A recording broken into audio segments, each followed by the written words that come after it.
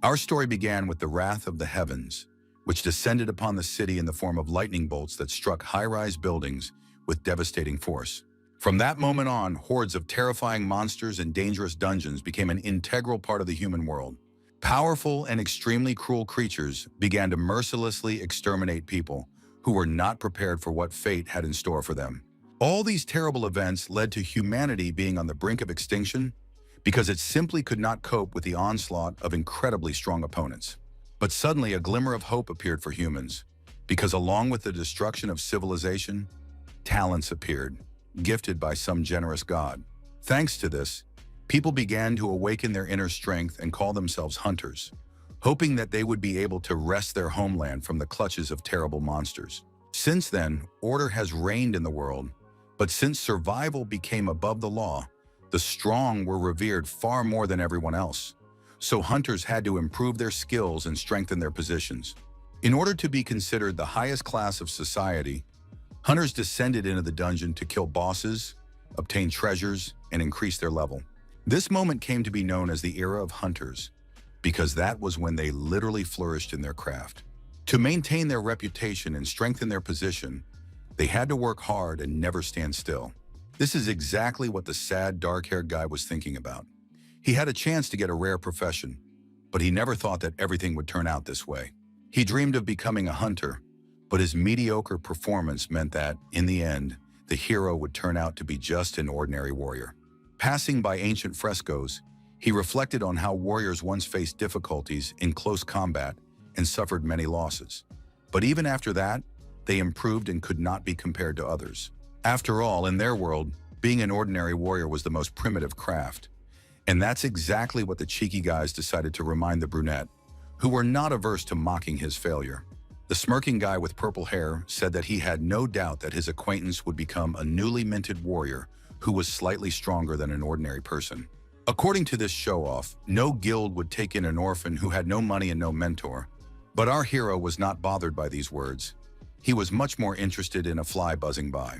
Noticing that Wang Fei, his former classmate, was literally boiling with suppressed anger, the brunette raised his hands reassuringly and seemed to finally notice the person who was trying to talk to him. He remembered the information that the purple-haired man had awakened a rare gift of ice magic, but magicians were very weak physically. So he was eager to verify the truth of these words, but his interlocutor was not at all afraid. He behaved as if he were ready for battle, but despite this, he hid behind his comrades.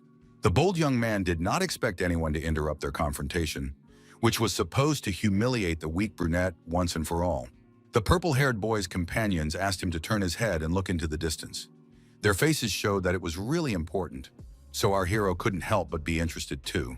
Turning his head, he saw a raider team from the Spirit Hunters Guild approaching them. Seeing them here in person was a real privilege.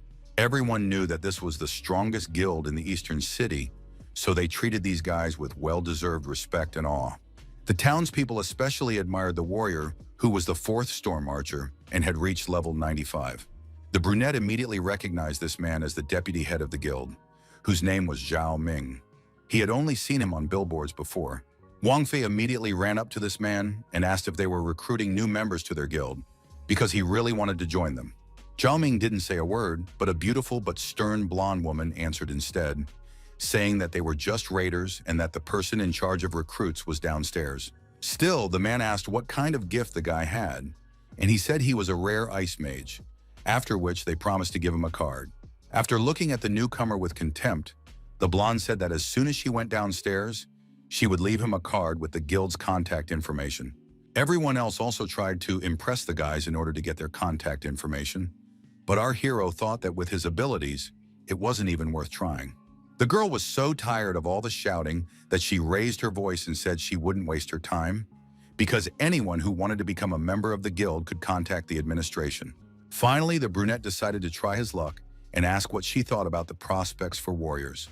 Her eyes flashed with anger, but she did not humiliate the young man, instead coldly saying that he would have to wait. Reflecting on the blonde's predictable reaction, the guy couldn't help but be amazed at how people behaved when they saw a truly strong person. Some were ready to literally kiss the ground the guild girl walked on. In their reality, only strength mattered, so the future of an ordinary warrior was already predetermined. Even low-level guilds didn't want to take people like him, so getting into the Spirit Hunters was something out of the realm of fantasy for him. The guys whispered that today the raiders were planning to raid the Black Dragon's lair, most likely using teleportation to get to the right dungeon. Our hero was extremely surprised by this news, and the expression on his face clearly showed that he was not ready to hear something like this. He knew that the Dragon's Lair was the largest S-level dungeon in City C, and that it contained an unimaginable number of both minor and powerful monsters. If you died in this world, it didn't mean the end for you. It just meant that all your experience and level would be lost, and your reserve would be emptied to zero. But despite such nuances as the loss of expensive and rare equipment, guilds literally fought tooth and nail to get into such places. Not even the most terrifying dragon boss could deter them. Aphon was at level 99, and even the most formidable guilds fell at his feet.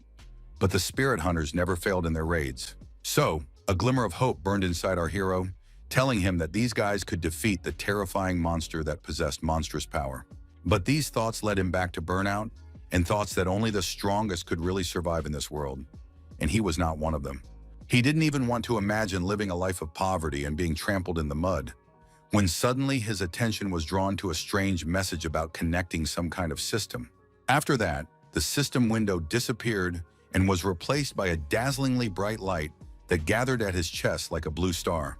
People began to pay attention to him, but the guy didn't care because he wanted to figure out what this incomplete system was and what was going on. But strange messages continued to arrive, saying that the guy was required to act as the boss, and after the players died, all their equipment would go to him. These words confused the brunette. He didn't understand why the system had chosen him and now wanted to make him the boss of the dungeon. It was simply absurd.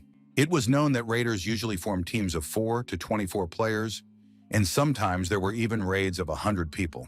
The brunette understood that if he managed to kill them all, he would gain a ton of experience and instantly reach the highest level, thus turning a useless warrior into an incredibly strong one. He pondered for so long that the system informed him that if the host did not respond immediately, the opportunity to become a boss would be canceled. So the young man began to repeat the phrase like a mantra, "No risk, no victory," which helped him gather his courage and press the yes button. He had clearly decided that it was better to take a chance and die as a boss than to remain an insignificant worm incapable of living a decent life. While the system was loading, a hurricane of anxiety and doubt raged inside him, which only intensified after the cherished ding sounded. But despite his fears, he was ready to start loading the incomplete system, because only then could the hero gain strength and become someone to be reckoned with. The system reacted lightning fast and activated the launch, activating teleportation and merging with the body. Transforming into something else, the young man mentally asked an unknown force to give him the image of the strongest boss who could defeat the raiders. A few seconds later, a creature that could only be dreamed of in nightmares opened its eyes, its rage burning inside it with an all-consuming fire. The hero did not understand who he was, where he was, or whether the strange system had worked at all. He paid no attention to reports that the Dark Dragon Claw had already reached level 80, and others even higher. While he was thinking about why there were only dragons in this place, someone in a long robe approached him, asking if the noble king had finally awakened from his long sleep. These words gave the young man a crazy idea that the incomplete system could embody him in the image of the ancient Dragon King, which seemed simply impossible. It was really hard to believe that the hero was now none other than the level 99 boss known as Black Flaming Wings. His guesses were confirmed by a message congratulating him on his successful reincarnation into the very dragon boss who now lived in this lair. His golden eyes, which seemed to be burning with fire, were wide open, expressing sincere surprise at what had happened. Soon the system displayed the dragon's characteristics, which were impressive and quite talented. His skills, which dealt impressive damage and allowed him to see through space, were also impressive. It was difficult to comprehend that the Black Dragon could easily destroy all attributes and also possessed a strength of 3,000 points. Its double immunity to damage and constant reduction of the enemy's attributes made it simply invincible. No player could stand up to it. And the icing on the cake was the strength of his body. His powerful dragon body could break a person quickly and without much effort. Inside the Dragon Boy was a freedom he had never felt in his life. For the first time ever, he realized that he was finally at the top of the food chain. Now he could defeat players and take their experience for himself. In his past life, he could not have dreamed of such a rapid level increase. Enjoying his power, he accidentally used Dragon Roar. So now all the creatures affected by this power begged the king for mercy. Raising his mighty head arrogantly, the dragon said in an authoritative tone that these useless creatures could rise. The creature in the cloak trembled with fear, but despite this, managed to say that his king already possessed such monstrous power in his youth that he prophesied that the destruction of humanity surely awaited him in the future. The phrase about youth surprised the dragon. Although he remembered that his age was mentioned in the characteristics, the hero wondered if bosses could have a certain level. Such thoughts gave him hope that, over time, it would be possible to become even stronger. Along with the evil dragon, a beautiful silver-haired elf awoke, clearly expressing anxiety and fear, as if she were anticipating something extremely terrible. She demanded to be released immediately, because anyone with even a shred of common sense would not dare cross the elves, as they would demand retribution. The dragon carefully examined the cage in which the captive was held. Despite the fact that many races had appeared since the game began, this was the first time he had seen a living elf. When the hero's eyes met, it seemed as if a strange thread stretched between them, connecting their fates. It was a disturbance in space. After that, the beauty perked up and became more cheerful, because she had hope that a hero would finally appear to save her and take the monster's life. However, she was extremely annoyed by the dragon's behavior. Usually, he ignored all her insults, but today he was not himself and was constantly watching her every move. She tried not to pay attention to it, and in the meantime, our hero had already met the Guild of Spirit Hunters, who had arrived surprisingly quickly. Usually, these guys emerged victorious from every skirmish. But now the rules of the game had changed, and the dragons were not what they used to be, but there were still doubts about who would win. The young man in the guise of an ancient monster understood that he should not revel in his own power, but should be cautious and careful, so he decided to use the dragon's eye. Meanwhile, the raiders discussed their plans and told each other that today they had no room for error, because death was literally breathing down their necks. Today, the team consisted of Li Dan, the master of the sacred shield, Qian Yuan, the paladin healer, and Zhao Ming, the storm archer.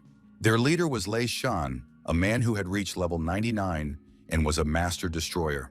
This was the leading team of the Spirit Hunters Guild. They were determined to penetrate the dragon's lair and win. They had no intention of retreating and were confident in their abilities. Before starting the real battle, Lei Shan decided that it would be worth warming up on someone of average strength, and just then, a young 80-level wyvern caught his eye. He believed that it was not worth wasting energy on very weak opponents, as they would not receive any privileges for it. However, the raiders did not expect the creature to put up such a strong fight, and they were literally blown away by the wyvern, which had gone berserk. As he fled, the leader realized that his idea had not been entirely successful, but nevertheless did not admit this publicly and told the others to increase their firepower.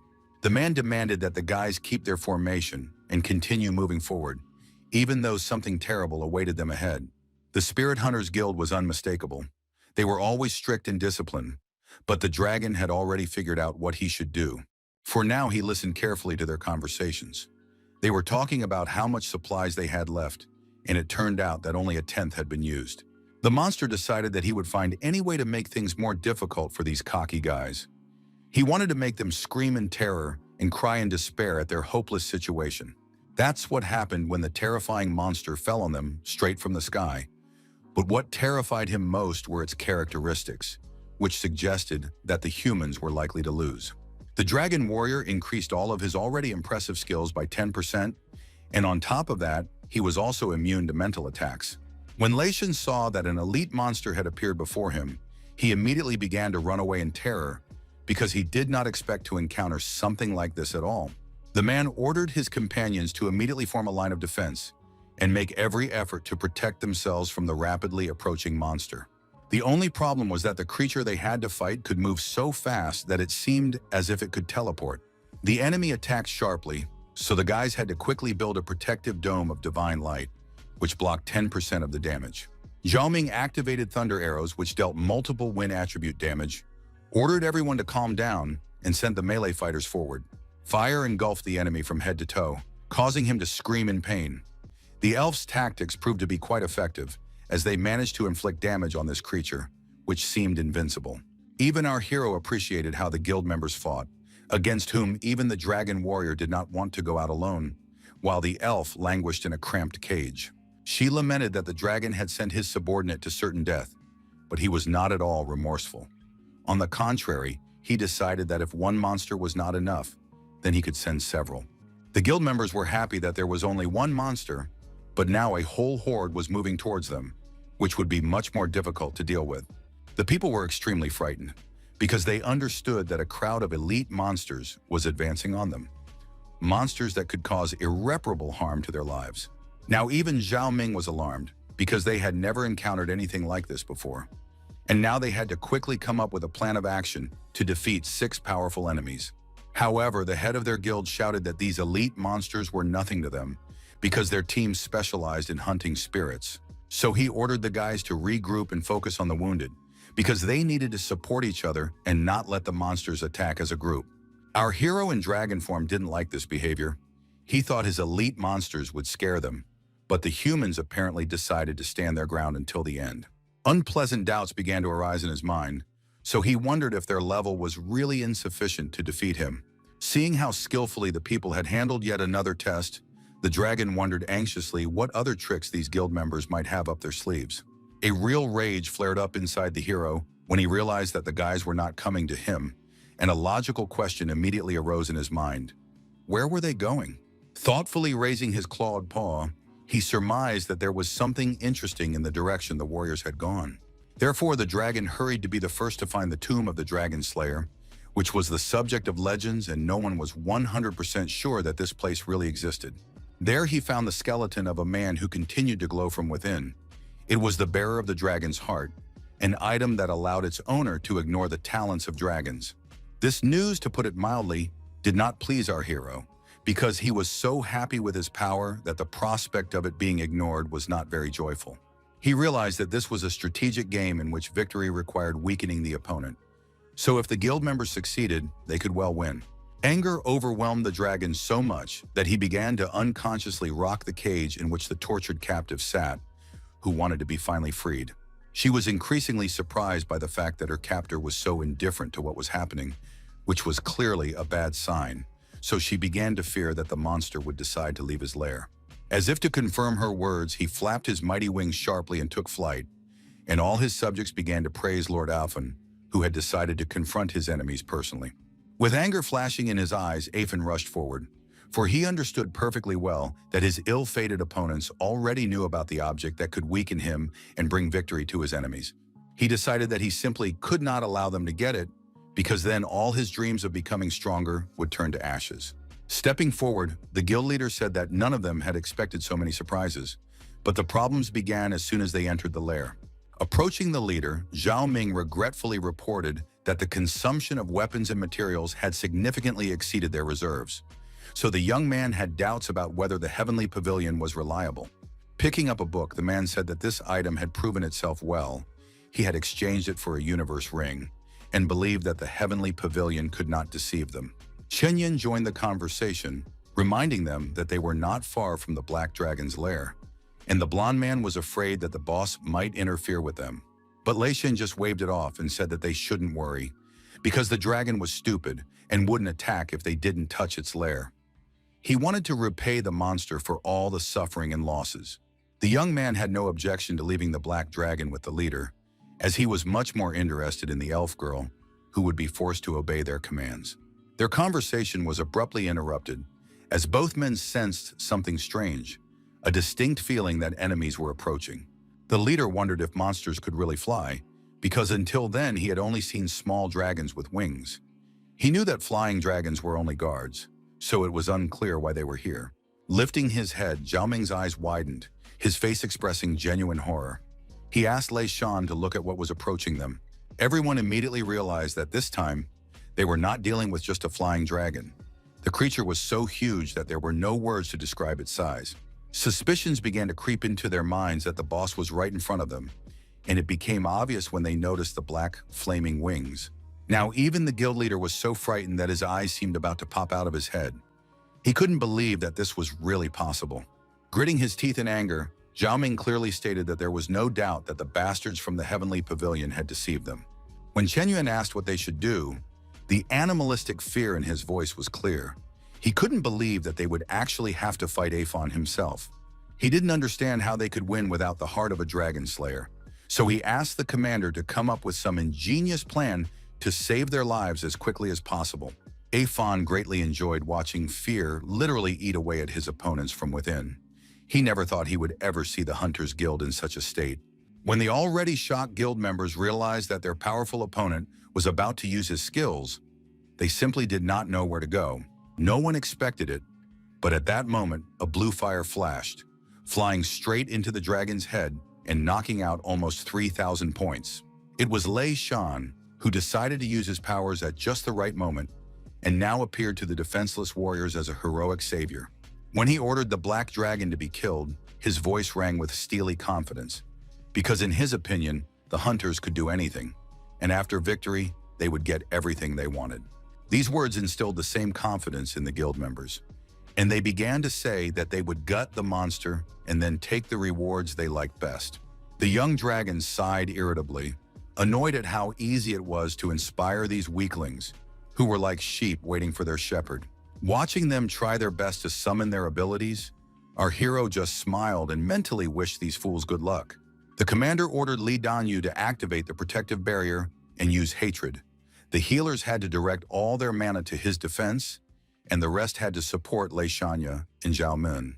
According to the map, they were very close to the tomb of the Dragon Slayer, so the commander believed they had every chance of retrieving the item they needed and winning. The dragon attacked first, swinging its mighty tail to literally sweep away its enemies with a single blow. But they were no fools and noticed this move in time. When the tail hit the ground, there was an explosion that shook the earth.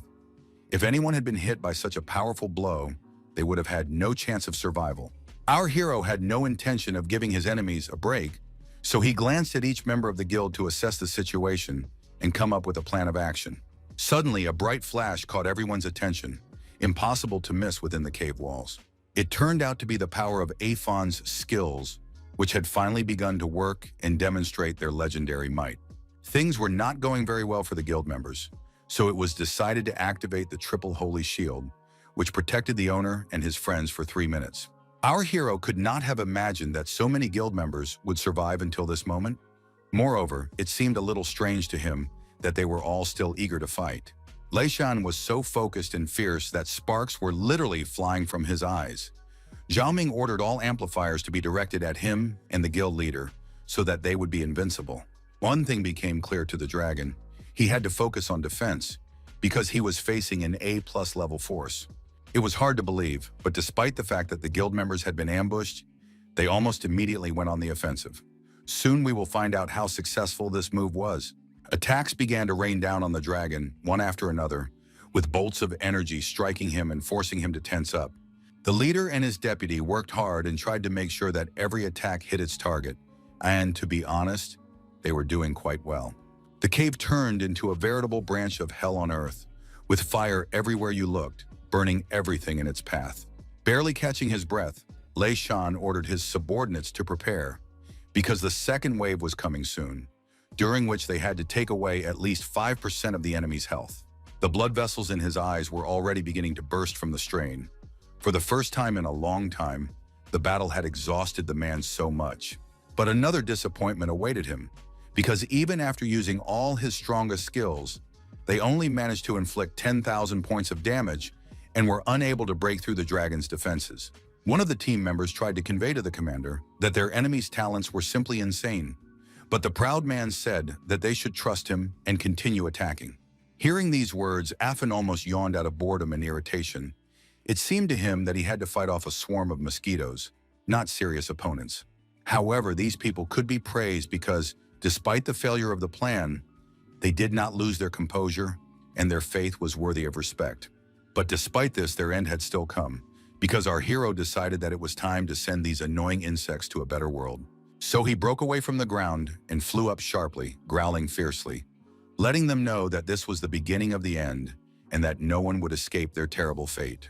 The fire flared up again so intensely that it began to consume everything in its path. The warriors did not immediately understand what was happening, because everything was happening too quickly.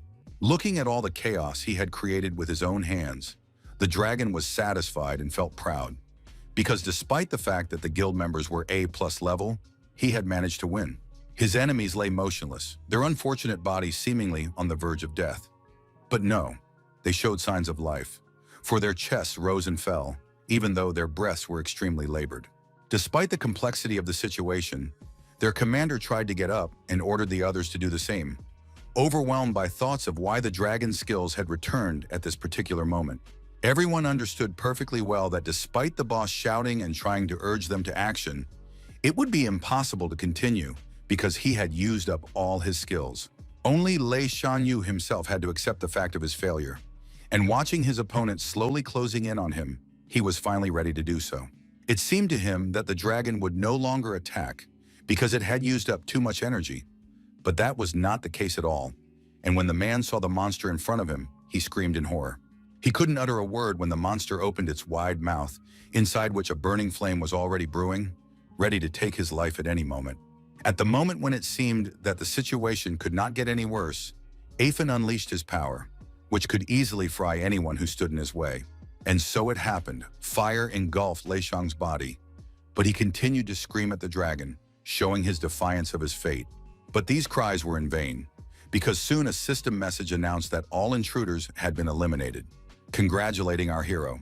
When other messages began to arrive, Aphan couldn't immediately believe that he was receiving so many experience points, and he felt a mixture of surprise and indescribable joy. It seemed to him that the notifications were about to burst from the updates that were coming in literally every second. The experience gained reached almost 1,000,000 points, which meant that the maximum level before the first transformation had been reached, so the operation had to be completed as soon as possible. Finally, the name of our hero, Su Yang, appeared on the screen. His characteristics were not impressive, but they were quite promising. His level grew even after the transfer changes, and at this rate, he could easily reach the 40th level of transformation. In addition, he could take the weapons of defeated enemies for himself. All the weapons were diamond grade. A bow that summoned a storm, an accessory that summoned an elven wind, and boots of heavenly flow. But the most interesting weapon was the platinum one, which was a two-handed fire sword. Our hero immediately remembered that the bow belonged to Zhao Ming himself, who must now be tearing his hair out over the loss of his weapon, which could fetch billions at auction. In addition, the dragon received many basic agility potions, skill scrolls, fire-baptized scrolls, and a stone barrier. His eyes burned with greed. It seemed impossible. Su Yang thought he had fallen into a dream where all his dreams came true, and he gained unheard of power. But the highlight of it all was a special item, a broken boundless gem that could remove level restrictions. Among all the items, the dragon was most attracted to the sword, but he still couldn't shake the desire to use the gemstone with which he could kill anyone. However, fire spells consumed too much mana and energy, even though they could deal significant damage with their fiery attacks. He had to make a choice right now. Otherwise, the system would reset all instances and make an immediate return. For now, the dragon didn't want to change anything, so he left everything as it was. Power filled his body again, seeming to mix with his blood and urge him to rush into battle without thinking about the consequences. It was surprising, but our hero somehow miraculously teleported himself home. He did not expect to see familiar walls, as he thought the system would return him to the square. Now Su Yang was a warrior at level 20 with a large number of experience points and decent attribute stats. From now on, he had the opportunity to bypass the system and transfer points to strengthen soul, and he could also use scrolls. When our hero took advantage of this opportunity, he felt a surge of power within himself. And at that moment, he realized that the difference between the first level and the 20th was simply enormous. However, he did not consider that his unexpected burst of power could lead to chaos in the room, which he would now have to clean up. Looking back, the guy saw that it was already 7 in the evening, which meant that it was too late to go anywhere, even though he didn't really want to, so he decided to rest now and do the quest tomorrow. Right now, it was much more important to regain his strength because Su Yang had expended a lot of energy destroying those he had previously considered much stronger than himself. In the morning, everyone in the Spirit Hunters Guild was alarmed. No one understood why the soldiers had returned from their mission so quickly. At first, the light-haired woman with horns suggested that they had run out of mana, but when she noticed that the commander's level had dropped, she closed her mouth to keep from crying out in surprise. Lei Shan looked as if he had been severely tortured. He growled that the entire squad had been killed because the heavenly pavilion had set them up and the whole mission had gone awry. Mr. Zhaoming looked even worse. His level had also dropped, his diamond bow was gone, and his injuries were so severe that he couldn't recover. Chen Yuan couldn't hold back his tears, as it was difficult for him to accept the fact that his diamond boots were gone and that the elf palace would forever remain just a dream. The captain was so angry that he declared that he would shake the souls out of the people who were in the heavenly pavilion and were in any way responsible for what had happened. His eyes burned with sincere fury as he said that he would not rest until he got all the answers to his questions. At the same time, there was a commotion at the Ninchan orphanage, where a little boy was excitedly asking his grandfather to look at all the things that had been delivered to their yard. The elderly man, who could barely walk without his cane, asked the courier if there had been a mistake in the delivery address, but was told that Su Yang had paid for everything. A happy little girl named Tang ran into the warehouse, spinning around among the boxes and laughing cheerfully. Her cute little face expressed such sincere joy that for a moment everyone stared and did not notice that one of the heavy boxes at the top was swaying. The little girl only noticed the danger when it was too late to do anything about it. Her eyes widened with fear, and instead of joy, her face expressed horror. Fortunately, fate was kind to her, and her savior was in the right place at the right time. One movement of his hand changed everything. Su Yang managed to catch the falling box and thus saved Tao, whose life could have been cut short in an instant. But fortunately, the tragedy was averted. Seeing that their brother Su Yang had come to visit them, the children ran to him with excited cries and declarations of how much they had missed him. The last to approach him was an elderly gentleman who said with a warm smile that his protege had grown up and apparently started a business. The young man did not say that the money had come from another source. The old man anxiously asked Yang not to even think about joining the guild because the monsters were extremely ferocious now. The young man did not say that he was the very ferocious creature that everyone was talking about. It was clear that the man was very worried about this, and he asked his protege to be careful not to lose his level and experience.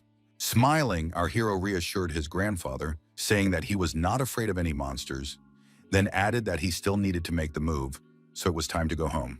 The man was extremely surprised by these words because they meant that the boy had awakened, and this was even more surprising than a meteorite hitting the earth. There was also unpleasant commotion in the temple, with everyone discussing the incident that had happened to the spirit hunters who had been defeated by the Black Dragon. Walking among the people, our hero listened carefully to these conversations and realized that no one had expected the pavilion to find itself in such a situation.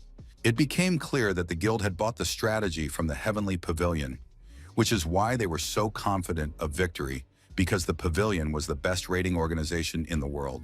But when our hero remembered how many different weapons and equipment this organization had, he began to think only about how great it would be to kill them and get all of it. Suddenly, Wang Fei, who was walking behind with his friends, called out to him. The arrogant guy was interested in what Su Yang had forgotten in the temple. Coming closer, this scoundrel kept joking and mocking, saying that our hero was probably only here because he was trying to get into someone's guild. Activating his magical power, Wang Fei announced that fate was smiling on him today, allowing him to continue what he had not finished yesterday, namely teaching a lesson to someone weaker than him. Reveling in his success and self-confidence, the guy said that today the guild would not save Su Yang because now he was facing a full member of the organization with unmatched skills. But his self-congratulatory monologue was interrupted by a fist that slammed into his face, which was now contorted with pain. With his new abilities, it was easy for Su Yang to send someone who behaved so inappropriately flying. Now, finally, the scoundrel's mouth was shut, thanks to the fact that his life force had been reduced to 5% by the blow. Turning his gaze to Wang Fei's friends, Su Yang said that their leader, judging by his face, was not going to live long, but they could still be fought. These words made the guys freeze in fear. When it finally dawned on their empty heads what danger they were facing, the guys started running as fast as they could, not wanting to say goodbye to their lives. Their legs moved so fast that our hero could barely contain his laughter. It seemed absurd to him that those who had always pretended to be tough guys turned out to be ordinary cowards. Su Yang's attention was drawn to someone who had come too close to him, but what bothered him most was that this person moved so silently that it was impossible to notice their approach. It turned out to be the tower guide, who smiled and said how strong the gentleman in front of her was, asking if he had any questions. Putting on a mask of true indifference, the young man said that he would like to enter the portal. Nodding her head, the attendant asked him to follow her. As they walked, the girl couldn't wrap her head around one strange thing: how someone who looked like a novice could have the aura of an unprecedented level 20 professional. She assumed that this strange boy had inherited his power, but it was all too dubious. She had never encountered anything like this before. Approaching the statue of movement, the servant explained that the sculpture itself determines the profession and level of those who want to use it. Then this amazing magical structure would give a task, the reward for which would be exactly what the person who came to it needed. The statue was so large and beautiful that Su Yang couldn't help but admire it. His companion explained that the tasks were divided into 4 levels. Based on Su Yang's potential and abilities, the guide advised him to take a 3-star task, but the young man asked why he shouldn't take a 4-star one. The attendant apologized for her words, which might seem rude, but still said that the young man was a relatively weak warrior, so he would not be able to complete such a task alone. Hearing that he was being prematurely labeled a failure, a flash of rage flared up inside the hero, but he managed to suppress it and not show his anger. By pressing the right buttons on the screen, the guy made a blue system window appear in front of him, informing him that the transfer process had started. He had 4 tasks to choose from, each more difficult than the last, as the guide had said, so he had to make the right choice. The strangest thing was that among the lists there was a 5-star task that no one had warned him about. It could not be completed as a team, but it gave its own bonuses. Su Yang immediately asked the woman what this task was and why it had not been mentioned. Among other things, he was interested in what privileges it gave the temple. It turned out that they had kept quiet about it because it was extremely difficult and no one dared to take it. But the guide did not know about the privileges. According to her, only the abbot of the temple could tell them about them. She explained that in order to allow professionals to maintain the 20th level, they prevented the wrong choice of tasks because the strength of the country was determined by the strength of its inhabitants. It was obvious that the difficulty of this task was off the charts. Not only did you have to kill a whole bunch of monsters, but you also had to hunt monsters alone, and you couldn't really use any equipment. Our hero understood that he couldn't do it without help from higher powers, but 100 soul points weren't lying around on the road, so the offer was extremely tempting. His thoughts were interrupted by the guide, who wanted to know what the young man had decided to choose.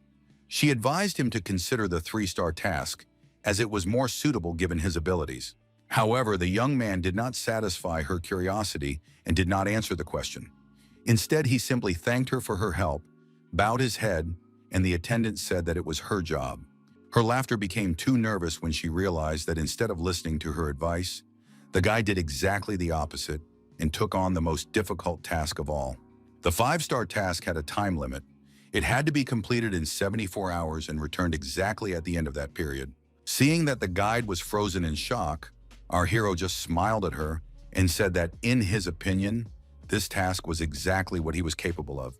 Of course, she was sure that the guy would fail, or maybe not even return from the task. But Su Yang reassured her and said that she shouldn't worry so much, because he would be back before the time was up. Ji-I'd realized that this crazy guy was so interested in the temple's privileges that he was willing to take an unimaginable risk.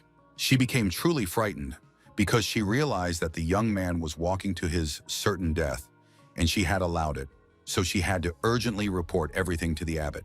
At that moment, the teleportation center announced that due to energy fluctuations, the gates would be opened a few minutes later. This news made those present a little nervous, but they were urged to remain calm. Su Yang was also unhappy about all this because it was unexpected, but he decided that he would use the time to figure out how to navigate the moon jungle. Among those waiting was Shu Yan, a member of the Ghost Rain Guild and a Class 5 warrior, who said discontentedly that small towns often experience delays with teleportation. She was accompanied by Su Yang's classmate, the blonde Gu Xiaoqian, who was asked not to stray too far. She nodded, but at that moment, she stared at Su Yang, who was passing by nearby. The red-haired witch quickly noticed her sister's interested gaze and immediately asked where she knew him from. The blonde was embarrassed and said that he was her classmate and that they had both received their professions yesterday. Knowing that the portal opened in the moon forest, Zhu Yan thought it strange that a newcomer would go there. and her sister decided to warn the guy about the danger as soon as she heard that the teleport had started working. But she didn't have time to do so, because the guy, who she thought had ended up there by mistake, was one of the first to enter the portal. Passing through the shining portal, our hero found himself in the moon jungle, which required its visitors to be at least level 20.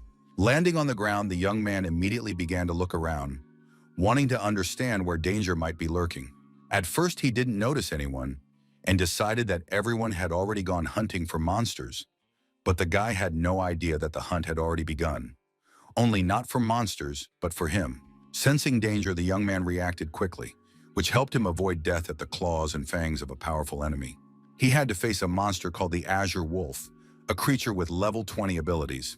Fortunately, the young man had equipment that would help him defeat such an enemy without much trouble, which calmed him down a little. So, without wasting a second, he took out a sword from his arsenal that literally burned with the power hidden inside it. With a giant flaming sword that was at the platinum level, Su Yang felt more confident and believed he could win.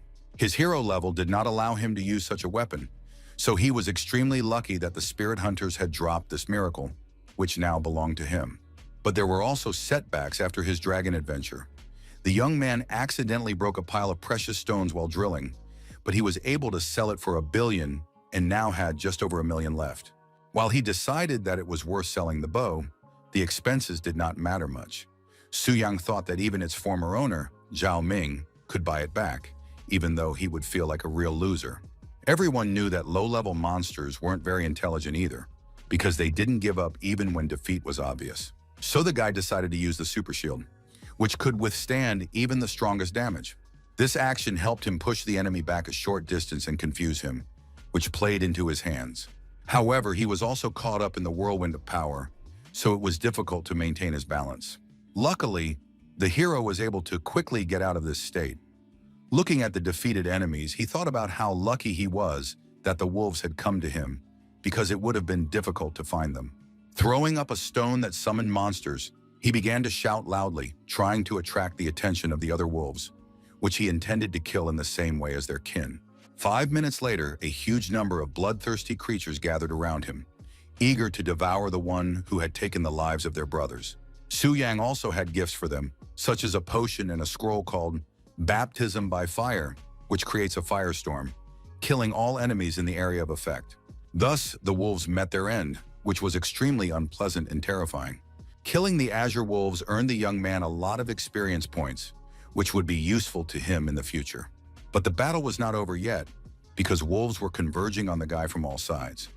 It seemed that he had summoned absolutely all individuals of this breed. He decided that he should try to beat them with numbers, so he activated the necessary power and was ready to use it for its intended purpose. At this time, other warriors were walking through the forest and did not understand what was going on, because during their entire stay here, they had not encountered a single monster, although usually there were plenty of them. They were shocked that the only monster they had encountered did not even look at them, but immediately ran in the other direction. One of the guys shared his guess that someone must have used a stone to summon the monsters, so they ran to the summoner as if spellbound. Everyone began to protest in unison, saying that it was unfair, and they wanted to teach a lesson to the smart aleck who decided he could take their loot. But they didn't expect to see a pillar of fire that was so close that they had to try to move away so that it wouldn't incinerate everything in its path. Looking at this impressive sight, the guys decided that it was worth thinking about how advisable it was to go in that direction, because, to be honest, they had no desire to do so. The power was so mighty that the guys simply couldn't wrap their heads around how a third-level mage could possess such abilities. They understood that the one who had summoned the fire could simply wipe out everything around them, so none of them had the slightest desire to engage him in open combat. Amidst all this fiery madness, our hero paid no attention to it, because first of all, he had created it himself, and secondly, he was thinking about defeating the boss. Progress on the task was quite good. All the Azure Wolves had been killed, and only the boss remained. And our hero was determined to complete the final task and destroy the one who would help him complete this mission, which turned out to be quite simple. The system advised that only a team of 3 or more people with at least level 20 abilities should visit the Alpha Wolf's lair. It so happened that these conditions were met by one of the teams, which included the 22nd level mage Zhang, the defender Li San, and the jungle archer Zhao Wu, both of whom were at the 21st level. Zhang believed that by defeating the Alpha Wolf, he could obtain something truly cool and then replenish his supply of silver equipment. He planned to send Li San first. They were silenced by the concerned voice of Zhao Wu, who was very attentive and was the first to notice that someone was approaching them. Seeing the guy walking peacefully alone, they thought with disappointment that they had a competitor who could take their prey. At first, they thought he was just a newbie who had gotten lost. But then Zhang said they could use him as bait to distract the boss so they could take everything of value. The rest of the team thought this plan was brilliant, and they rejoiced until the ground beneath their feet began to shake noticeably. But Su Yang wasn't surprised at all. It seemed like he was expecting something like this, because his steps didn't get any more uncertain than before. The boss was already waiting for them, because the many deaths of the wolves had angered him, and now, due to his state of rage, all his stats had increased by 30%. Wielding his sword, our hero knew that he would have to fight a very difficult opponent who could literally bite him in half at any moment. The first to see the enraged boss were the guys, who could not have imagined that the monster would be in such a state. Now they did not want to fight him because they were overcome with fear. But Zheng still decided to come out of hiding, saying that if they didn't try, they would get nothing, especially since no one knew when they would have another chance to deal with the boss. He wanted to wait until their enemy started eating the boy and then seize the moment to take everything of value. But the man did not expect that everything would turn out completely differently. Absolutely no one present could have imagined that Su Yang would not only be able to repel the Alpha Wolf's attack, but also seize the initiative in the battle. A short time later, the system sent the long-awaited message stating that the boss had been killed. Standing among the flames that did not burn his skin at all, Su Yang thought that the tasks that had previously seemed impossible to him were now too easy. Watching some boy take all the valuable items, Zhang just grumbled greedily that the catch wasn't that great and was only good for selling. The crystal core of an alpha wolf could hardly be described that way.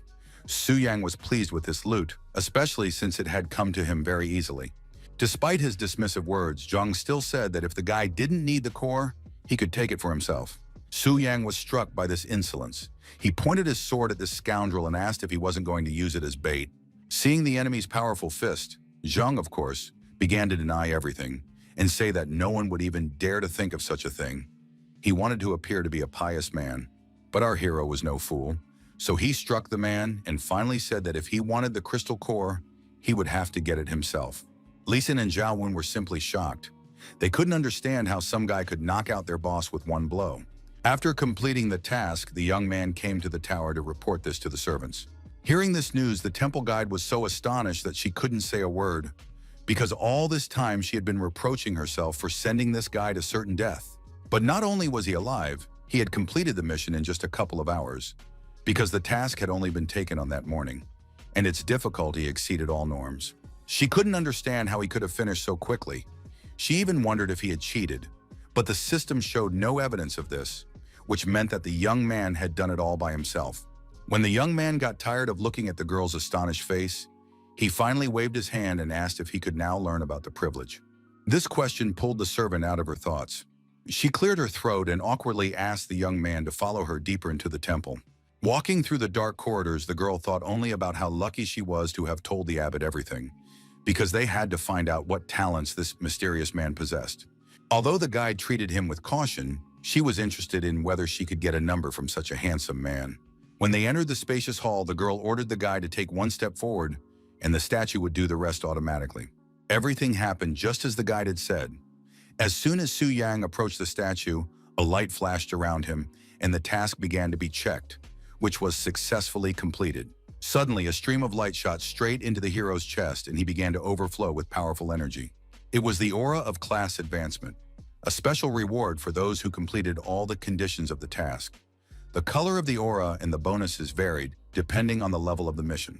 A white aura was given to those who completed a 1-star task, a green aura was a reward for those who completed a 3-star mission, and a blue aura was given to the brave ones who mastered 3 stars. To obtain a purple aura, one had to complete one of the most difficult tasks, which was worth 4 stars. But something more unique awaited Su Yang, namely an orange aura that gave a 25% bonus. Now the hero became a warrior mage and possessed enormous strength and endurance. The experience he gained helped him raise his level from 20 to 34, which was a pretty good jump, and his soul, strength, and speed stats were also increased. These achievements were much cooler than our hero had expected. Looking at his stats, he simply couldn't stop rejoicing. In addition, Su-yang received a warrior mage spellbook as a reward, which was supposed to help him master new skills. But the pleasant surprises did not end there. Now the young man had an epic-level magic blade in his arsenal, which converted magic into weapons, dealing full magic damage. This skill was simply incredible. With it, you could literally create any weapon with the power of your mind, which could be useful in many situations. All of this was definitely worth the risk, and despite the guide's arguments, the guy decided that from now on he would only take on 5-star missions. Coming closer, the guide congratulated Su-yang on the fact that his name would now be engraved on the walls of the temple, making him a special guest. But the guy was more interested in the privileges that this status would give him. Before the girl could open her mouth, she was suddenly interrupted by an authoritative voice that said there was no need for that. Standing before them was Bai Ling, the abbess of the temple, who wanted to explain the privileges of special guests herself. Bowing her head respectfully, the guide was extremely excited that the abbess had decided to honor them with her presence and said that she wanted to personally accompany such an important guest. The attendant was relieved of her duties and took her leave, although she was upset that she had not managed to get the handsome man's phone number. Bailing held out her hand to the young man and said warmly that they could continue their conversation in the guest room, which was much more comfortable than this huge hall. Shaking the beautiful woman's hand, Su-yang replied that he would not mind moving to a less formal place. No sooner had he let go of the abbess's hand than a blue sphere appeared right above his head, which seemed to be pulling him inside. It turned out to be a spatial transfer. It was no wonder that people said the abbess was incredibly powerful, because right now she had proven it with her actions. As if reading the young man's thoughts, Bai Ling said that she was not that powerful, because all she had done was redirect the statue's energy.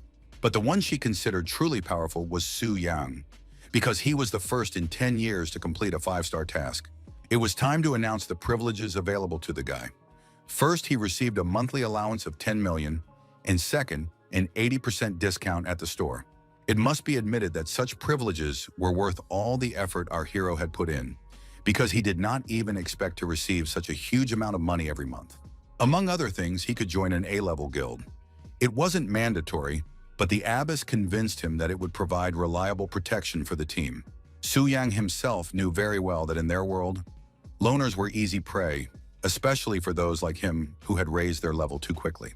Moreover, it would not interfere with his plans at all, because joining the guild was only the first step on the way to becoming the king of the entire region. So it was quite possible that this could not only benefit him, but also play into his hands and help him achieve his ambitious plans faster. A couple of seconds later, the hero was already wondering which guild he could choose. According to the abbess, he could now choose the two that suited him best. The first was the Spirit Hunters Guild, and just the memory of it made the guy's face contort in displeasure. Scratching the back of his head awkwardly, he cautiously asked if there was another option, not wanting to explain the reasons for his strange reaction. The other available guild was called the Phantom Cloud. It was the main competitor of the Spirit Hunters. They were relatively strong, but still fell a little short. The choice was limited, so our hero immediately decided to join Phantom Cloud, a choice that intrigued the abbess. She had some questions, but she quickly processed the young man's membership in the Phantom Cloud, only deciding to inform him of something first. With a meaningful smile, Bai Ling informed him that this guild was unique in that its members had been exclusively women until that moment. The Phantom Cloud headquarters was located in a very picturesque place in the city of Tianling. Lying on a chair in the courtyard of the headquarters, a petite girl was trying to read a book, but she was so bored that the letters kept blurring before her eyes. She was the leader of Phantom Cloud, named Lin Yu, and she was already at level 85. Her laziness annoyed Lin Yun, another leader of this guild. The girl wanted to drink tea in peace, but now she could only dream about it. Suddenly, the front door swung open and Shu Yan appeared in the doorway, insisting that they needed to meet the new girl. She was with Gu Xiaoqian, who smiled shyly and bowed respectfully to the other girls. The blonde was the new girl. She said she was an ice specialist. Yu called her very cute and said that her strength would definitely come in handy. But their conversation was interrupted as soon as Yun saw the message that the system had just sent, which made her scream in horror when she read it. When the other girls asked anxiously what had happened, She told them that a guy had joined their guild. All the guild members were shocked and excited, and they were now eagerly discussing his arrival. Some thought there had been a mistake, as they had restrictions on men. Then it turned out that he had come to them through the temple. This guy had completed a 5-star quest and could now choose any guild he wanted, as he was considered a special guest. Hearing this, the girls were impressed because it was hard to believe that someone had accomplished such a crazy feat, but they wondered why he hadn't chosen their competitors. Yuan said she would meet with this Su Yang and try to find a way to eliminate him. Upon hearing the name of her classmate Gu Xiaoqian, she froze in place. The brown-eyed girl immediately noticed how the blonde reacted, and she immediately guessed that they knew each other, and then remembered that they were both from Donglin.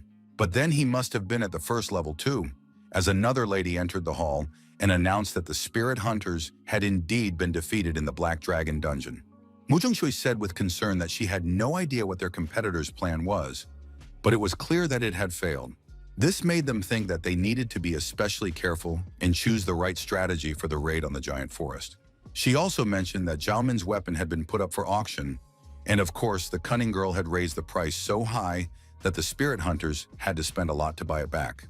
The beauty assured them that if they listened carefully, they could hear the quiet sighs and sobs of the defeated warrior. And then he started crying and saying that from now on he was the Black Dragon's sworn enemy, promising himself that one day he would defeat him.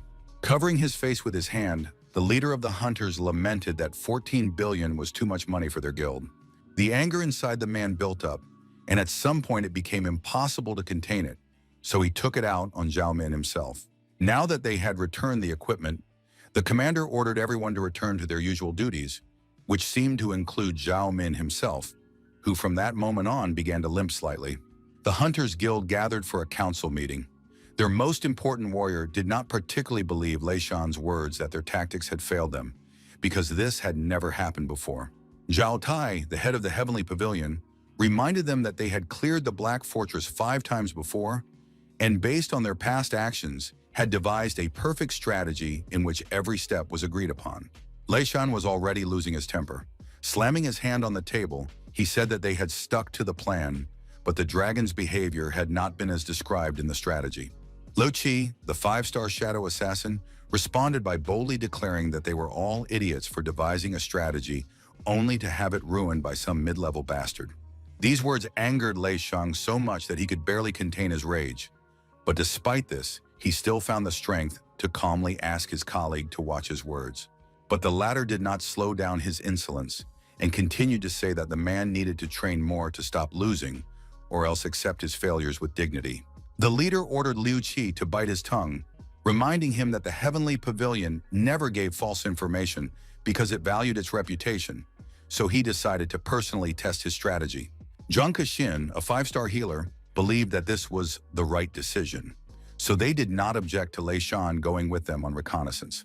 Zhang Jun agreed with this opinion because he understood that they needed to prove the accuracy of the strategy created by the Heavenly Pavilion. Even the rough and bold Liu Qi stated that he had no objections, although he clearly demonstrated his uncertainty about Lei Shan's competence as a warrior. But the objections clearly came from the one who decided to make a dramatic entrance, using a black misty shell and opening the door with his power. Everyone immediately jumped up from their seats, as they were quite frightened by the unexpected appearance of the uninvited guest.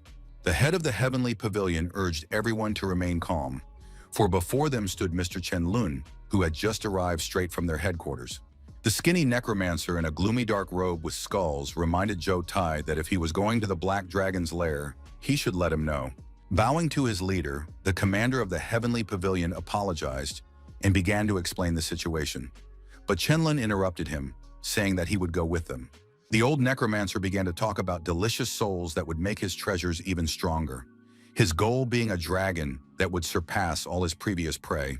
Seeing that a fairly strong team had been assembled, consisting of 5-star professionals and an expert from headquarters, Lei Shan realized that the trip to the dungeon was not scary at all. The man was pleased with both outcomes, the killing of the dragon and the death of all members of the Heavenly Pavilion, because then they would definitely pay for their mistakes. In the silence of the moonlit night, he thought only that all his enemies might kill each other, which meant that his problems would be solved by themselves. That same night, Su Yang lay quietly in his bed and watched the chat of his new all-female guild. He didn't stop talking for a second, so it was very convenient to put his phone on the silent mode. His attention was drawn to a system notification informing him that someone was interested in Stormcall. The guy immediately became curious about who the new bidder was, as the auction was now turning into a real race. The chat offered fabulous sums, ranging from 550 to 600 million yuan. The system reported that the initial price had jumped by 40%, so when asked if he wanted to sell the lot, he immediately clicked yes. The transaction process was initiated, and since our hero was a prominent member of the alliance, he received 5% of the auction price. So now the guy had more than 15 billion in his account.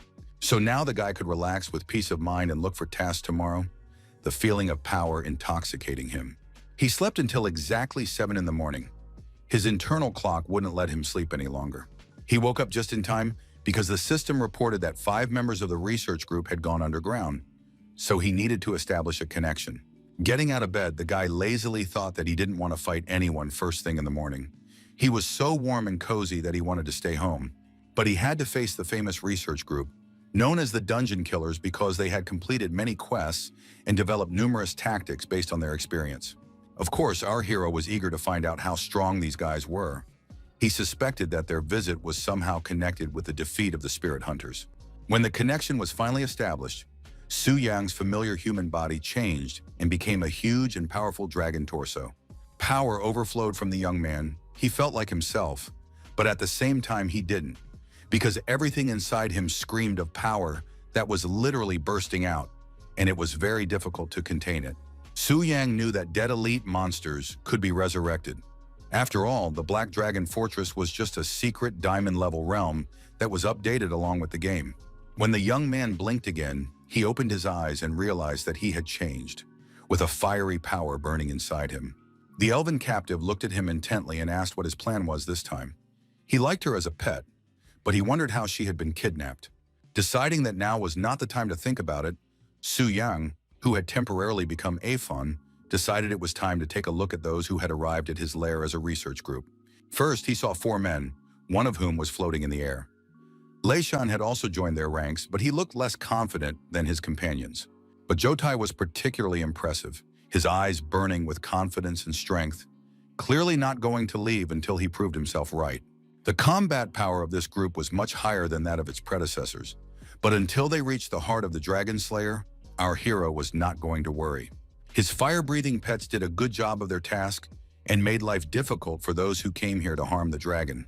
To calm himself, Afon decided that he should study their strengths and weaknesses, because it would be foolish to underestimate professionals.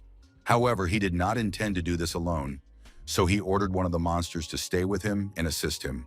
Dealing with the creatures, the members of the Heavenly Pavilion thought that there had been no incidents on the way here, so they assumed that the spirit hunter had told the truth. Suddenly, a huge cloud of dust appeared right in front of them, literally blocking their path and obstructing their view. When it dispersed, the guys noticed that huge monsters were coming straight at them, filled with a monstrous thirst for blood, clearly not intending to leave anyone alive. Lei Shan began to scream in panic that this was exactly what had happened last time, when they had all been maimed and barely managed to escape with their lives. Jotai admitted that this turn of events was extremely unexpected, but he still ordered the team to gather and focus on their goal, while he took on the elite monsters. This helped the boys find the strength to raise their weapons again, and the commander's words gave them confidence that they could handle any surprises. Jotai used the strike and blessing of light to tame the unruly monsters and deal with them once and for all. These actions took them only a few minutes, so soon they moved on, going deeper into the cave. These warriors were very strong and deservedly bore the title of experts. Afon was very interested to see what the strange mage, who was effortlessly hovering above the cave, was capable of, and the dragon decided that this time he should also take part in the battle. When he took flight, all the monsters roared in surprise. They had never seen their lord enter the fray on his own before, but for some reason, these actions seemed all too familiar to them. The captive elf also did not understand what had suddenly changed in the dragon, because as soon as she was captured, he behaved completely differently, which could not fail to alarm her. Approaching the leader, Lei Shan said that he had witnessed the power of the research group, but he was willing to bet that this situation was also not part of the strategy. However, Chen Lun did not share the admiration for the group. On the contrary, he called them ridiculous, since they could not deal with all the monsters at once. The necromancer was only pleased with the dragon corpses that had replenished his collection. These words hurt Shanya. He said he understood that his guild did not look very strong in the eyes of the necromancer, but it was obvious that the Heavenly Pavilion's strategy was also flawed. Baring his surprisingly sharp teeth, Qianlun said that if the man continued to argue with him, there would be another addition to his necromancer's collection. Lei Shan suddenly lost the desire to say anything. His eyes widened in surprise. He was clearly confused. And the necromancer was asked to stop joking like that, because such humor scared people. Chotai said that Mr. Chen was just an old pervert who was not worth paying attention to, but Lei Shan knew that he would not soon forget the look in that mage's eyes. Now it would become his nightmare. The boldness and confidence of the head of the Heavenly Pavilion annoyed the man, and he thought that all these qualities would evaporate as soon as they met the Black Dragon. Suddenly, a strange black shadow formed above Shan, which seemed to be able to move. He immediately thought that it was the Black Dragon, but it was strange that they hadn't heard it. Shouting and jumping back, the man warned his companions of the danger. They were extremely surprised that their boss had begun to act outside the rules. The leader ordered his subordinates to gather immediately. Lao Zhuang was tasked with maintaining the barrier, while the healers were to assist Lu Qi and maintain his health. He activated his berserker abilities to increase all his stats, and when his health fell below 30%, all damage was removed. At that moment, the dragon was taking the most damage, as the guys were all attacking it together, and their abilities were quite impressive. But that wasn't scary for Afin. No matter how hard these people tried, they couldn't do anything on such a large scale to knock their opponent off their feet. The dragon looked at them as if they were little children trying to attack him with toy wooden swords. He knew that even such professionals could not defeat him. After a while, the warriors realized that they couldn't seriously hurt their enemy because he regenerated too quickly. Meanwhile, our dear dragon decided to have some fun and shift his focus from the front line to the warriors who were further away and had relaxed a little. Therefore, he thought it would be fun to direct his power at the blonde man, who did not expect his attack at all and therefore could not defend himself properly. Afon wanted these people to feel how weak they were. He wanted them to realize, by contrast, how powerful his blow was. His strength, speed, and damage had increased significantly, so now he was even more dangerous than before. Lu Qi desperately used all his skills, his shadow strike dealing with all the bosses, so he simply couldn't believe that the Black Dragon's regeneration was so fast. His eyes burned with rage and a thirst for murder, his fragile ego vulnerable because someone had survived his strongest blow. It got to the point where the guy's health was at 1% and his barrier was at 0, so now he couldn't function fully as a warrior. Lu Qi fell and lay motionless for some time, greatly frightening his comrades who thought the worst because the guy was really close to death. The healer Zhang Keishin arrived at the scene immediately because he understood that timely assistance could save a life, but there were circumstances that distracted him, such as a huge monster that was about to use a destructive skill called Breath of Destruction. Hot flames filled the entire space around them, and it seemed that the fire was everywhere, and there was no escape. When Afin discovered that the warriors were still alive after his attack, he decided that the fire would soon finish them off, and there was no need to worry. The team members were indeed unharmed and almost unscathed, but they were terrified that the boss was not playing by the rules. It seemed to them that he had suddenly gained intelligence and, having studied their weaknesses, had developed his own tactics. They survived not by chance, but because of the mountain barrier, which negated 90% of the damage and restored their health. Mr. Chen finally decided to join the game. He considered his companions useless and decided that he could do everything on his own. The terrifying man activated his necromantic abilities and began chanting an ancient spell that would help him achieve his goal. With the help of ancient magic, he summoned an ancient bone dragon named Malthus. The earth around them shook, hinting that something very dark and dangerous was approaching. A few seconds later, everyone saw a huge creature made of snow-white bones that glistened in the light of its eyes. Now everyone understood that they were facing a real necromancer. Looking at his new opponent, our hero thought about how necromancers were an extremely rare profession. Rumor had it that the most powerful among them could even summon dead bosses. Qianlun's eyes burned with the same fire as his pet, raised from the grave, and he ordered it to tear his enemies to pieces. The bone dragon immediately responded to this order and flapped what was left of its wings. Afon felt the power of this creature, even though it seemed that these fragile bones could not conceal such strength. But that was not the case. So now our hero understood that he would have to face a real problem, and if he did not take it seriously, there would be unpleasant consequences. Malthus roared loudly, and it seemed as if the earth shook in time with these sounds. Even the walls of the cave began to vibrate. After that, he opened his wide mouth and released what was called the corpse cloud. Aphon responded in kind, opening his mouth and releasing the flames that were the basis of the breath of destruction. The two forces collided with such power that for a moment it seemed as if the cave would collapse. Frightened, Leishun tried to get as far away as possible. He had never seen anything like this before and wanted to get out of there as quickly as possible. The black dragon acknowledged that his opponent's breath was very powerful, but he had no intention of retreating or surrendering. Fire continued to shoot out of his mouth, burning everything it touched. Suddenly, it all stopped. Amidst the dust and smoke, our hero tried to see where his opponent had gone and why their battle had ended so abruptly and unexpectedly. Our hero had not yet figured out where to expect an attack, when suddenly a white bone paw grabbed him and began to pull him toward it with great force. Hatred flashed in Aphon's eyes. He realized that he had been tricked, as if he were a newborn dragon who had not yet seen life. As he was dragged along, Aphon could only think about how this creature could have survived after what he had done to it, because such an attack was impossible to survive, even for someone who was already dead. A satisfied necromancer walked around his pet, unable to stop rejoicing that his fresh corpses were blooming and smelling. His joy became more and more justified, especially after the extent of Malta's physical damage became known. It was obvious to Aphon that if everything continued as it was now, and he continued to lose strength, defeat in this battle was not as far off as it seemed. In order not to think about defeat, our hero decided that there was only one right solution, and of course, it was a counterattack that could make the enemy regret being brought back from the dead. But the enemy was no pushover either, as he repelled the attack so skillfully that Aphon had to fly upward to avoid being hit. At that moment, the black dragon realized that Malthus had never used his bone wings, and then he understood that apparently he simply could not fly. It seemed that the same thoughts came to the necromancer, who ordered his pet to attack from a distance, since he could not take advantage of an aerial attack. The obedient dead puppet did just that, launching fireballs at the enemy from its position below. These pathetic attempts to cause harm only amused Aphon, who deftly dodged them, making full use of his wings. At such a height, even necromancers were defenseless.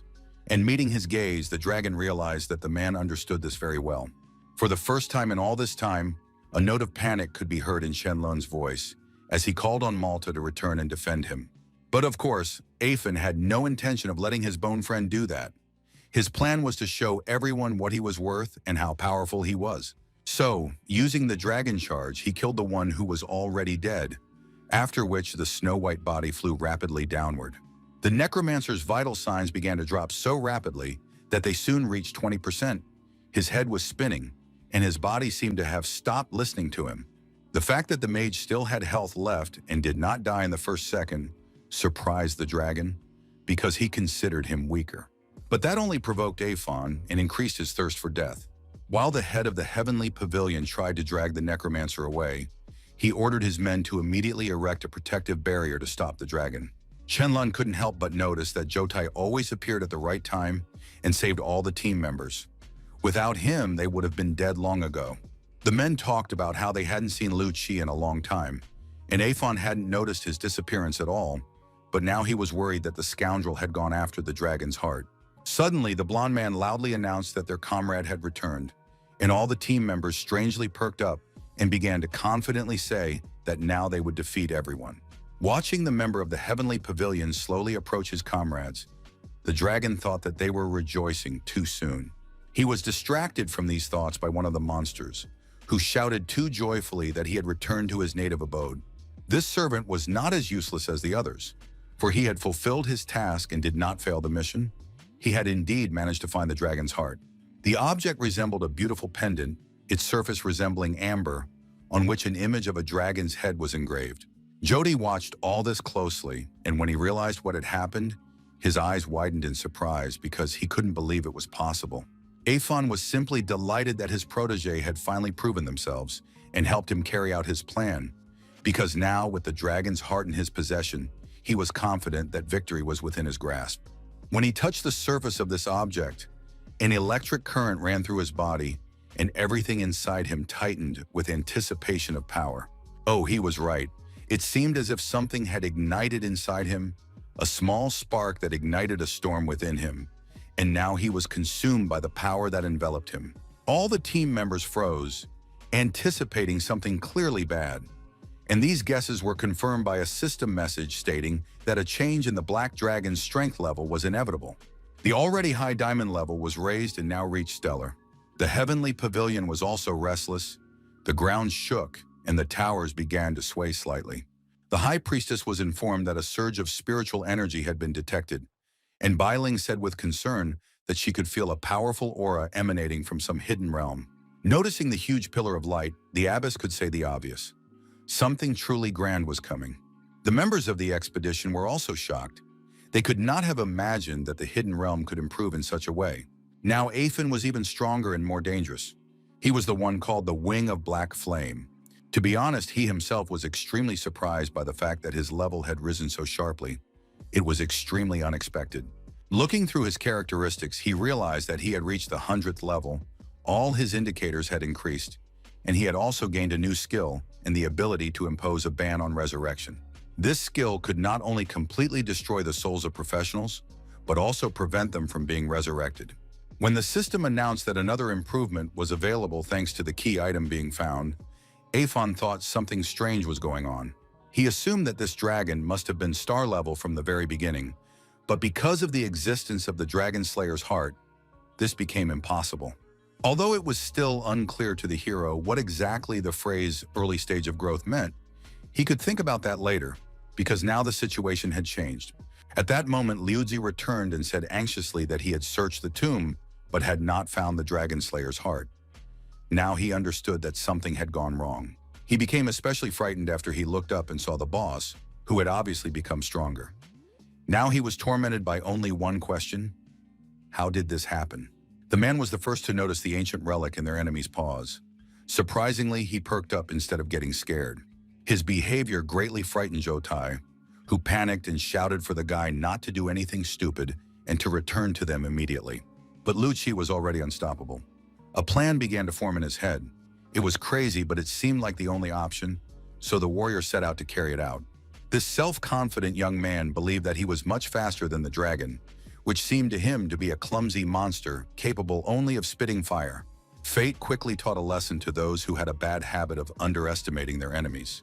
So Lu Qi's companions were doomed to watch him die. This sight traumatized them greatly. Lei Shun asked what they should do now, and the head of the heavenly pavilion said that they had no chance against the dragon because they needed a larger team. Turning to the remaining members of his team, Jotai shouted that they should all leave immediately, as they would not be able to win. Everyone was shocked that the man had decided to retreat, but now they saw the one they considered the strongest among them running away in fear, and their faith was finally extinguished, replaced by despair. Looking at the fugitive, the dragon growled that he had made a wise decision, but he no longer planned to let anyone escape from his clutches. So soon he made a dash and decided to get as close as possible to those who so desperately wanted him dead. Meanwhile, all the other members of the expedition rushed after their mentor, running as fast as they could, and when they finally saw the portal, they had hope for salvation. However, it vanished as quickly as it had appeared, because when Lei Shun turned his head, he saw something that could only have come from his nightmares. The dragon approached so quickly that no one had time to react. What's more, it blocked their exit, and now there was no way to get to the portal. The leader shouted for the guys to use all their defenses and attack with all their might, because all they needed to do was survive. But that was not easy, especially considering that the enemy had used Breath of Destruction. This blow was so powerful that it destroyed the strongest defensive barrier, and the warrior's mana was running out. So everyone understood that if the monster used another technique, it would be the end for all of them. Jody was completely desperate, the last glimmer of hope fading from his eyes, which made him ask the guys to put their valuables in the infinite ring to keep them safe, because they would not survive. Activating his power, the necromancer declared that he was not going to give up. He said that he had killed the dragon 1,000 times, so he knew all its abilities like the back of his hand. He began to laugh loudly and move as if performing a strange ritual dance, accompanying his movements with an ancient spell that he recited in a chant. These actions raised the white bone dragon again. But in addition to this, Chen Lun summoned a legion of cloudwater. This skill summoned all the dead creatures that were on the battlefield to fight on the side of their master. The necromancer ordered his risen pets to tear to pieces anyone who posed a threat to him. He wanted that handful of trash to be dead. But our hero had no intention of giving up and retreating. He prepared for battle, determined to use his best skills. When the bone dragon attacked and used its flame, Afon discovered that this fool couldn't even leave a scratch on his skin. But he was very much capable of wounding his opponent, for he possessed a destructive power that could move mountains. The bone dragon was literally a puppet to him, easy to get rid of, so it was no obstacle to getting close to the necromancer. Blood flowed from Chen Lun's face due to the tension, and he said that even if he failed this time, he would definitely return to consume the enemy's soul completely. The old psychopath began to laugh and regret that the star-level dungeon could not be repeated, as he wanted to torment the monster a little more. Since they had come this far, the dragon simply could not allow the necromancer to leave so easily. He wanted to try out some new skills on him. It became hotter again, and the all-consuming flames began to blaze with incredible speed. Even things that shouldn't have burned were burning. The stones, floor, and walls of the damp dungeon, fire was everywhere. Even when the flames engulfed Chen Lun's body, he continued to laugh and promised that next time he would make his opponent feel pain that was 100 times worse. For someone who could raise dead creatures to their feet, it was wild to realize that now someone would take his life. He refused to accept what was happening until the very end. Despite his health reaching zero, the necromancer still waited for the rebirth process to begin, but his body began to fall apart. The despair in his enemy's voice made the dragon smile. He cheerfully declared that Chen Lun could not hope for salvation, because now he would not be able to be reborn. After that, our hero began to receive notifications that he had killed all the members of this expedition, for which he received an unimaginable number of points. When the members of the Heavenly Pavilion began to return to the real world after their defeat, the room was filled with a dead silence that no one dared to break. But at some point, the door burst open and someone shouted joyfully that he had managed to return from this hellish adventure. It was Zhang Keixin, who was immediately asked if he had any information about what had happened to Master Chen Lun. The healer said confusedly that all information about the necromancer had disappeared from the Heavenly Pavilion, which was either a mistake or a sign that he was dead. Such words seriously frightened everyone present in the office. The men's eyes widened. They couldn't believe that such a thing was even possible. Despite Master Chen Lun's level of protection, everyone wanted to understand what kind of black dragon named Athos was behind their boss. Panic gripped the head of the pavilion. He understood that it was beyond their power to solve this problem. All they could do was compensate for the losses, and the decision had to be made by headquarters. There was fear and surprise in the man's eyes. He understood that only the necromancer had died, which meant only one thing. For some reason, the boss had deliberately let them go. Meanwhile, in the apartment on the outskirts of the city, the atmosphere was more relaxed. Su Yang lay on the sofa, sipping his favorite drink and thinking about how tired he was, because it took a lot of effort to defeat the research group. But his hard work had been well rewarded. Looking through the items he had obtained, he realized that the guild was fabulously wealthy. Among the many items was the one the guy liked the most. A beautiful dagger that looked like a real work of art. It was called Shadow Bloodlust, had very good stats, and increased invisibility and speed. In addition, the guy now had a legendary skill scroll in his arsenal, which allowed him to activate legendary abilities. It had to be admitted that Su Yan was really lucky, because last time he got a diamond-level weapon, and this time a star-level one. He also raised his level to 40, which couldn't help but please his heart, which always strived to achieve something more. One question kept popping up in his head. Would that necromancer really never resurrect again? The system told him that this would indeed be the case. The system also informed him that the necromancer had once killed a dragon and obtained its heart, and if he killed the master while he was acting as a boss, he could die in the real world. At first, this frightened the guy, but then he realized that the research team would not be coming to him anytime soon. It turned out that when the master was not connected to the system, the boss would act according to established rules and behavior patterns. In addition, by killing the first-level boss, one could increase one's level. So now Su Yang understood perfectly well that he had to kill the dragon, and when the time came, he would use his newfound item, and then everything would fall into place.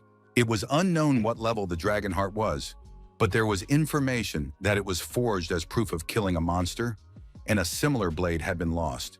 The guy realized that all these items and attributes were directly related to the hero who killed dragons, and it was clear that whoever could be given this title possessed enormous combat power. But he decided to think about that a little later, because now it was time to begin the second transformation.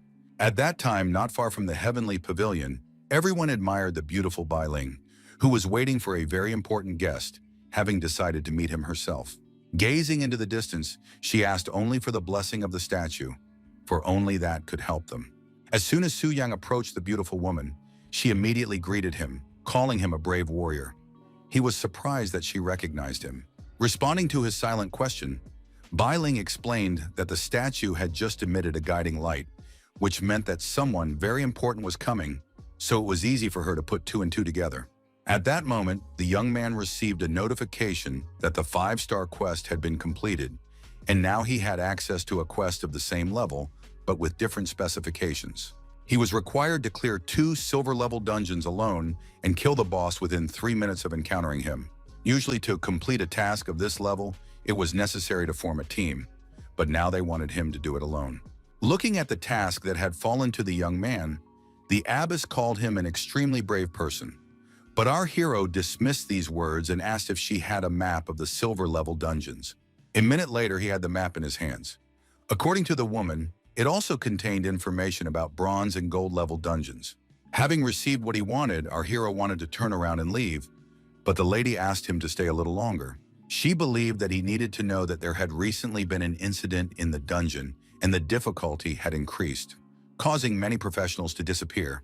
This reminder brought a slight smile to the guy's face because he knew the reason for these oddities, but he still promised the abbess to be more careful.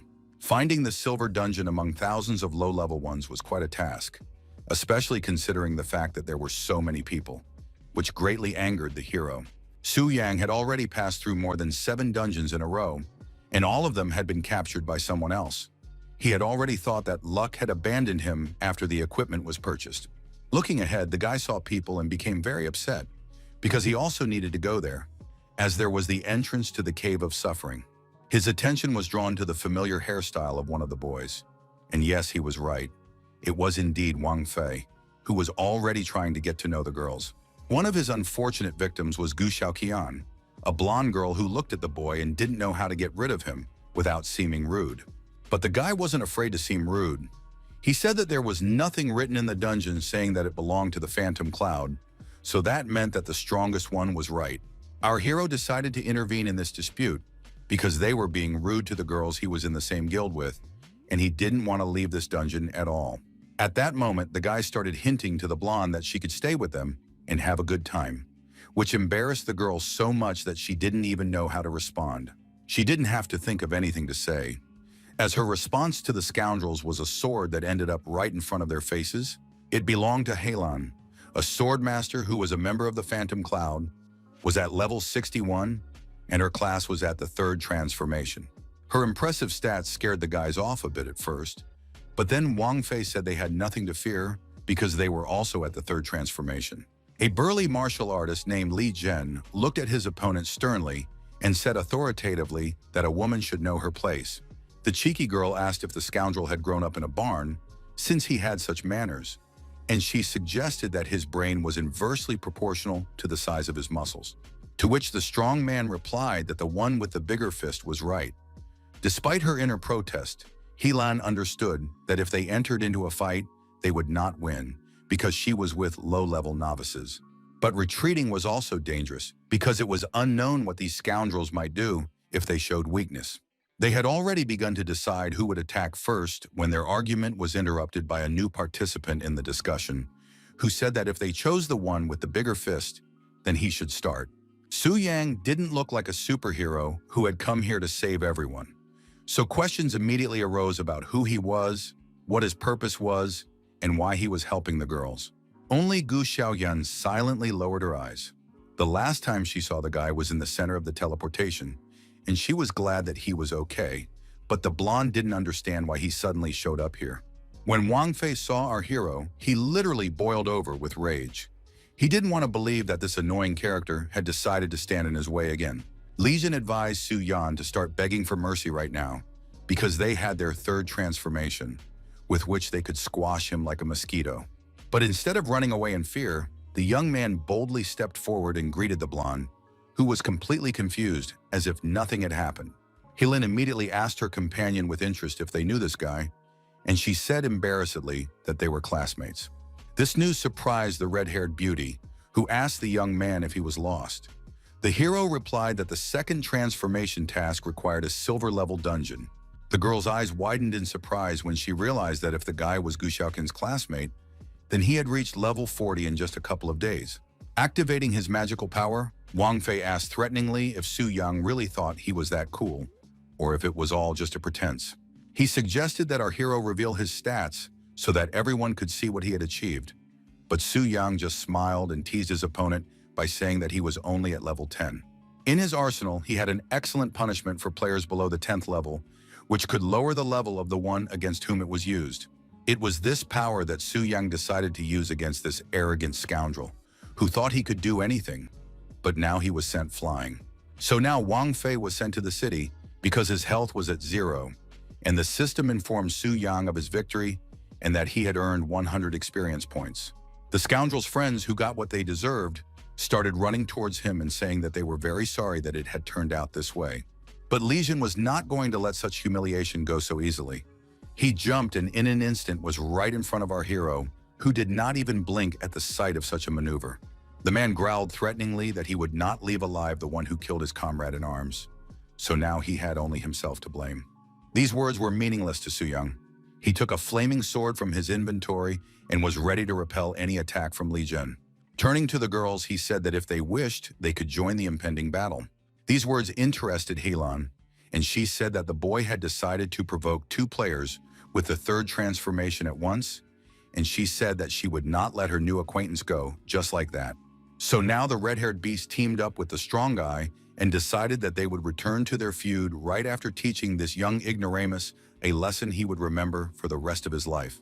Legion had no objections, so he wasted no time and immediately rushed into the attack, putting all the strength he had in his powerful body into the blow.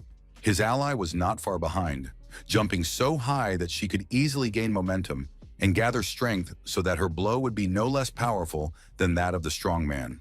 However, they did not take into account the fact that their opponent was so agile that it was easy for him to dodge the rough hands delivering reckless and chaotic blows. Legion did not believe that a novice could develop such stunning speed, so he decided to try his Thunder Tiger strike on him. It was the very same technique that had never failed him before. His enemies feared it like fire and fled in terror when they realized that their opponent's fists were about to burst into flames. However, this time everything turned out differently, because the enemy was not like any of those he had encountered before. He possessed abilities that would be foolish to deny. A real nightmare was unfolding around Su Yang. The canyon had turned into an exploding branch of hell, from which it was difficult to escape. But our hero still deftly dodged the attacks.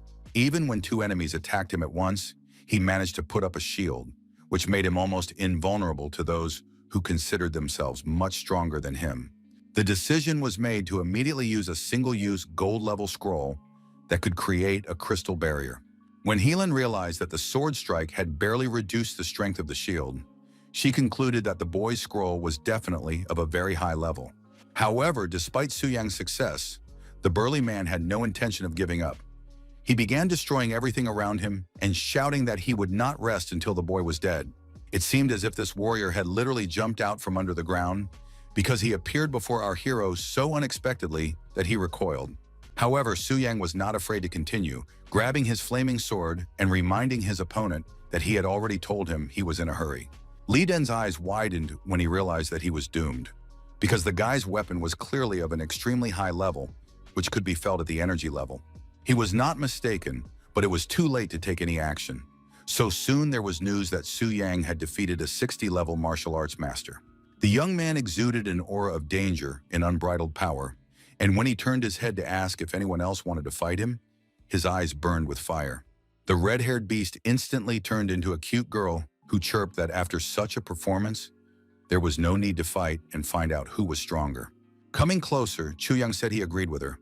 especially since he didn't really want his guild friend to be kicked out of the game, even though she had gone against him. While the girl was trying to comprehend the meaning of his words, he ordered someone to inform the guild leader that this dungeon was his. He entered a dungeon called the Cave of Pain, which was only recommended for those who had reached levels 20 to 40. Apart from the Dragon Fortress, this was our hero's first official dungeon run, and this realization refreshed his mind. As far as he could remember, this was supposed to be the lair of the goblins. His expectations were justified when he saw a green-skinned monster, but a question immediately arose in his mind. Why was it alone? Before him was an evil level 35 goblin archer, who seemed to have been ordered to immediately destroy all uninvited guests, which is what he was doing.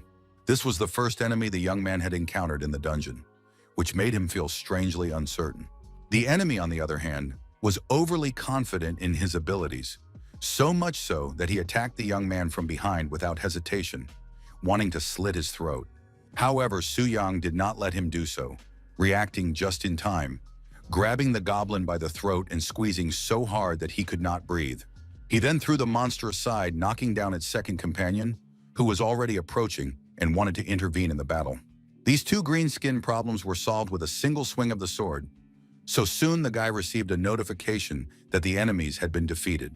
Going deeper into the dungeon, it became clear that the evil goblin butcher was preparing a hidden attack, so it was more dangerous here than one might think. If Xiang hadn't been quick enough, he would have fallen into the trap. In previous battles, the hero mainly relied on his abilities, but now it was time to use his skills to determine the further outcome of events. In fact, there were advantages to everything, because the guy had a unique opportunity to try out his new skill called Demonic Blade on the goblins. Entering one of the caves, Su Yang found himself in pitch darkness that led into the unknown, warned of danger by the sounds of growling coming from nearby. The monsters appeared as if out of nowhere. Two goblins attacked him from behind, armed with sharp daggers. To repel their attack, the guy didn't even have to turn around. It was enough to activate his shield and wait for the enemies to bump into it themselves. He didn't have to wait long, and after a couple of seconds, the guy was already standing with a smile on his face, very pleased with his work. In order to finish off these two unfortunate daredevils, he used the very same demonic blade, as he was very curious to see what the result would be. However, despite the obvious danger, the monsters did not give up their attempts to deal with their enemy, and right now another group was aiming their bows at our hero. They waited for the moment when they could finally release their arrows, and when it came, they did so without hesitation. They were surprised that the boy managed to dodge again, because they had acted as quickly as they could. Arrows rained down one after another, seemingly covering the entire cave, but they never touched the boy's body. The hero's face began to show obvious irritation. He was tired of hidden attacks and wanted to face the monsters head-on. His wish came true when about 5 goblins, accompanied by wolves and huge spiders, started running towards him. Now he felt that he should find the boss and end this right now. But still, he had to deal with the chase, so he used his 40-meter sword, which should have made his task easier. This skill was so versatile that it could be used at both long and short ranges. So now the young man was curious to see what new abilities the mission would bring him. But the monster, whose eyes burned with pure hatred and a thirst for murder, was interested in something else, what this young lad would taste like. So the dungeon boss, a giant level 40 ice tiger, did not hesitate and decided to attack immediately to satisfy his curiosity and appetite. The creature's size was simply incredible, but Su Yang tried to hide his fear, so he listened to the beast's cries with a surprisingly indifferent expression on his face. The words that came out of the boss's mouth seemed unnatural and scripted to the young man, so he decided that monsters of this level did not possess consciousness. Therefore, he decided that he had a wonderful opportunity to try out another new skill called Demonic Blade. Soon, this power pierced the beast's legs, causing it to growl loudly in pain. It seemed that it would soon attempt some serious attacks, but it no longer had the opportunity to do so, because the guy's power overwhelmed it the first time. So the system reported that the boss of the Silver Dungeon had been successfully defeated.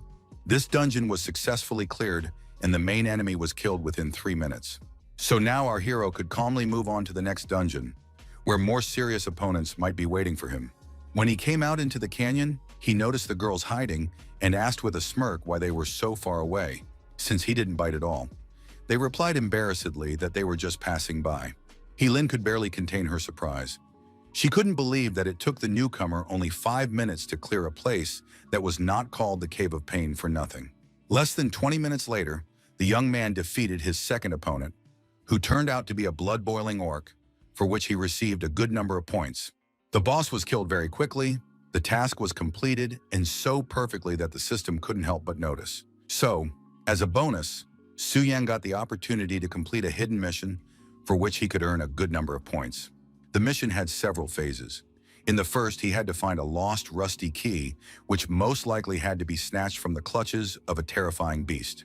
Its location was marked on the map provided, so the young man had to gather his willpower and go where death was breathing down his neck. It turned out that hidden missions only became available after the hero completed a 5-star task, opening up new stages, but it was not necessary to take them. Smiling, Su Yang decided that a 5% increase in all attributes was very tempting. And the task itself was described in an interesting enough way, so the hero saw no reason to refuse. The mission location was also unusual. It was the wild nature of Tianling City, where the average monster level exceeded 40. Judging by all appearances, the task was not an easy one, and it was unlikely that anyone could complete it. So the young man decided that it was time to unlock the star-level weapon. But there were some nuances to its use. Not only did he need a full set of limitless gems, but also a master blacksmith. So most likely, the boy would have to visit those who had failed because of his efforts. In addition, Su Yang had heard that the Heavenly Pavilion was one of the members of the X Alliance, so he was curious to see how they would react when they saw the Black Alliance membership card in his hands. The city of Tianling was so lively that the hero was surprised at how many people wanted to purchase strategies, which really testified to the success of the strategy group. He had just sold his belongings, so he had officially joined the ranks of the innovators, which made him a little uncomfortable. There were just as many people inside the building, so the sellers sometimes had to raise their voices and remind people to stay calm and wait their turn. But something else caught our hero's attention.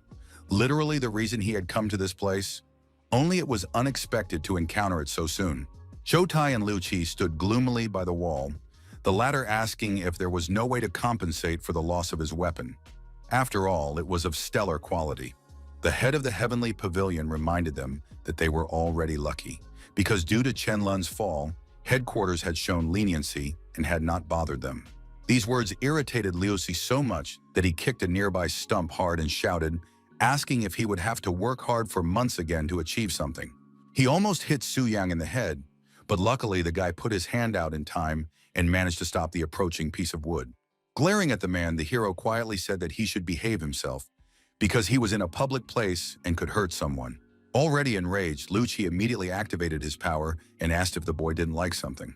He didn't like that some level 40 newbie dared to contradict him, saying that he could do whatever he wanted, but Su Yang just smiled in response to these words.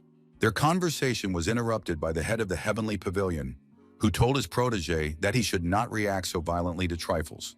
This statement angered the young man, and he asked if this was how the respected Tansy Pavilion treated its guests, which disappointed him. Trying to restrain his aggression, Zhou Tai apologized and politely said that they were a high-level strategic group that did not sell strategies for passing dungeons that were needed by beginners. The time had come to pull out the Black Alliance membership card from his sleeve. Su Yang did so slowly, arrogantly asking the men to open their eyes wider. At first, Liu Qi didn't understand, so he asked why he should be afraid of some card. Su Yang didn't believe that this guy didn't understand what kind of card he was looking at. But when it was right in front of the men's feet, they suddenly recoiled. The chief administrator suddenly appeared before them, so Liu Qi only had time to mumble hesitantly that he had been eagerly awaiting his arrival. Jia Yue, the chief administrator of the first city of Yongfen, a man who had reached the 120th level, stood in the building and looked around sternly. He quickly and confidently approached Liu Qi and slapped him hard across the face with his palm, causing him to recoil. Unable to stay on his feet, the man fell to the floor, saying in bewilderment that he did not understand this action because they were brothers. He never got an answer because the manager had already gone to Su Yang to apologize for what his subordinates had done to him. Looking at the young man with an analytical gaze, Jia Yue noted that he was very young and already had a black card from the X Alliance. He assumed that this was all because of the completion of a 5-star mission. When our hero confirmed his guess, the gentleman turned to Zhou Tai and ordered him to treat their guest with respect. After that, he said that he needed to leave the room and Liu Qi had to go with him because he needed to find out about the next dungeon. As he left, the scoundrel shouted threats at Su Yang. Seizing the moment, the young man decided to find out where the master blacksmith was in Tianling City. He was also interested in whether there were any precious stones in the area. The man was silent for a while, clearly thinking, then said that there was an unlimited amount of stones in their city, but they were very expensive, to which Su Yang replied that money was not a problem. When a heavy bag of gold appeared in front of Zhou Tai, he quickly said that he would find the necessary gems himself and bring them here.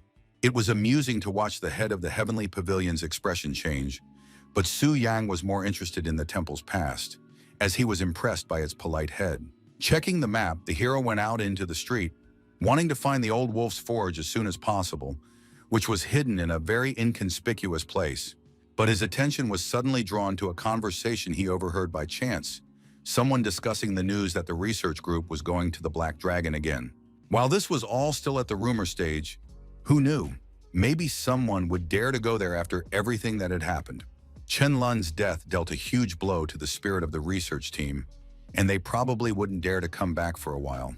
But for Su Yang, it was better to defeat the Black Dragon as soon as possible. Entering an inconspicuous building with a heavy wooden door, our hero apologized and said he was looking for Mr. Gu Yang, who should be somewhere here. Two girls standing next to the blacksmith turned to him. One was blonde and named Mu Zhongshui, and the other was red-haired and very stern-looking, named An Yu. Our hero immediately determined that these ladies were from the Yu Yun Guild, so he politely asked if they had also come here to have their equipment made. The stern-looking red-haired warrior instantly jumped up to him and began bombarding him with questions about whether he had a girlfriend and whether he liked older women. She was so taken with the young man that she had to be literally dragged away from him so that she could come to her senses. The blonde was more serious. She held her friend back and said that this smithy was not suitable for beginners and that there was one on Commercial Street that would suit him better. Scratching the back of his head in embarrassment, the guy said that he heard such things so often that he no longer had the energy to explain. So he decided to show them his star weapon, which gave him the right to be in such places. The girls were amazed by what they saw. What can I say? Even the blacksmith was deeply surprised. He stared at the flaming dagger held by this seemingly weak young man. He hadn't seen such a perfect weapon in so long that he was speechless for several seconds. It was incredibly gratifying to hear that such a work of art had been entrusted to his hands. So when he touched the hilt of the dagger, the blacksmith felt a slight tremor. Suddenly, his body burst into flames of power, and the man convinced Su Yang that he would put all his effort into strengthening this weapon and would not disappoint him. Lifting his huge hammer, the man made it clear that work on the weapon had begun. The first blow to the star sword was so powerful that everything around shook, and fire engulfed the forge, bathing everything in incredible heat. Mesmerized by this spectacle, Mujong said that this was a special effect of weapon enhancement, something she had never seen before. Putting on her glasses, and you enjoyed watching a million tiny flashes of fire dance rapidly right before their eyes. Glancing at Su Yang, the girls discovered that he was not at all surprised by this spectacle. It seemed that it was nothing new to him. Noticing her friend's intense gaze, Yu smiled and asked if she liked him so much that she was now infatuated with this newcomer. Looking at these noisy girls who were arguing all the time, our hero thought for the first time that he had chosen the wrong guild. Several hours passed, and finally the blacksmith proudly announced that the sword was ready. He held the refurbished weapon in his hands, which now shone even brighter than before. When the guy asked how much he had to pay for the work, the master said that he usually charges 1 billion for such work, but today he felt an inexplicable surge of strength, so he would do everything for free. But our hero had no intention of using the services of such a master for free, so he wanted to transfer the usual 1 billion to the man. In exchange, the hero said that he would often use the blacksmith's services, and the gentleman was satisfied with this offer, so he eagerly awaited the young man's next visit. The girls were impressed that he not only refused the free service, but also smiled after spending 1 billion. After visiting the blacksmith, Su Yang immediately went to the outskirts of Tianling City, where the mountain range of wild spirits was located. Those who had undergone the second transformation had to come here. This mission had certain requirements for attributes. The Shadow's bloodlust had to be 300 points, as did speed and strength, and our hero had more than enough of all of these. But despite this, he still took with him a variety of elixirs that were supposed to make his life easier. So, plucking up his courage, he jumped without hesitation into the black abyss that lay directly in front of him. He felt no fear, only anticipation of something new. He had been flying for what seemed like several minutes, but still had not reached the bottom, when suddenly his peripheral vision caught someone approaching. It was a level 45 bat, so he had to use a skill that consumed mana, but increased his speed by 60%. After that, he easily attacked the monster, which had gotten too close to him and paid the price. Taking out his upgraded weapon, our hero realized how pleasant it was to hold it in his hands. It was as if it had been created for him and served as an extension of his arm. When he used the most basic warrior skill called Double Strike, he realized how powerful the sword he was holding was. To be honest, the hero did not want to go through the map at all, so he decided to try the old method and break through in one fell swoop. To do this, he decided to use a skill called Firepower, so all the scrolls and elixirs came in handy. The attack was so powerful that it caused an explosion that shook the entire mountain range. Having finished his work there, the young man went to the cave of the terrifying beast. Considering the mission plan, the hero assumed that its level would be below 50. However, one thing bothered him. There were fewer and fewer monsters on the way, which could be a warning sign, but despite this, Su-yang boldly went to the cave entrance. As he approached, he realized that something unexpected was waiting for him inside, because he had a strange premonition about this location. It was flooded with a strange light that was clearly unnatural for this place. The guy was right in his guesses, but he clearly didn't expect to see something like this. Right in the center of the cave lay a huge creature, sleeping and snoring loudly, causing the walls to shake. All signs pointed to it being a powerful monster. Before him was a mutated beast that had devoured an unknown piece of flesh. Its level was above 50, and its health, skills, and characteristics remained a mystery. The young man was very disappointed that there was so little information available. He knew that he should not underestimate a boss about whom nothing was known, so he prepared himself for a difficult battle. Activating his shadow form, the young man quickly delivered a precise blow that caused considerable damage, and if the attack went unnoticed, it weakened the enemy even further. However, no matter how much Su-yang hit the monster, he couldn't land that one crushing blow that would help him finish off the enemy once and for all. When the creature opened its mouth and revealed razor-sharp teeth, the boy realized that it would be difficult to defeat it with a single blow. So he decided to jump back a little to get a better position for the upcoming attack. But he had to act as quickly as possible, because the enemy did not wait for a convenient moment. It attacked when it wanted and did so abruptly and roughly.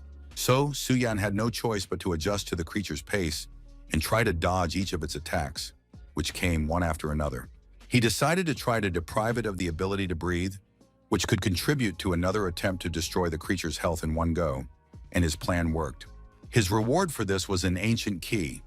At first, our hero thought it was too insignificant, but then he decided not to rush to conclusions because it was unclear what door it could open. In addition, he now had a rotting piece of flesh in his arsenal. It had once been powerful, but now its power was scattered. It was a symbol of decay, the origin of which could not be determined. The key was mentioned in the mission, but there was no mention of the rotting piece of flesh. However, the young man decided to put off thinking about it until later and focus on the class change task. This particular mission and 5-star task were completed, and in addition, the young man received a passive skill called Double Spirit Boost. In addition, all his attributes were increased by 5%, not to mention the fact that a decent number of points were added. Energy was boiling inside the guy. It seemed like a crazy stream spreading through his blood. He just needed to distribute it evenly between strength and spirit.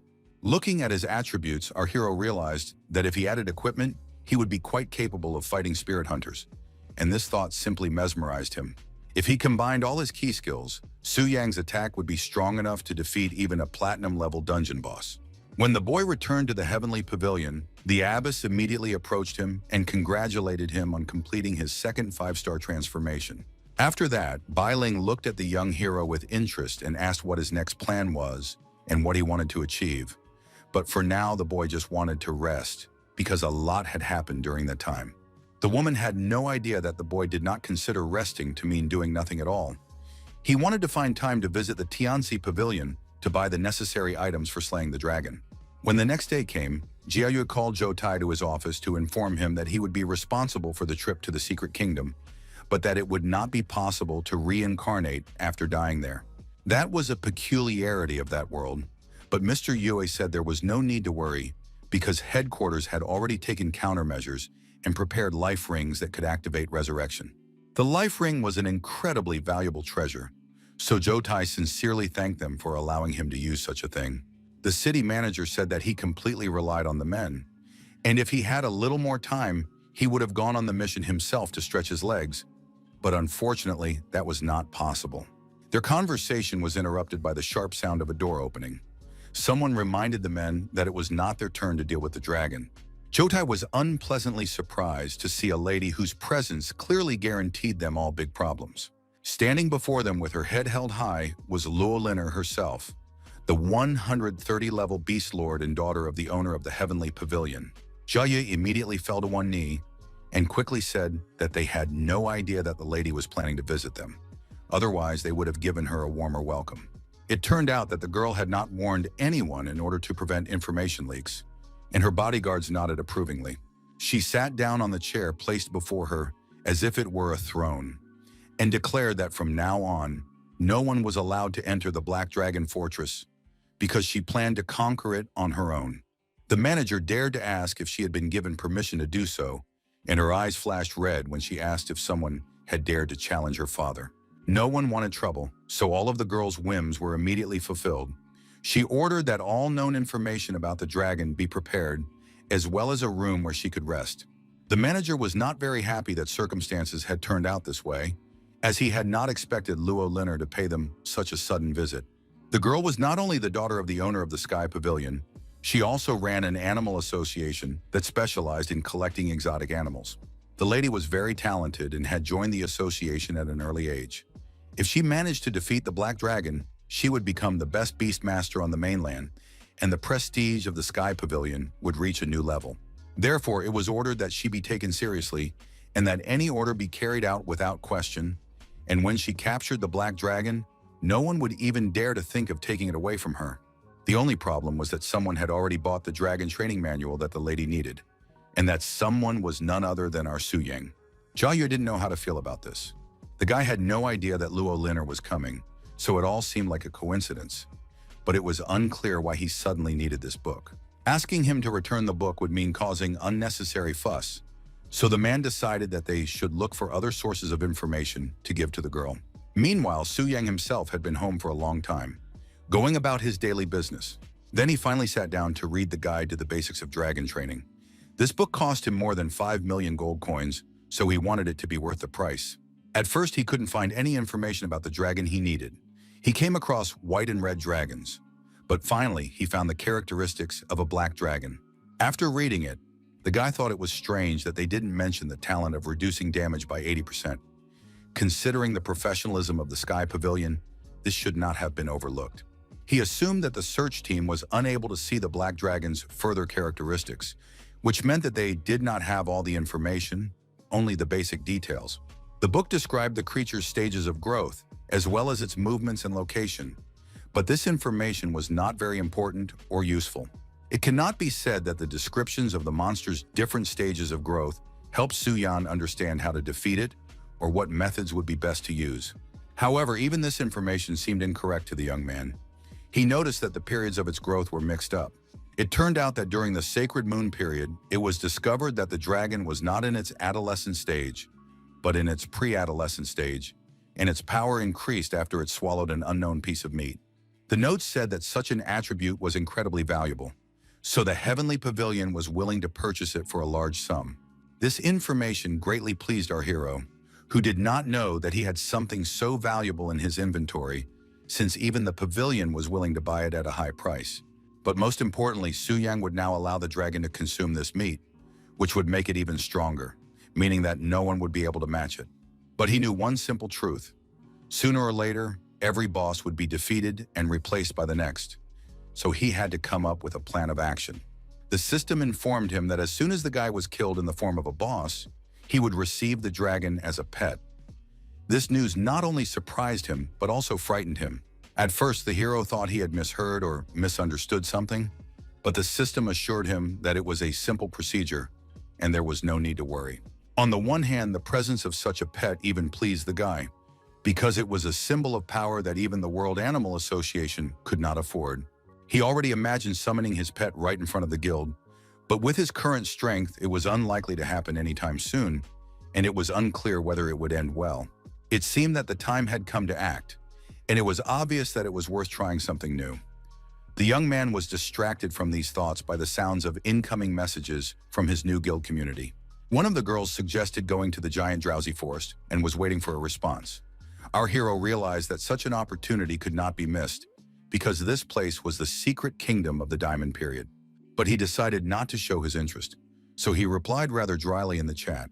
Seeing his message, the girls were, to put it mildly, disappointed, because they were expecting a more enthusiastic response. So now there was a slightly sad aura over the building where the guild members were sitting. But some of the girls latched on to even such dry words. Anya Yui began to flirt, and her friends reminded her that she says something like this to different guys every day. One of the participants was closely following all this commotion in the chat, and she felt a little sad about how the sisters were behaving. Lin Yuyun decided to clarify whether the guy really wanted to go with them, because there were dangerous monsters there, and our hero typed that he would act cautiously. Time passed, and it led to only one place, a temple that had already opened its doors to worshippers. Leishan came out of it, finally able to return to the 99th level, but now he had to visit the giant drowsy forest. Everyone else had not yet reached the 90th level, only Zhao Ming had been able to do so, and the team was in an extremely depressed state. The commander was informed that the Yuyun Guild had also been given the opportunity to go to this location, so the gap between the organizations continued to widen. In response, the man just smiled ominously and said that they had no choice but to even the score. He wanted to kill these girls so that they too would taste despair. The giant dense forest was a place where people below level 90 should not enter, because strangers were not welcome there. A large crowd had gathered at the entrance, because this place was similar in level to the Black Dragon's lair, and the difficulty of passing through it was also high. It was announced that the Trial Secret Realm was a quest that the temple opened only once a year, and the guild that made it into the top 3 would receive valuable rewards and resources and become stronger. Looking around, Su Yang thought about how the spirit hunters were initially stronger, but after they lost in the Black Dragon's lair, they found themselves in a very disadvantageous position. So now all the power had passed to the Phantom Cloud Guild, but there was one thing. The men clearly intended to rectify this as they approached the entrance to the dungeon and told everyone to disperse, saying that their level was too low to pass through, so they would take care of everything themselves. While everyone was scattering, our hero calmly stood up, thinking that it must be very difficult to enter the secret realm if your level is below the recommended one. It was unclear whether the ghost hunters were waiting for someone or planning to intercept the phantom cloud and strike. A level 72 stalker approached Su Yan and rudely asked why he wasn't leaving, saying that he must not have heard their leader. The young man replied that he just wanted to look around. For this, he was kicked roughly and told to leave immediately and not ask unnecessary questions. Our hero was not going to tolerate such rude behavior towards himself, so he intercepted another blow from the scoundrel. He squeezed his hand so hard that the blonde screamed in pain and threw his head back, trying to break free from the deadly grip, but he couldn't. Su Yang decided to show this insolent man his strength, so he effortlessly threw him back so hard that the poor guy knocked down a tree with his body. The force of the blow was unexpectedly strong, so much so that an energy surge rippled through the forest. It was clear that the cocky blonde had been hurt so badly that he would no longer be able to stand on his feet and be useful to his team. After what happened, Lei Shan approached our hero, wanting to find out why he had attacked his protege, but the guy lazily replied that he was only defending himself. These words enraged Zhao Min, who aggressively asked if such behavior could be considered self-defense, but the commander stopped his emotional outburst.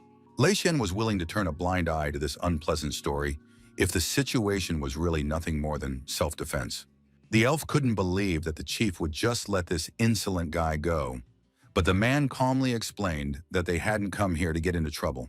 Sitting nearby, our hero listened to reflections about his belonging to the Phantom Cloud Guild, but Shan reminded him that only girls were allowed to join. And soon they appeared, 3 beautiful warriors who were as dangerous as they were beautiful. Approaching their rivals, one of them said that it was funny to see those whose sortie had already led to universal destruction once before. The brown-eyed beauty suggested that they had come here specifically to hinder their success and preserve what remained of their reputation. Smiling broadly, the man laughed arrogantly and said that the girls would never go to the secret kingdom because they simply couldn't get there. Suddenly, magic enveloped the space around Lei Xiang, and he immediately understood what was going on. So he turned to Mu Zhongshui and asked her why she had decided to act without her leader's orders.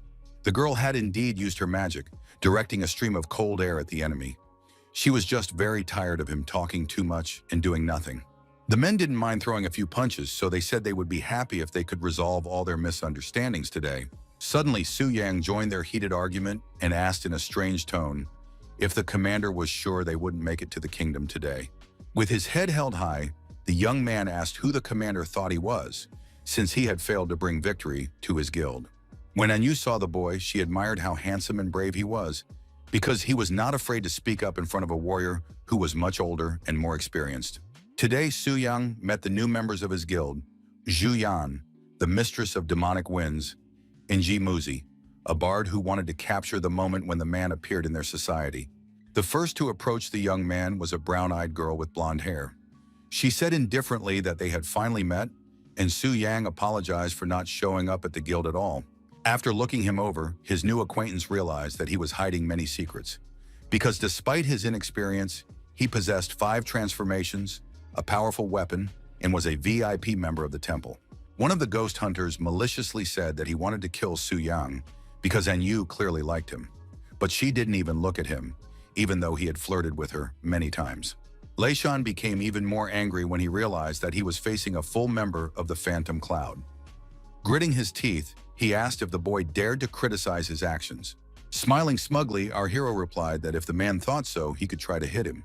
A second later, an arrow was flying towards the guy, but he managed to catch it deftly and prevent himself from being wounded. He decided that it was worth returning the uninvited gift to the one who had decided to present it. So with a simple movement of his feet, the boy fought back. None of his opponents expected the weapon to actually return to Zhao Min, who now stood with his eyes wide open.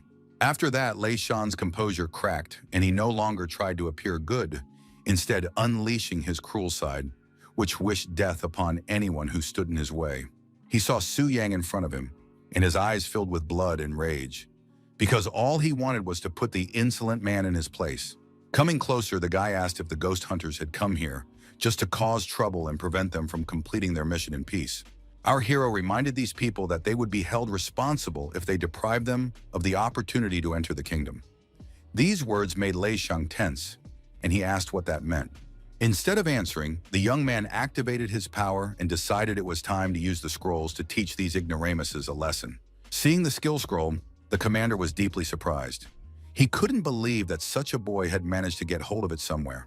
His entire team realized that they needed to immediately activate their defensive magic to at least reduce the damage. So without hesitation, they got to work.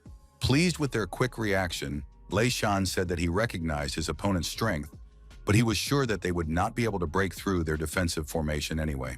In response, the young man smiled indulgently and said that in that case, he would gladly treat them to another dose of magic from the scrolls. Even the girls were shocked by what they saw, for they had never witnessed such powerful fluctuations of the elements before. Opening his mouth, Lei Shan tried to wrap his head around the fact that he was standing before a man with legendary strength. All Su Yang wanted at that moment was to make his opponent disappear, because he hated it when someone stood in his way. It was decided to send storm lightning bolts at the commander, but when he saw them, he froze in place, not knowing how to react. The whole forest shook from what was happening, and the lightning turned into a huge pillar of light surrounded by violent winds. When the elements began to subside, our Su Yang said, as if nothing had happened, that now that they had dealt with the problems, they could finally enter the secret kingdom. His allies were speechless, literally frozen in place, staring in silent horror at the young man who harbored incredible power. The brown-eyed girl asked how he managed to deal with the hunters in an instant, and Mu Zhongshui added that even with the legendary scroll, it was simply impossible. Holding out her sketches, Zimuzi informed the girls that she had captured everything on paper, which helped her notice that the boy had used other abilities as well. Looking at the girl's drawing, her 2 friends simply froze in place because it was so beautiful and realistic that they didn't want to take their eyes off it.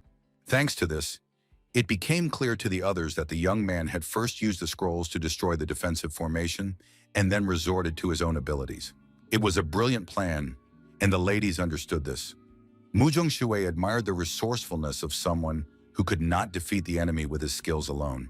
Now the girls saw Su Yang as the strongest member of the guild, who was able to show them so many amazing skills. Their collective admiration for the guy was interrupted by him. Su Yang approached and awkwardly asked if they planned to enter the dungeon. Passing between the trees, the guy noticed that they were unnaturally tall, so he warned everyone to be careful and keep an eye on their surroundings. Anyu decided to talk to the boy and asked him if he thought they would be able to get inside. He nodded affirmatively, and then the girl asked him to protect them if anything bad happened. As soon as she finished saying this, which didn't sound serious, something flashed and rustled in the bushes, and now Anyu was seriously alarmed.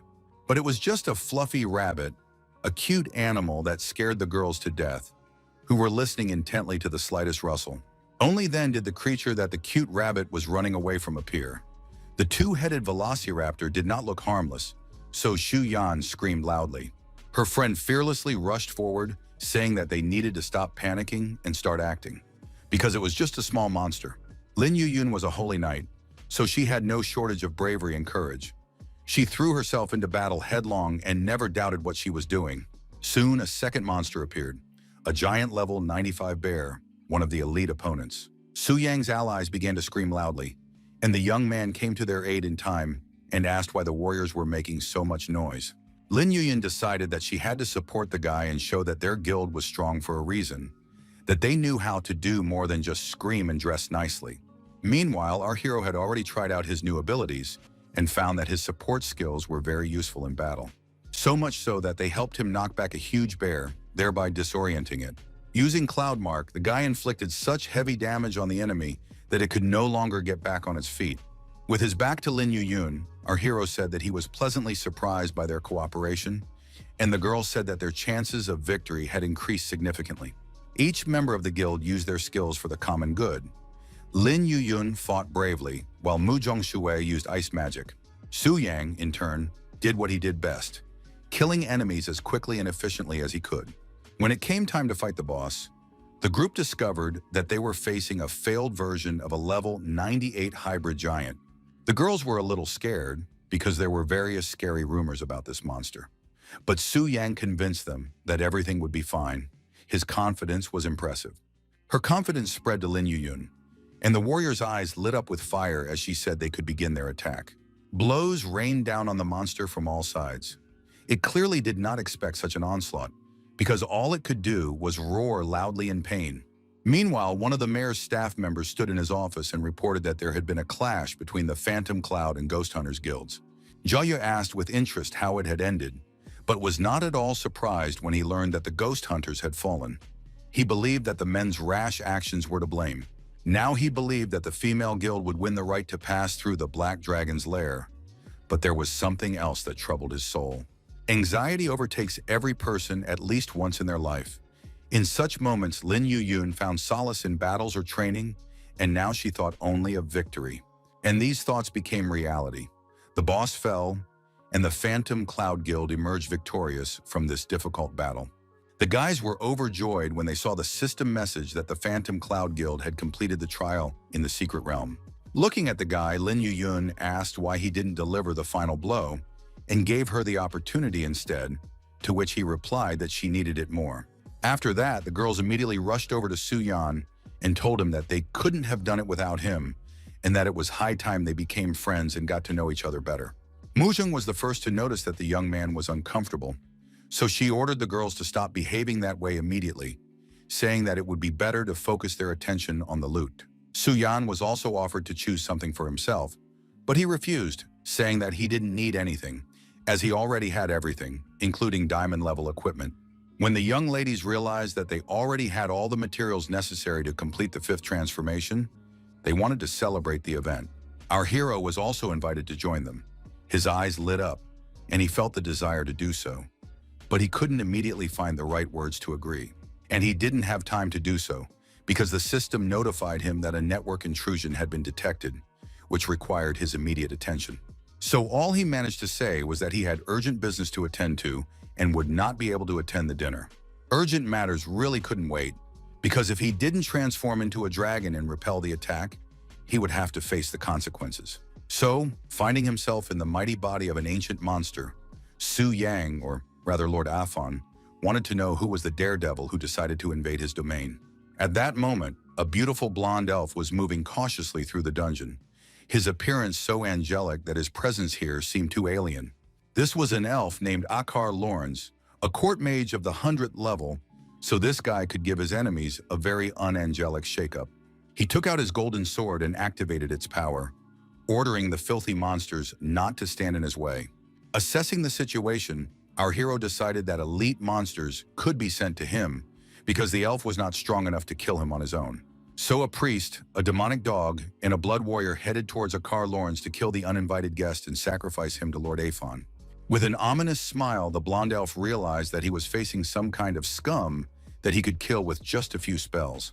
His power filled the cave, and he arrogantly declared that those who decided to oppose him would not live longer than a couple of minutes. But the court mage did not yet know what dark energy he would have to face in battle. A sharp blow wounded his beautiful face, which was now contorted in a grimace of pain and disgust. He was disgusted by the sight of blood, and if it weren't for the princess, he wouldn't have been in such a terrible place. Therefore, he decided to do the dirty work as quickly as possible and go to the bright castle with the princess. To do this, he summoned a mountain giant who would become his weapon and shield. Of course, the dragon didn't like that his enemy had easily defeated the level 95 monsters. It was clear that this guy was much stronger than the previous team. Afon was intrigued by his words about the princess. It seemed they knew each other, so he could try to get some information from his captive. Turning his head, he found that the young elf was sleeping peacefully. It was absurd how she could snore calmly in her sleep when she was being held captive by a bloodthirsty monster. So Afon decided to be her alarm clock, tapping his huge claw on the cage and calling her to wake up. Rubbing her eyes, the elven beauty calmly asked who could need her so much that it was worth depriving her of sleep. Her sleep vanished when she saw a huge dragon's eye right in front of her, and then heard the question of whether she was really a princess. The girl was stunned by the fact that the dragon could speak. He rolled his eyes and said that she hadn't asked anything, so he hadn't revealed his ability to her. According to her, he was an evil monster who didn't seem very intelligent, so there was no point in striking up a conversation. The captive had only one question in her mind. Why was he trying to find out information about her? She had only the most unpleasant thoughts, which brought her to such a terrible state that tears flowed from her eyes and her body began to thrash about in the cage. Our hero decided that it was worth scaring her to get the answers he needed, so he squeezed the bars of her prison hard and promised to eat the captive if she didn't start talking. Trembling with fear, the elf said her name was Lilith Severa, and she was indeed a princess and the sixth daughter of King Severa. According to the information Afon had, the land of elves, dragons, and giants was located in the same SSS class space, and of all three clans, only the elves were friendly with humans. The ruler of the elves was indeed named Severa, and it was said that she was a very promising lady. Laughing, the dragon told the captive that a member of her state had come here to free his princess. She considered this to be good news, but only time would tell if it was true. However, when the young lady saw who had come to rescue her, she recoiled. She clearly did not want to cross paths with this guy, which meant that they were definitely acquainted. This turned out to be true. The elf said that Akar Lawrence and his family were scum of society who had done something unforgivable. She said she would rather remain a captive than go with him. It turned out that this vile guy first wanted to get close to her, to gain her trust, so that he could ultimately take advantage of her. The girl realized what was going on in time and was able to escape. The Lawrence family was influential, so even the queen could barely stand up to them, let alone the heiress, who was not favored. Surprisingly, the dragon said he would give Lilith to Akaru. Afon explained that he did not want to risk his life because the enemy possessed the sixth transformation, which made him incredibly dangerous. So he had a choice: either give up the princess or face death. The only thing that could change everything was if the dragon knew his enemy's weaknesses. So Lilith immediately said she would tell him everything she knew. In fact, Afon had no intention of giving her up. He just wanted to scare him, and his plan worked brilliantly. According to Lilith, the members of the Lawrence family were born with powerful spiritual strength, but their bodies were so fragile that they could barely withstand one transformation. Because of this, the family had long covered their bodies with a powerful barrier of mana, but breaking through it was extremely difficult, if not impossible. So now the girl was in complete despair because she understood that this scoundrel would take her anyway, and the dragon thought to himself that she should trust him a little. Our hero began to wonder if he would be able to move on to the next stage with this piece of meat. Then he would become more powerful and be able to deal with the elf. After consuming it, the dragon would enter a new phase, but it would only provide external protection, not the complete protection he so desperately needed. But then a brilliant idea came to Aphon's mind. He assumed that human equipment should also work on dragons, which meant that weapons could be used. Lilith decided to tempt fate and asked the dragon to let her go, because she was much more afraid of falling into the hands of this monster with an angelic appearance. However, this question remained unanswered because the ancient monster suddenly disappeared somewhere. It turns out that Aphon used a skill called Shadow Body. He himself did not expect it to work, but it did. Meanwhile, Lilith couldn't understand how such a huge creature could have escaped so quietly. The dragon was immensely pleased that he had not only equipped Shadow Kill, but also gained a shadow body, and that his equipment, weapons, and skills had been transferred to this body. So now his stats had increased significantly, and he could calmly engage in battle with that elf. His strength had increased 100-fold, which meant that he no longer had to fear the uninvited guest. Akar was getting closer and closer to the dragon's lair. He confidently ordered the beast to immediately release the princess, and when there was no response, he decided that the creature had backed itself into a corner and was trembling with fear. He wanted to use forbidden spells and destroy the entire place, but then the princess would die too. However, he would resurrect her, because the thought of marrying her filled him with real delight. Deciding that this was a good idea, the court magician activated his power and prepared to use it, wanting to destroy everything to the ground. At that moment, a huge paw appeared above the scoundrel, followed by a roar in which he could make out the words that thanks to him, the stereotype about elves had been destroyed. The blow of extraordinary force knocked the man off his feet and reduced his health to a critical 6%, causing Akar to cry out loudly. He landed very hard, sliding across the stone floor of the cave with his whole body. Aphon listened with pleasure to the enemy's questions about how he had managed to appear so suddenly and how he had managed to destroy his barrier. Having enjoyed the elf's screams to his heart's content, our hero decided to use a fire attack. It was his new technique, called Fire from Hell, a name that accurately described what was happening. So the court magician Akar Lawrence was destroyed. And not just destroyed, his body was literally burned to the bone. Looking at the burning body of this scoundrel, our hero decided that he would not reproach himself and consider this murder a sin because he had cleansed the earth of a terrible elf. As a reward for his victory, Aphon received the legendary attributes Stone of Summoning and Scroll of Spells, as well as the forbidden curse Thunder Haunting. The Scroll of Spells was particularly impressive, as it allowed him to withstand 7 attacks from 6th-rank opponents. The dragon knew that forbidden curses were spells of the highest level, said to be powerful enough to destroy an entire city. So the scoundrel Akar presented our hero with valuable gifts, but Su Yang never received his clothes. Still, he was glad that he had killed the elf. The lonely cage swayed slowly on its chain, and the prisoner was already feeling a little seasick from being rocked back and forth all the time. But now Lilith was only thinking about whether the dragon had gone to Akar to get even with him. She was a little angry with herself for worrying about Aphon, but it was better to stay with him than to be with Akar. The monster appeared as suddenly as it had disappeared, its appearance shaking the entire space and causing Lilith to freeze in surprise. When the girl began to ask questions about the court magician, she learned that after Aphon's attack, he had been burned alive, so now she could rest easy. It seemed incredible. The princess knew how powerful Akar's defenses were, so she was surprised that the dragon had been able to break through them. Now everything seemed even stranger. For a while, Aphon looked strangely at his captive. She couldn't stand it and asked what was wrong, and the dragon explained that he didn't understand why she didn't have the same abilities as all the other royals. It turned out that the 6th daughter carried a curse placed on her by the king of the giants, which not only blocked her powers, but also shortened her lifespan. Looking at the girl, it was clear that her life had not been easy.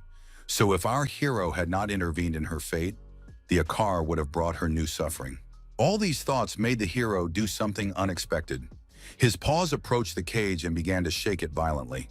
Lilith screamed and closed her eyes in fear, tears welling up in her eyes. She didn't want to believe that the real nightmare was yet to come. But then everything suddenly calmed down, and she opened her eyes, not understanding what was happening and why the dragon was behaving so strangely. Aphon announced that his captive was now free. At least the cage no longer held her in one place. She asked why he was doing this, to which Aphon replied that he was a kind creature who would soon rescue her. But for now, she was allowed to live here, and none of the monsters would touch her. The elven princess did not understand why they treated her so well, and what exactly her captor meant by freedom. But her questions remain unanswered again, because the connection was interrupted. But from the outside, it seemed that the huge monster had simply fallen asleep. As the young man's consciousness returned to his body, he thought that next time he would have more courage to meet the research group, because he had gained new powers. He was distracted from these thoughts by the sound of an incoming message, which brought him back to the real world. When he saw 99 unread messages, he thought his guild members had gone mad. They were all sending him very strange messages, hinting at spending time together. There was too much attention, so the guy decided to reply only to Lin Yuyun, who would surely tell everyone else that he was sorry he had to leave so quickly. The girl was very pleased to see his messages and wrote that she understood the reasons for his absence, because everyone has their own personal matters. She sent him a photo from dinner, and Su Yang smiled as he looked at his friends having fun. He realized that Lin Yuyun was a good person with whom he could get along well. The next day, our hero decided it was time to visit the Heavenly Pavilion. There he unexpectedly met his former classmate Gu Xiaoqian, who modestly came over to say hello. The blonde shared that thanks to her predecessors, she was able to reach the 20th level. Then she asked how the trip to the Diamond Kingdom went. From Su Yang's story, she learned that he had reached the 60th level and had come here to complete a third-rank mission. To be honest, the girl thought that our hero would stop communicating with her because she had not reached the same heights. But the guy said that he believed that a bright future awaited her. These words made her eyes sparkle with hope that this would turn out to be true and that success would soon come her way. Su Yang added that he couldn't wait for the moment when they could fight side by side. Now Gu Xiaoqian blushed and smiled, saying that she would try her best. After this conversation, the young man decided to take on another mission, the purpose of which was to prove his strength. While he was reviewing the conditions, the abbess approached him and asked him to be careful, as there were rumors of the Red Moon appearing. This was a special phenomenon in which all the monsters of the secret realm became extremely wild and dangerous. And there were too many monsters where Su Yang planned to go. But the main problem was that there was no definite pattern for the appearance of such a moon. It was only announced on the morning of the day it was supposed to appear. Nodding his head, the boy went about his business, not paying much attention to these warnings, because he believed that his fourth transformation would help him cope with such difficulties. Soon he found himself in the secret kingdom, where there was a half-ruined mansion that could only be entered by those who had reached the 60th level. Legend had it that the building once belonged to a dignitary who had been driven mad by a curse and literally overnight had gone insane and killed everyone in the house. The man who was now in this place looked up at the sky and felt a chill run down his spine. The red moon had decided to come out at a very inopportune moment. Since no one ever came to this place, the man decided to quickly set up warnings and go get more drinks to reduce his fear. However, he discovered that someone had already entered the secret kingdom, despite the red moon, so now his actions could not be carried out. But he didn't know yet that the most interesting part had already begun a few minutes earlier. Su Yang had already begun killing ghosts with gusto, and he was doing quite well, considering that his enemies were at a fairly high level. Smiling, the boy muttered smugly that the abnormal moon had no effect on his success. However, he did not expect that the bodies of those he had destroyed a second ago would burst into otherworldly flames and begin to giggle ominously. Our hero did not understand what was happening and how these creatures were getting to their feet and confidently walking towards him. Now the ghost boys looked much more sinister and dangerous. And what's more, their ability level had increased to 70. The guy froze in place and didn't know what to do. Now he understood that these creatures had been influenced and had become stronger, apparently due to the effect of the red moon. His opponents had become much faster and stronger, so there was no doubt that Bai Ling had warned him for a reason. It was quite difficult to withstand the onslaught of these monsters, who attacked tirelessly and performed maneuvers that were difficult to counter. These little creatures were amused that the boy couldn't find a loophole that would help him win. The sight of the monsters frightened the young man more and more each time, and he still couldn't get over the initial shock. He decided to use a skill called Demonic Blade, hoping that it would hold the creatures back a little. It didn't help much, only causing his enemies to let out a wild burst of screams and additional aggression. But he did manage to mortally wound one of them, as the remains of its body splattered the young man, who was clearly not thrilled about it. When the liquid touched his body, the system warned him that he had lost 10 points, and if this continued, the consequences could be dire. Now the guy understood that he had underestimated the effect of the red moon. The monster's attack power and defense had at least doubled. Using his power, he still managed to burn his enemies. But now it was crystal clear to him that he needed to be as careful as possible. The new battle was not long in coming, and soon the fight with the ghost became so heated that our hero had no time to catch his breath. He delivered precise blows one after another, which helped weaken the monsters. But in order to kill them, he had to exert tremendous effort. At one point, a body resembling a woman in a long dress and hood began to fly at him, and Suyan felt uneasy at the sight of her. He was not in the best condition. He understood that he had to expend too much energy, and his mana reserves were recovering very slowly. It was already difficult for him to breathe, but the monsters did not stop for a second. When the old ones died, new ones took their place, and this repeated itself over and over again. Just when Su-young thought things couldn't get any worse, an 82nd level giant corpse appeared on the battlefield. This elite monster looked like a nightmare. At first, the young man intended to rely solely on his own strength, but he was forced to act differently. Suddenly, an unknown force restrained the giant so tightly that he looked at his hand in fear, his only eye burning with despair. Out of nowhere, blue wolves appeared, knocking the monster onto its back and attacking it without the slightest fear. These were the souls of the moonwolf, whose level far exceeded that of their opponent, and they greatly helped Suyan. Stroking one of the wolves, our hero thought that, fortunately, these creatures had no problem recognizing their master, because they were capable of killing a real player. Su-yang decided that for the sake of victory, he would give it his all, even if it meant that this technique would upset the balance of the game. The wolves quickly and efficiently helped the guy deal with his enemies, so he soon found himself in front of a huge door, which clearly hinted that the boss had been found. Without a moment's hesitation, the young man kicked open the door and told the monster to prepare to go straight to the underworld from whence it had come. But upon entering the room, he saw an extremely strange sight.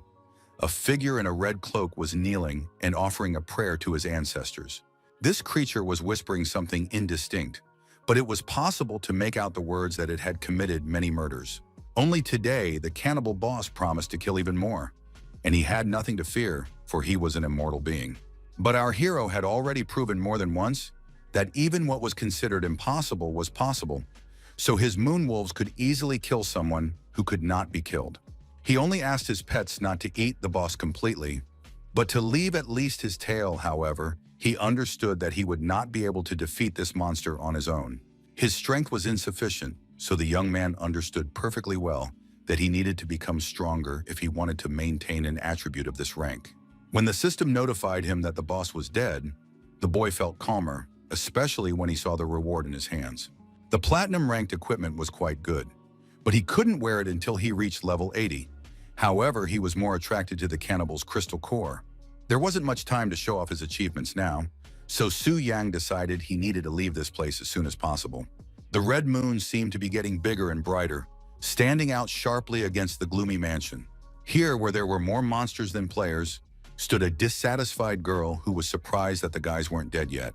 Ludi noticed that they must be doomed, because the dilapidated mansion was under the influence of the red moon, which meant that ordinary people could not survive in it. However, this was not what Lady Luo Linier wanted to hear. She was interested in information about the composition of the guild of the one who dared to come here before her. Jotai grimly reported that he had questioned all the guilds and no one had given him any information about their ward being in the mansion, so all that remained was to speculate. The young lady did not understand why nothing was happening, because the guys inside had clearly left this world, and even she had to be careful in a place that was under the influence of the red moon.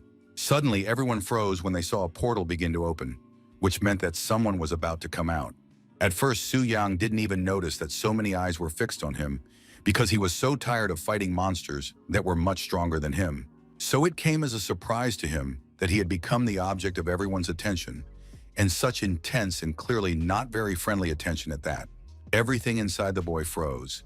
He didn't want to think about why the group was here, because it led to disturbing thoughts that they had found his true body. Luo Linner couldn't believe that she was facing not a group of experienced warriors, but just one boy, and such a young one at that. Her comrades almost rolled their eyes when they met this character again.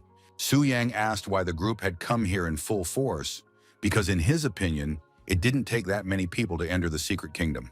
The guard countered with a question of his own, asking why he had come to this place alone, since today was the hour of the red moon. Shrugging his shoulders, the boy muttered that the kingdom was quite passable. While the man was trying to scold Su Yang, a young lady approached them and ordered him to shut up and step aside.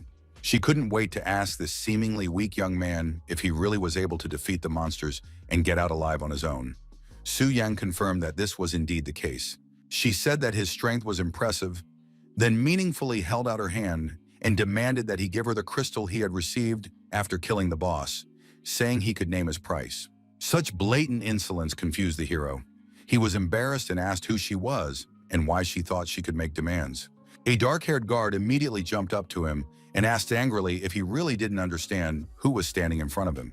After that, the brunette advised the young man to rub his eyes because standing before him was Luo Linner herself, the young genius of the association and daughter of the owner of the Heavenly Pavilion. She was ready to punish Su Yang immediately for daring to ignore his request and show disrespect. The guard could not have imagined that she would be punished by the very person she wanted to protect. The lady fluttered her long eyelashes coquettishly and ordered her companion to calm down and stop freaking out. Now that Su Yang understood that he was standing in front of the pavilion owner's daughter, he had no doubt that she had enough money to buy the crystal. When he asked what Lady Luo wanted from him, she replied that she was originally looking for food for her pet, but did not expect such behavior from him. Activating her magic, she added that if her new acquaintance could withstand her falcon for at least 3 minutes, she would consider nothing had happened. The already exhausted Su Yang was taken aback, believing that this was unfair to say the least, as he had barely recovered from the battles. Luzu was sure that this insolent boy was finished, but Zhou Tai said that one could not be so sure because the boy had managed to deal with the secret kingdom. But looking at the lady's spirit animal, it was difficult to predict the boy's victory. Despite his deadly fatigue, our hero forced himself to move so fast that it was almost impossible to keep up with him. He understood that the battle with the spirit would not be easy, so it was worth showing all his power, even though he did not want to do so. Seeing that the boy's blade was burning with magical flames, Luzi fell silent, now curious himself to see where this battle would lead. Suddenly, the bird approached its prey so quickly that it seemed to pierce right through it. The moment the enemy got too close, our hero struck it with all his might with his dagger, so that the bird's screech could be heard far beyond this place. To secure the result, Su Yang kicked the beast, throwing it back to a safer distance. Less than 3 minutes had passed before he was able to kill the spirit. Luo Linger was not just shocked, she was confused, because this had never happened before. Looking at her expression, our hero reminded her that she herself had said to hold out for 3 minutes, and there was no ban on killing the bird. After that, he could hardly expect forgiveness from this girl. Her power flared up like a lit match, and the young prodigy was ready to send him to the other world. When he felt her powerful aura, he was much more frightened than when the ghosts appeared. Everyone shouted at the lady not to engage in battle, because this guy had a special status, but she didn't care. Then she suddenly froze, as if the meaning of the words had only just reached her, and the girl decided to find out what they were trying to tell her.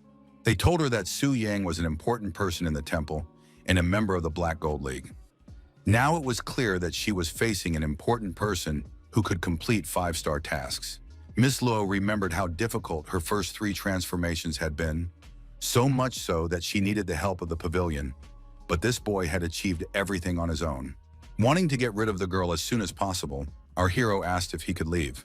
Gritting her teeth in anger, Luo hissed like a wild cat. After that, she jumped on her horse and said that they were returning to the pavilion right away. Looking at the lady, our hero thought she was amazing, and he even wondered if she could handle the black dragon. Opening the system window, the guy suddenly discovered that he had not completed the second task, which was related to the Earth Dragon. So he headed for the mountain range that served as the entrance to the ruined formation. Lo Linner and her entourage also arrived there. They were happy to be the first ones there, as they had every chance of beating their rivals. Although the boss was not very high level, It was extremely rare, so the girl said that they would need a lot of strength. However, when she approached the guard, he said with obvious fear in his voice that they should wait, because someone had arrived here earlier. These words made her eyes burn with hatred, and an oppressive aura activated, which could suppress even the strongest in the world. Noticing the girl's state, Lucci decided to explain to the man who was standing in front of him and remind him that they had come early in the morning when there was definitely no one else there. Hearing that there was a man with privileges in the temple standing in their way, Luoliner said that if the staff was getting in their way, they should be removed. At that moment, Su Yang appeared, unable to understand why there was a crowd of people in front of the entrance, preventing him from concentrating. Noticing that fate had brought him together with this strange girl again, he barely suppressed an irritated sigh, while the young lady was ready to burn him with her gaze. Even Luzi couldn't take it anymore, and asked loudly why the young man was following them around like an annoying fly. Su Yang could have said the same thing, as he was beginning to think that the team had secret plans for him. The girl haughtily told the boy not to get his hopes up, because she had more important things to do than chase after some weakling who was about to die in some mess. Ignoring these words, our hero asked what had brought the young lady to these low-level surroundings of the wild boss, doubting that she simply wanted to compete with the newbies. Chotai answered for her, saying that his mistress was preparing to subdue the wing of black flame, so this monster was just training before the big game. But Su Yang had no intention of giving up this boss to her, and the fierce girl began to threaten him, saying that when she defeated the black dragon, even the temple would not be able to protect him. But the young man was not afraid. Entering the portal, she said that she could just wait a little while, then a new boss would spawn and she would have another chance to practice. The girl's guard was beside herself with rage, while Zhou Tai couldn't help but marvel at the courage, or perhaps foolishness, of the young man who seemed to care about nothing. Every time only one question arose in his mind: would Su Yang really act alone?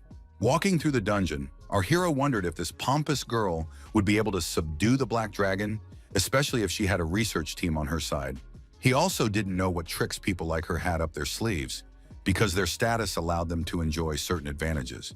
All these thoughts faded into the background as soon as he saw the dragon of the rocky abyss. The monster resembled a sleeping lizard and looked much weaker than the black dragon. It was a wild boss of the 61st level, snorting peacefully and clearly not expecting to be attacked any moment.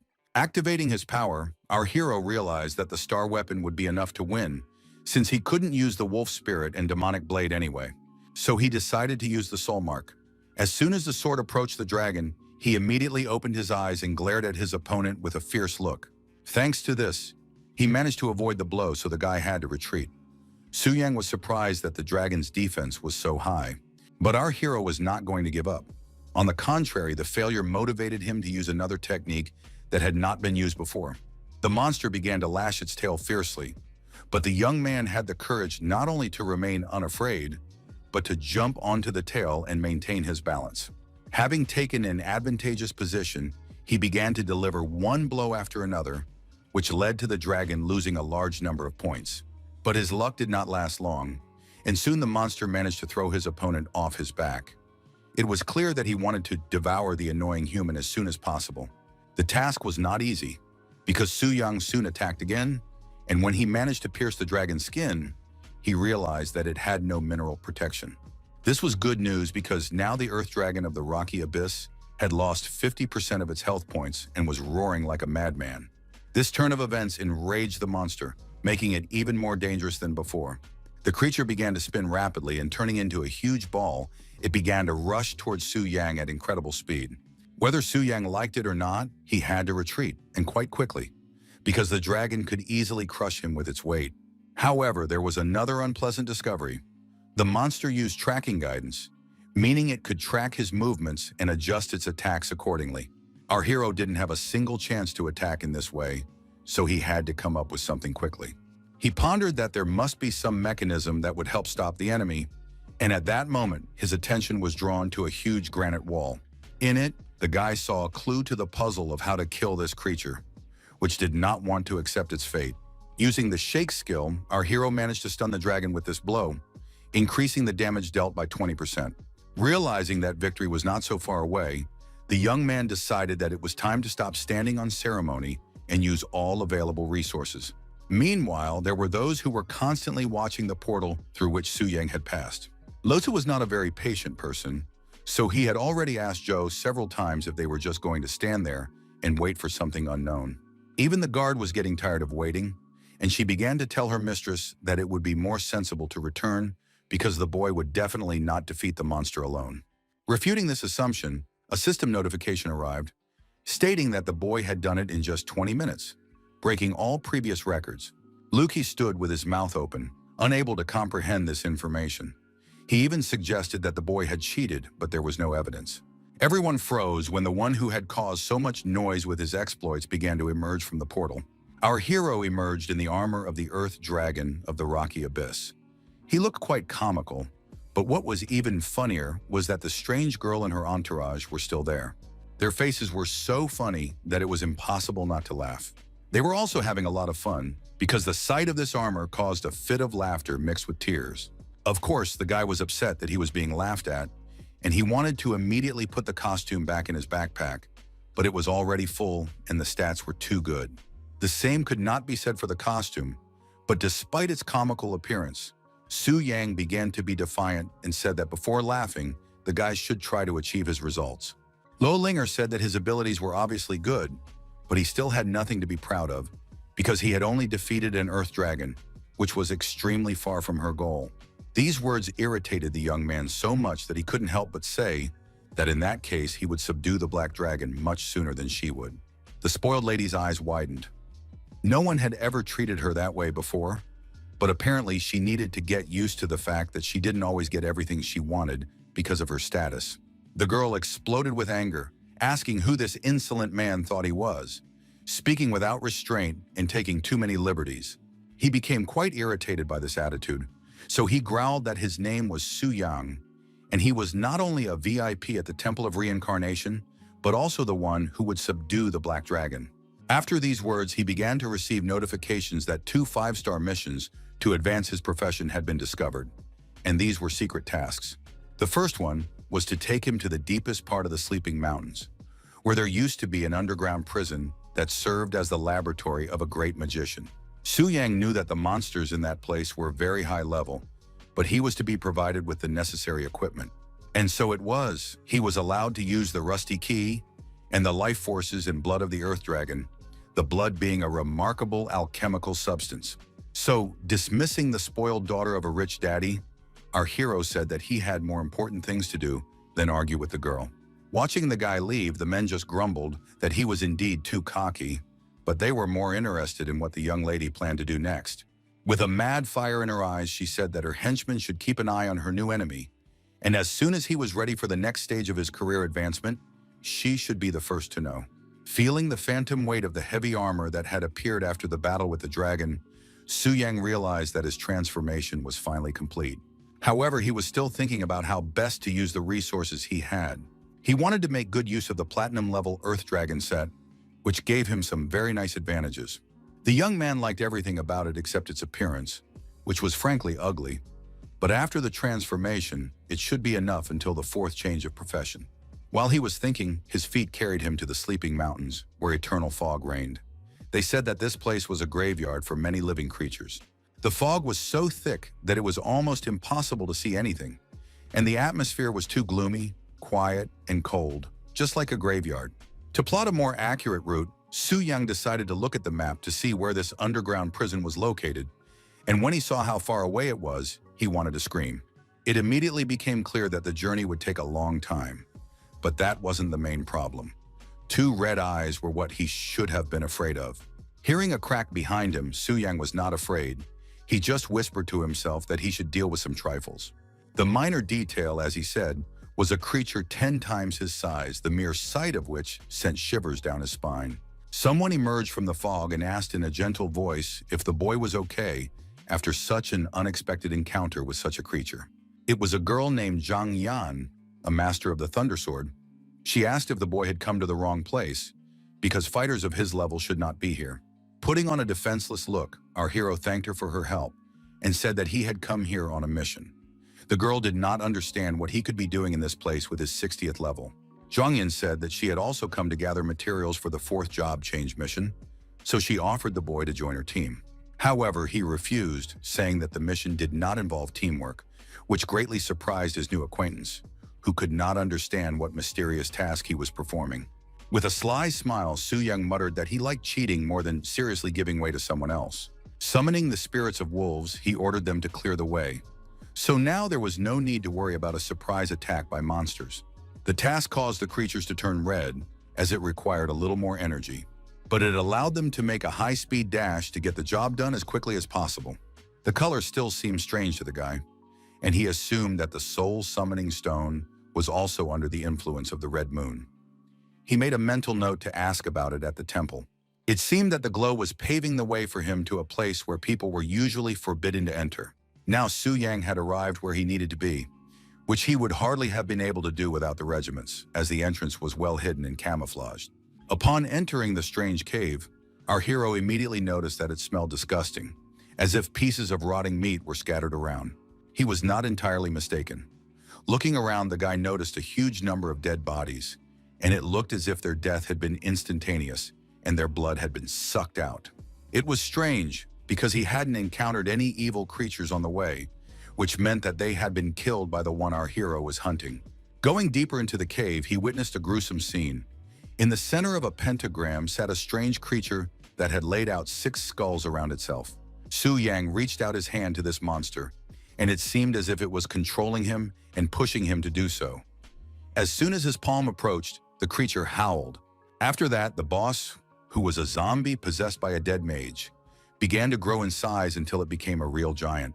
Once upon a time, this mad mage sought blood glory, but then died under mysterious circumstances. Even after death, his evil intentions did not dissipate. It took very little effort to kill the creature, and the experience points went to the hero's stats. In addition, he received the Mad Mage's Notebook of Experiments. This book was a very dark subject, revealing things that were not customary to talk about in decent circles. But, as we know, everything that was secret or forbidden attracted even more attention. So our hero decided to read a couple of pages.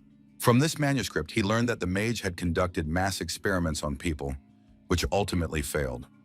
Su Yang did not understand what this vile book would give him.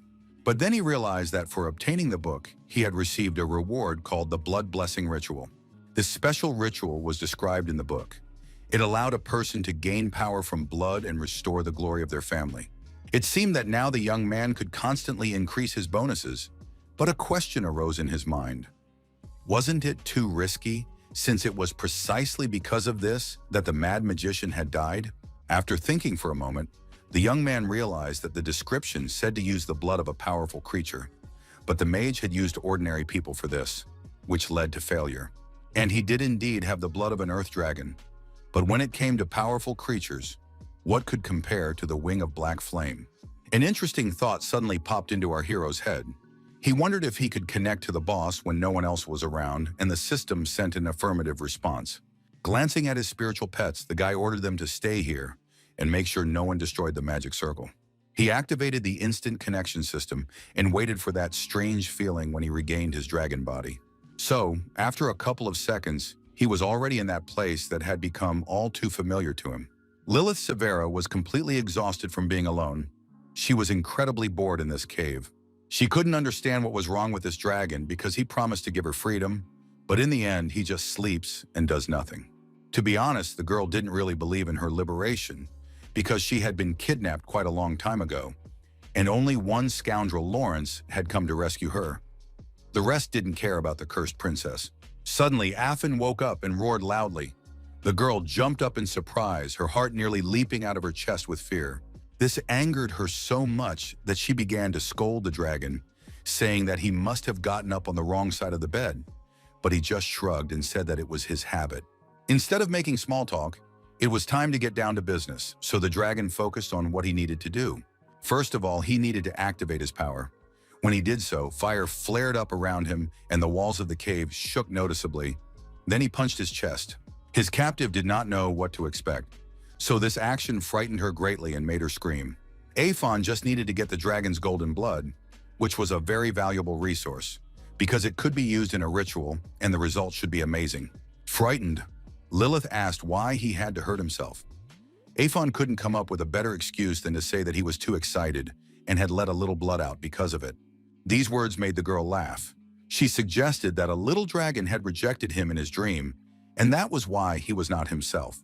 The playful mood spread to our hero, so he asked if the girl was really worried about him.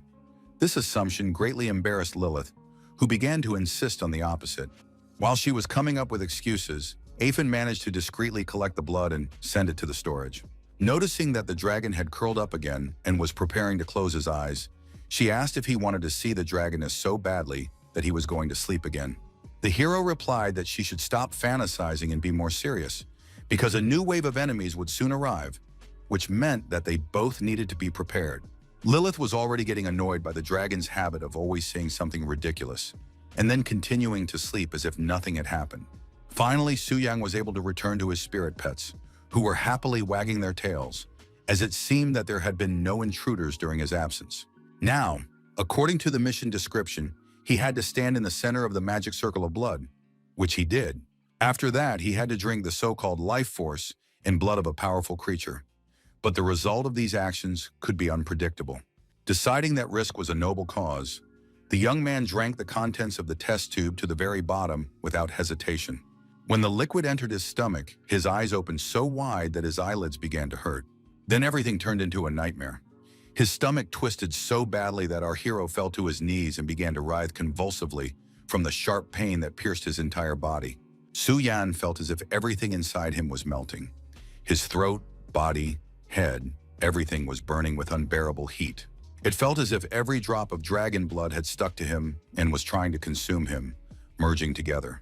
The wolves became nervous, sensing their master's condition, and were worried that he might die right before their eyes.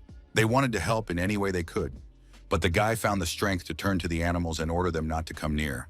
He explained that this was just part of the ritual, that the weak were unworthy of receiving blessings from the strong, because only the strong could become more powerful through painful trials.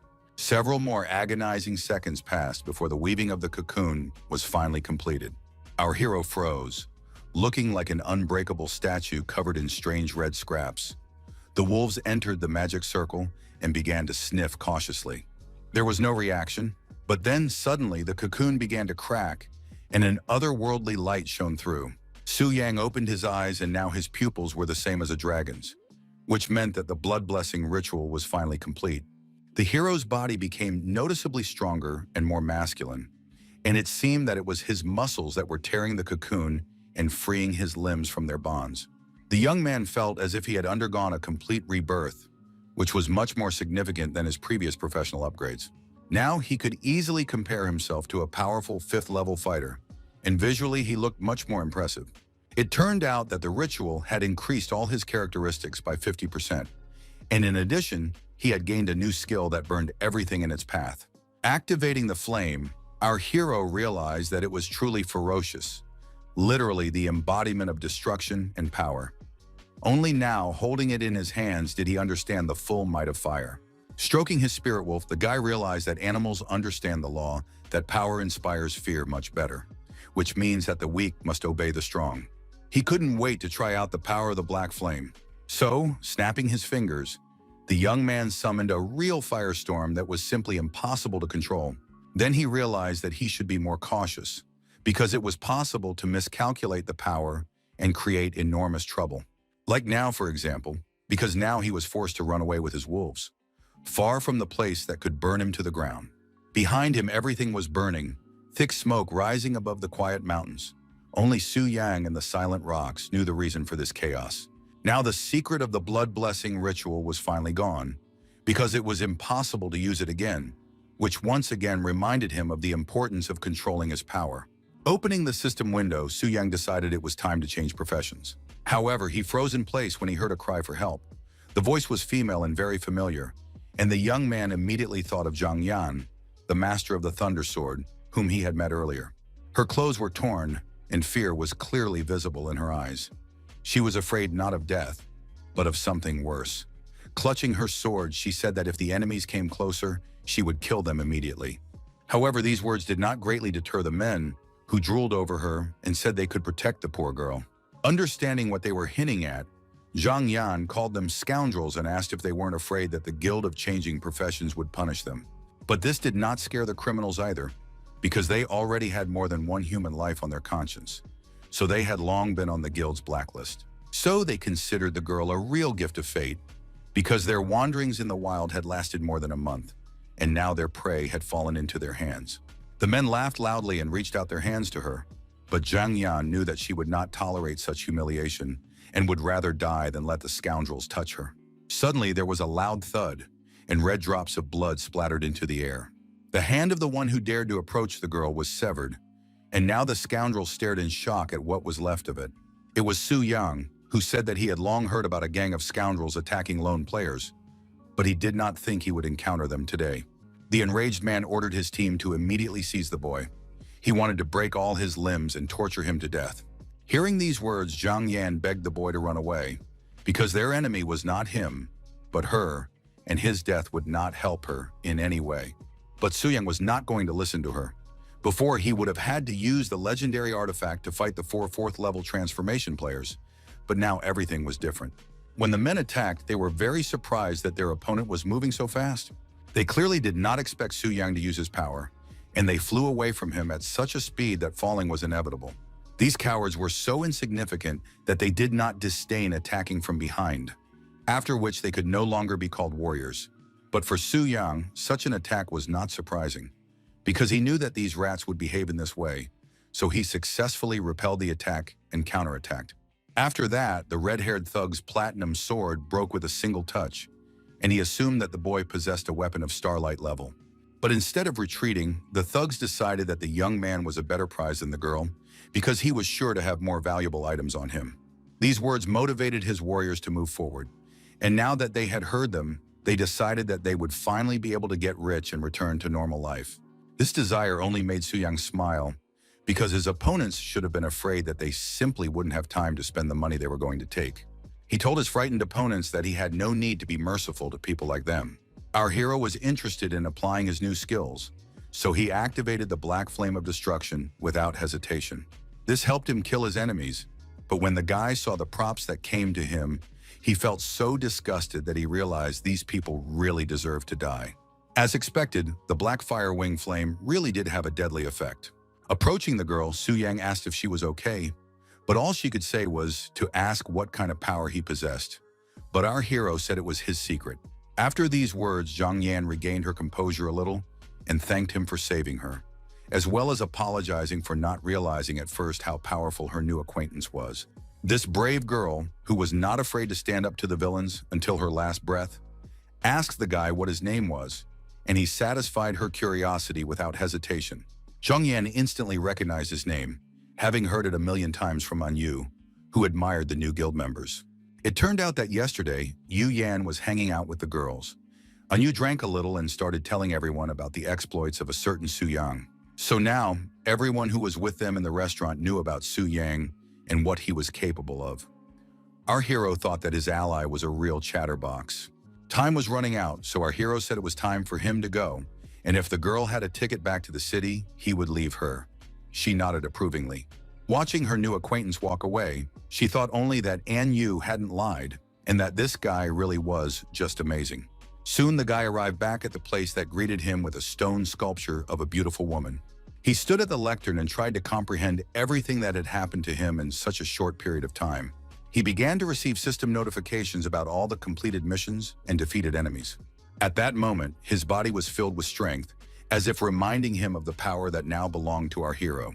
The messages disturbed his mind again, informing him of all the experience points and achievements that were now credited to the guy. He was most impressed by the skill of the mysterious mage warrior, who was simply a machine for destroying enemies, able to destroy all spells and strike back. He also liked the magic armor, which reduced damage taken by 30% and increased stamina. And finally, the skill book, something worth fighting for and dying for. It could help him reach the legendary level and passive skill of a mage warrior, as well as add additional percentages to his characteristics. This skill was completely analogous to double spirit enhancement, and given his current stats, physical attack damage increased by more than 200%. While he was lost in thought, Bai Ling quietly approached him and said in a blissful voice that the brave warrior had become even stronger than before. Our hero noticed that the abbess looked unhappy. She explained that the temple only provided services up to the 3rd transformation, which meant that Su Yan would have to go to the city of heaven. While she was saddened by the fact that the young man would have to leave, the statue flashed with a bright light, as if it had just bestowed its blessing. The light headed straight for Bai Ling and enveloped her body, causing her to gasp in surprise. This scene reminded the young man of the blood blessing ritual, except that what he had gone through was sinister and mysterious, while this was bright and holy. Now the woman appeared before him in a different form, resembling an angel. The blessing ritual was complete, and now Bai Ling had become a priestess of the 5 transformations, which meant she was going to serve in the city of heaven. Descending to the young man, Bai Ling joyfully said that now she would be able to continue to be with such a great warrior and see all his ups and downs. Suddenly, she leaned against Su Yan and muttered that she was a little tired and wanted to sleep. Apparently, the process had exhausted her. Resting his chin on her head, our hero realized that if she went with him to the city of heaven, he would feel much more at ease. So he was not at all opposed to traveling together. It seemed to him a true blessing of fate. As they left, it was impossible not to notice the golden decorations of the temple. However, the parishioners did not spare it, banging on the door with all their might and shouting that it was time for those who had been in the temple for so long to leave. At some point, the door finally opened and thick smoke poured out, as if there was a fire. Su Yan came out, but the angry men did not immediately understand who he was holding in his arms, because it was hard to believe that he was carrying the abbess of the temple. The nasty warriors immediately began whispering that this boy had just been alone with the temple priestess for at least half an hour, and they wondered what they had been doing. Our hero paid no attention to all this unpleasant talk, coldly saying that they needed to go inside to change professions, so they should make way for them. But it wasn't that simple because someone's strong hand gripped his shoulder tightly, preventing him from moving forward. It was one of the warriors who had made dirty assumptions. He demanded that the young man immediately tell him what he had done with the priestess, otherwise they would not let him pass. When Su Yang turned his head toward him, his eyes flashed with hellish fire, and the man immediately recoiled, feeling a frightening energy. Falling to the ground, the warrior said that this look almost made him run away. He did not understand what power the man standing before them possessed. Suddenly, another priestess ran out of the temple, who had just been appointed chief priestess of the eastern city, which meant that Bai Ling had to go to the city of heaven. The girl wanted to know the details, but all our hero said was a formal congratulations on her promotion. After thanking him, the young priestess said that she was upset at the thought that she would not be able to see the young hero and the senior priestess, to whom she was very attached. Then the young man told her not to be sad, because he would return soon, and then they would definitely go out together to eat and drink tea. These words comforted the servant a little. After that, the story takes us to the city of heaven, where the temple of career change was located.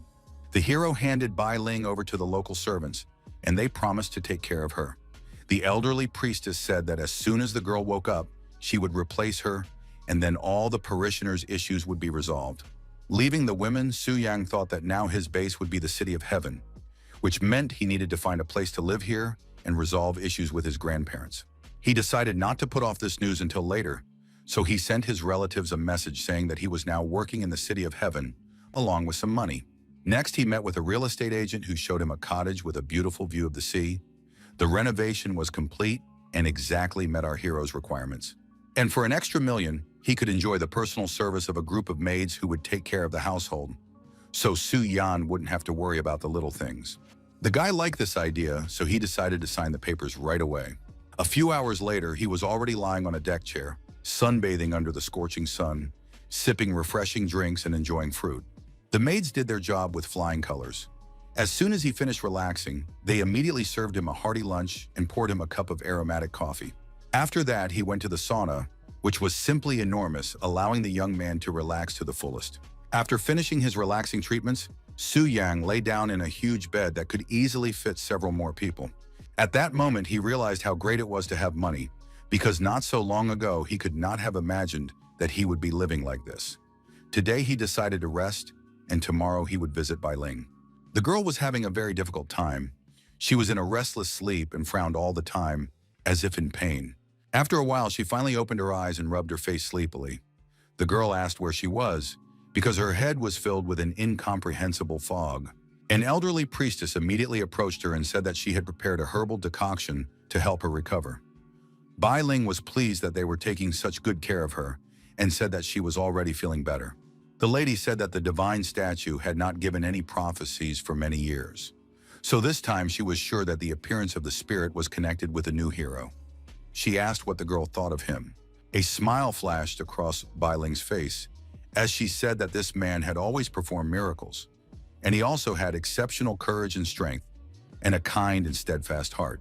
Looking at the threatening red moon, the old woman said that her successor was quite good at understanding people, so she could safely entrust the city to her. The newly awakened priestess was frightened by the words that the red moon had not dissipated for many days, which meant that the event was near and she should be careful. Bailing blamed herself for completely forgetting about this phenomenon, so she jumped up abruptly and rushed out of the room, leaving the elderly lady completely bewildered. She prayed that nothing would happen to Su Yang, because she had not warned him about the invasion of the blood moon. The old woman who had been watching all this quietly said that anxiety causes confusion and feelings cloud the mind, suggesting that the young priestess had fallen in love with the hero. At that moment, Su Yang was resting peacefully on his huge bed, sleeping deeply and breathing evenly, even though his snoring could be heard from the other end of the house. But at some point, his eyes suddenly opened wide, and he thought he heard a scream. The guy didn't know if he had dreamed it or not. Acting on impulse, he left the room, and not in vain, because he noticed a maid running away in fear, screaming that she had seen a monster. It turned out that a rare event called the Red Moon Invasion had been activated, and it was necessary to defeat the invading monsters or die. The demonic creature was so huge that at one point it seemed to the guy that he still hadn't woken up. But when the enemy shouted "Die" loudly, it became clear that it was all real. Our hero wanted to quickly finish off the creature and go back to sleep. But something inside him screamed that the mission would not be so simple. Suddenly, a horse flew over him, ridden by Luo Linner. She said with a smirk that she was right about the boy becoming the target of the Red Moon's invasion. Meeting his gaze, she ordered the young man to leave, for he was no match for this demon. This time, she had to stop the invasion of the Red Moon. Su Yang tried to find out what they were dealing with, but the girl said sharply that she was not obliged to answer his questions. So if he wanted to know anything, he should ask someone else. After that, she concentrated on the battle and summoned her spirit beast, which looked like a giant tiger eager to fight. For a moment, the world around them stopped, and it seemed as if everyone was watching to see who would prevail, the spirit beast or the demonic monster whose eyes burned with hellfire. The entire space shook from a powerful explosion that destroyed everything in its path, and the battle began. The destruction was very stressful for our hero, so he shouted loudly, insisting that they not make a mess here because he had just settled into his new home. Amidst all this chaos, Bailing appeared, running towards Su Yan in her nightgown and anxiously asking if he was okay. The girl hugged him tightly and said that as soon as she woke up, she immediately saw the red moon outside the window and remembered that she had not told him about the invasion. Sitting her down on a chair, our hero asked if she could now tell him all the details, and she nodded affirmatively. It turned out that the red moon was a harbinger of the appearance of monsters from an unknown space called Scarlet Wither, who invaded the areas where all the heroes who had reached the third transformation were located. In addition, the heroes killed by the Crimson Wither could not be resurrected, but the guy thought that this event seemed too strong for the third transformation. The priestess couldn't help but agree. This time, the phenomenon really did have some peculiarities because the monsters were extremely strong. It was not for nothing that our hero noticed that the creatures, which were originally at the level of the third transformation, suddenly increased to the fifth, which was simply impossible. These creatures dealt crushing blows to the beast sent by the daughter of the owner of the Heavenly Pavilion. She also noticed that this curse of the Red Moon had too powerful a transformation that did not fit into the third level. She was eager to attack the demon herself, but unfortunately, Su Yang stopped her, saying that if she continued to fight like this, she would destroy his house, so it was better for him to deal with everything himself. It was hard to believe that the guy was really going to deal with the demon on his own, and the spoiled girl declared that he didn't need to ask her for help, but he definitely didn't need any help. Activating his power, he decided to show off all his might and send the hellish creature back to the underworld.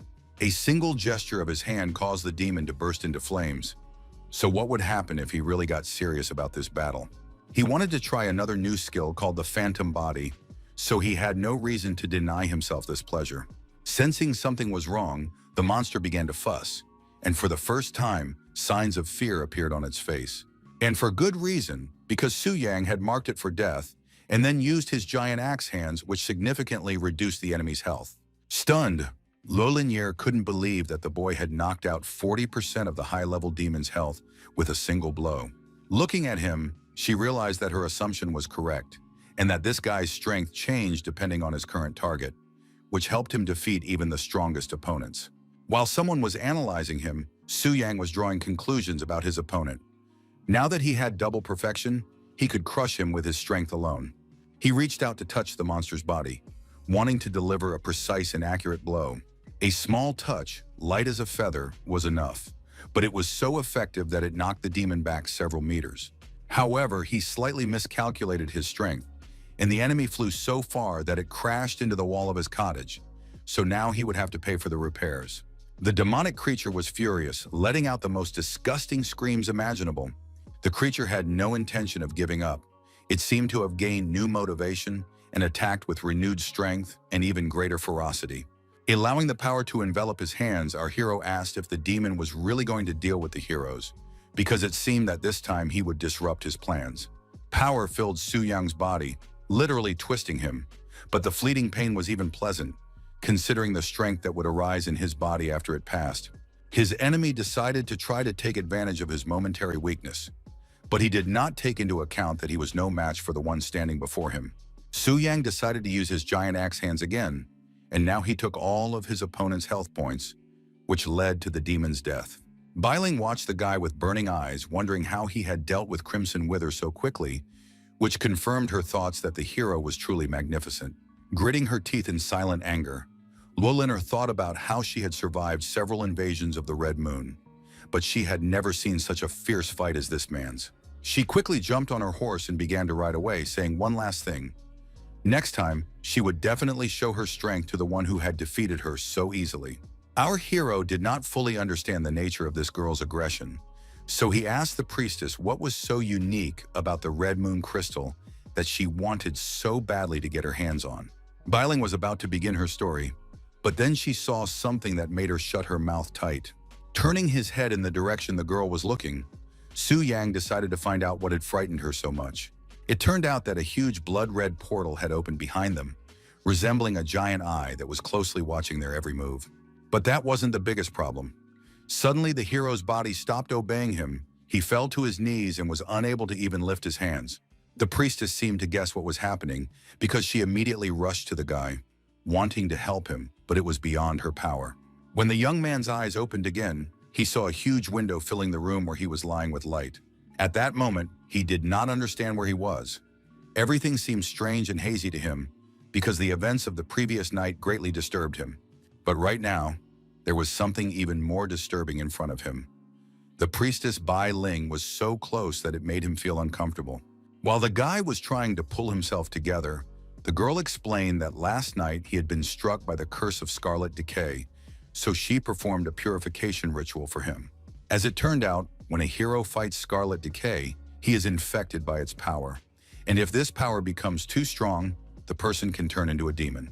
Therefore, the priest is obliged to free the warrior from this influence. And in order to perform the ritual, close contact between two people is necessary. Although it was necessary, the young man still felt uncomfortable because such closeness confused him. But these thoughts faded into the background when Bai Ling coughed, and he noticed a bloody red mark on her neck that looked very painful.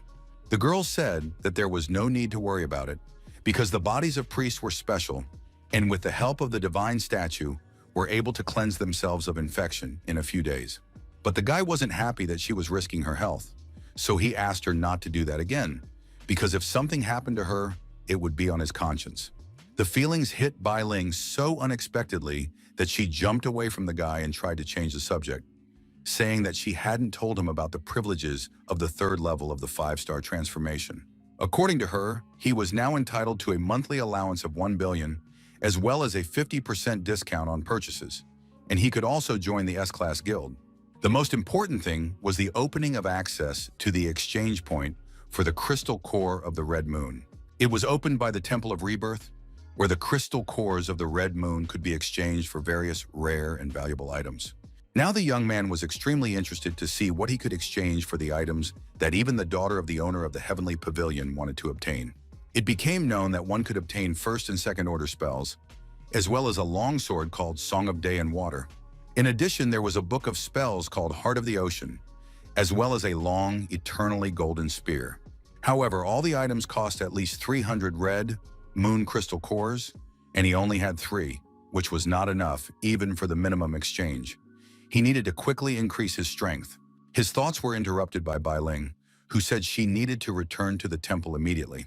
The guy also had something to do, because he needed to repair the damaged areas. The girl told him that a very important guest was expected to arrive in the heavenly city today, which surprised and intrigued Su Yang. In the city of dragons in the very center of Longxia, a magical portal opened. An unfamiliar person walked confidently amid the surprised exclamations of the crowd. It was Mingji Zhenxi, a level 128 Beastmaster, the daughter of the Mingji family. Those walking behind her discussed the fact that their master had paid a huge sum of money so that the young lady could subdue the dragon. An old man in black robes emerged from the crowd and greeted the travelers to Longxia. His name was Li Lao, and he was the consul for external relations in this place. He asked if the young daughter of the Mingji family was really going to defeat the dragon, and the lady's companion said that there was no need to worry about her because the girl had impeccable talent. In the eyes of this girl, the elderly consul saw that she was young and energetic, someone who would stand her ground to the very end. Zhenxi interrupted their conversation, delighted that her companion, Wu Si, and the consul had already met and had time to discuss something. The young lady was very curious and sociable, so she immediately told the old man that they had arrived very recently and hoped that he would teach them more. Pointing to the portal, the consul immediately explained that the Black Dragon Fortress was located in the City of Eternal Winds, and that in front of them was a teleportation point, which they needed to enter. While the young lady waved cheerfully to the old man in farewell, her companions could not believe that he had sent them to the dragons so quickly and had not even thought to accompany them. Hearing their indignation, Zhenxi began to scold her companions, reminding them that they were guests and therefore had to play by someone else's rules and not cause trouble. Looking at her, Wuzi thought that such behavior could leave her with nothing in the future. This was the main disadvantage of her master's excessive protection. Luo Linner and Zhou Tai watched them from above, and the girl asked if this girl was really a talented ruler of the beasts from the Kingdom of Flowers. Her companion nodded affirmatively and suggested that her main target was the dragon. Luo Linner wondered what threat this little girl could pose, but she was much more concerned about Su Yang. Zhou reported that he had recently conducted an investigation and learned that Su Yang had only recently received the initial title of warrior and had independently improved his skills and level in a very short time. It was surprising that he had achieved everything without the help of his guild. The girl was amazed that this mysterious guy surprised her with his unexpected actions every time. While she was thinking about how she might lose to someone who had barely passed the third transformation, Zhenxi and her company began to leave. They also needed to return and prepare better for the upcoming events. But for some reason, Luo couldn't take her eyes off this cheerful and carefree girl who was waving at them. Her cheerful manner annoyed her immensely, and Luo was downright disgusted by the way this green-eyed blonde was behaving. Zhou Tai froze in place, realizing that they had been discovered, but that was impossible because they had used objects to hide themselves. The girl realized that she had underestimated her rival, so now she changed her mind and ordered all their people to be gathered immediately, because in half an hour they had to be at the entrance to the Black Dragon Fortress. Meanwhile, Su Yang was trying to solve his everyday problems after the Red Moon invasion. The maids were cleaning thoroughly, and he was giving orders on what exactly needed to be done. However, all his plans went up in smoke as soon as he saw a system notification that an enemy had been detected invading the secret kingdom, and he had to connect to the boss. When the maids saw their master leaving, they cried out indignantly that the repairs were not yet complete, but Su Yang simply apologized and said he had urgent business to attend to. Transforming into a dragon, he first read the message that the secret kingdom's rivals were a fairly large Shrank research group. Our hero immediately guessed that the leader of this group was Luo Linner, who looked very tired and embittered. She ordered everyone to go into battle immediately and promised that if they helped her subdue the Black Dragon, they would all be rewarded. Hearing this, the dragon smiled, seeing the upcoming battle as a great opportunity to get back the money he needed to repair his house. However, this time the research team was much better prepared. Not only were there more people than before, but they also looked like experienced fighters with good equipment. But the monsters serving him began to say that their master could rely on their help and leave the invaders to them to tear apart. This was said by the mutated warriors of dragon blood, who possessed very impressive characteristics and were serious enemies. Our hero had never seen these monsters before. Lilith said that these two had become so strong and changed after tasting his blood on the day he hurt himself. He was already delighted to have found a use for dragon blood, but Lilith said that only those two had mutated successfully, while the others were less fortunate.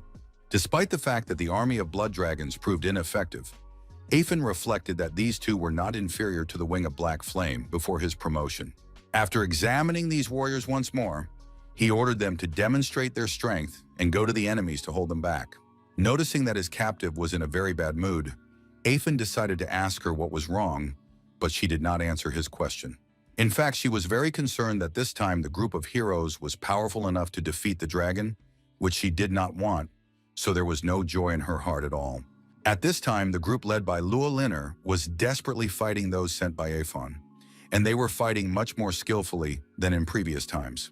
Lua noticed that the head of the heavenly pavilion was very tense, and she said that even if the dragon advanced to a higher level, the small monsters would not change. However, they had no idea how wrong they were about this. They were used to the idea that there could be no significant changes, but that time had passed.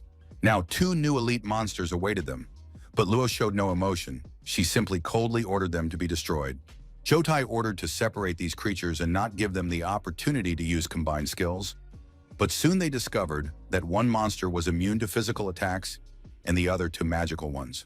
So now the battle was complicated by the fact that they had to use the right attack on each creature, and God forbid they got it wrong. They used a skill called Instant Kill with a Shadow Strike, then decided to finish it off with a Fierce Strike. This helped as they knocked down one of the dragon's minions. Bleeding profusely, the monster muttered that it had died for the greatness of Lord Athos. However, the group of warriors was mistaken in thinking that he was dying. On the contrary, all his characteristics increased sharply. Getting to his feet, the monster growled that he would now kill the invaders.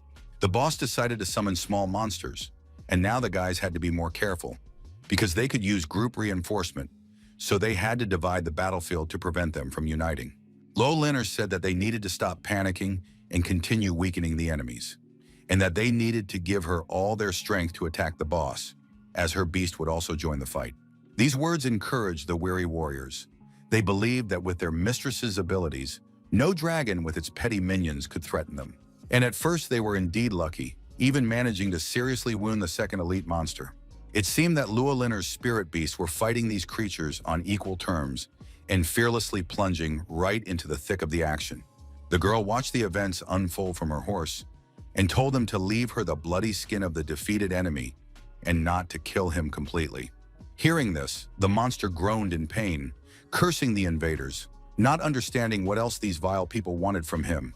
It turned out that the girl realized that it was a dragon in human form, so she thought that it could be tamed. Power pierced the creature's body and it screamed loudly, sensing that the human wanted to tame it, but trying to resist it with all its being.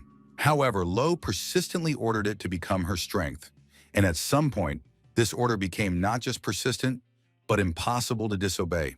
At some point, the monster forgot who he was, and the young mistress convinced him that he was her loyal servant, ready to give his life for her. His kinsman begged his brother not to succumb to the charms of this vile girl, for they were servants of Aphan and could only give their lives for him. Aphan was extremely dissatisfied that the enemies had not only invaded his territory, but also tried to capture his monsters, which enraged him. He understood that with such a team, he could not win even at the level of the Shining Moon, so the decision was made to swallow the strange piece of meat. Seeing the foul-smelling piece in the dragon's hands, Lilith could barely suppress the urge to vomit, and when she thought about Aphan chewing it, she felt even worse. If this was the only way to win, our hero was ready to suppress any feelings and do what was necessary. Yes, the dragon didn't like it either, but in order to finish off the girl, he quickly swallowed a piece of meat and pretended to enjoy it. However, his bravado faded as soon as the disgusting taste of sewage appeared in his mouth, so he couldn't hide the look of disgust on his face. The effect was immediate. The dragon's body glowed, and inexplicable processes began to take place that were supposed to increase his strength. The glow became more intense with every passing second, So much so that at one point Lilith thought it might blind her. Even the members of the research team noticed a pillar of bright light, which was approximately where the Black Dragon was spending his leisure time. When Otho's subjects saw this light, they realized that their lord had not abandoned them, and this gave them strength. Such a powerful force emanated from the dragon's fortress that Lo Linner was confused for the first time, because she did not understand what was happening and how to proceed. Still in shock, the girl barely managed to stifle a scream when she saw the mighty dark body. Spreading its powerful wings, the Black Dragon finally decided to reveal itself to those who had come to its lair. Following this, the guys began to receive alarming messages saying that the boss had begun to mutate and had now risen to the level of the Shining Moon. Not to mention him, the dungeon itself had reached a higher level and was now more difficult than ever. The transition to the new level was complete, so now Aphon understood that it was time to crush those who dared to enter his lair. Luki shouted that this was some kind of joke, because before that, the level was lower. Jotai barely restrained him, but even though he was shocked himself, he understood that they all needed to calm down. They all began to ask the lady what they should do, because the boss at this level was beyond their power. To tell the truth, Luo herself had no idea how to get out of this situation, so she started saying that it must be some kind of dungeon error because what was happening was unreal.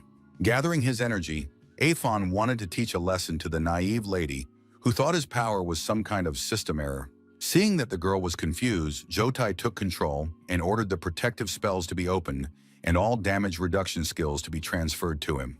The team members began to obey all orders without question, trying to hold on with their last ounce of strength, using all their abilities to survive. But they could do nothing against the pure destruction of the fiery hell. The dragon enjoyed watching the light of life gradually fade from the eyes of his opponents, and this time was no different. Jotai, who could barely find the strength to keep his body in a sitting position, thought about the incredible force they had to face.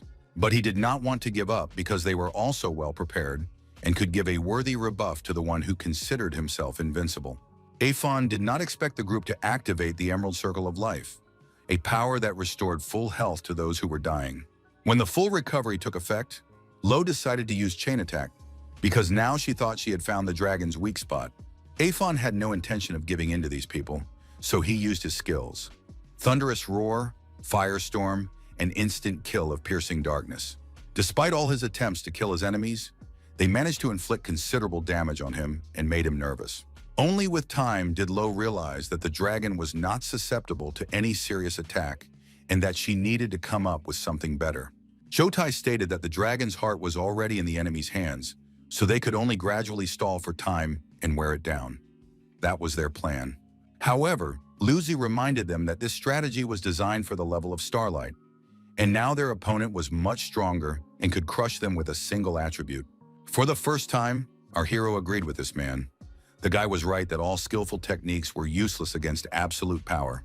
Everyone tensed up when they noticed that the boss was about to attack again, and their defense had not yet been activated.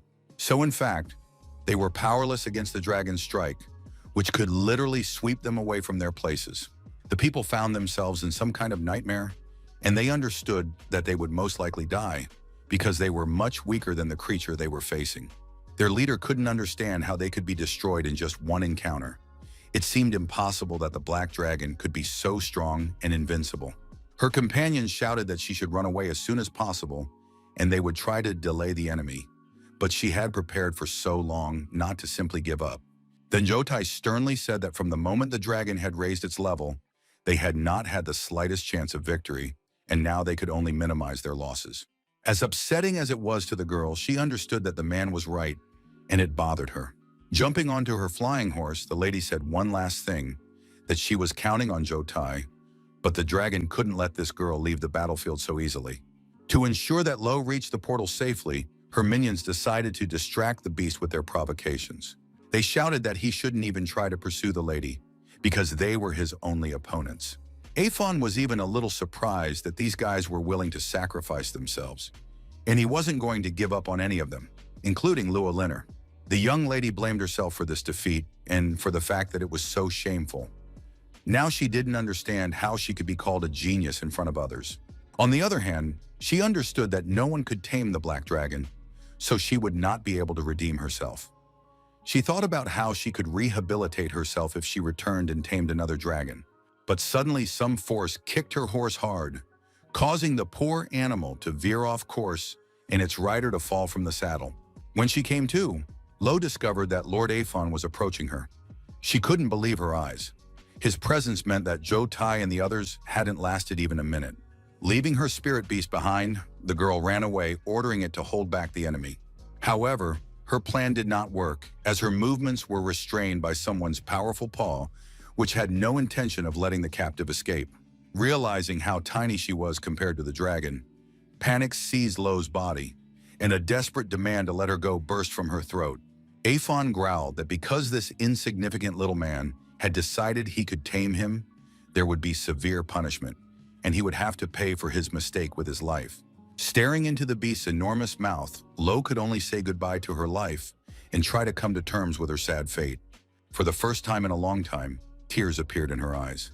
She felt like a small, defenseless child begging her tormentors to stop hurting her.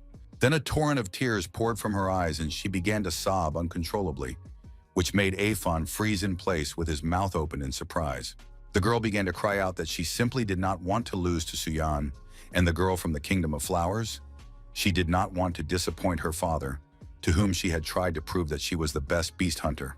Honestly, the dragon couldn't have imagined that Lualina herself was so naive and fragile, so he decided to take pity on her and promised not to eat her. However, he did not plan to let her go either. The only mercy our hero could give her was a quick death that she would not feel at all. After all, there was a simple truth. Humans and monsters could not coexist, and if a girl encountered a dragon, she was out of luck. After that, our hero's strength increased and his level rose. He felt a power spreading inside him, like a violent stream of fire. It was the greatest gain in experience so far, even several times greater than the last time he killed a 6th-level elf mage. With the enhanced essence of dragon blood, enormous power seemed to burst out. Logging into the system, he discovered that the research team had also lost a lot of platinum-level equipment, but that didn't bother him too much right now. But what interested him most was whether Lo's trophies would surprise him, because she was a pretty strong opponent, even though she wasn't defending herself this time. In the inventory, he found a shining moon-level Spirit Whisper ring, which was a pretty good find. The item was encrusted with a boundless stone, which could permanently increase the mental power of its owner. The stone also removed level restrictions, for which the dragon was even ready to thank the lady. Then he saw another effect in front of him, so he waited eagerly to see what else awaited him. It turned out that he now had a 1st-level spell scroll called Fury of the Wind God. It was an excellent addition to his arsenal, because now he had 2 scrolls with this spell, but it was time to return to the real world. Watching the dragon fly away, Lilith Severa thought about how he had kept his word and won again. She wondered whether she would get true freedom, as she had been promised, or not. For the first time in a long time, a spark of hope flashed in her eyes. She wanted to believe that the time would come when she could start living a normal life outside this dungeon. Meanwhile, our hero materialized at his home, greatly frightening the maids who nearly dropped their cleaning tools. Looking around, the guy was pleased to see that everything had already been repaired. Of course, he had paid double the price, so the workers had done their best. Sitting down on the sofa, Su Yang said he was very tired, so he asked for a relaxing massage and the maids immediately got to work. Outside the Black Dragon's dungeon, however, things were not so cheerful. The research team did not understand why the dragon kept increasing its level every time, and they could not defeat it. Their moaning was interrupted by Zhou Tai, who asked irritably if anyone had seen Miss Luo. Everyone instantly realized that they hadn't seen her since they left, which meant that her body had been burned, just like theirs had been last time.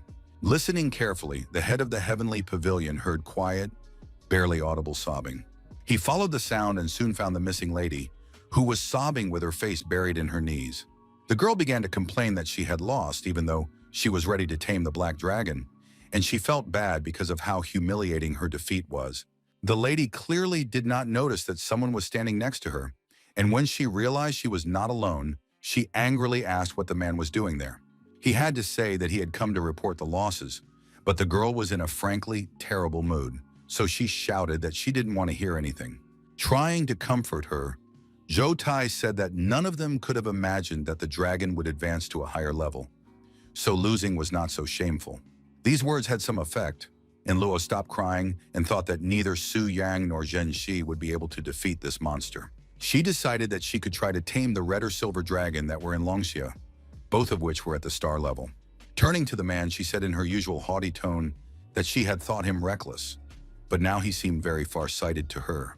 Approaching the rest of the team, the young lady announced that they could report all their losses to Zhou Tai and that they would be compensated for everything. Suddenly, the girl froze in place when she heard an unfamiliar voice asking who they were. It was Ming Zhenxi, who after a few seconds realized that she was standing in front of Lady Luolinger. The dissatisfied daughter of the owner of the Heavenly Pavilion nodded affirmatively and asked if the girl had also come here to tame the Black Dragon. Zhenxi happily said that she wanted to try her luck and extended her hand in a friendly manner, but Luo ignored the gesture and sarcastically wished her luck. Such rude behavior and disregard for basic manners angered Zhenxi, who shouted after the departing girl.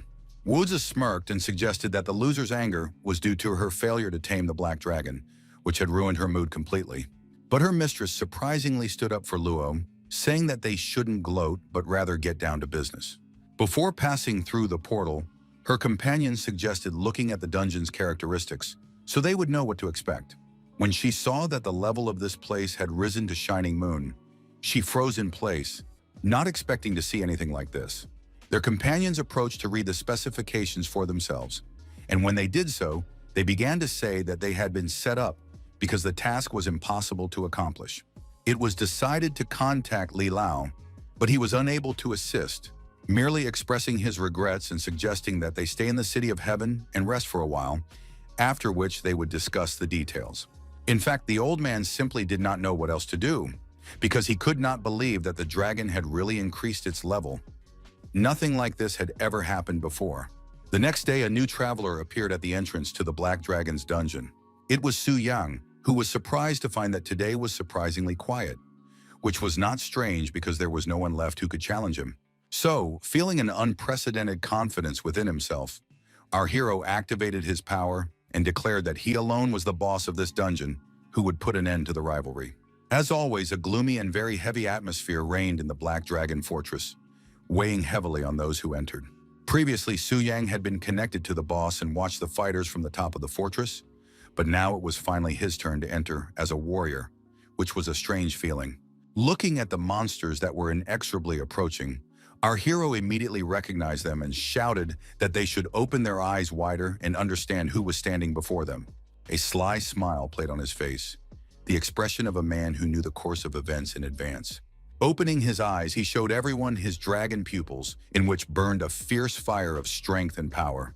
Without understanding why, the creatures began to fly away from him, as if they had seen someone who could tear them to pieces with a single movement of his hand. That was indeed the case. They sensed Lord Athos' aura and could not understand what the newcomer had to do with all this. They tried to understand why this frail young man seemed deadly dangerous to them. But looking closely at the flames burning around him, it became clear that they belonged to Lord Ato.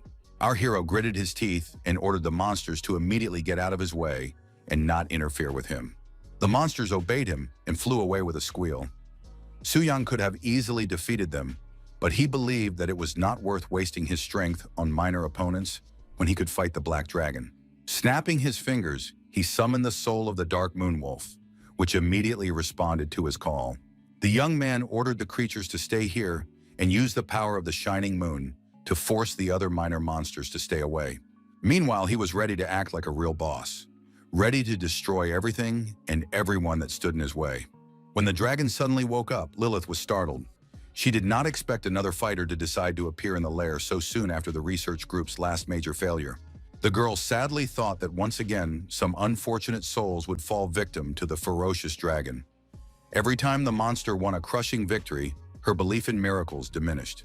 The Black Dragon was a huge creature that inspired terror and made the blood run cold in one's veins. Even the spirit animals that served Su Yan were frightened, especially after they smelled their master on the monster. But if the beast ate him, they would also die. Suddenly, the dragon began to harm itself, so the wolves thought it had completely lost its mind. Lilith immediately remembered that the last time the monster injured itself, she noticed that its talent did not work on itself, and everything could become critical if it reduced its health too much. It turned out that Su Yang had ordered the dragon to stay put and suppress its health recovery as much as possible, ordering all the monsters to do the same. Then our hero shouted loudly, announcing the severing of the connection that had formed between them. The wolves were truly happy when they saw that their master was still alive, which gave them hope for a quick victory and made their fear recede. Looking at the one who had helped him realize his dream and become strong, our hero could not say that he felt nothing for the great dragon. But now the young man understood that he had a new path, and it was time to move on. And for that, he needed to close the issues from his past life. So Su Yang ordered this creature to die, and then become his reborn friend, with whom he would conquer the whole world. After 2 tense hours, it was still not over. The guy could barely stand on his feet from exhaustion, and the wolves were greedily gasping for air, their mouths open and tongues hanging out. The hero's hands trembled treacherously, but he was not going to give up, even though it would be really difficult for him.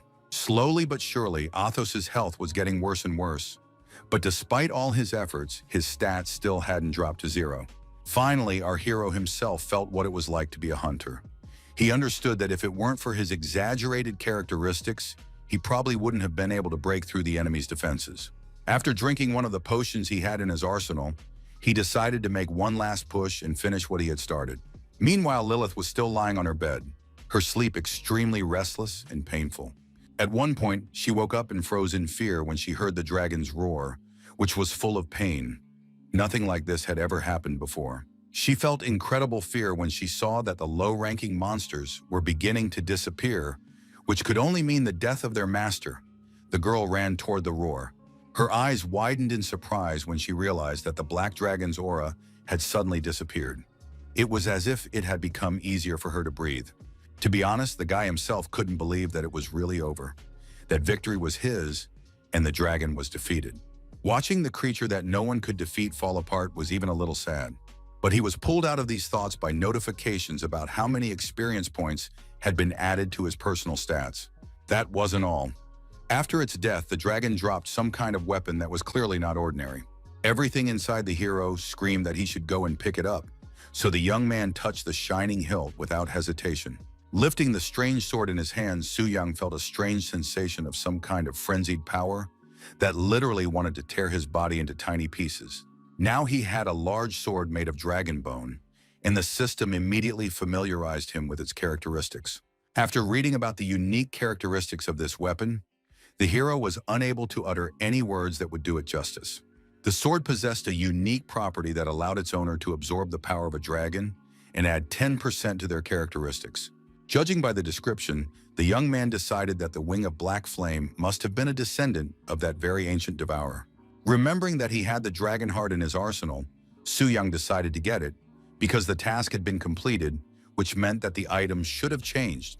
And so it happened. The information about it was updated, and now it became known that with its help, one could inflict serious damage on dragons. The increase in characteristics was so exaggerated that Su Yang thought he was now a boss in human form. But that wasn't the end of the pleasant surprises. The system announced that the boss, Wing of Black Flame, Lord Otto, was now Su Yang's confidant and would fight alongside him. Patting his old friend on the snout, the young man said that they would see each other again, and he really hoped that the dragon would not hold a grudge against him. There was no time for sadness. It was time to set off, so the young man mounted his new friend and ordered it to fly to the top of the fortress. The creature unquestioningly did as it was told, so Su Yang learned what it felt like to fly. Walking fearfully through the dragon's lair, Lilith realized that all of his entourage had disappeared. She wondered who the man was who could kill such a monster. Imagine her surprise when she saw a dragon flying straight toward her in the sky. The girl knew that her liberator was riding on it. She felt no joy inside, for she feared that only a stronger monster could kill the monster, and now she would have to face it. But what she saw before her was not what she expected, and she did not know how to react. A cute, smiling guy was sitting on the dragon, who was friendly, reaching out his hand to her and saying that he had come here to save the princess. She couldn't believe that she would finally be free, and that someone had not only defeated, but also subjugated such a powerful creature. Lilith simply did not understand how this was possible, because black dragons were the strongest and most cruel among their kind, and even death itself could not subdue them.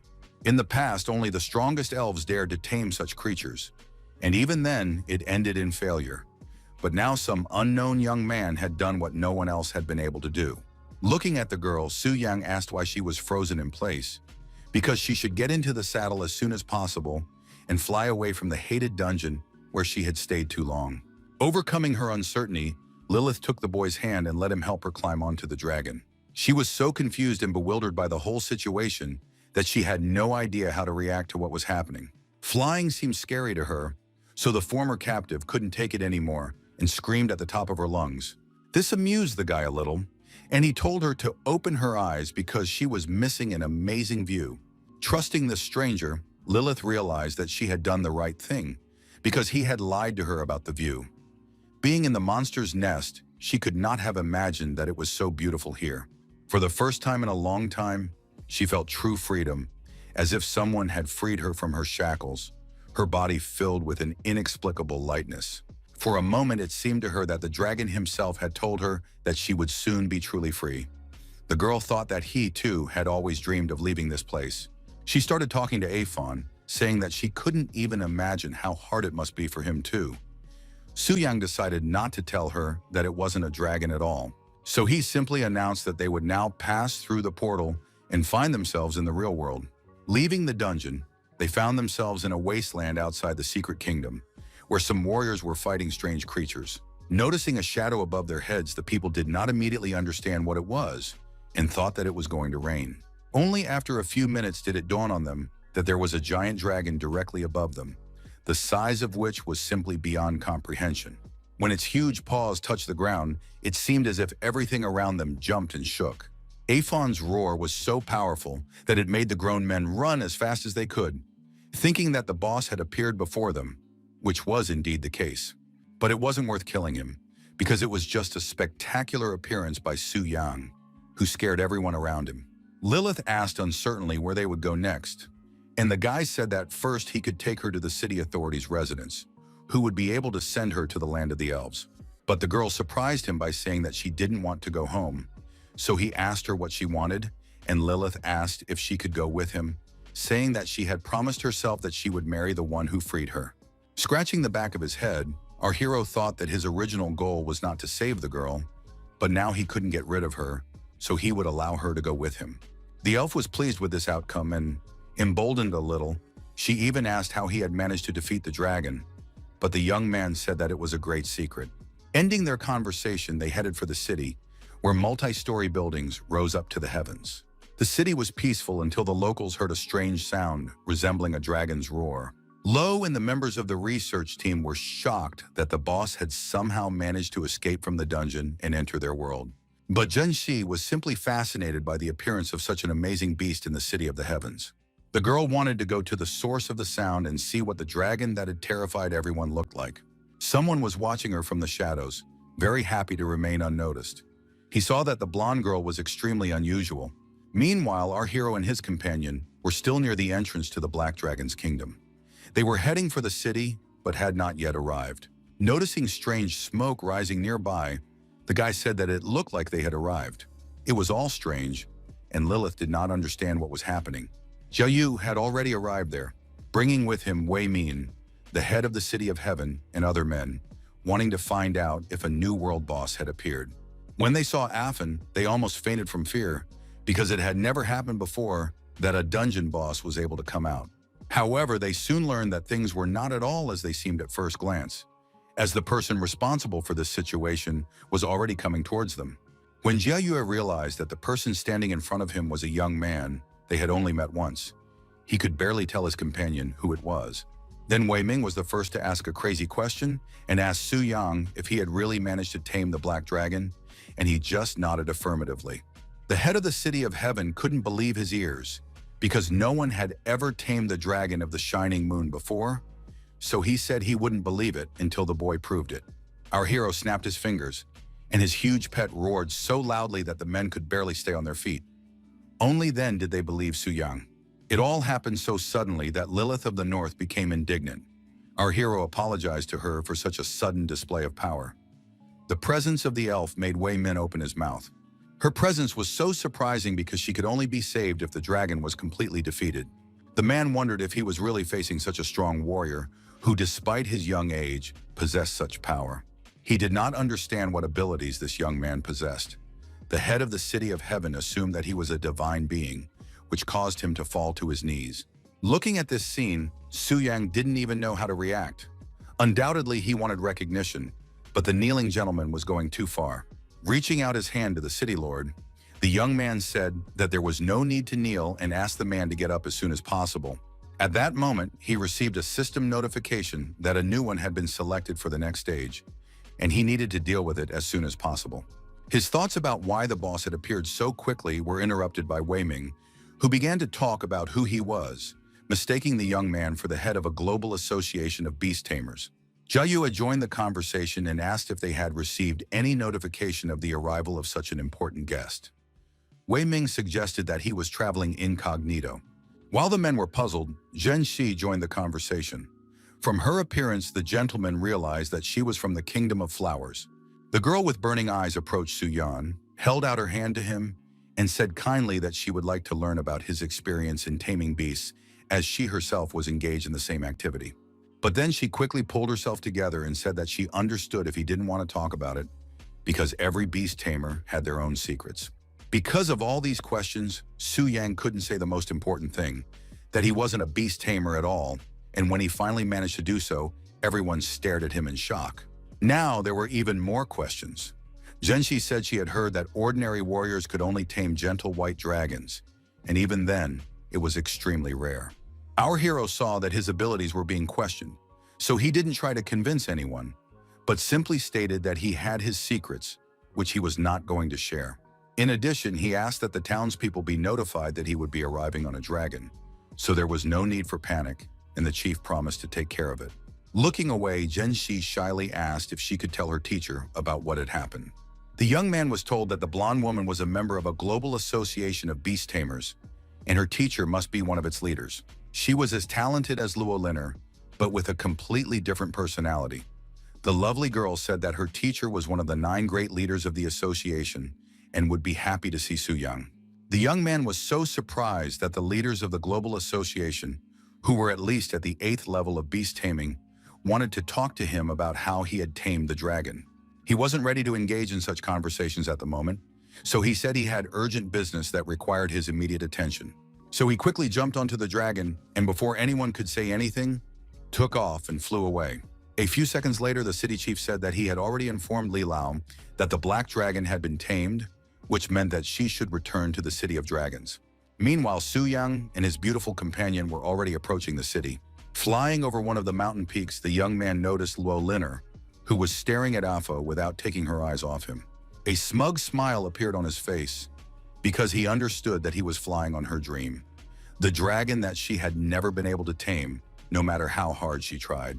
Seeing the rider, the girl thought her eyes were deceiving her, because it was hard to believe that this simpleton could tame a dragon. As much as she wanted to deny the obvious, the facts spoke for themselves. She lacked practice, because others had succeeded where she had failed.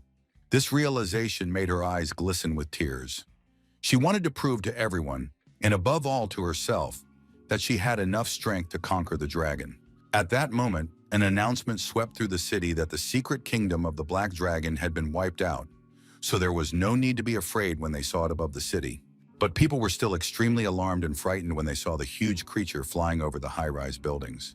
Even from the height of its flight, it was clear that everyone around was whispering about the dragon, in particular, that it had been promoted to the level of the shining moon. Meanwhile, at Su Yang's cottage, the maids had just finished cleaning up and restoring the damage. The unfortunate girl wanted to go home and rest, but what she certainly did not expect was that a giant dragon would land in the yard, kicking up the dust she had just swept up. Looking at the frightened maid, Su Yang shouted that he didn't mean to scare her, then apologized. Our hero really didn't want to show off his new friend, but since he wasn't a beast tamer, he didn't have a special place to keep the dragon. Lilith peeked out from behind the young man's shoulder and asked with interest if Su Yang really lived here. He nodded, and the girl said that she liked this clean and spacious place. The young man said that his guest could choose any room she liked, and he would leave her alone because he had unfinished business. Looking at the elf, Su Yang was pleasantly surprised. He thought she would be difficult to please since she was a princess, But Lilith turned out to be sweet and simple, and most importantly, not arrogant. Upon entering his quarters, the young man immediately focused on his powers and asked the system to introduce him to his new boss. The information it gave him shocked him to the core. His opponent was the boss of the Abyss of Demons, the Lord of Original Sin of Divine Level. The level was simply astounding, because even Starlight or the Shining Moon were incredibly powerful. The level of the Scorching Sun was almost invincible, and he had never heard of anything divine. The Temple of Transformation divided the levels, and those that could be achieved were called the Legendary Stage. Only by passing the test of a god could one obtain the title of demigod, and the long road would lead to the divine level. But the problem was that our hero was not even a demigod, so such a task was simply impossible for him. However, the guy remembered that the star-level Black Flamewing had already helped him achieve rebirth, so the question arose in his mind as to how far he could grow now. That's exactly what he decided to find out. So he confirmed the connection, and the floor beneath his feet turned into a portal that would transport him to another reality. As he fell, it seemed to him that some creature was watching him closely with its inquisitive, threatening gaze. The boss of the Demon Abyss had frighteningly high stats, from which one could conclude that defeating him was almost impossible. Nothing in the Abyss could escape his attention. He was immortal and could resurrect himself endlessly, just as he could resurrect any demon. Seeing the divine level panel with tens of thousands of stats, Su Yang wondered how it was possible to defeat such a powerful enemy. Now that he knew about the boss's abilities, the guy asked the system to tell him more about the Demon Abyss. It turned out that the Abyss was a huge astral rift, similar to the kingdom of elves or dragons, where one could continuously fight from the first level, increasing one's level and abilities.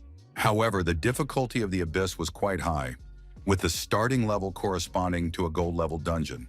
As the level increased, the demons became stronger and stronger. At the moment, people had only explored 386 levels. This record was set by the SSS Rank Guild, as only they were able to face the divine level boss. If our hero succeeds here, they may become his enemies. Su Yang boiled with anger and irritation at the fact that this boss was essentially immortal, so it was completely unclear when it would be possible to move on to the next one. The guy began to analyze the information that the Lord of Original Sin commanded the kings of the other sins, and the several thrones he saw belonged to them. If you look closely, you could see that 4 thrones were glowing, while 3 were not, apparently already conquered by other brave souls. Looking at the empty stone thrones, our hero wondered why he shouldn't try out his other talents. But he shouldn't have forgotten that the Lord of Original Sin was also not averse to showing what he was capable of. He could easily envelop the young man in his magical power and literally begin to suffocate the life out of him. The demon's power summoned his servants. The first to appear was Beelzebub, his servant, who personified the sin of gluttony. The boss of one of the 7 deadly sins was on the level of the Scorching Sun, and his characteristics clearly indicated that he would not be an easy opponent. The revived demon obediently appeared before his master and asked how he could please him. Prostrate before his master, the monster began to thank him for resurrecting him and said that he was too weak to match the greatness of his lord. However, his master was extremely dissatisfied that the creature before him did not even reach the level of a demigod. It seemed that he had brought some kind of loser back to life. This demon experienced eternal hunger and devoured any creature that was not his kin. But then the Lord realized that the demon had to consume 2% of its victim's strength in order to grow to the required level. He wanted to talk to his resurrected subject, but he was distracted by a strange sound that resembled a knock on the door.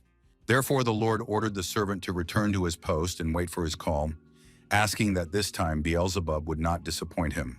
The demon thought with fear and trembling that his master had resurrected him first, rather than lust and greed, and for such mercy, he decided that he would destroy people even more fiercely. However, his master still thought that he had resurrected the worst of the 7 heavenly kings, so he decided to sever the connection. After that, Su Yang returned to the real world and began to feel his human body. He realized that when you become the Lord of Original Sin, you truly experience absolute power, which is addictive. But now, having experienced the power of the Lord, the young man could not understand how he could achieve the same power to defeat him. He was distracted from his thoughts by a knock on the door and the voice of a maid who announced that the head of the city, Wei Ming, had arrived for a visit and wanted to speak with him personally. Our hero was curious about what had brought the man to his house, so he followed the maid to receive the guest. Wei Ming was very happy to see the young man. It seemed that he had been eagerly awaiting their meeting. When the young man asked what had happened, the gentleman told him that the news of his feat with the dragon had spread throughout the country and caused a real sensation in the world of beast tamers. This was because black dragons were strong and ferocious creatures, and the fact that someone had managed to tame them was a turning point in the history of beast taming. However, many conquerors doubted Su Yang's strength, so the current head of the association decided to see for himself. Our hero learned that this man was due to arrive in 10 minutes. So many people had gathered at the teleportation center of the City of Heaven that it was impossible to push through. But Luo Linner refused to use the VIP channel. According to her, she wanted a change of scenery. Soon all the conversation stopped, apparently because someone had arrived in the city. A man in a suit announced that it was the head of the Global Beast Tamer Association, Elder Luo, so he demanded that everyone step aside. Lo Dashi, one of the 9 leaders of the Global Beast Tamers Association, was a kind old man who apologized for causing trouble.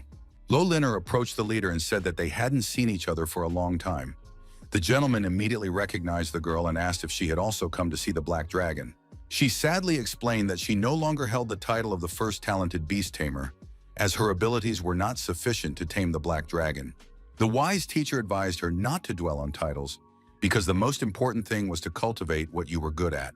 He said that not long ago, the Global Association had found a special sanctuary connected to the Kingdom of Dragons. It was called the Secret Kingdom of the Dragon Spirit, and those who entered it could receive rewards. However, in order to enter, one had to have their own dragon. One such person was Velia from the Eagles Federation, who was an example for those who wanted to tame a dragon. According to her teacher's research, she learned that the stronger the dragon in the Secret Kingdom, the greater the chance of receiving powerful blessings. So Lo, of course, wanted to use the sanctuary to tame the strongest dragon, and her choice fell on the silver dragon, which was significantly weaker than the black one. Lodashi advised her not to rush, because the kingdom of the white dragon was already secured for her family, so there was no need to worry, and she could calmly communicate with the new conqueror of beasts. The girl disliked this suggestion so much that she suddenly ran away, saying at the last moment that she had something extremely important to do. Meanwhile, equally interesting conversations were taking place in Su Yang's mansion. At one point, he and his guests stopped because they heard a strange sound. Suddenly, everything around them burst into flames, and when the fire died down, Luo Dashi appeared before them, smiling and announcing his arrival. It was a time when Afon was resting and snoring peacefully in the backyard. But as soon as he sensed the man's approach, his eyes flew open. And for good reason, because a strange fiery bird was flying right above him, examining him closely. Now the head of the association saw with his own eyes the one about whom there had been so many rumors, which turned out to be true. Su Yang and Wei Ming just stood there, watching in bewilderment as the firebird flew back and forth across the site. It turned out that the man couldn't calm it down after the poor thing saw the black dragon. But when he managed to bring it to its senses, they landed safely. Wei Ming immediately greeted Elder Luo and introduced himself, and Su Yang, who was standing next to him and was the dragon's owner. Luo Dashai was astonished when he saw how young the conqueror was. But then he added that true heroes had always been born young. The young man thanked him, but the old man said he shouldn't be so modest, because he was the first person in their world who had been able to tame the black dragon. The elder also said that the association wanted to accept Su Yang into its ranks, but the boy said that he was not a conqueror, so he could not accept the offer. But Luodashi insisted that these were minor details that could not prevent Su Yang from becoming a member of the association. But when the meaning of the words that he was not a conqueror reached the old man's brain, his face was contorted with a grimace of incomprehension. Seeing that the man did not believe him, Su Yang showed him his character reference, which stated that he was simply a mysterious warrior mage. Moving away from the young man, the elder muttered confusedly for him to wait a minute. The man entered the association's chat room and informed its members that Su Yang had indeed conquered the dragon, but that he was not a conqueror, just an ordinary fighter. This was so strange that none of their leaders knew how to respond, and everyone wondered how this was even possible. After a brief discussion, it was decided to invite Su Yang as an honorary member, and he would receive all the privileges of the guild. But the young man quickly realized that nothing comes for free, so he asked what they wanted from him. It was simple. These people wanted him to give them some lessons on how to subdue a giant dragon. The young man did not want to get involved in this, but he was tempted by the prospect of enjoying SSS class privileges, and it would be foolish to refuse such an offer. So he said he could give a couple of lessons, but he couldn't guarantee that they would be useful to them. However, this did not bother Luo Daishu in the slightest. Under these conditions, Su Yan didn't think it was such a bad idea, so he agreed to the elder's proposal, knowing that he could talk about his experience however he wanted. Ever since games became part of reality and divine statues of profession changes appeared all over the world, a temple of profession changes was founded, and thus the holy city, the main headquarters of the temple, came into being. The supreme leader of the holy city was a priest who never left the temple, and his origin, status, and power remained unknown. The holy high priestess was named Euphemia Vega, and she appeared only once, 10 years ago. One mage, Orgus Stone, who had reached the level of a demigod, tried to challenge her to test the priestess's power. He was at the 9th transformation and was a destroyer of 3rd-level elementals. This man unleashed a barrage of devastating attacks on the saint. This caused her and everything around her to burst into bright flames. Chaos reigned all around, covered by a veil of smoke. But later it became known that even the holy priestess's light shield had not been broken. The saint was safe and sound, and since then, no one dared to question the power of the Temple of Profession Changes. So now the woman's power was beyond doubt. Right now, the temple had received a warning that an abnormal phenomenon had occurred. Beelzebub, the slain king of original sins, had reappeared. The priestess knew that bosses of Starlight level could not be resurrected after being killed. This was an unbreakable rule, but there could be a mechanism that they had not yet encountered. So Euphemia appeared before her saint and asked for her blessing.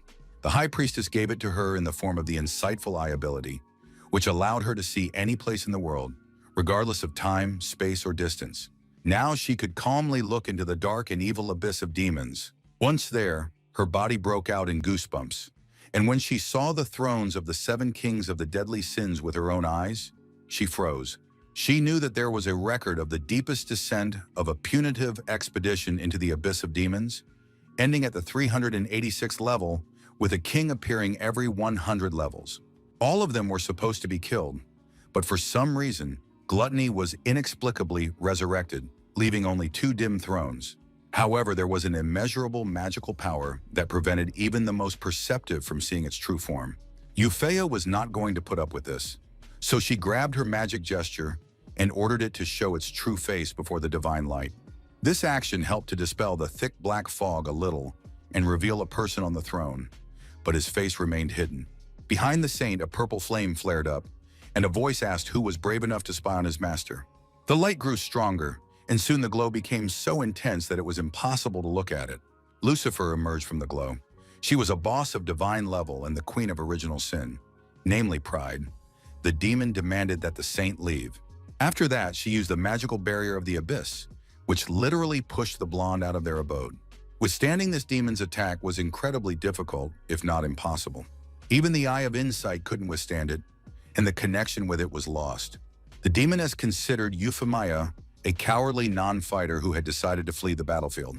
Then she appeared before her master and began to apologize, saying that she dared to return only to distance herself from those who dared to spy on him. Looking at the Lord with adoration, she only dreamed of the moment when she would be able to see his face again. Meanwhile, Euphemia tried to catch her breath. She had not expected that among the kings of original sin, there were such powerful beings of divine level, and she had clearly underestimated her enemies. The image of an ordinary human boy still stood before her eyes, and she wondered who he must be that even demons served him. Her body trembled with nervousness when, a few minutes later, she heard the universal announcement. It said that the Lord of Original Sin had appeared in the abyss of demons, which was located in a bottomless pit. Carolina, chairwoman of the Global Association of Beast Tamers, listened carefully to the information that their first task was to kill the Lord in order to obtain the divine weapon. Mage Orgus Stone was also interested in the fact that this weapon was necessary equipment for killing the Lord. And the head of the Eternal Battlefield Guild, Tanjung, was tempted by the fact that killing the world boss would unlock the ascension to divinity expansion. They were all amazed that the Lord of Original Sin was actually a divine level boss. Now even Bai Ling confirmed that this was truly a historic event, the likes of which had never been seen before. Lord Sheng came to his senses and said that he had to leave first because the chairman had called him to a meeting, and he promised to contact him about membership in the association. When they were left alone with Bai Ling, she expressed her concerns about the recent abnormal events and her bad premonition. In response, the guy just smiled, patted her on the shoulder, and said that she shouldn't be nervous because he would take care of everything. Still smiling, he thought that the high-ranking guilds would soon have to take action, and given the previous events, they would get to the Lord anyway, so it was necessary to prepare.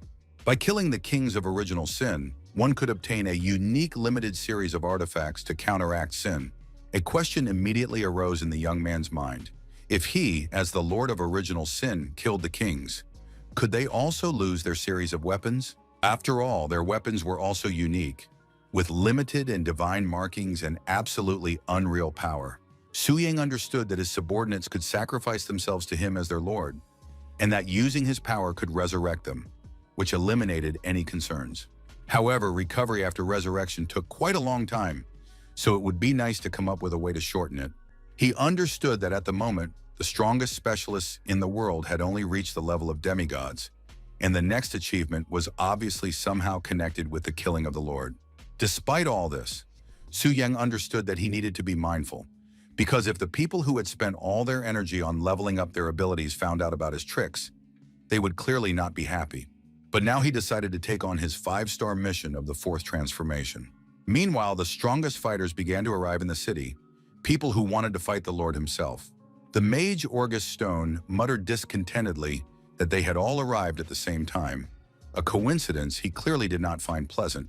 The chairwoman of the Global Beast Conquerors Association, Carolina, said she was very surprised that the old drunk had decided to get off his ass and come here. Tanjin said that when it came to the new version of the world boss, even those you wouldn't expect attached great importance to it. The head of the Knights Temple Guild, Bouquet, said that the situation was indeed serious, since the High Priestess herself had sent them a challenge. Their conversation was interrupted just as a strange light flashed nearby. After that, the door swung open and people entered the temple, loudly remarking on how lively it was there, their faces hidden in the shadows. These guys were amazed to see the heads of high-ranking guilds, because legends were literally written about them. And after they saw the high-ranking heads of state, they were literally speechless.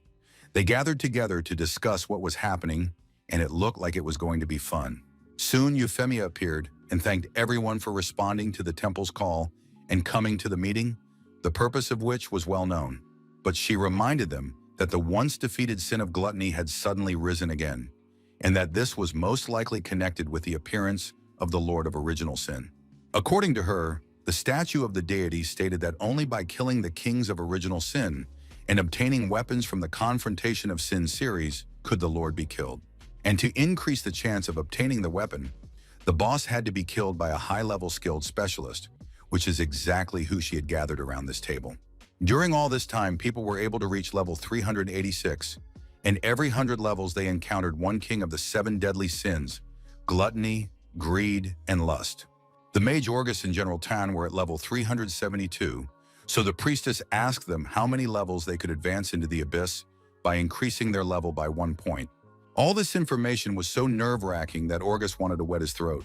After that, he was finally able to answer that he could advance about 3 levels, but he was no longer capable of more due to his venerable age. Tanjin stated that the deeper into the demon abyss, the greater the difference in strength between levels, and he concluded that even with his and Orgus's strength, they would not be able to overcome several levels. These conclusions did not please the priestess.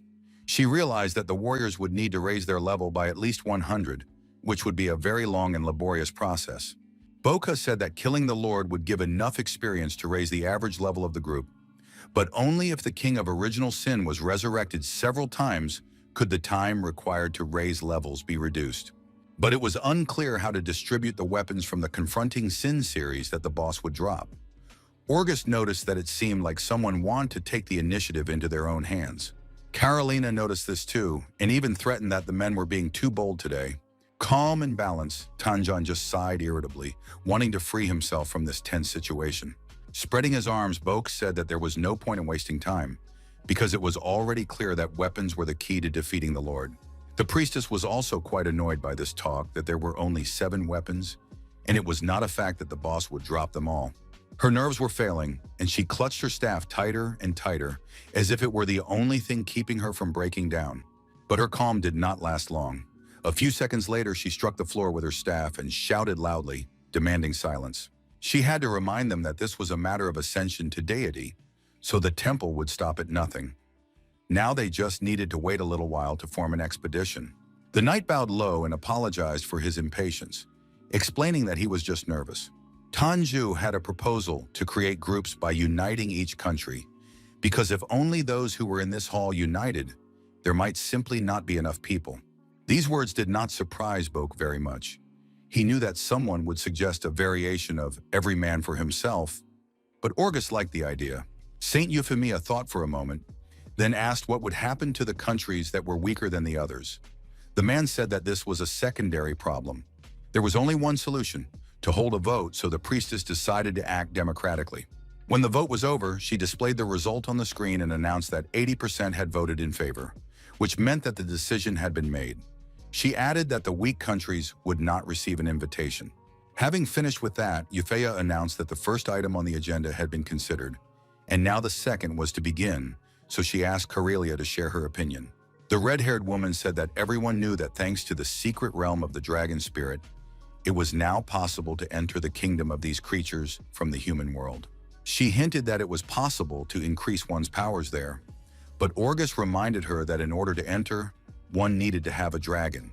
Previously, only Velia could enter there, but now the situation had changed, because a talented young man had appeared who had performed a miracle by subduing the black dragon.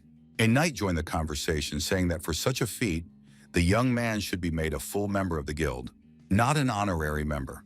However, Carolina decided to remind everyone else of another miracle, which was that the young man was not a beast tamer at all.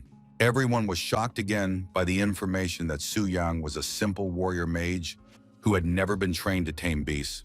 Orgus considered this impossible, because he himself had tried several times to make dragons submit to his power and had failed. The creatures preferred to die rather than obey. Carolina decided to put the old man in his place, saying that just because he had failed did not mean that others would. However, the man also had a sharp tongue and hissed that the red-haired woman was a coward since she had not tried to tame a dragon herself. Their argument was already at its peak. They finally fell silent when Bouquet said that taming a dragon was undoubtedly difficult and that Su Yang's achievement was more of an exception to the rule. Even Yu Fei wondered if this warrior could really do what even the 8th and 9th transformation specialists present could not. Carolina advised the priestess to check the information about the young man through their association's list, because before the meeting began, they had helped him go through the admission process. After reviewing the young man's profile, the priestess confirmed Carolina's words and said that he was indeed an ordinary warrior of the 3rd transformation. Now Bouquet also wondered who this guy was who had defeated the Black Wing with his 3rd transformation. Tanjin was surprised that Longxia had acquired such talent, and yet no information about it had been received.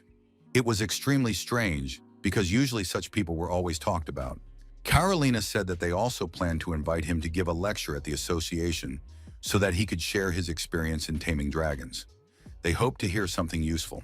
But even without the lecture, it was now known that even if you did not have the profession of a beast tamer, there was still a chance to become a dragon master.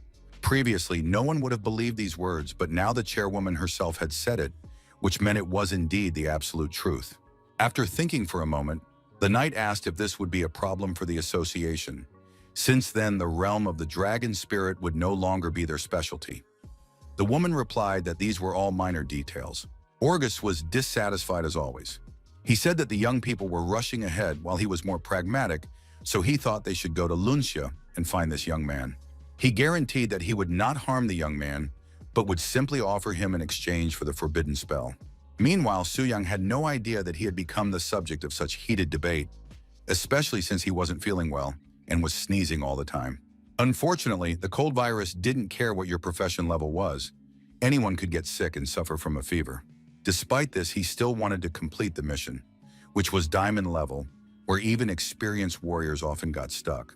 But for Su Yang, even the starlight level was no obstacle now, let alone diamond, so he boldly stepped into the passage.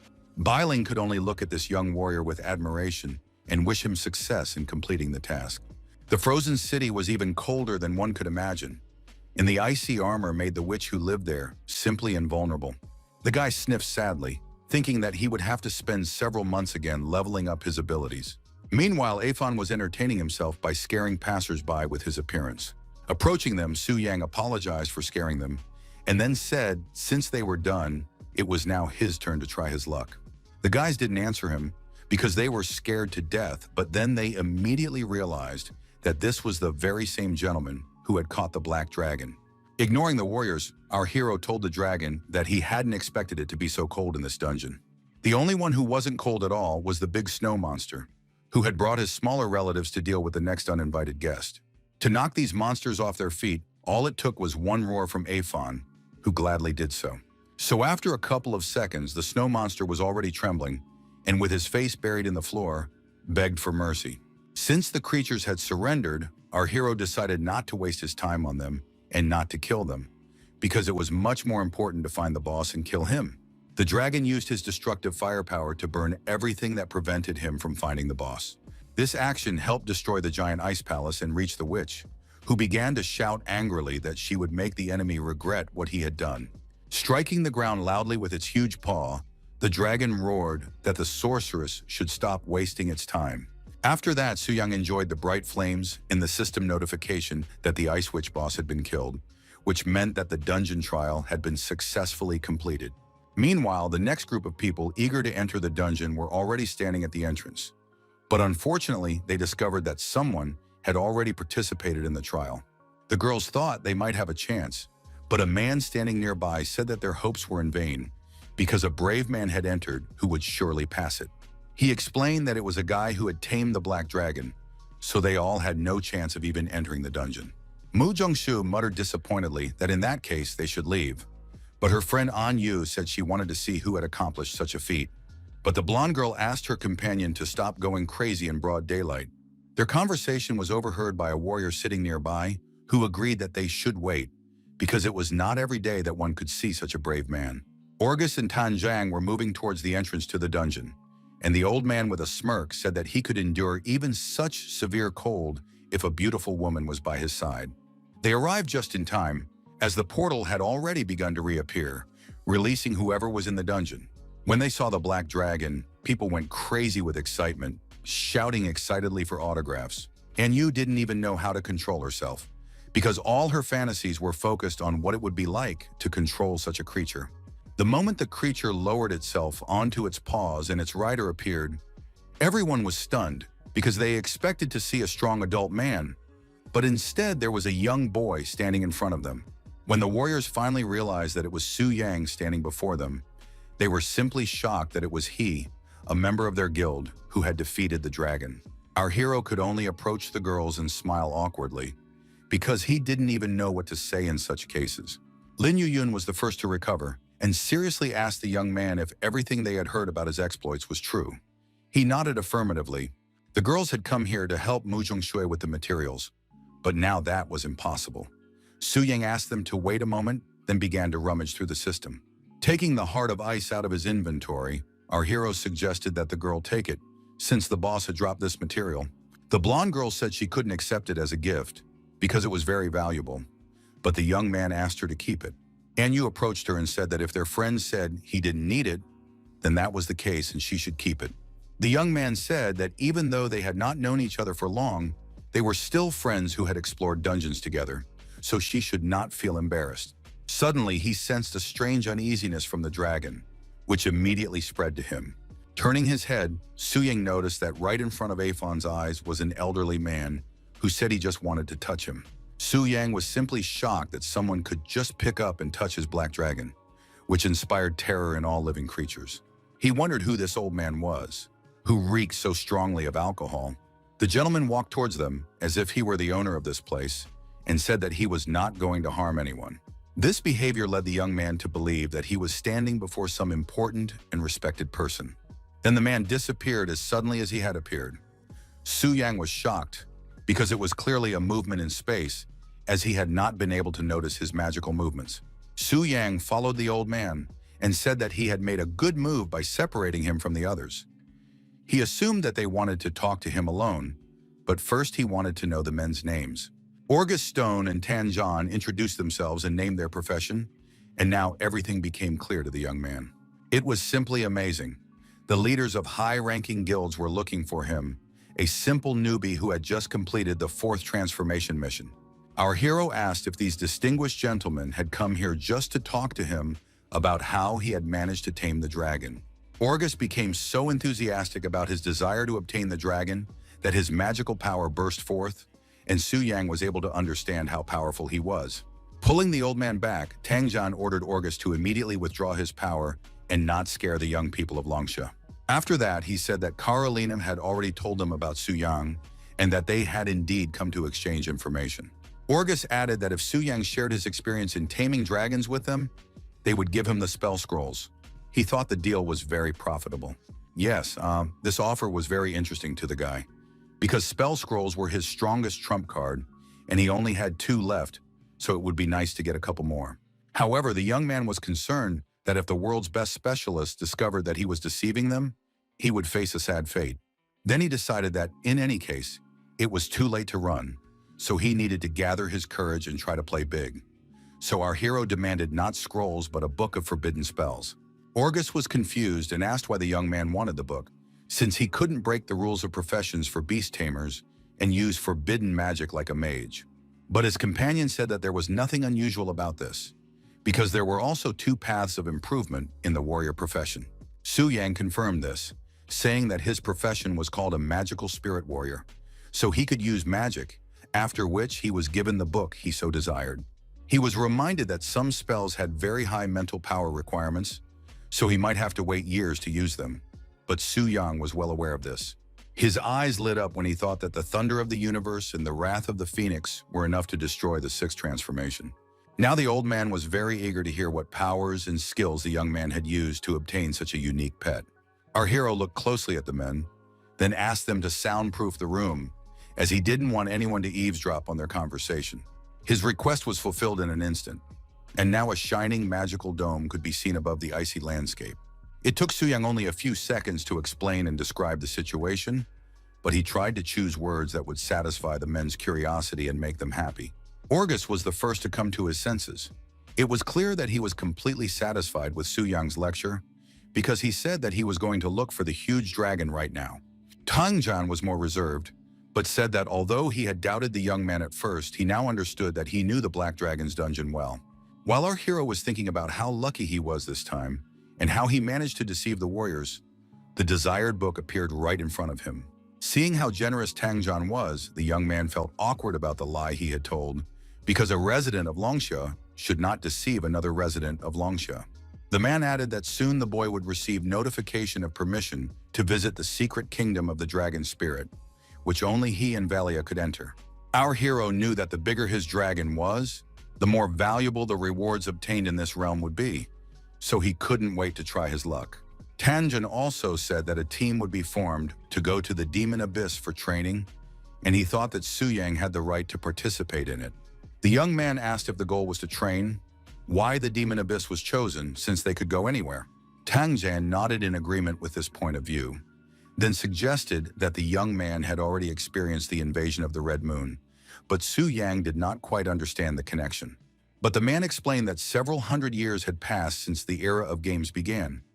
Yet no one had ever understood what the Red Moon was, and even the temple had not provided a clear explanation. They only knew that those killed by the Crimson Wither died forever, and the monsters from the Abyss were similar to the monsters of the Red Moon, so it was good training. Analyzing the information, the guy remembered that the priests of the temple had opened a shop to exchange jewels for Red Moon crystals, and they also collected impurities from the bodies of brave warriors. Thinking that there was some mystery in all this, the guy said goodbye to Tang Zhang, who said that training would begin very soon. Being around such strong people, Su Yang realized that his strength was not enough, despite having the Black Dragon, and that he needed to work even harder. Therefore, the young man completed one mission after another, wanting to increase his level and earn new skills and achievements. His personal characteristics became more and more impressive, and the missions became more and more difficult, but Su Yang coped. With the help of the book, he discovered new magical abilities that would help him in battle, increasing his strength and opening up new possibilities. Looking at Su Yang's hard work, Bai Ling was worried because she didn't see the hero looking even a little happy. When she pointed this out, the young man put on a mask of a cheerful warrior who claimed that everything was more than fine with him. At some point, Su Yang realized that he wanted to try to connect with the boss and see what he was capable of. First, he decided to summon the one called Fierce Samael.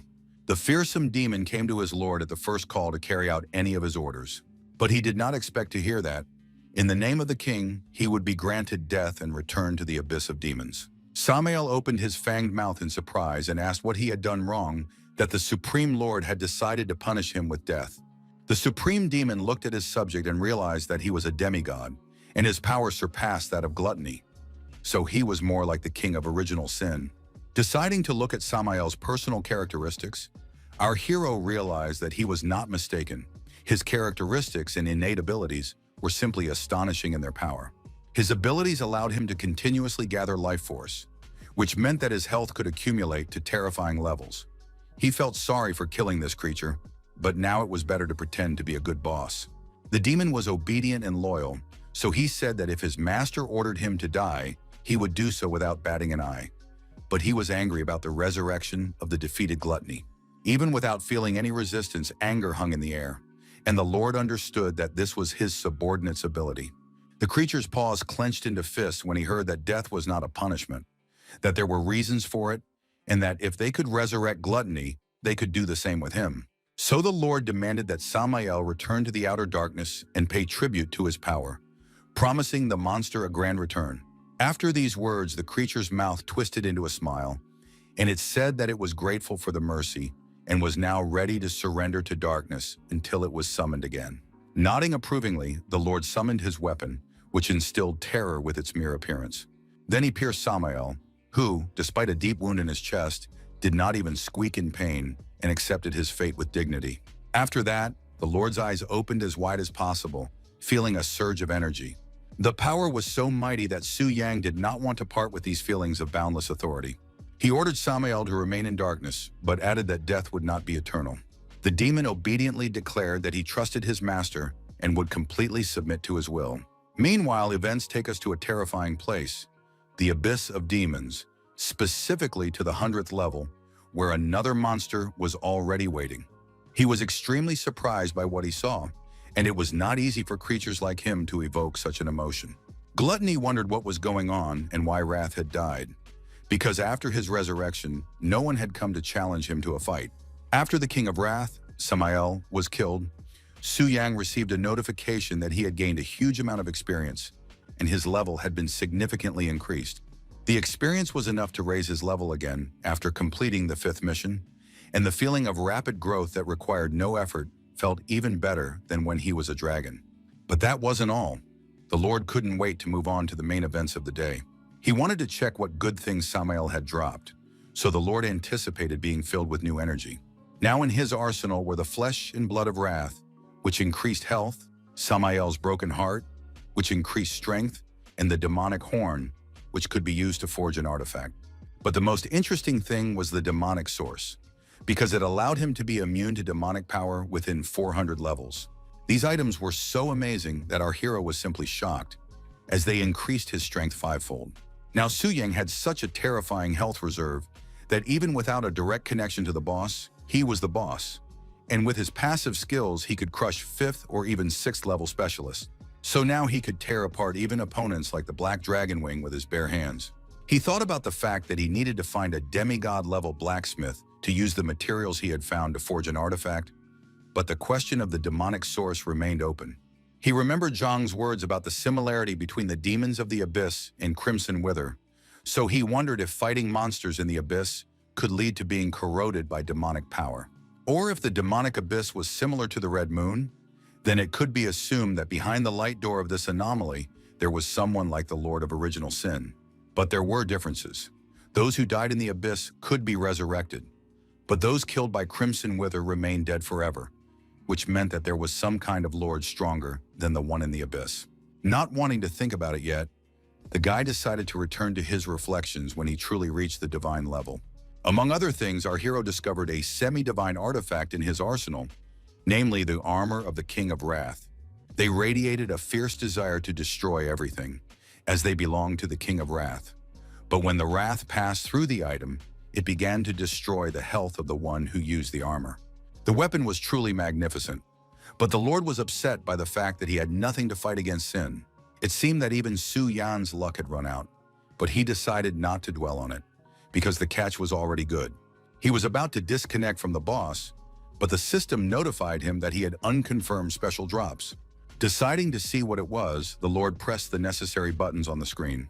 Everything around him was illuminated with a golden light, hinting that the discovery would be significant and very interesting. He now had an artifact in his arsenal that helped him resist sin, called Wrathful Punishment. This item could only be obtained after killing Samel, and it helped kill even kings, depriving them of their power. So now the Lord was incredibly happy because he had a weapon in his hands that could kill him. If you got all the items from the Confronting Sin series, you could put a 70% debuff on the Lord, which was pretty helpful in battle. His joy was interrupted when one of his subjects appeared with a request to return to the abyss and bring him news. It was Lucifer, the Queen of Pride, who now sat before him, bowing her head respectfully. She apologized to her master for returning to the bottom of the abyss without permission while he was asleep, materializing a whip, and asked to be punished for her audacity. Looking at the object held out before him, the Lord thought only of what had happened here while he slept. Pride patiently awaited her punishment, and the personality of Su Yang, who was inside the Lord, thought that a true masochist was sitting in front of him. Although he had no idea what was happening and what had happened earlier, it was clear that now was the moment to prove himself as the Supreme Lord. So it was decided to punish the subordinate for her insolent behavior in order to demonstrate his strength and authority. The Lord decided that 2 lashes of the whip would suffice, one as punishment for her insolence, the other to curb any arrogance. The authority in the Lord's voice made Pride tremble with fear and respect. She bowed down before the power of this being. Bowing her head, she apologized for being rude, after which our hero asked what news his servant had brought. Gordinia said that yesterday, while he was asleep, people tried to look into the very bottom of the abyss, which she believed only a sacred high priestess was capable of doing. It became clear that this had happened at the very moment when the temple had issued a world announcement. The fact that the priestess had been able to look so deep spoke of her incredible power. It seemed that Euphemia was simply a fairy tale character who had managed to reach a divine level. After listening to Pride, our hero said that she could return to her place. As she left, she thought about Samael's death, which was a gift, as mortals were not capable of advancing so quickly to wrath. But all these thoughts faded into the background when she remembered the Lord for whom she was even ready to die. Su Yang thought it was surprising that the Temple of Changing Professions hid such powerful people within itself. Now it was clear why power had been preserved there for so long. Events took their course and led us to the Federation of Eagles, for there was the nest of the Silver Lake Dragon. The beaten creature could barely hold back his tears, and above him stood Orgus, who was thinking about why he couldn't subdue him, since he had done everything as Su Yang had said. He had already visited 3 dragon dungeons that day, so now he would have to go to Longxia. Suddenly, another world announcement came, stating that the first weapon in the Confronting Sin series had been obtained. Magical power flared up inside the man. His anger knew no bounds because there was some daredevil who dared not to follow the rules established by the temple. He wondered who could have defeated the King of Original Sin, as it was not something everyone could do, so he could only guess who it was. Carolyn, or perhaps Tanjan. In Kyoto, the Kingdom of Flowers, a very peaceful atmosphere reigned as always. Tokugawa Sano, the shogun of the Kingdom of Flowers, asked Junichiro what his daughter's chances were of subduing the dragon. They couldn't just leave it at that, with the black dragon being subdued by a guy from Longxia. Junichiro, head of the Ming family and father of Genshi, replied that his daughter would try to tame the red dragon. It was not as dangerous as the black dragon, but it was more likely to be tamed. The shogun agreed and said that they now had an opportunity to challenge the King of Original Sin, and they must take advantage of this chance. He froze when he read the world announcement that the first weapon in the series of weapons to fight sin had been obtained. Everyone was shocked by this because there was an agreement about who would go first, and the fact that the weapon was in the hands of an unknown person made them even angrier. The strongest warriors could not contain their surprise, for they had no idea who this daredevil could be. The shogun knew that not many countries were capable of such a thing, so he ordered an immediate trip to the sacred city to get at least some explanation. So soon words were heard in the temple that the priestess should make a decision because the leaders of the strongest guilds were already on their way there. Yufei ordered Bai Ling to immediately close the barrier and open the passage for those who wanted to enter. The priestess thought that since the beginning of the era of games, the temple had been a place that calmed conflicts and restored order in the world, but betrayals like today's had not happened for a long time. When the leaders of the countries gathered at the round table, Tokugawa Sano reminded them that yesterday, under the guidance of the priestess, they had reached a consensus that the Kingdom of Flowers should be the first to attack the Lord. But now some despicable person had stolen this opportunity from them, so now everyone listened to the shogun's cries that they must find him and force him to return the artifact. Euphemia agreed with this, stating that whoever broke the rules had provoked the other countries and challenged the temple of changing professions. Reaching out her hand to the assembled crowd, she said that if this sinner admitted his mistake, the merciful God would give him a chance at redemption. Looking at the three warriors, among whom there was a deathly silence, she declared that she would refuse to pursue the matter, but there was no response. Her gaze hardened and her voice rang like steel as she said that in that case, she would carry out her duties. Raising her magic staff, she caused everything around her to explode in a blinding light. This was supposed to expose the liar and show them who dared to break all the rules and agreements. If someone lied, the divine light would disappear above that person. After examining the strongest warriors and even those who were weaker, Carolina noticed that no one had lied, and she assumed that the dishonest person had simply not come to the temple. Tanjan asked if there was anyone who had not yet passed the temple's lie detector test. Orgus reluctantly asked if he was hinting at the priestess Yufei. These words surprised the saint so much that she did not know what to say, but her face showed no emotion. Although the woman was angry at being suspected, she kept her composure and apologized for not adding herself to the list of those who had to undergo the test. When the brightest light shone on her, she haughtily asked if the roundtable participants were satisfied with the inspection. Orgus apologized awkwardly for doubting her, saying that they never seriously thought she was capable of such a thing. He also added that if the spell had not failed, it meant that no one among them was lying, and the question of who had killed the Lord on the first try remained open. Carolina noted that not all the elite warriors from all countries had come here. She knew several demigod-level fighters who had not attended the meeting. After listening, Yufei added that her spell not only detected lies, it would even reveal someone who had simply passed information onto the killer. Now there were even more questions, because if even the high priestess was puzzled, then the matter was more serious than one might think. The priestess said that they could only move forward. And now that King Gluttony had been killed, the next king would have to be sought at the 200th level. Looking at Lord Tokugawa, she asked if the Kingdom of Flowers would be able to continue with the subsequent trials. The shogun lowered his eyes to the floor and said that they would like to continue, but it was necessary to objectively assess their strength, and they did not have enough. In that case, it was decided to follow the order of the draw and send the Federation of Eagles to the realm of the abyss, and the victim would receive compensation from the temple.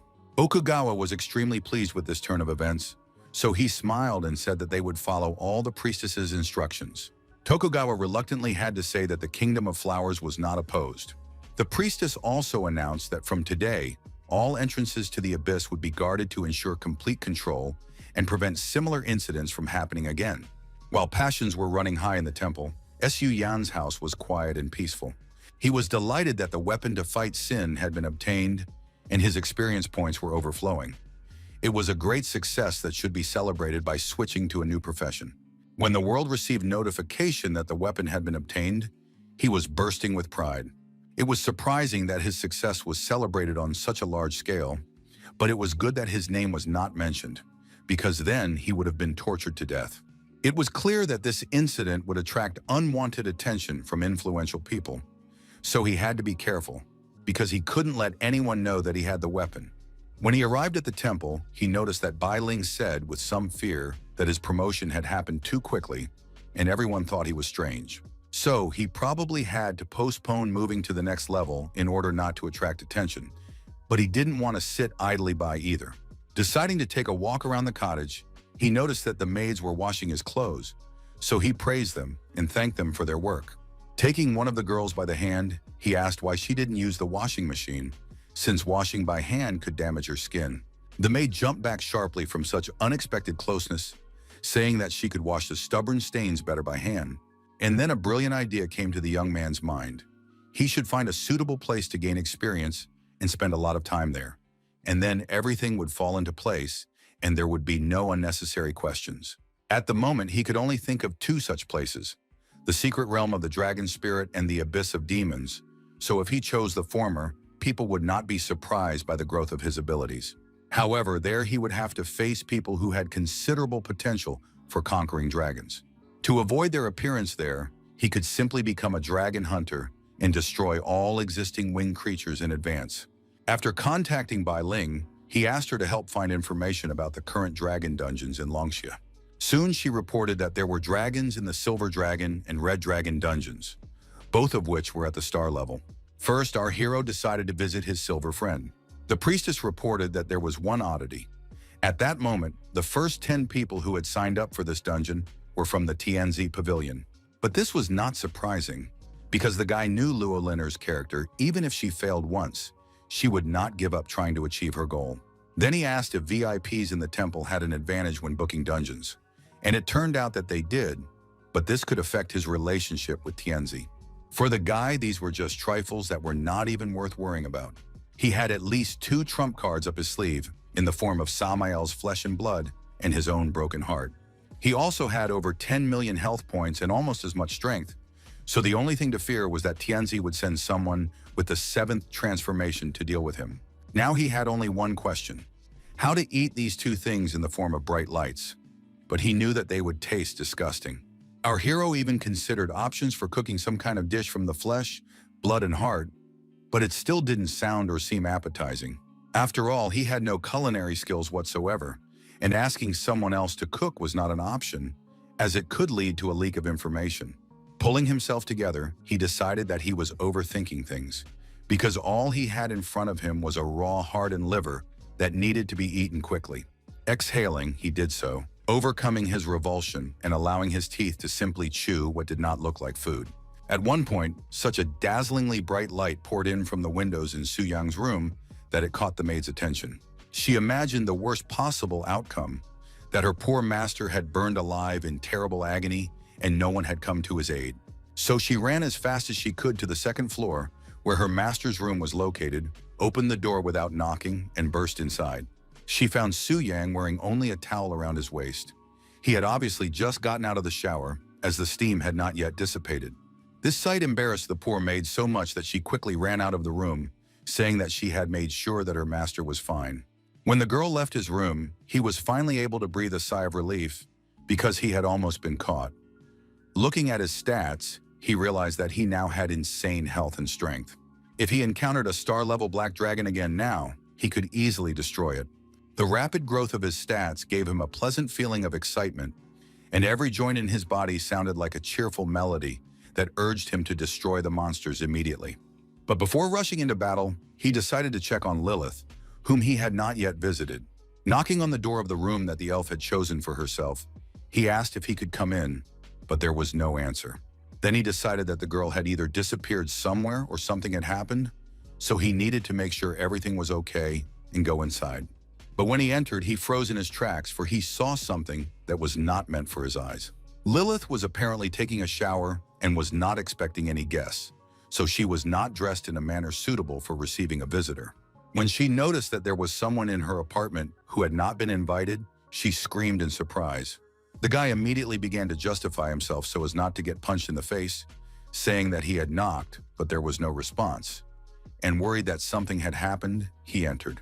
Before he could even blink, the embarrassed elf rushed past him to a corner where she was less visible. But when our hero finally opened his eyes, he noticed that the girl was not as embarrassed as he was, because she dared to ask why he was so upset. He did not expect to hear these words at all, so he blushed even more. Pulling himself together, the young man turned around and, apologizing for his rudeness, began to leave, saying that he had important business to attend to. The door slammed shut with a loud bang, and Lilith looked at the door in confusion, not understanding what she had done to annoy Su Yang. Then she laughed quietly, realizing that the young warrior had probably never been in such a situation before. This discovery amused her greatly and made her realize that Su Yang was not at all like the people who lived in the royal court. After this event, we were transported to the secondary capital city of 9 Rivers. There, Lady Luo Linner learned that someone had dared to enter the dungeon before her, taking advantage of the temple's privileges. Her servant reported that no one knew the name of the person who dared to cross her path. She immediately assumed that the intruder was Su Yang, but she did not know if it was just a coincidence or intentional damage. The servant suggested that his mistress go to the secret realm of the Silver Dragon because they could deal with this VIP from the temple later. But the girl just pushed the servant away, telling him to get lost immediately. She had to admit the unpleasant truth. If she was indeed dealing with Su Yang, it would be impossible to compete with him, especially after he had tamed the Black Dragon. It was decided to call the teacher and consult with him on what to do in such a situation. Then a better idea came to her mind, to ask him to give her the Silver Dragon. Zhou Tai looked at her as if she were crazy. While the teacher was fulfilling her request, the girl nervously paced back and forth, waiting for news. At some point, she received a message saying that Su Yang had, of course, refused to grant their request.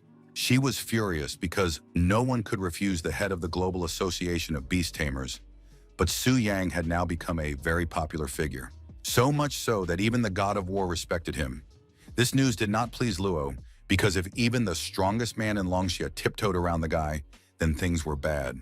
Zhu Tai nervously asked the lady what they should do now, but there was no answer. Instead, the young mistress simply turned around and started to walk away. Turning her head, she asked, barely holding back tears, why the man was standing still, because they needed to get going. Meanwhile, our hero had already arrived at the secret kingdom of the Silver Dragon, which was now full of dead monsters. He thought he would meet people from Tianzi, but it seemed that they had shown tact and left, so now he calmly reached the dungeon boss. Noticing that the Silver Dragon didn't even have a name, the young man realized that he was not at all like Athos, which meant he didn't have special blood.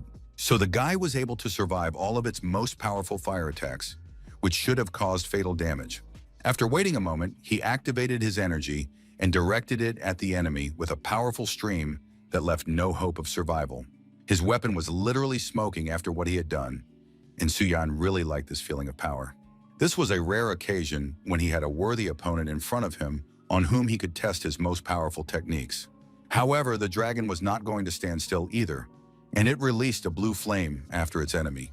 But it moved too slowly, so our hero managed to dodge it, and the attack did no harm. Despite this, it had to be admitted that the dragon's power was quite impressive and frightening.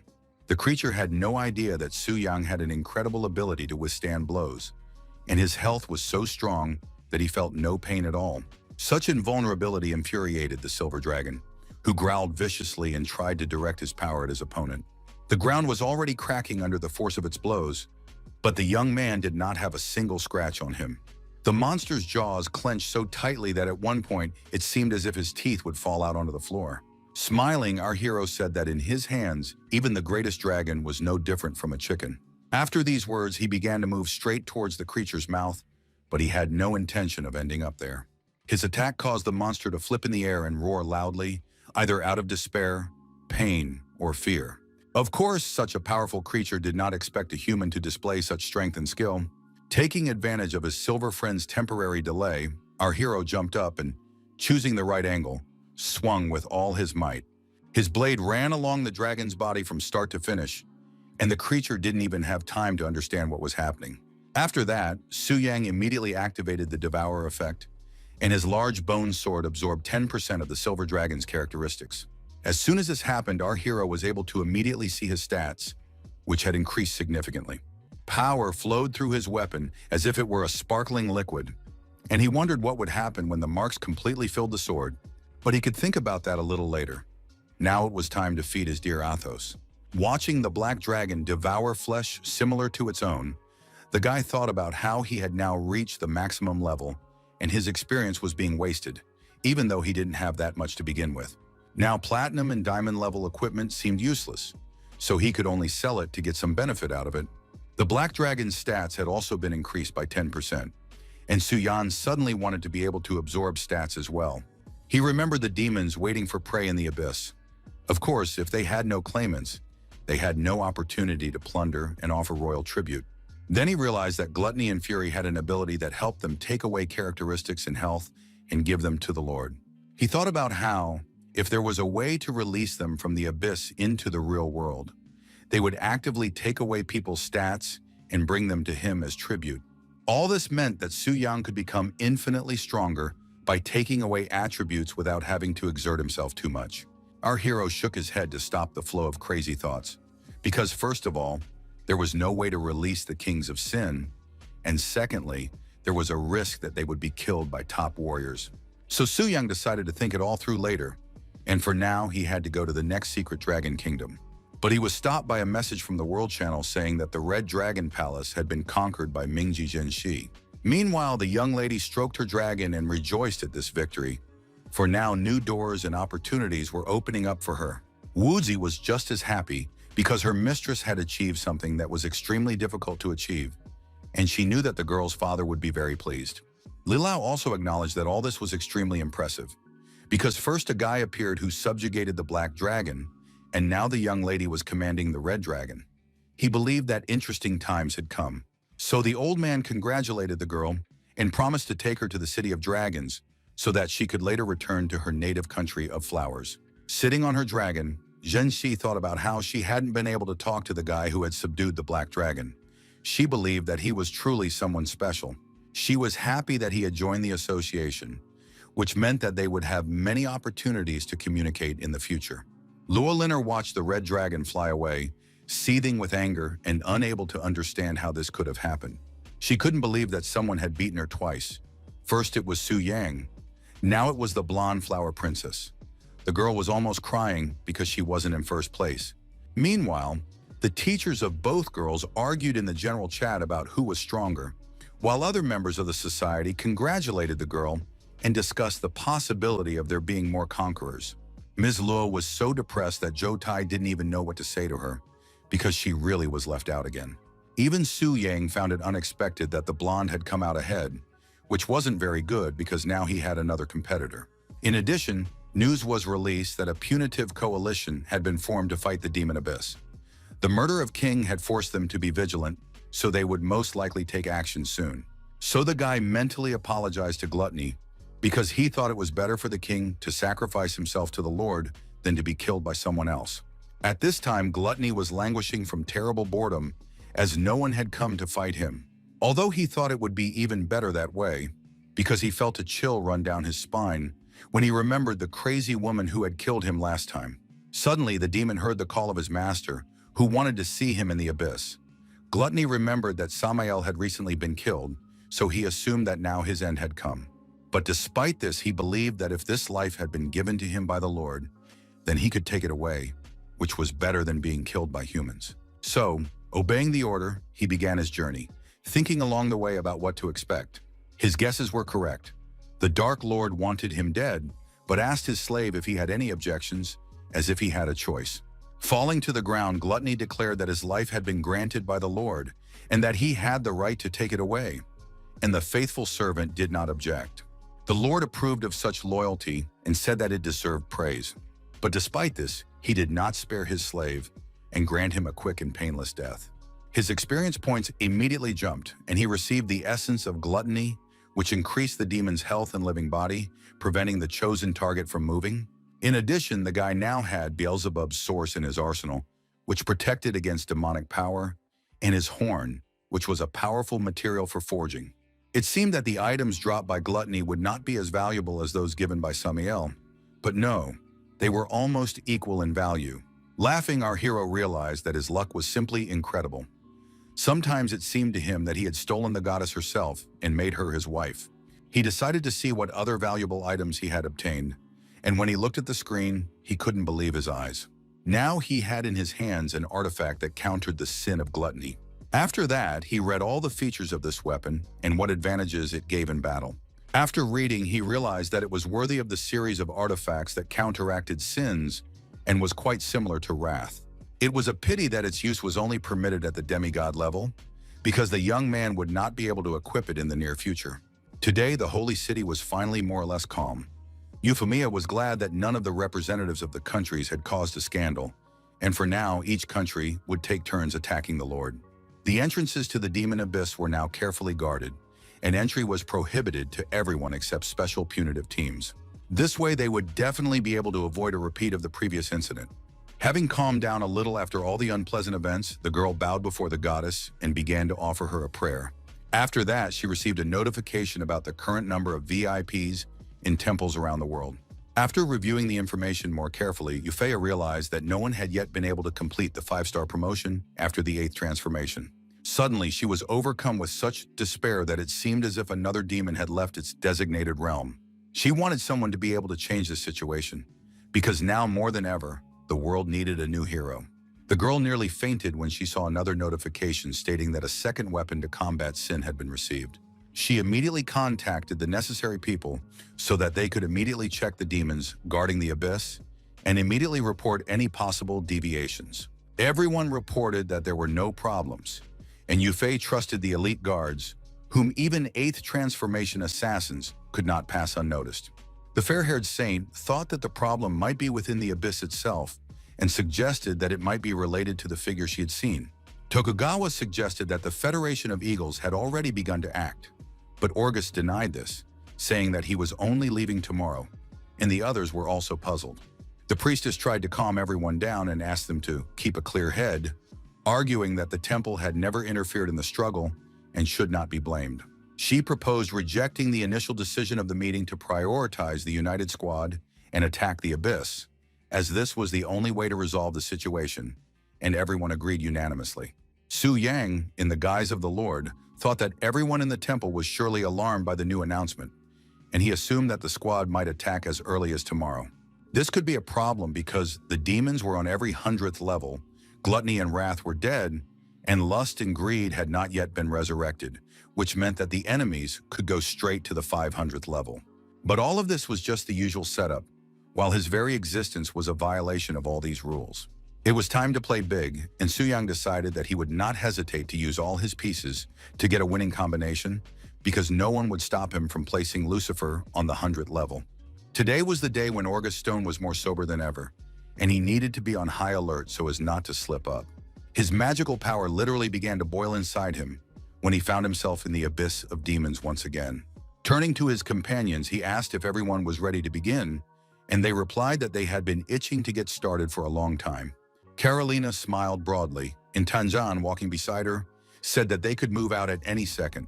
They were sure that the first 200 levels were already lost, so here were the best of the best who could prevent the loss of another one. The Knight of the Temple of the Burning Sun stepped forward and asked for permission to lead the expedition, because until then he had always been overtaken and had no opportunity to fight the bosses of the Abyss. Of course, he was allowed to prove himself. Once all these details had been settled, Tanjan announced that they had to set out immediately. Everyone was filled with enthusiasm and a desire to deal with the one who thought he was the smartest. The knight stubbornly led them forward, reminding them that they would soon reach the 100th level, which meant they would enter Gluttony's domain. But they told him that in any case the monster was no longer there, so they would be able to get through this stage very quickly. However, they had no idea who exactly they would have to face at this level. The demoness's eyes lit up greedily when she sensed that her victims were very close. The knight was the first to notice something was wrong, and he ordered everyone to stop. Carolina asked if there was an enemy here, since he should be dead. She emerged from the shadows, a dark-haired beast, who asked why the humans dared to appear on her master's land, for which they must prepare for death. The knight immediately rushed into battle, pleased that the vile monster had changed its appearance into a beauty. They shouted at him not to do anything stupid, but it was useless to say anything.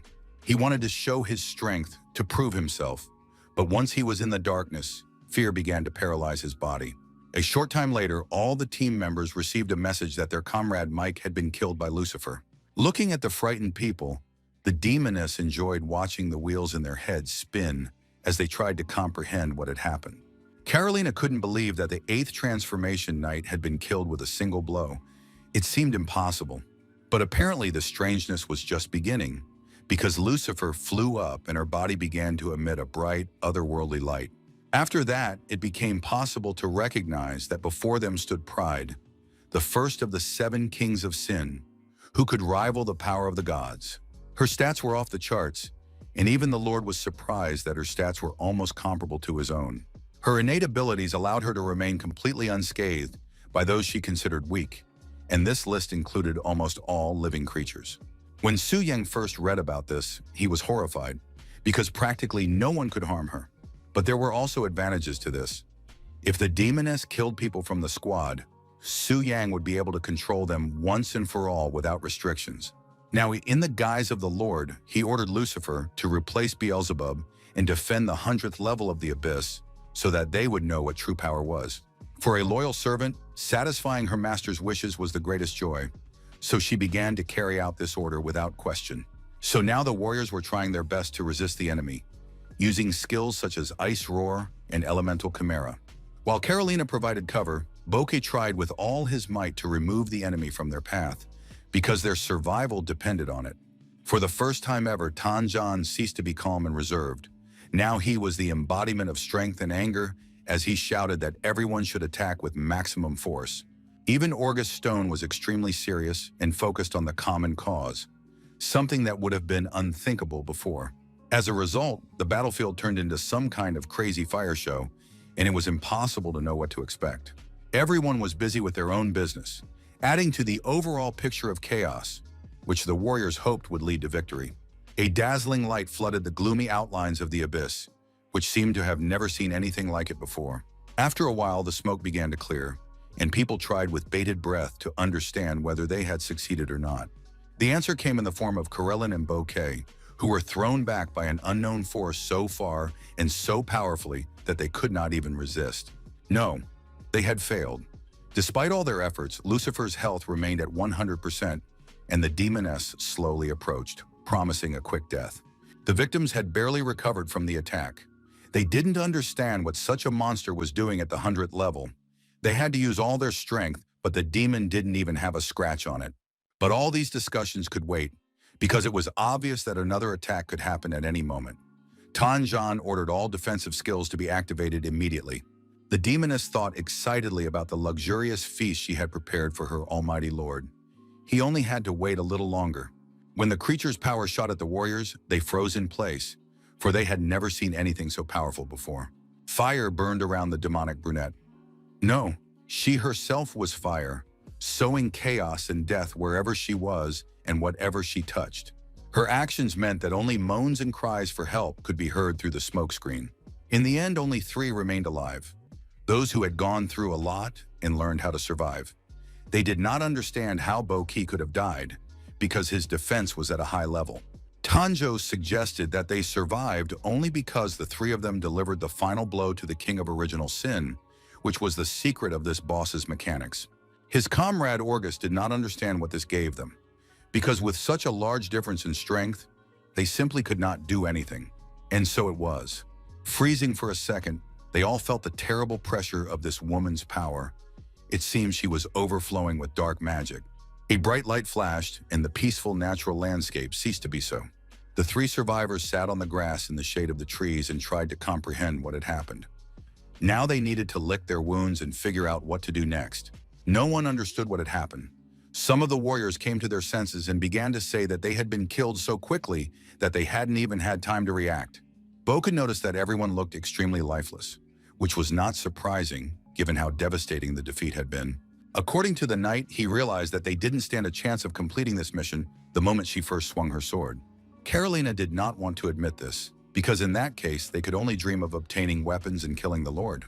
Tanjin supported her, adding that if they couldn't complete the final step of the ascent to divinity, they wouldn't be able to move on.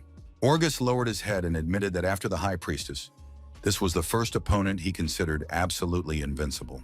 The Queen of Pride was so terrifying that the man decided that the darkest times had now come for the whole world. The Lord watched the warriors closely and agreed with Orgus, but he was wrong about one thing. The ascent to divinity would inevitably happen. Only the catalyst would not be them. And the one who is now spoken of only in whispers, the great dark Lord who will regain his former glory. Thanks to the tribute paid by Lucifer, he gained incredible power, and the marks he placed on the souls of the warriors allowed him not only to subjugate people, but also to track them. But our hero did not understand why. Among the pile of negative emotions, there was one positive one, and this man was downright ecstatic. Judging by his clothes, this character was from the country of Shiva. His name was Attar Kazan, and he was a miracle-working priest of the 9th transformation. The country of Shiva made a strange impression, not only with its exotic color, but also with the fact that in the era of the coming of the world era, it still adhered to the caste system. Our hero immediately became curious as to why this guy was so strange and literally glowing with happiness. He wanted to understand what he was up to. Attar laughed maliciously, watching the top teams fail. He did not expect such a turn of events, but he liked the chaos that would soon shake up all the players. He saw this as an opportunity for his country because Shiva could instantly break ahead and become a superpower, and most importantly, receive the legacy of the ancient devourer. This man was clearly intelligent because he saw opportunities even where everyone else could only see a dead end. Su Yang wondered who the ancient devourer was. It seemed like he had heard that name somewhere before, and then he remembered that it appeared in the description of the dragon bone. Otto was a descendant of the ancient devourer, who also ended his journey in the grave. These dead remains were immortal, and their consumption was eternal. Our hero had previously thought that this story was just part of some mythical tale, but he had no idea that it was all true. Judging by the memories of this strange man from Shiva, his brother Amino Kazan learned about this from a stele located near the secret kingdom of the dragon spirit, where there were also words about the possibility of obtaining an inheritance. Attar was sure that only he and his brother knew this secret, and while the punitive squad was busy with their own affairs, the guy wanted his nephew to be the first to enter the spirit kingdom and take that very inheritance. He believed that after that, everything would be different, and Shiva's country would finally surpass Luncia in the Federation of Eagles. This man was eager to start dealing with the so-called heroes, whom everyone praised so highly. In that space, it was possible to kill them without the possibility of resurrection. Even the Dark Lord was amazed at how greedy and cruel this man was, and it was no easy task to surprise a demon. But Su Yung decided to disrupt all of this insolent man's plans and honor him with a moment of silence, because Attar Kazan did not even consider that someone might be listening to his thoughts. The Lord didn't even know how to thank this fool for such valuable information. But what warmed him most was the thought that he could easily eliminate a warrior of the seventh transformation. With all these thoughts, he completely forgot about Lucifer, and now he suddenly became very interested in what she was doing there. Glancing at his dark servant, he realized that she had been standing in the same position for a long time. Su Yang assumed that she felt nothing, since she was of divine level. Lucifer thought that her master was a real sadist, pretending not to notice her and remaining silent all the time. Her unhealthy psyche could not contain her excitement. When she finally heard the Lord's call, she beamed, for she had long dreamed of seeing his fearsome appearance.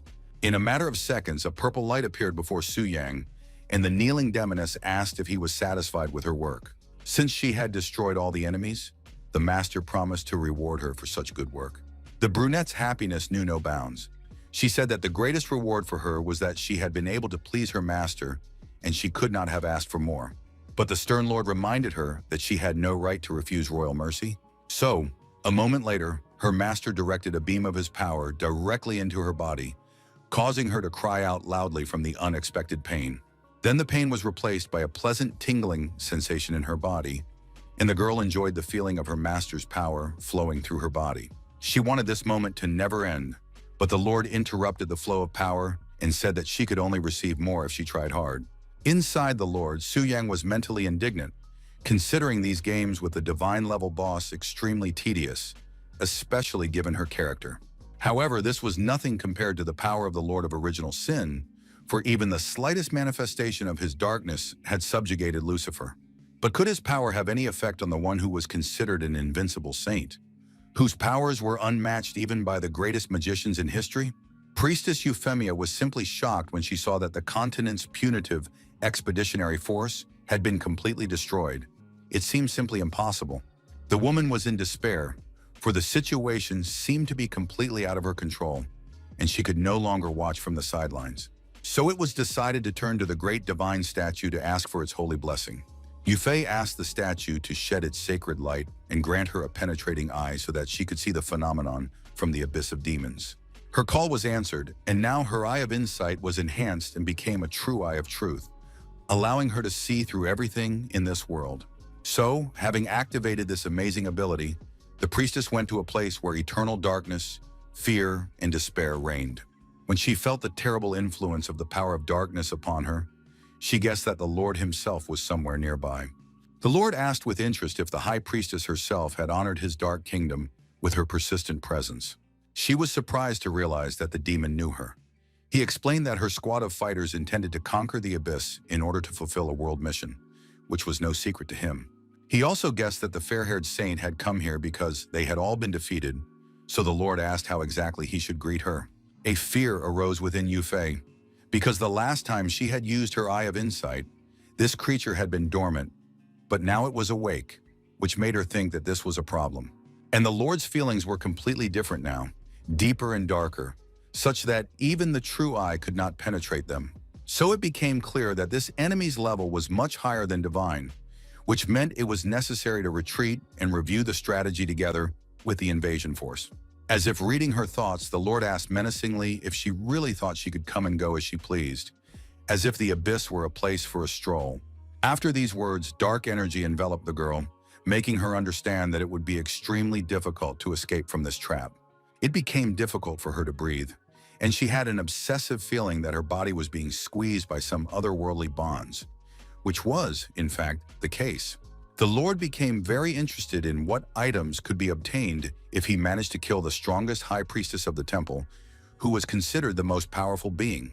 He only regretted the experience points that would be wasted. Killing Euphemia was tempting, because she was not the strongest and most mysterious priestess of the temple for nothing. And then he noticed a strange silhouette at the top of the abyss that resembled a shining eye. At one point, the priestess had already thought that she was lucky and that the terrible events had passed her by. She was kneeling, her hands pressed against the ground, trying to catch her breath. Her lungs burned so badly, as if all the oxygen had been squeezed out of them, and every breath caused her pain. Now that she was safe, the priestess could only think about how lucky she was that the temple's power had teleported her back, because the consequences could have been terrible. A lower-ranking priestess of Raya asked if everything was all right with Euphemia, but she just waved her hand, saying that she was overtired. She was told that the squad was already on its way to the holy city. Nodding, the saint said she would go to her room to tidy herself up, not even suspecting that dark forces were watching her closely. The Lord almost shouted with joy when he realized that thanks to the priestess's energy, he had managed to penetrate to its source and behold the holy city. Suyang had never seen the holy priestess before, only read about her in textbooks and knew that she never left the holy city, apparently not because she didn't want to, but because she couldn't. The hero thought that if the blonde woman had been in the invasion squad and had been killed by his servant, then a seal of control could have been placed on her. While this was impossible, his dark power was still able to penetrate the real world and remain undetected, which meant that the power of the temple was not as great as one might mistakenly think. Looking closely at the statue, Su Yang realized that it was the central node connecting all the statues, which meant that if he could replace the data, no one would notice his rapid progress. He decided to try, but after a few seconds, it became clear that it was completely useless, because the dark force was repeatedly met with powerful resistance. Looking at the priestess passing by, our hero had a thought about what would happen if he tried to take control of other people. So, without thinking twice, he directed the flow of his powers straight into the back of Raya, who was walking peacefully, unaware that danger was very close. The girl's legs immediately began to buckle, and she realized that someone was invading her body and mind, but she could do nothing about it. Soon her body fell into darkness, and now she was no longer a light priestess, but a succubus demon who wanted to meet her master. Su Yang himself was confused and did not understand what was happening. The increase in power could still be explained, but why had even the girl's race changed? Could the Lord's powers really turn people into demons? He wondered if she was still a specialist or had she completely turned into a monster. He was also very interested in whether the divine statue would react in any way. Suddenly, a powerful wave of energy rose above the temple. It could not be seen, only felt on a physical level. It spread to all temples in different parts of the world, and even animals reacted to it. It seemed as if the entire planet shuddered for a moment, and everyone understood that something had happened that had never happened before. Reports began to appear that the Lord had enslaved a specialist, and now those who were struck by the power of the demon would not lose their minds but would join the demonic faction.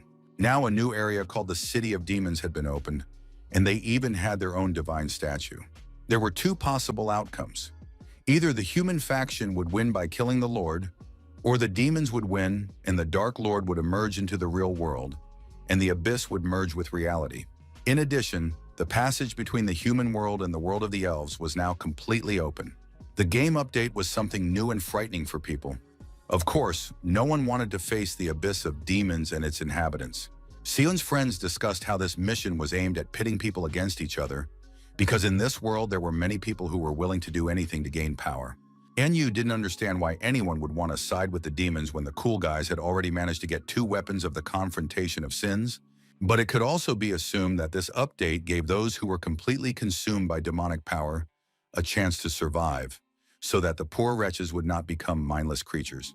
Wei Ming asked Jia Yue if they were facing an unprecedented event, and he replied that everything had long since spiraled out of control, and all that remained was to wait for instructions from the holy city. The head of the city of heaven was concerned that the demigods might indeed falter, as his informant on the other side claimed that the weapons had been given to completely different people. The elderly man said that if this really happened, they would have to prepare for the worst-case scenario, and all that remained was to hope that the mission could be accomplished. Meanwhile, the sacred city was also in turmoil. Su Yang never imagined that his fleeting experiment would provoke such a large-scale event. He was reassured by the thought that people couldn't even get past the 100th level, which meant they definitely couldn't get to the Lord to kill him. Many might think that this mission was simply impossible to complete. After all, now that they had switched to the side of the demons, they could not only preserve their minds but also open the divine level without fulfilling the world mission, which was a huge temptation. Through the soul mark, our hero sensed that at least 6 or 7 top specialists were seriously considering this, which was a very unexpected turn of events. Now Su Yang could simply activate the demon statue and receive a level change quest. Then he would be able to avoid the temple's surveillance and solve the problem of leveling speed. He was already delighted that he would now definitely be able to kill the Lord first. But it turned out that the weapon that opposed sin deprived him of his power, which meant that if he was killed and then resurrected, his power would remain. And after killing the Lord, he would be assigned a boss that would surpass the previous one in level. This power was beyond imagination. Suddenly, the hero's thoughts were interrupted when armed servants burst into the temple, realizing that there was a demon in the hall. Their attention was drawn not to Su Yang's subtle presence, but to the transformed Raya, who had no intention of hiding and was even glad to be found. Yufei was determined to deal with the demonic spawn, not even suspecting that she was facing the very priestess she had been talking to a few minutes earlier. However, no one was going to just give up. There was a burst of energy that filled the hall with smoke, hiding the demons from view. Although the servants tried to find them, Euphemia ordered them to stop, because they had already left anyway, which meant it was time to return to their posts. She alone felt a strange aura in the hall, reminiscent of the one she had felt from the Lord, and the thought that he might have somehow come to the temple stuck in her head. Transported to the abyss, our hero decided that it was a tactical retreat, especially since he needed to save his new demoness. But when he looked around, he realized that his abode now looked completely different from before. He realized that before him was the very city of demons with palaces and spires that had been mentioned in the world announcement. The people who had previously died in this place were reincarnated as demons who had the same minds as humans, differing only in their less attractive appearance. Since Raya was a priestess, he decided to leave her that title. Only now she would be a demon priestess who would have to maintain order in the city. Looking at these warriors who had managed to reach the abyss of demons, our hero realized that they were worth something and that no demon priest could control them. Only strength mattered. And just like an invincible saint in the human world, it was worth finding a powerful demon priest. Entering the throne room, the Lord decided that they all needed to meet the new king of original sin. So he summoned Envy, who immediately responded and appeared. Her name was Livia, and her appearance was striking. She was beautiful and had many tails. She was glad that the ruler had finally summoned her. Lucifer basked in his favor, but now it was her turn, so she had to show herself in all her glory. The Lord decided that she would be the first high priestess of the demons. Her duties included managing the local inhabitants, as well as controlling the temple and its power. The city was being built right before her eyes, and the speed was astonishing. But what was most astonishing was the realization that even after the Lord's murder, all of this would be at Su Yang's disposal. Livia performed her duties well and competently managed the construction and the demons who worked for the good of the abyss. She took Raya under her wing and taught her everything, and the girl absorbed her mentor's wisdom and swooned every time she approached her. Envy was delighted that Lucifer was at the 100th level, because now she had the opportunity to be close to the Lord. However, she was not very happy when she saw the announcement that she would soon be given knowledge about the Red Moon, which she would have to fight alongside the Lord.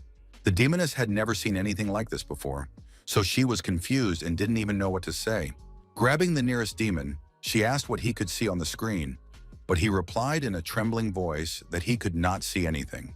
However, this demon reported that he had heard that specialists who had undergone a 5-star transformation might encounter her. After thinking for a moment, Livia assumed that it all came from the demon statue, and she decided that it was worth talking to the Lord about it. So as soon as the opportunity arose, she asked the Lord for an audience, but no one answered her. Most likely because the Lord had fallen into hibernation. Almost every time he was in this state, it was impossible to wake him up. This seriously worried Livia, and she was also interested in when they would launch an attack on the human world. Meanwhile, in the holy city, those who were deservedly considered the strongest in the world gathered once again at the round table. Euphemia thanked those gathered for finding the time to attend the meeting and apologized for meeting so often, but she explained that it was due to special circumstances. It was clear that Orgus was extremely annoyed. He said that everyone already knew the reason for the meeting, so he asked them to get straight to the point. Not wanting to beat around the bush, she said that they had all received the update message, so she wanted to discuss the changes in the demon faction and the portal to the Elven Kingdom. She expressed her hope that no one had decided to join the demons, and some honestly admitted that such thoughts had crossed their minds because the task was impossible. Bouquet also said that the previous battle had traumatized everyone too deeply, and in such a situation, the update seemed as if someone had decided to strike at their weaknesses.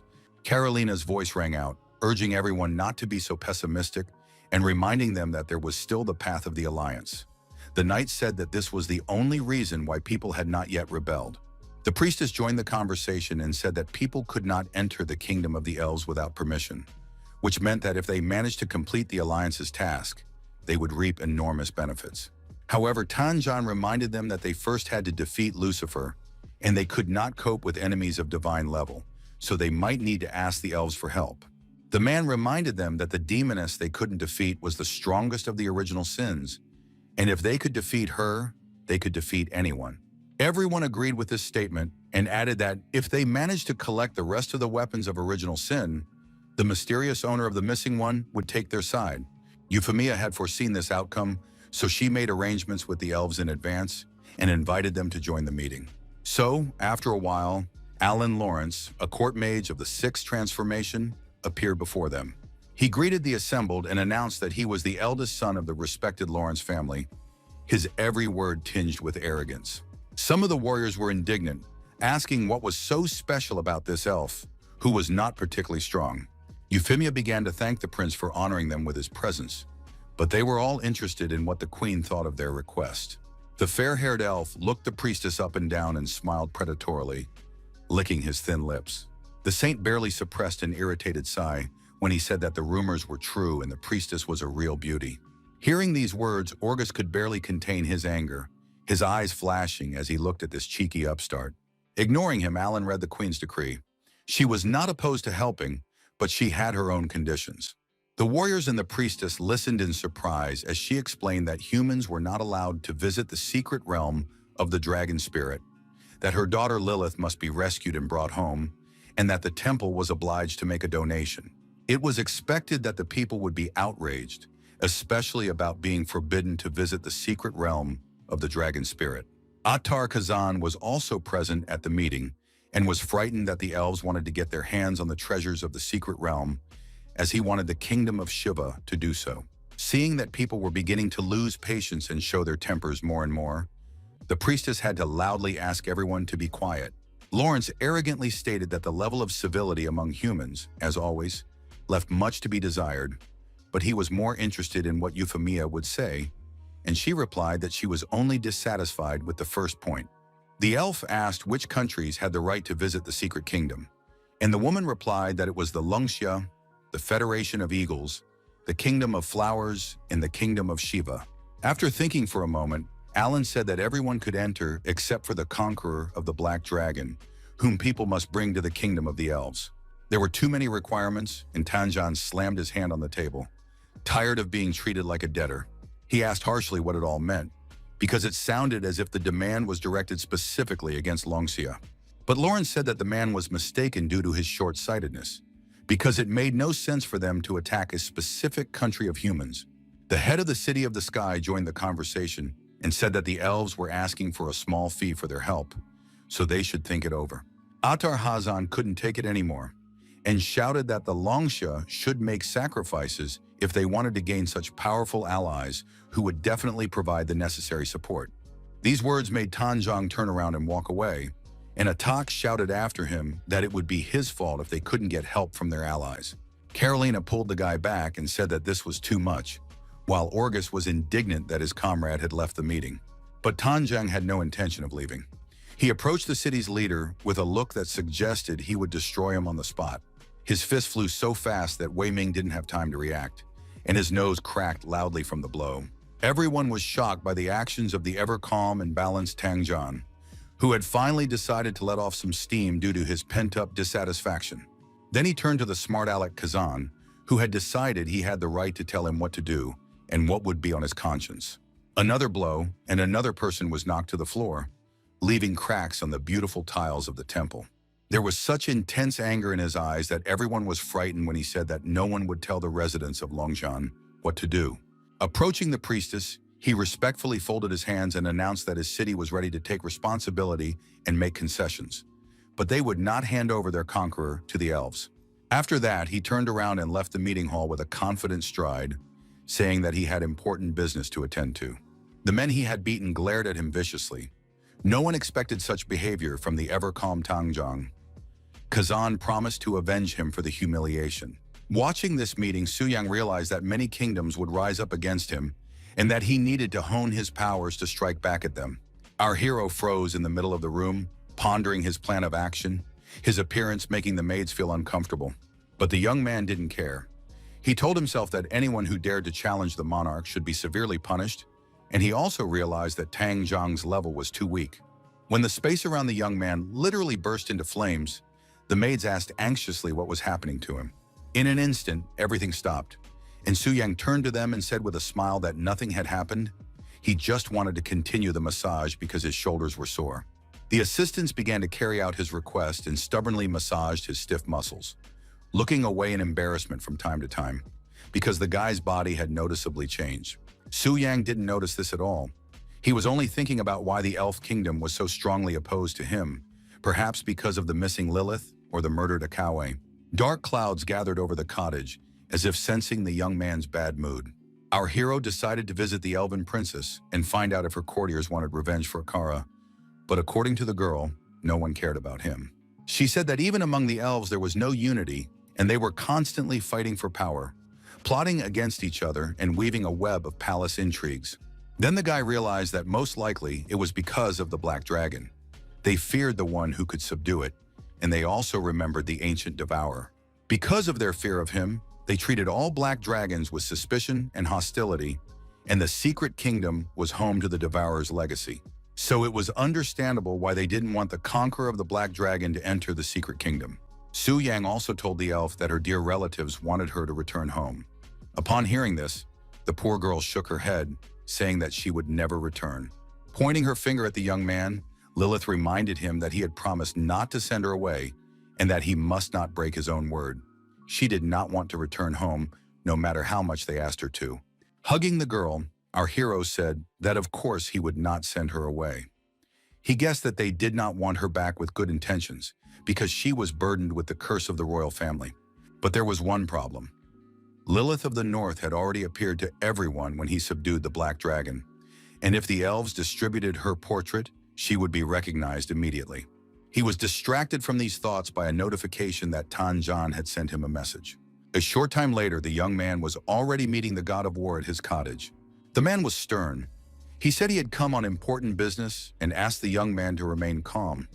According to him, Su Yang might not be able to enter the secret realm of the dragon spirit.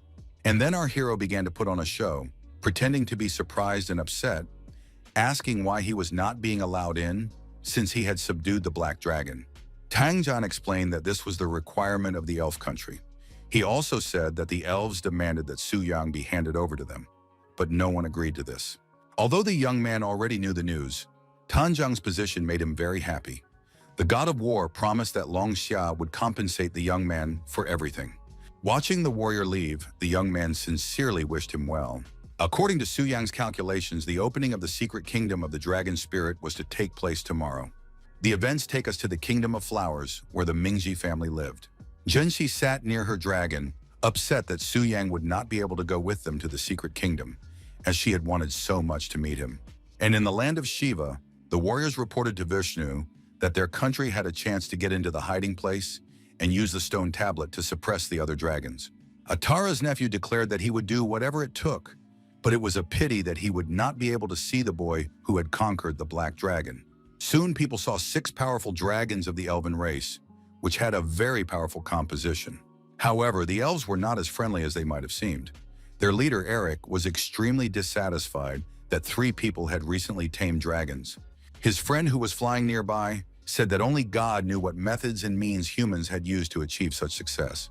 The prince smiled and said that when they conquered the human world, the Lawrence family would receive a large territory whose inhabitants they could dispose of as they wished. Soon they saw 2 female riders coming to meet them, red-haired Valia and a smiling blonde from the Minji clan. The vile prince could not wait to conquer this world so that he could do whatever came into his head. The girls looked at the elves and realized that they were disappointed in them. Their intuition had been right to tell them to stay away from these guys. Behind Zhenxi appeared Tokugawa Sano, who told the girl to relax and stop being so nervous. Velia listened to Carolyn's advice, who asked her not to act like a hero if danger arose, because life was above all else. Looking at the portal from which new dragons were appearing, one could confidently say that the Queen of the Elves had put on a lavish show, since she had brought so many people. Atar Kazan's nephew had also arrived, promising his uncle that he would show what the country of Shiva was capable of. Seizing the moment, the third prince, Eric, flew up to Zhenxi and asked if such a beauty would like to join his team, but the girl turned away in confusion. They were already flying very close to the location of the portal to the secret kingdom. Atar could only gloat and imagine how surprised all the dragon owners would be when they realized they had a stone tablet that could control these animals. By destroying the riders, they would get 8 huge dragons. It was just awesome, and the man could barely contain his joy. However, at some point, everything went wrong, because a forbidden spell was used, killing people from the kingdom of the elves. Lifting his head, Atar Kazan saw a mage rapidly approaching him, and a strong sense of alarm arose within him.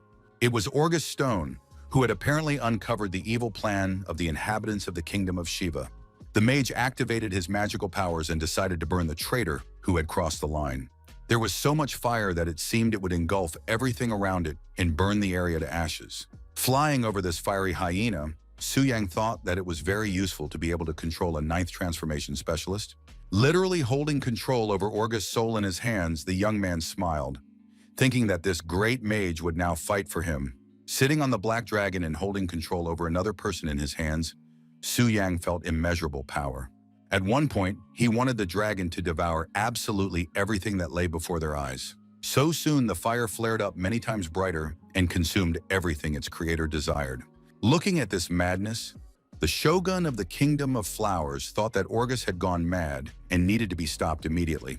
He ordered Ataru to rise immediately, for they must act together as allies. But instead, the representative of the Kingdom of Shiva attacked the shogun, causing him sincere bewilderment. Tokugawa Sano realized that the 2 people he trusted relatively had gone mad. But soon the shogun himself began to act against his will, because coercive intervention was used against him. Now the 2 men who had previously been allies were fighting each other, trying to kill each other. The battle was so fierce that the place where it took place literally shook with every blow the men struck. Su Yang knew that the forced intervention lasted only 1 minute, which meant that the warriors had to make a lot of noise before he disappeared. However, the young man did not expect that the effect of his power would be slightly shorter and that his control over Orgus would already cease. The mage stood with his eyes wide open, trying to comprehend what had just happened, because he had completely lost control of himself. There was destruction all around and immobilized warriors, who most likely suffered because of what Orgus did, who lost control of his own mind. Strange things were happening around him, things that were extremely difficult to understand. The shogun and Atar also came to their senses and immediately realized that they had been controlled by some kind of trick. Atar Kazan was a priest of divine omens, and his intuition had never failed him before. Now he clearly sensed that someone was controlling them all, along with Orgus Stone. It was unbelievable, and everyone understood it, because someone possessed such power that they could take control of another person's mind and body. Orgus joined the conversation, saying that it didn't matter what had happened to them, but while they were trying to kill each other, it seemed to him that a black dragon had flown into the secret kingdom. The others thought for a moment, remembering past events, and then began to say that they had also seen the dragon. They wondered if Longxia was involved in all this. They all agreed that it wasn't Tanjan because he couldn't control minds, so their suspicions fell on the young Su Yang. However, Kazan only smiled, reminding the men that he was only a low-level specialist of the fourth transformation who could not take control of them. Clearing his throat, Orgus said that since their battle with the Abyss began, strange incidents had been occurring one after another. But now the warriors had bigger problems, because due to this clouding of their minds, they had killed the elven royal guards. And when they were resurrected, the royal court would find out about everything. In any case, the secret kingdom was already closed, and they couldn't capture Su Yang and interrogate him. So Orgus suggested contacting the royal court of the elves. Meanwhile, the most interesting events began to unfold in the secret dragon kingdom. Flying on her red dragon, Zhenxi noticed that he was afraid. And the thought occurred to her that monsters might live here, that even such majestic creatures feared. Atara's nephew understood that the animal's reaction was most likely due to the remnants of the ancient devourer's aura. Alan Lawrence noticed Minji's confusion and said that if she was having any difficulties, they could fly on one dragon, but the girl quickly refused. Prince Eric was surprised that his companion had time to flirt with human girls even while riding a dragon. The mage explained that only the fang of an ancient dragon could suppress the fear in the blood of their beasts, and humans did not have such a thing, so it would be easiest to manipulate a rider who did not have a dragon. Atar's nephew overheard this conversation and thought that the elves were too confident, because with the help of the stone tablet, he would take control of their dragons and they would be trapped. Suddenly, the space was shaken by a strange sound. Velia assumed it was the boss coming, but Zhenxi immediately realized it was the roar of another dragon. And she was right. Flying directly above them was the legendary black dragon, which should not have been there. Our hero stood and counted his opponents. There were 6 of them, which meant a grand party was in store. At one point, Atar's nephew's dragon got scared. So scared that the guy riding it couldn't believe that this black dragon was so scary. Prince Eric shouted angrily. He did not understand why the monster was here, since they had agreed that it was forbidden for him to enter the secret kingdom. He realized that humans were indeed an insignificant race whose word was worthless. The situation was complicated by the fact that the dragons were in a panic and unable to fight, which meant they were all in a vulnerable position. But the prince said there was no need to be afraid because the black dragon tamer was only a weakling of the fourth transformation, so they decided that it was worth killing Su Yang right now. But they couldn't have imagined that they would encounter such powerful resistance that it would be impossible to resist. Su Yang was at his best today, killing most of the elves who entered the secret realm with just one strike. Only the prince and his court magician remained, trying to comprehend that their 4 best warriors had been killed in a matter of seconds. The prince immediately realized that the guy was extremely dangerous, because he hadn't even noticed his attacks. So in order to kill him, they had to use their trump cards. But he didn't have time to use them because suddenly someone's huge fist grabbed him and didn't even think about letting go. When Alan realized that Eric couldn't do anything, he decided that he had to run away as soon as possible. But no one was going to let him do that. So when the elf realized he was being chased, it was already too late. So soon the mage was lying at the feet of the one he considered an insignificant weakling who did not deserve to enter the secret kingdom. While the guy's foot was pressing down on his face, he tried to croak out the words that one cannot behave this way with a court mage. Su Yang's eyes were exactly like a dragon's when he said that if he was offended, he would take revenge 100-fold, and he didn't care who was in front of him. They begged him to stop, but our hero was not the kind of person to stop until he got what he wanted. The elves scattered like little children frightened by a terrible monster, shouting that next time they would definitely kill their offender. But some of them, the bravest ones, still did not give up trying to burn the one who had decided to break the agreement. So soon the beautiful green meadow was ablaze with fire and its beauty was destroyed. Velia couldn't understand why the elves' dragons had suddenly become so lively, because just a moment ago, they had been lethargic. Zhenxi advised her to look into their eyes. The color of their eyes had changed significantly, indicating that some kind of spell had been activated to forcibly control their minds, which usually had irreversible side effects. It became clear that they were seriously intent on killing Su Yang, as confirmed by Alan's words, who shouted that no one would dare to get cocky anymore. But the elves' joy was once again premature, for a strange flash appeared among the flames. This was followed by a powerful burst of energy that destroyed everything in its path. It was unclear how the black dragon and its rider had managed to survive the elves' attack, but now this winged horror was approaching them. He made his way through the smoke, numerous fire attacks and curses from his enemies. Aphon could endure all of this and emerge victorious. Directing part of his power at the elf, he grabbed him and carried him where he needed to go. The girls watched with bated breath as Su Yang not only withstood the enemy's attack without batting an eye, but also counterattacked. It looked like the elves were in for a rough time. Their dragons also couldn't take their eyes off their powerful black kin. They were afraid because they had never encountered such power before. The green dragon belonging to the guy from Shiva hurried to hide, not understanding whether Su Yang was human or not. He understood that defeating such an opponent in open combat would be impossible, which meant that now he had to lie low, wait for the right moment, and attack from ambush. Alan was reborn in his kingdom. He couldn't accept the fact that he had failed again. This Su Yang was too strong, but at this point, nothing could be changed because the entrance to the secret kingdom was closed, and the only option was to use the scroll of return. When he wanted to do so, the scroll literally fell apart in his hands, turning into 1,000 small pieces. Suddenly, Su Yang appeared before them and asked with a smile if they really wanted to leave without his permission. The prince managed to jump back, but his mage was less fortunate and was grabbed by a toothy creature. No one could pull him out or even weaken the creature's grip. For the first time in all this time, Eric asked if they could come to some kind of agreement. Now, feeling his own weakness, he was ready to accept any conditions. These words intrigued our hero, and he asked what if his condition was the prince's life. After that, the heavy dragon's foot landed a few inches away from him. Some kind of liquid splattered his face, and then the young man asked what had happened, because the brave elves had been shouting that they would kill him, forcing Luncia to betray his hero. Falling to his knees, Eric began to say that all this had happened because they did not know him before, but now they realized and accepted their mistake. Su Yang said that thanks to Akar, he had already realized that their race were true hypocrites who should not be allowed to live. The young man met his enemy's gaze and said that he would kill them again and again until the elves' levels dropped to 0 and they could no longer be resurrected. These words frightened the blond man so much that he screamed in fear and tried to get as far away from the young man as possible. After that, Su Yang began to do what he said. As he killed the elves, they screamed that humans wanted an alliance with them, made threats, and simply cried.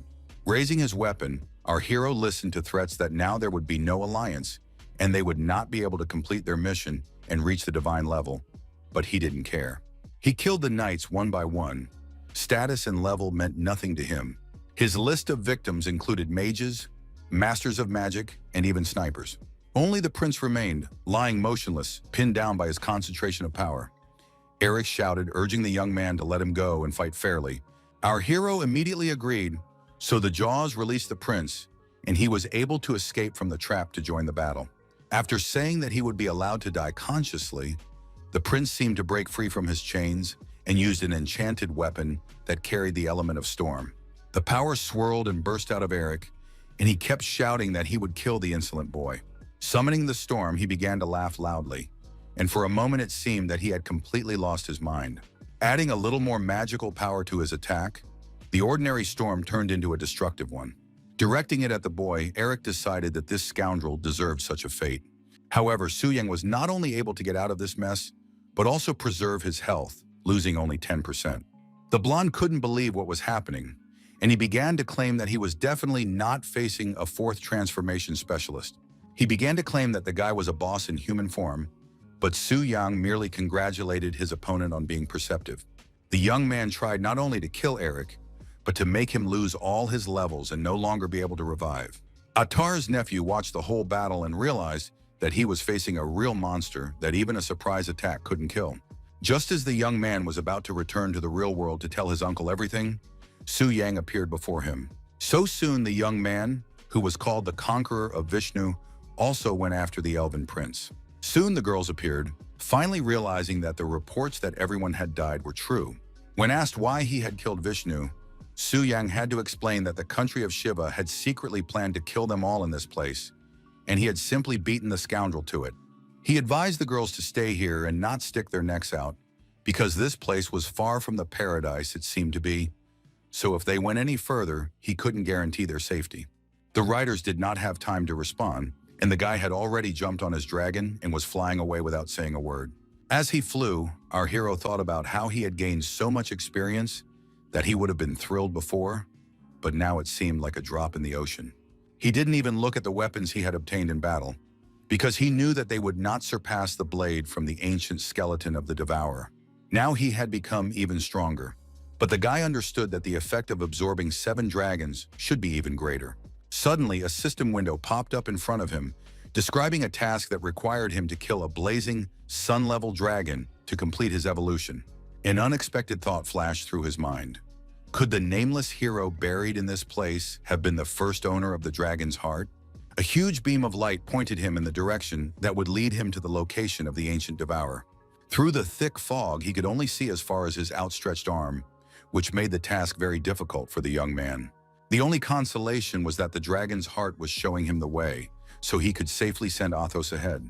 Of course, this adventure could not go smoothly, as creatures that had been dormant for many centuries broke into this world. Resembling skeletons, they screamed loudly and headed toward the young man so quickly that he did not have time to come up with a plan of action. Su Yang immediately guessed that this was the appearance of the ancient Devourer. Athos seemed tiny in comparison. Even the dragon became nervous, sensing the approach of an ancient force that made the blood in his veins run cold. Our hero wanted to defeat this creature and become the continuation of the legend, but the black dragon began to resist his orders. Then it became clear that it was not a matter of the dragon's desires. It seemed that there were some rules in this area that prohibited flying. So poor Athos began to descend sharply, dropping straight into the thickening fog. At that moment, a flying skeleton began to approach them, which apparently was not subject to this flight ban. Looking at the ancient Devourer's hand, the young man thought, why not try to climb up it? It reminded him of some ancient ritual. The creature's eyes suddenly lit up and began to burn with a purple fire that inspired fear. Suddenly, the dragons he had killed earlier appeared before him. Somehow, they had been resurrected, so the young man wondered if there was a necromancer somewhere nearby. Fire began to burst out of the thick fog, so powerful that it seemed it could easily burn our hero and the dragon. But in fact, this fire belonged to Su Yan, who had finally decided to test his weapon because now was clearly the right moment. So without thinking twice, he jumped, intending to defeat his bone-like opponent with his huge sword. It turned out that this sword was very good at crushing bones, so soon all the monster's vertebrae were separated from each other. However, they immediately began to resurrect, but the young man was not particularly surprised by this, because otherwise everything would have been too easy. Standing next to Athos, the young man declared that he would kill the enemy as many times as necessary because difficulties were nothing new to him. At some point, the guy finally realized that he had defeated the last skeleton that wanted to send him to the other world. The young man did not understand the meaning of this trial, but he completed it, even though it took a lot of his strength. So now he decided that it was worth reaching the top in one go and completing this task. But once again, things did not go smoothly, because a thick white smoke appeared in the hero's path, resembling a magical portal. Whether it was a portal or a magical hurricane, it knocked the guy off his feet, causing him to stagger and fall off the road. Fortunately, he managed to grab onto a ledge, which prevented him from falling into the abyss that was now directly below him. What our hero saw before him seemed impossible and made him forget everything for a moment and feel only fear. Before him was Athos, struck by dark magic in the fog, screaming in pain as life drained from him. Then a human-like figure appeared, a shadow that was walking straight towards the ledge that the stunned Su Yang was holding on to. Smiling nervously, the guy thought that surprises were literally chasing him, one after another, not giving him a moment's respite. Su Yang expected this creature to try to destroy the rock he was holding onto, so he managed to reposition his hands in time and avoid falling. But his opponent was no fool either, and began to look down carefully, trying to predict the young man's actions. But it didn't work, because the guy was able to dodge every attack, moving so fast that it was impossible to catch him.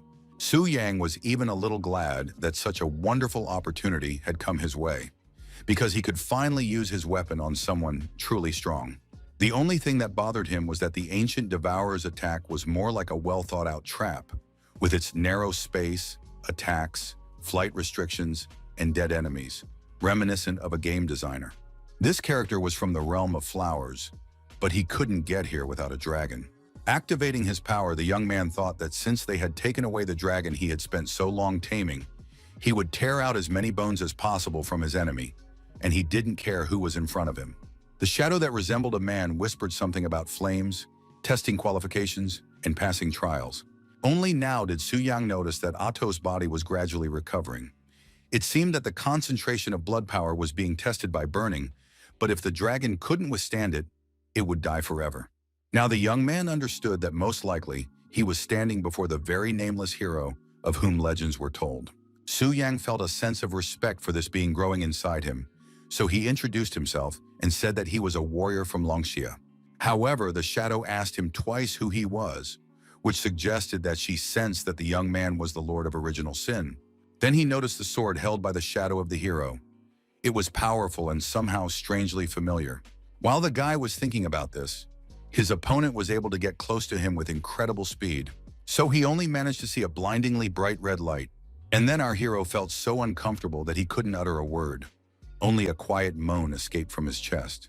He braced himself for intense pain, but it didn't come, and his health points didn't decrease, even though Su-yang was sure the blow had landed. The shadow itself began to stutter, saying that the correction had failed, followed by a series of incomprehensible sounds. Even though our hero did not understand the situation he found himself in, he decided that the best solution would be to rush into the attack. So the battle began, on which the young man's well-being depended. He understood this and tried to do everything he could to win. The enemy kept up, and it seemed that with each attack, his strikes became more accurate, and it became much more difficult to dodge the sword. But our hero was no slouch either. He intended to use his weapon to its full potential to defeat the one who wanted him dead. The shadow was a very experienced fighter, possessing many techniques that gave him an advantage in this battle. Su-yang never ceased to be amazed at how skilled this creature was. He wanted to learn at least some of its combat experience. The guy's arsenal included methods that were not so sophisticated, but no less effective. So when his opponent's sword came at him again, he grabbed it with his teeth with all his might. Then he delivered a blow that allowed him to literally rip the sword from his opponent's hands with his jaw. Taking the sword in his hands, the young man proudly declared that after his absolute empowerment, even his teeth had become much stronger. But even that did not make the task of killing the legendary hero any easier, for he was a character that everyone spoke of with fear and awe. However, now the legendary hero no longer had a weapon, which meant that his combat power was significantly reduced, and it was only a matter of time before Su-yang achieved complete victory. At some point, the shadow abruptly stopped attacking and sat down in front of the guy in the lotus position, placing his hands on his knees. For a moment, the shadow's face began to take on a clearer outline, and it frighteningly resembled Su-yang's profile. Before the guy had time to think about it, a connecting thread materialized between the legendary hero and his sword, which instantly broke, meaning that the weapon had been voluntarily transferred to Su-yang. Now a new bond had been formed, and the sword belonged entirely to our hero, who had become its rightful new owner. After that, the shadow began to disintegrate, managing to say one last thing, that the new hero must kill Chloris. These words were a mystery to the young man. He could not even guess who or what this Chloris was, or where to find him. The only thing the boy could do was read the legend of the nameless hero. The system reported the appearance of a new weapon, but the full characteristics of the Crimson Blade were unknown, and its mark was damaged. It was also said that the weapon was superior, which also meant nothing to the young man. In addition, he learned that the weapon absorbed red moon crystals in order to perform corrective attacks. He had crystals now, so he decided to use one to find out what would happen next. When the system asked if he was ready to charge it, the young man pressed yes without hesitation. Everything around him flashed, and the stone began to be absorbed by the sword, after which it became clear that one crystal was equal to one charge. Our hero was distracted from these thoughts by the familiar roar of a dragon. It was Athos. He had made it through and survived, which meant he had become even stronger, which was a cause for celebration. His former pale flame had disappeared, and now orange fire burst from his mouth, which was much more dangerous. Su-yang couldn't be happier with his dragon. Not only had it become so strong, but it had also literally escaped the jaws of death. It turned out that the black dragon Athos had absorbed the dark flame, thereby preventing the immortality of those ghostly creatures. This feature reminded the young man of necromancy, so it seemed that the black dragon had become something like a necromancer. The bone dragons also rose from the dead, but now they did not try to attack and apparently became Atos minions. A picture already appeared in the boy's mind of him flying on his mighty Atos, accompanied by a whole flock of bone monsters. He wondered if he could create an entire army of undead by killing monsters and bosses. Then he would become truly invincible. Approaching the monsters to get a better look at them, our hero noticed a number above each of them. He had never noticed anything like this before, and thought that this update was somehow related to the Crimson Blade. He wanted to try out his new powers, so he immediately activated the fix, deciding to apply it to one of the skeletons. Clutching the blade tightly, he walked forward confidently, imagining that in a moment, new doors to a world of strength and power would open before him. A moment later, nothing remained of the dragon, and that was not a metaphor. Not even dust remained of the enormous creature. The system reported a so-called crimson infection, which caused the enemy to lose all its life force. Su Yang realized that he was dealing with complete destruction at the level of direct rules, because even the undead, which could be resurrected, were instantly killed. Then he remembered that the nameless hero had tried to use a fix on him, but for some reason it hadn't worked. Su Yang assumed that it was somehow related to the system itself, so he asked if it had any clues, but there was no response. The journey to the secret realm exceeded all expectations, as Athos received his inheritance and Su Yang received a godlike artifact. The hero understood that he needed to protect the Red Moon crystals, because the only way to obtain them was to face a random invasion of the Red Moon.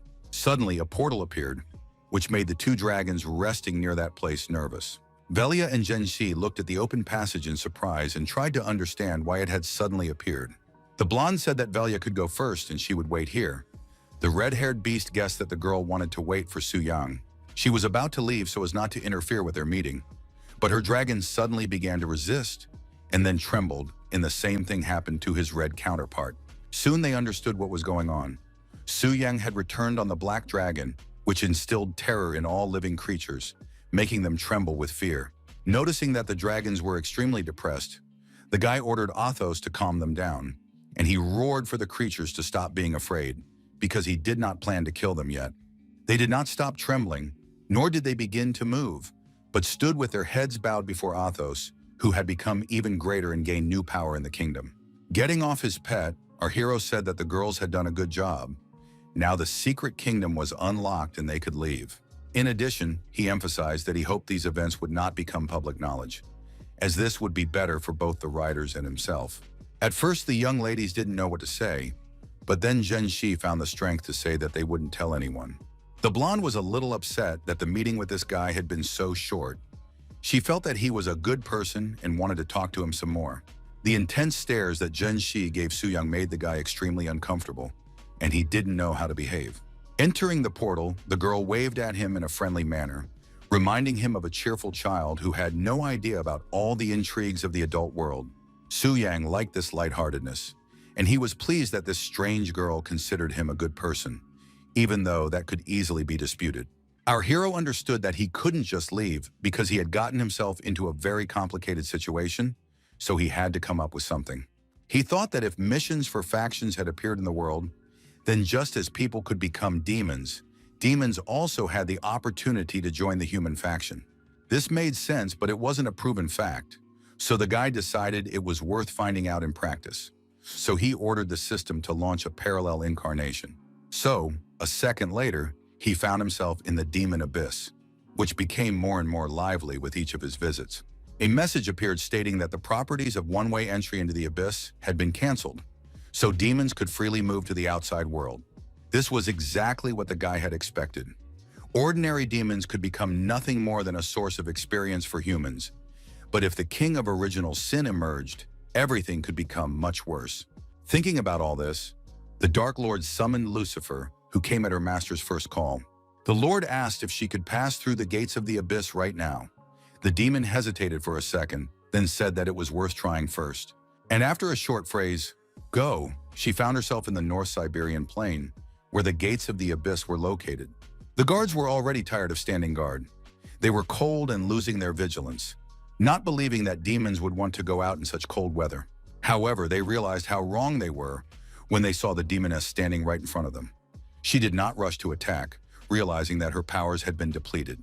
A frightened warrior asked his comrade if the demons could already come to the outside world, and the second ordered him to immediately report everything to the high priestess. The brunette approached even more rapidly. She did not like that the men were so noisy, their voices annoyed her. So she quickly dealt with the sources of her irritation. It all happened so fast that the men didn't even have time to squeak. After that, she moved on, traversing the icy desert as if she were its mistress. A few minutes later, she returned to the abyss to report that his guess had been confirmed. But the Lord noted that her powers had weakened to a semi-divine level. It was sad, but even with such power, Lucifer surpassed most specialists. So he ordered her to go to the mortal world and punish the disobedient. For the demoness, carrying out this order was something like supreme bliss.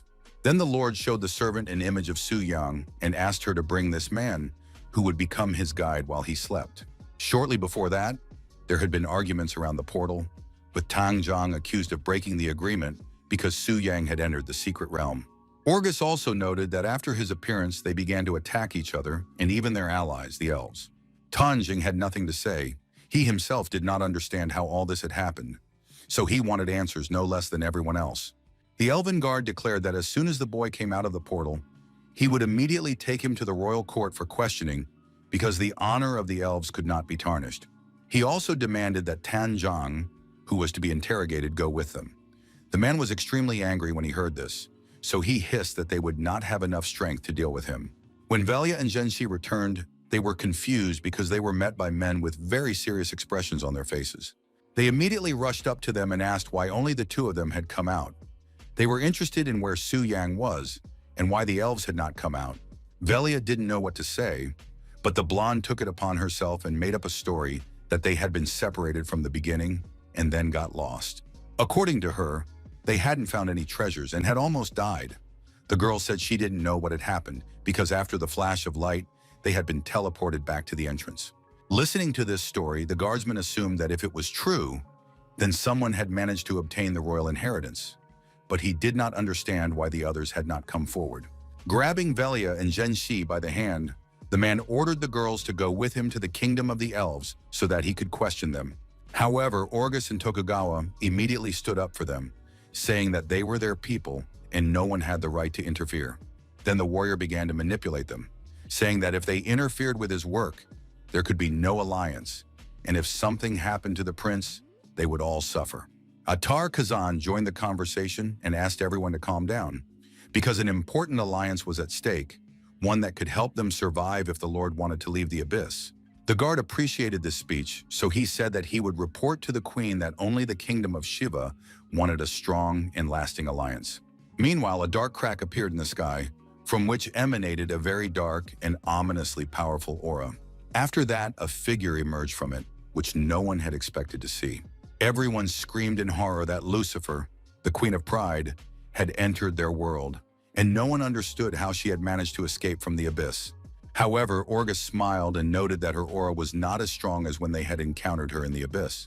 Everyone was sure that even though her characteristics were still unknown, she had weakened a little, which gave them hope.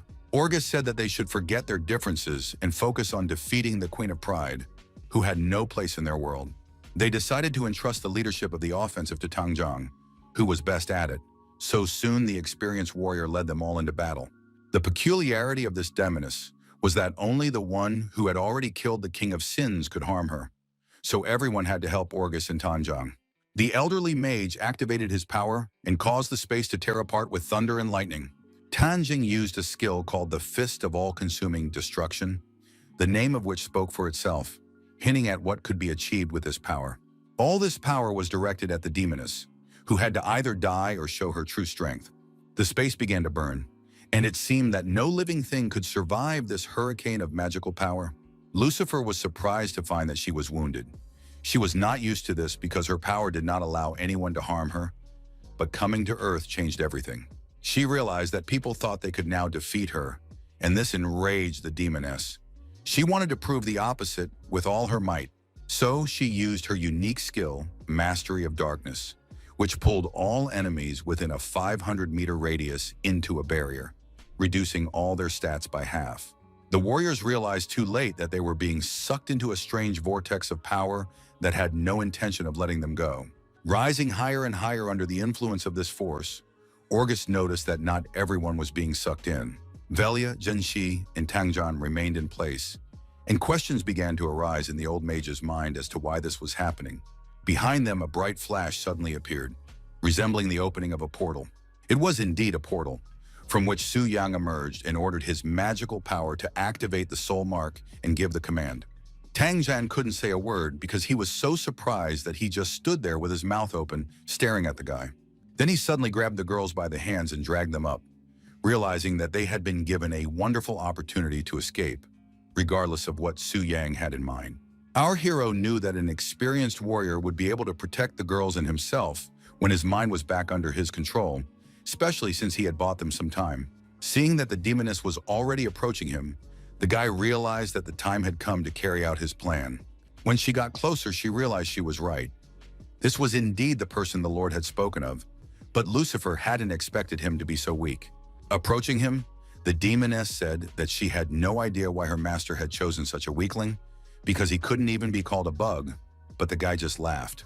Releasing his master's aura, our hero ordered his servant to put aside her arrogance and help him take one person away. The demoness immediately obeyed and became submissive, because she couldn't believe that the guy really had her ruler's magic. Events transported our heroes to a luxurious mansion. Lilith Severa, an elven princess who had never returned to her homeland, despite her tribesmen's desire to see her in their kingdom, was walking peacefully in the garden.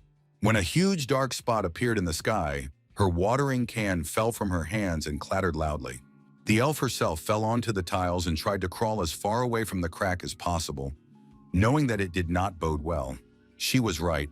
The appearance of a demon could hardly be called a happy event, especially considering that this was the second time she had been kidnapped.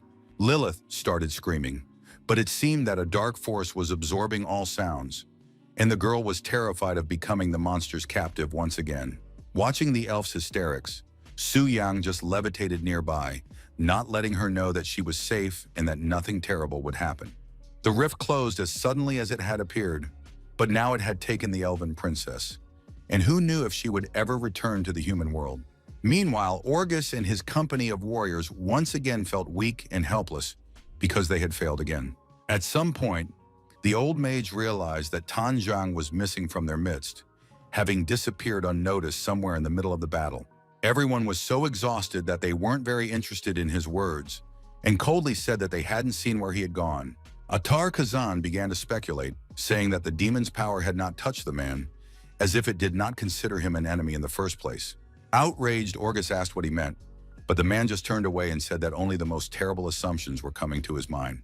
He then said that there was a possibility that Tan Zhan and the entire city of Longxia had betrayed humanity and joined the demons. His ally Orgus immediately came to the warriors' defense, insisting that Tan Zhan was not the kind of person who would betray them all. Hazan gave him a sad look and said that despite his good relationship with the god of war, now was not the time to cover for him. The other warriors also confirmed Atar's words, saying that they too had noticed that Lucifer showed no hostility towards him. Continuing to sow discord, Hazan recalled the situation when they attacked each other, believing that this was only possible thanks to demonic power. And then he mentioned that Su Yang had broken the agreement. It was impossible to argue against these points, as they were indisputable. Even Orgus understood that even the strongest warrior was incapable of controlling the mind, but Tokugawa stubbornly disagreed.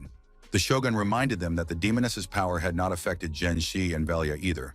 So by accusing Tang Zhang, they were also implicating the girls in the conspiracy. The cunning Atar had completely forgotten about the girls, but immediately put forward the theory that their evil traitor had stolen the unfortunate ones, because he was stronger than them, and then the shogun thought about it. The resident of the kingdom of Shiva wanted to annoy Tang Zhang by any means necessary, because if he could stir up conflict, it would be much easier to learn secrets.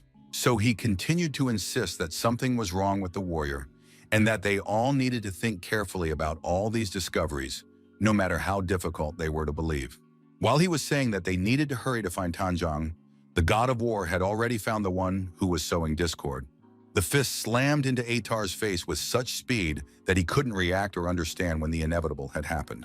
Shoving Kazan aside, Tanjong threatened that if he dared to slander him again, he would quickly resurrect him right there.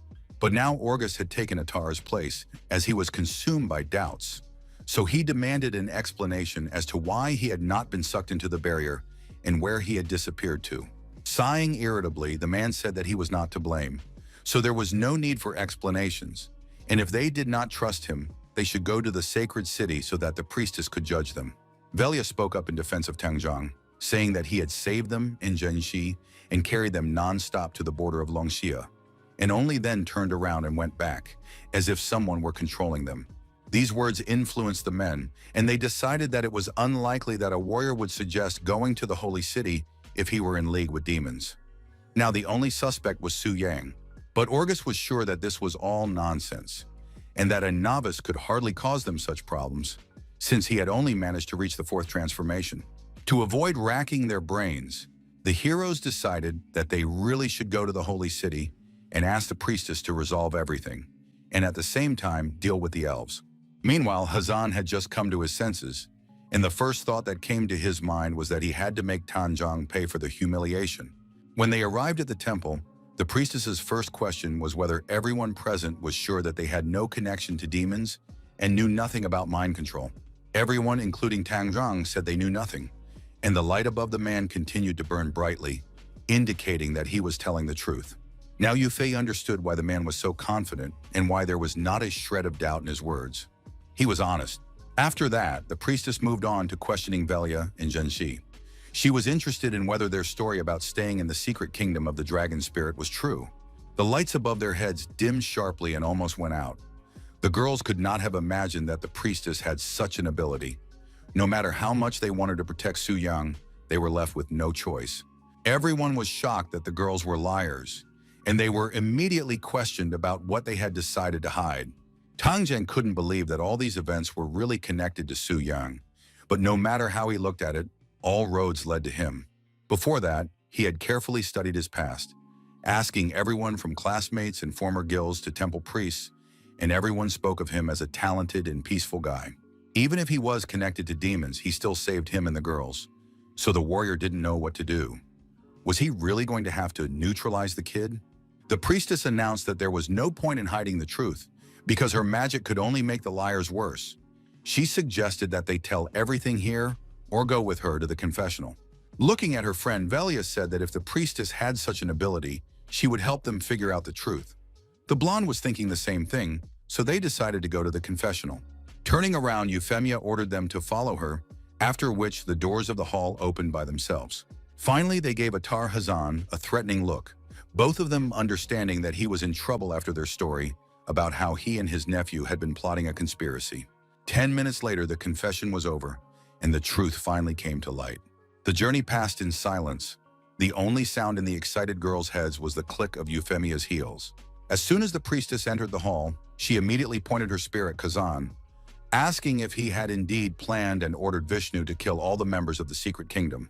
Stammering, the man did not know what to say, for he had not expected the priestess to somehow discover his terrible secret. According to the girls, Su Yang had revealed the truth to them, after which he had dealt with Vishnu. They had not taken part in this, so now it was possible to find out who was to blame. Atar couldn't believe that his nephew had been killed by some newcomer, but that wasn't the main thing. Everyone wanted to know if there really was a traitor in their circles. When he began to justify himself and say that he had done nothing of the sort, the fire above his head not only diminished, but went out completely. That was the answer, after which Yufei said that she was temporarily transferring the right to carry out the sentence to Tangjong, which consisted of 3 death penalties and imprisonment. Burning with righteous anger, the god of war asked a rhetorical question. Were he and the 2 girls still alive only because Atar wanted to pin the blame on Su Yang? The representative of Shiva's country began to say that it was all slander and that he had not made a deal with the demons, which was true, as was the fact that Su Yang had killed the elves. But no one believed him anymore, which was Su Yang's plan, which helped him clear his name. Soon a beam of light illuminated the walls of the temple, signaling that the man's punishment had come into effect. Tangjong's power was flawless, enveloping the criminal's body and causing him pain, preventing him from getting up from his knees. But the man was not finished yet. He was just getting warmed up, and the anger inside him had not yet subsided. He directed such a powerful stream of fire at the villain that it should have simply incinerated him. Now he finally took pity on Atar and said that he could go to prison to await his final sentence. Hazan wanted to say that he would still make them all dance, but the guard's spears closed in front of him, silencing him. It was clear that everything had been revealed and that the state of Shiva would soon pay for everything. He could not allow this to happen, so he decided that it was time to send his last message. He demanded that his brother tell the kingdom of the elves about Su Yang's murder of their prince and organize their state succession to the demon faction in order to take revenge. This turn of events surprised Su Yang. He could not have imagined that Shiva's state would literally commit suicide. But the cunning Atar could not even imagine that his every action was bringing him closer to the edge, for he did not know that the Lord of Demons was Su Yang, whom he hated. If the state of Shiva joined the demons, Su Yang would be able to dispose of it as he saw fit, and he would gladly accept this generous gift. As for the elves, our hero came to a simple conclusion. Everyone he had met was steeped in arrogance, presenting themselves as representatives of a superior race, except for Lilith. So he decided that when he ascended as the Lord of Original Sin, he would show the elves who the real master was. But he decided to think about it later, because due to the events in the secret realm of the dragon spirit, he had not raised his level for a long time. Transported to the abyss, the guy ran into Livia, who couldn't understand why the Lord had chosen such a weak person as a mediator. Exuding the aura of a ruler, our hero ordered her not to ask unnecessary questions and simply to follow orders. When she felt the Lord's magic, she first thought it was her imagination, but soon realized that it really did come from Su Yang. So she quickly realized that the Lord's decision was something they couldn't understand, so it was worth establishing a relationship with his guide. After that, the guy went to the statue, which gave him tasks to complete. The process was the same as in the Temple of Rebirth, so the guy assumed that he could also create a VIP room in the Demon Temple. He had already thought through all the details. First, he had to allow the strongest demons to perform 5-star transformation tasks, and if everything went as planned, they would most likely face an invasion by the Red Moon, as a result of which they would obtain crystals, which he, as the Lord, would demand be brought to him. Such manipulations would help him become the happy owner of many crystals, which he would obtain without much effort. The task he received for the 5th transformation seemed difficult, but the system required it in order for true specialists to emerge. So he decided to first take a walk through the abyss to complete the first part of the task. Meanwhile, in the state of Shiva, specifically in the temple of Ganga, things were unsettled. The ruler was making plans for how his empire would rise when the plan came to fruition. Then they would be able to forget about the alliance with the elves and kill the Lord themselves. He noticed that someone had sent him a message, which meant that news of their triumph could arrive very soon. The ruler did not expect to see news that Vishnu had not only failed, but had been killed. The man was shaking slightly, unable to understand how Vishnu, his most outstanding son, whose talent for taming beasts was even greater than his own, could have perished. But now he understood that he had to pull himself together, because the plan had been revealed, which meant that his brother was in danger and the temple would soon be knocking on his door. A decision had to be made immediately. It was obvious that joining the demon faction was tantamount to betraying all of humanity, and once he set foot on this path, there would be no turning back. He convinced himself that he had been forced to do it in order to relieve himself of at least some of the guilt for what would be done next. Meanwhile, in the holy city, Atar had been arrested, and now Tanjun believed that Su Yang's case needed to be discussed. Orgus said confusedly that he still couldn't believe that a guy with the 4th transformation had managed to kill a warrior with the 6th and an elven prince with the 7th. He believed Velia's words, especially since they had been confirmed by the priestess, but the fact itself was very strange and absurd. According to Velia, the guy used some kind of item that completely paralyzed and neutralized Eric. She had never seen anything like it. The knight said that it sounded like a state of captivity, but low-level specialists could not apply it so easily. The mage concluded that no rules applied to Su Yang now, so either he was hiding his true level, or he had an item in his arsenal that allowed him to ignore level suppression. Tang Jian expressed his opinion that he considered the guy innocent, because he was only counterattacking and did not cause harm without reason. The shogun joined the conversation, saying that although he might not be guilty in their eyes, the Elven Kingdom would see things very differently. The priestess agreed, saying that even if Su Yang had not harmed anyone first, the kingdom of their potential allies would demand an answer. Suddenly, one of the servants ran into the temple. She was not just excited, but terrified, shouting that their situation was dire. She ran up to Yufei and began whispering something quickly in her ear, clearly not wanting outsiders to hear the information. After hearing what she had to say, the priestess banged her staff on the floor and announced that due to the emergency, the meeting would be temporarily suspended. The woman announced that Atar, through Amino, had prepared the state of Shiva to side with the demons, and now they had started an irreversible process. Now the entrance to the abyss, which was on Shiva's territory, had opened its mouth and was swallowing innocent people who had not made this choice. The ruler Amino decided for everyone that if they could not become the strongest thanks to their heritage, they would join the ranks of the demons, and when they became strong, they would return and take revenge. He believed that the Lord of Demons would give them enough time to develop and train, so now they would gather strength and then return, and then none of their enemies would survive. One of the servants approached the priest Amino to report on the situation in the country. At present, more than 20,000 people had already been relocated, all of them legendary specialists, and now they were advancing deeper into the abyss. Another servant ran up to them and warned that trouble was approaching, or more precisely, people from the Temple of Rebirth. The sovereign was informed that the enemies had already captured a whole group of people, many of whom were commoners who had succumbed to persuasion and did not want to go to the abyss. Amino asked if there were any Brahmins and Kshatriyas left who had not been transferred. According to the servant, 70% of the Brahmins and 60% of the Kshatriyas had been transferred. By order of the Lord, the Brahmins were to be transferred first, and the remaining Kshatriyas were to join the commoners and be left to detain the people from the temple. However, he knew that the commoners would not be able to resist the warriors from the temple, so he would have to sacrifice some of the Kshatriyas. He was comforted by the thought that sooner or later he would return and then be able to restore and compensate for everything. But now circumstances were such that they needed to hide in the abyss. Entering the most terrifying passage he could find, the ruler found himself on the 20th level of the abyss. All the newly converted demons gathered there, quite satisfied that their base stats had increased by 4%. As they moved forward, they discussed what the city of demons would be like, and some wondered if succubi lived there. Some warriors said that the temple had joined forces with Lunsha to attack their state, believing that they were jealous of them, but now they had the opportunity to take revenge on everyone. Suddenly, they all froze, because a shadow appeared in front of them, and when it came into the light, it became clear that it was a human boy. The newly converted demons were eager to test their new powers, so they decided to teach the boy a lesson for daring to scare them with his unexpected appearance. So the first explosion thundered in the abyss, accompanied by fiery power. However, despite the rather strong attack, our hero was completely unharmed.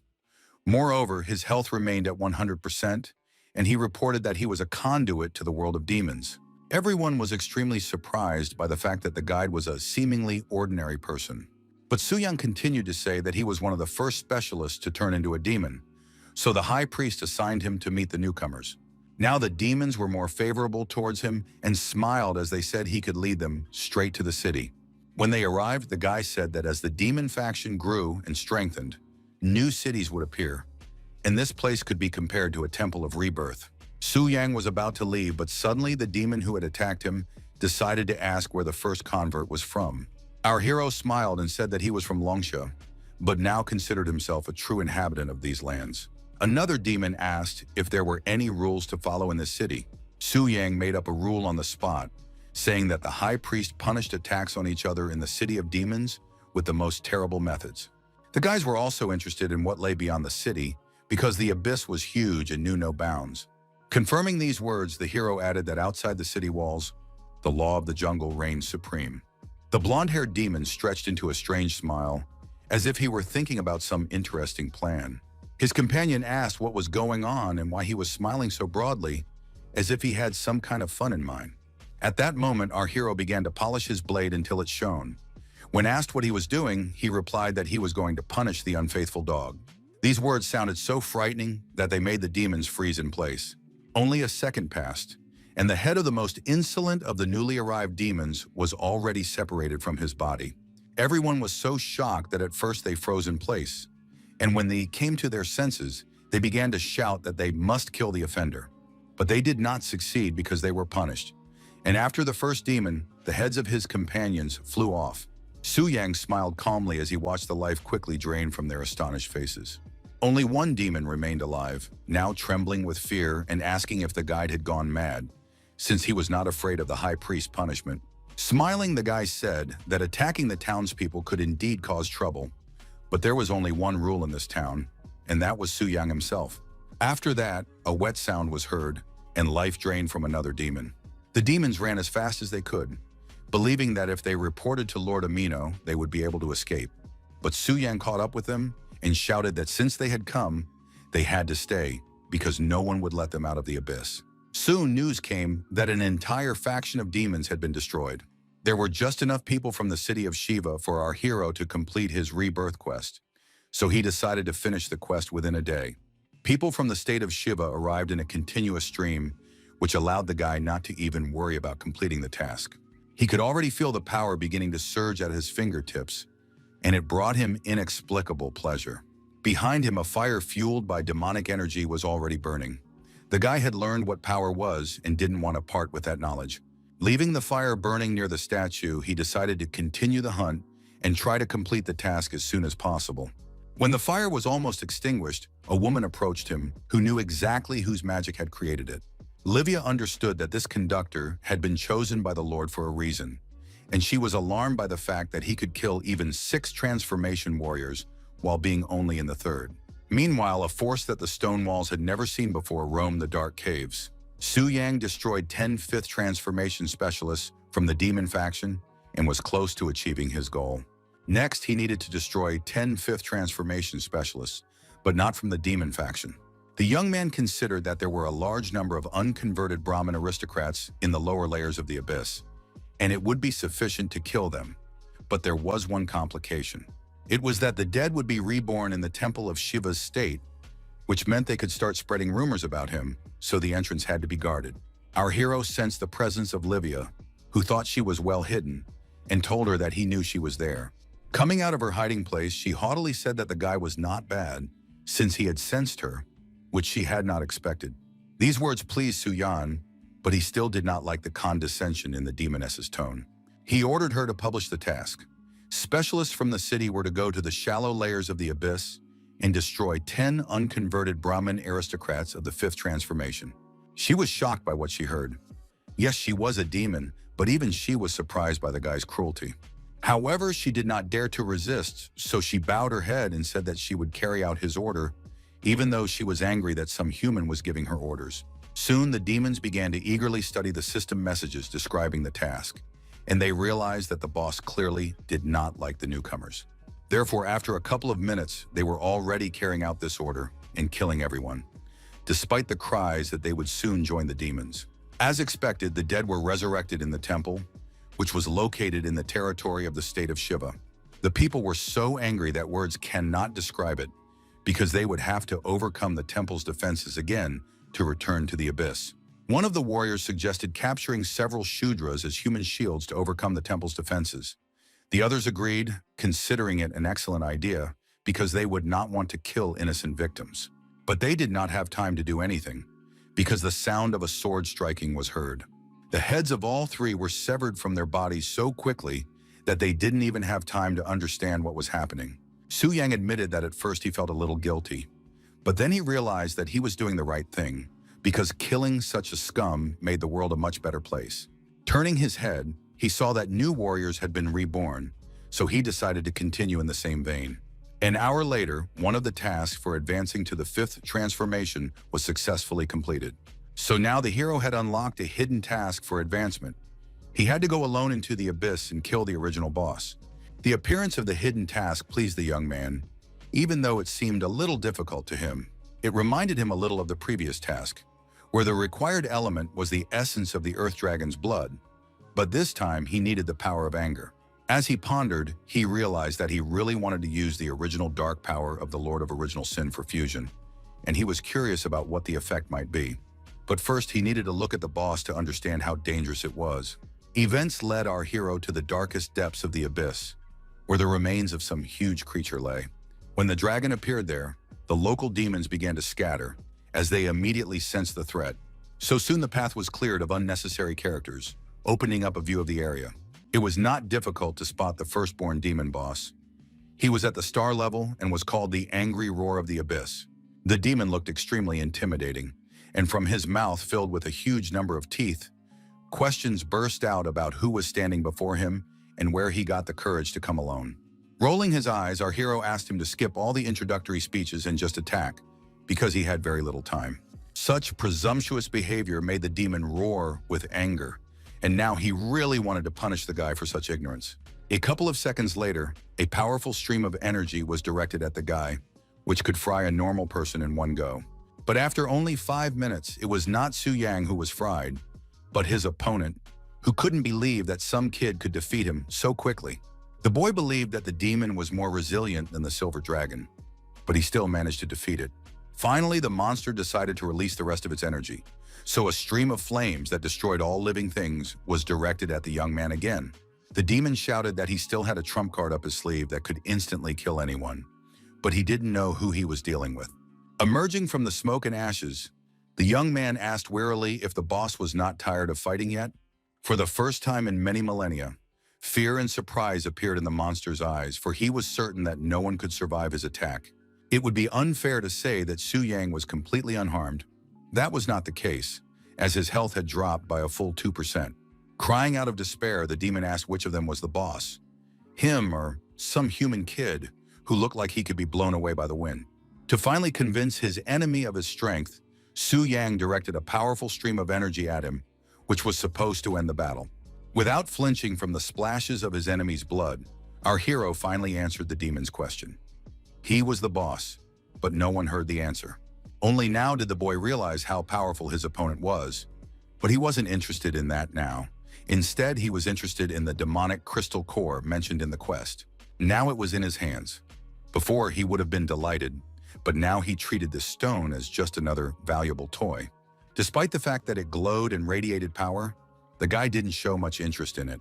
Su Yang knew perfectly well that in order to obtain all the dark power of the Lord of Original Sin, he had to descend to the very bottom of the abyss. But now he couldn't do that. All he could do was grant power to the kings of Original Sin and then order them to pass it on to him. However, the connection time had not yet been updated, which meant he had to wait until tomorrow. Meanwhile, the city of demons was becoming more and more like a kingdom, striking with its buildings and palaces. All this was managed by Livia, who strictly controlled the process and closely monitored the demons. Su Yang even had his own mansion, which made him look like a real king. As soon as the young man arrived there, he was met by a concerned Lilith, who asked where they had ended up. The young man said that they were in the main demon city of the abyss. The elf was so shocked that she didn't even know what to say, because she simply couldn't understand how a human could be here. He didn't want to explain all the details to the girl right now, so he got away with a half-truth, saying that he had taken her to another place because her tribesmen had started searching for her again, and that he had brought her some helpers. Sitting down on a soft sofa, Lilith said wearily that since he thought it would be better this way, she would trust him. However, she admitted that she sometimes seriously wondered whether Su Yang was human, because at times he seemed simply unimaginable to her. But she quickly added that she didn't care whether he was a human or a demon. She was ready to accept him either way. This light flirtation went unnoticed or was skillfully ignored, because Su Yang patted her on the head and said that he was an ordinary person who was capable of many things. A little more, and the demon palace could be compared to the royal court of the elves, just in a gothic version.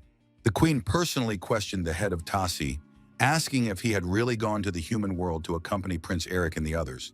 He nodded politely, answering the question in the affirmative, after which he was asked why he had returned at this particular moment. The elf, who was covered in jewels, looked intently at the one who had requested her audience. Her subject was trembling so badly that if you listened closely, you could hear his teeth chattering, but he still managed to report that the prince had not been able to return from the secret kingdom. The queen turned into a real hurricane, and the room began to shake when she asked what had happened to her son and why he had not returned. The other nobles began to say that the head should start telling everything, and also explain where the young Lord Alan had gone. Falling to the floor, he said that he did not know the details, that he had been negotiating with people outside the secret kingdom when he was suddenly killed by the King of Pride. When the queen learned that the truth could only be found out from the people, her anger burst forth. She rose from her throne, and asked her servant what use he was and why she should keep him alive. One of the advisors expressed his condolences but reminded her that now they had to think about how to deal with the betrayal of the people.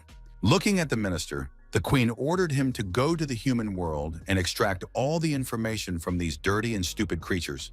The three men began to leave the throne room, saying that they would carry out their mistress's orders to the best of their ability. Meanwhile, in the temple, the priestess visited the room with the round table again, but this time no one was there. Yu Fei thought that Pandora's box with Shiva's kingdom had finally been opened, and now other countries would see the benefits of siding with the demons. No one could guarantee that after that, the ranks of demons would not grow. Chaos would break out in the world, and there would be no one to resist the invasions of the Red Moon.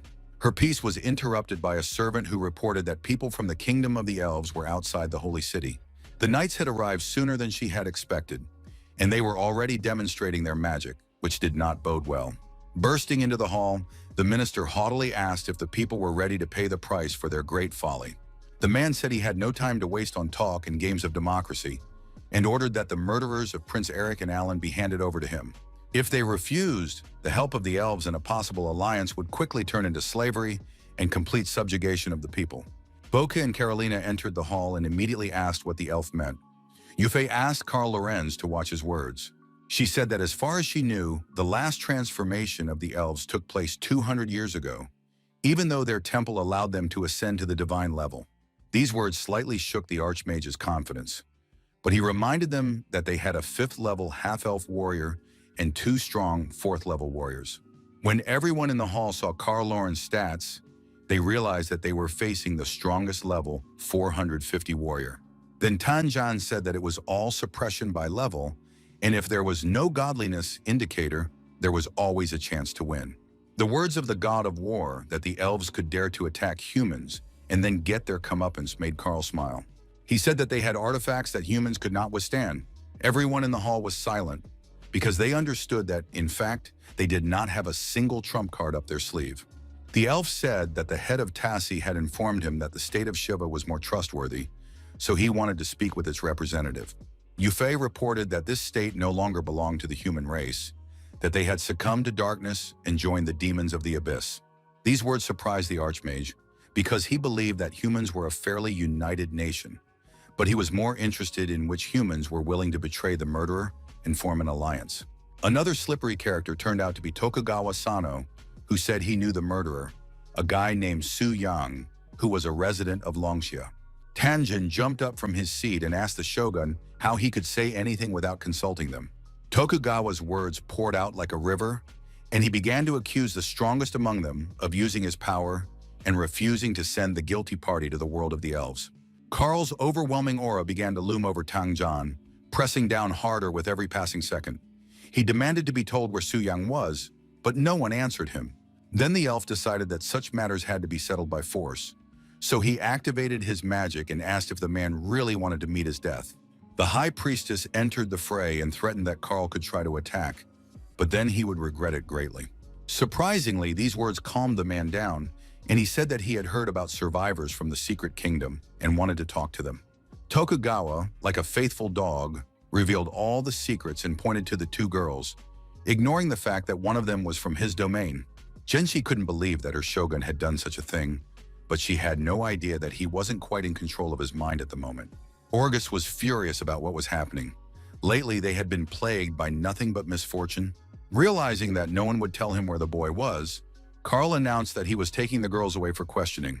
The blonde girl was almost trembling with fear, realizing that once they entered the kingdom of the elves, they would no longer be able to predict what would happen. No one knew that dark forces were closely watching what was happening in the holy city of humans. Livia arrived in the holy city of humans, and all the light and gilding irritated her eyes, which were accustomed to darkness. She thought that the guide really knew how to use people, killing them one moment and saving them the next, all for his own benefit. Not long ago, Su Ying learned that the Elf Queen was seriously planning to enslave humans. As the ruler of the Abyss, he was not going to allow her to do such a thing. So it was decided to send Livy to the sacred city, where she could teach the insolent elves a lesson they would never forget, and at the same time, she would have to bring back the 2 girls.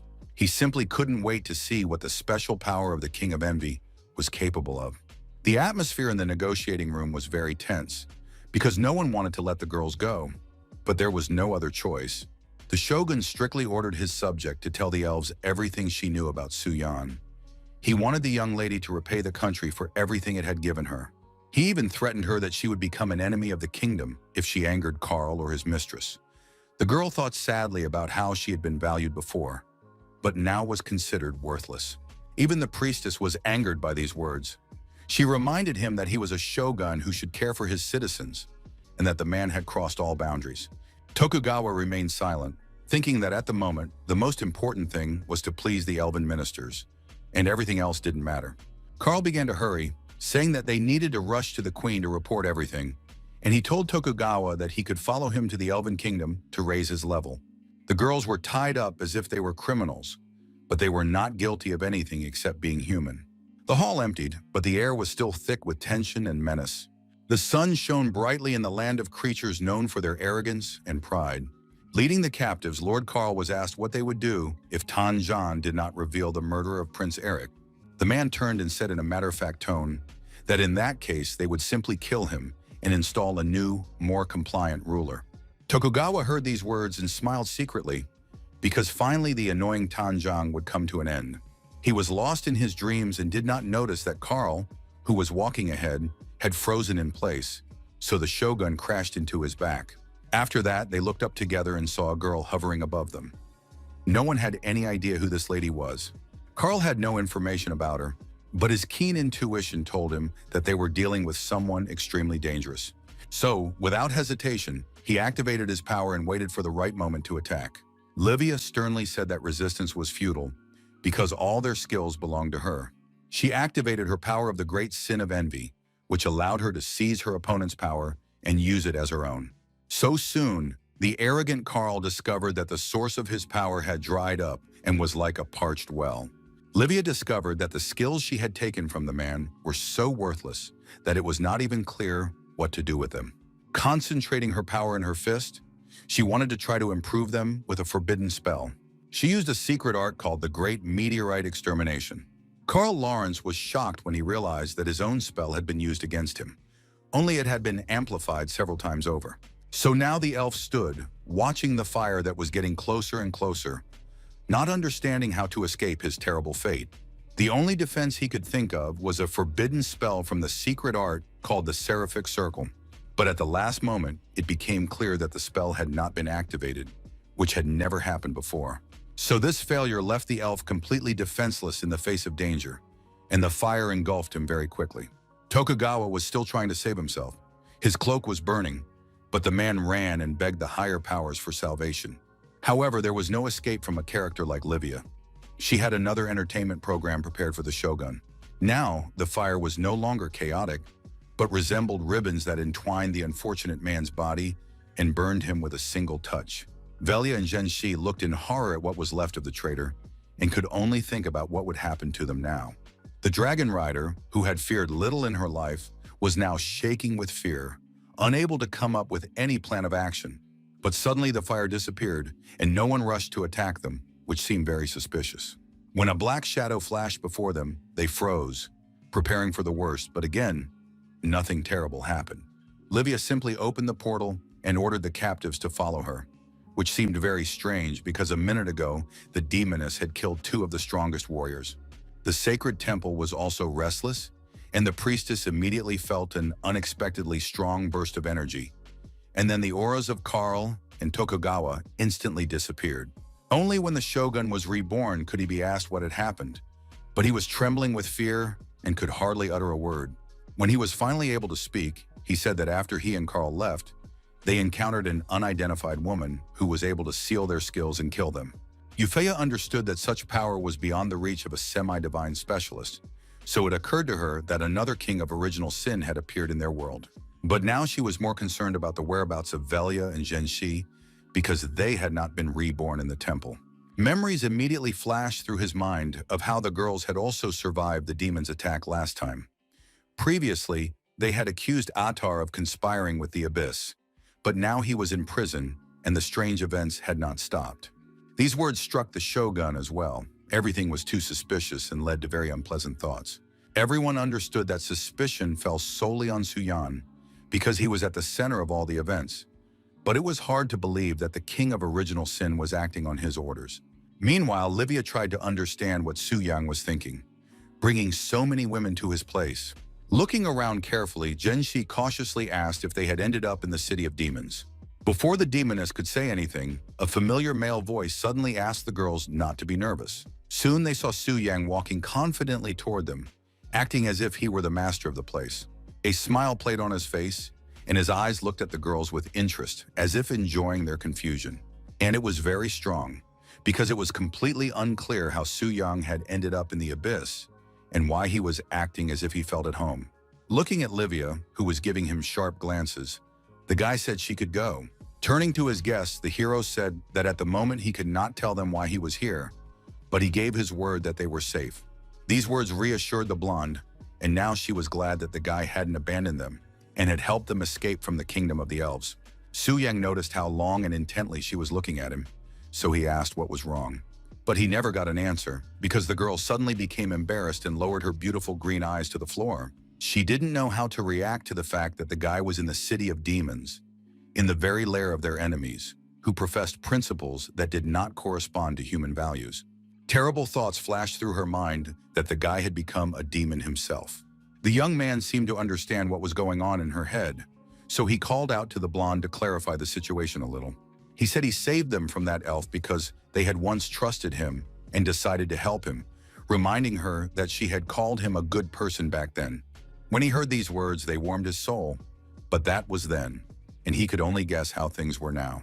After inspecting his demonic possessions, our hero asked if Lady Minji still considered him a good person. The girl was silent. She was truly confused and no longer knew who were friends and who were enemies, because now the demon was polite to them, while their allies, the elves, were showing their dark side. Everything was so confusing that it was simply impossible to find the truth in such a short period of time. All that remained was to rely on her inner feelings, and they prompted Zhenxi to say that she still wanted to believe Suyan. Her words made the guy smile, and he thanked the girl for her trust. While the two were being friendly, Velia realized that this guy was no joke, because even the king of original sin was being friendly with him. But she couldn't understand how Zhenxi could be so naive as to really believe that he was a good person who was simply forced to act this way. But she decided that the fact that he had saved them from the elves was enough for them to stay in the abyss until things calmed down in the human world. The mansion was beautiful, even though it was located in an extremely gloomy place. Lilith Severa was not thrilled that Su Yang had brought two beautiful women here. She even thought that he was going to start a harem. Noticing that the girl was not in the best of moods, our hero approached her, playfully tucked a strand of her hair behind her ear, and asked if she was jealous of him. The elf jumped away from him as if she had been scalded with boiling water. She said no firmly, but added that the guy wasn't paying any attention to her at all. Smiling, the young man said that after hearing this, he would try to do everything he could to make her feel more comfortable. Closing the door tightly, he returned to the room and said that today he would only be with Lilith. Late at night, Su Yang was consumed by thoughts that tomorrow he would need to obtain the dark power of the king of original sin, after which he would be able to complete the fifth transformation. He knew that everything was going according to plan in the abyss of demons, but the world of elves had become a threat to him. He had to wait for the moment when he could resurrect Wrath and send him on a reconnaissance mission. An idea popped into his head. If the elves' power turned out to be weaker than he thought, he could send the kings of original sin to take over the elven kingdom. Then he would become the ruler of three factions. Humans and demons would be able to live in peace, and the elves would be doomed to slavery. The hero couldn't wait to see the faces of these arrogant creatures when they finally received his gift from the abyss. Then he suddenly remembered the people of the state of Shiva. They must have almost moved here by now, especially the nobility, led by Amino. Getting dressed, he started to leave the room, wishing that the ruler would pay the price for accepting him into the abyss. Meanwhile, the priestess Euphea could not recover from the thought that the young Su Yang was somehow connected to the abyss, because all the evidence pointed to him. She decided to find answers and went to a place that could provide them. It was decided to request records of Su Yang's career changes.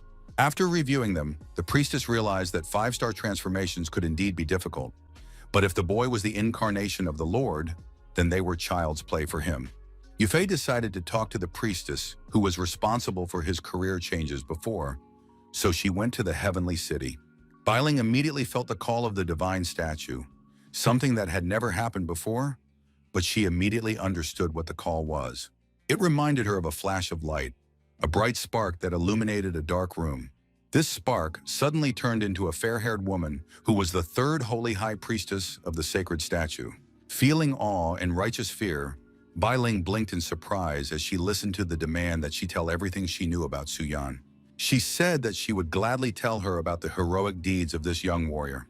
Yufei did not expect to hear such flattering words, so her face contorted with surprise. Meanwhile, Bai Ling began her story about how they met Su Yang in Dongling, when he was just an ordinary warrior and no one even suspected what he was capable of. According to her, every time he transformed, the guy received a perfect 5 stars, and then he was able to crush the Crimson Wither and subdue the Black Dragon. Everyone knew that even the eldest daughter of the Tanzi Pavilion couldn't resist him, literally. That was all Bai Ling knew about Su Yan. She had only a good impression of him, which did not match the other facts known to Yufei. The saint turned around and began to walk away silently, unable to find any words to comment on this story. Moreover, it was absolutely clear to her that the priestess from the heavenly city had fallen in love with this guy, which meant that her words could be biased. She turned and asked Bai Ling if there was something between her and Su Yang that she had not mentioned, and she had to order the woman to swear by the name of the sacred statue. Recalling a certain moment of closeness with the guy after she healed him after the Crimson Moon, the priestess didn't even know how to respond. Yufei understood everything and did not ask for details. She only asked that when Su Yang showed up, he be told that she wanted to talk to him. Inside, she hoped that the guy wasn't involved in anything dark, and that it was all just a non-existent situation being blown out of proportion. The murder of Carl Lawrence also hung over her like the sword of Damocles, and she suspected that it could greatly affect their alliance with the elves. Things weren't very peaceful in the Abyss either. New demons came to the head of their state and told him that the local demons were hunting them.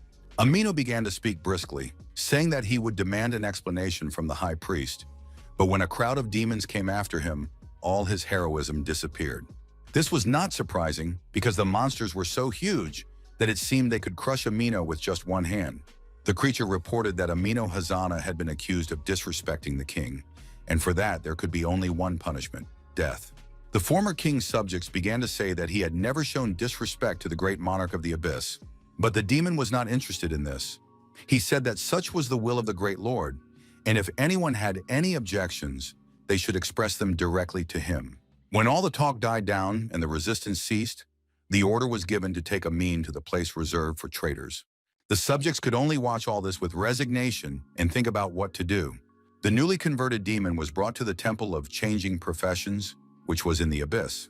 Livia, without turning her head, ordered that the one who dared to show disrespect to the monarch be brought to them immediately. Hearing this, Amino began to shout that it was all a lie, that the only species he hated were humans. He begged for them to be given a chance to become the strongest demon warriors, but his head was suddenly grabbed by the demon who had brought him to the castle. The monster reported to Livia that the traitor who did not respect his master had been brought in. After examining the creature that had recently been a human, she asked if such an insignificant being dared to insult the monarch. The man began to insist that he had never allowed himself to even entertain such a disrespectful thought, but the woman only asked how he dared to speak to her. For this, she struck Amino so hard that he flew several meters backward and howled in pain. Crashing into the wall with a bang, the man apparently made a decent-sized hole in it. At that moment, Su Yang spoke from his throne, saying that Amino should raise his head if he wanted to know why he had been sentenced to the highest punishment. The unfortunate and terrified Amino raised his head and met the gaze of the one who was deciding his fate right now.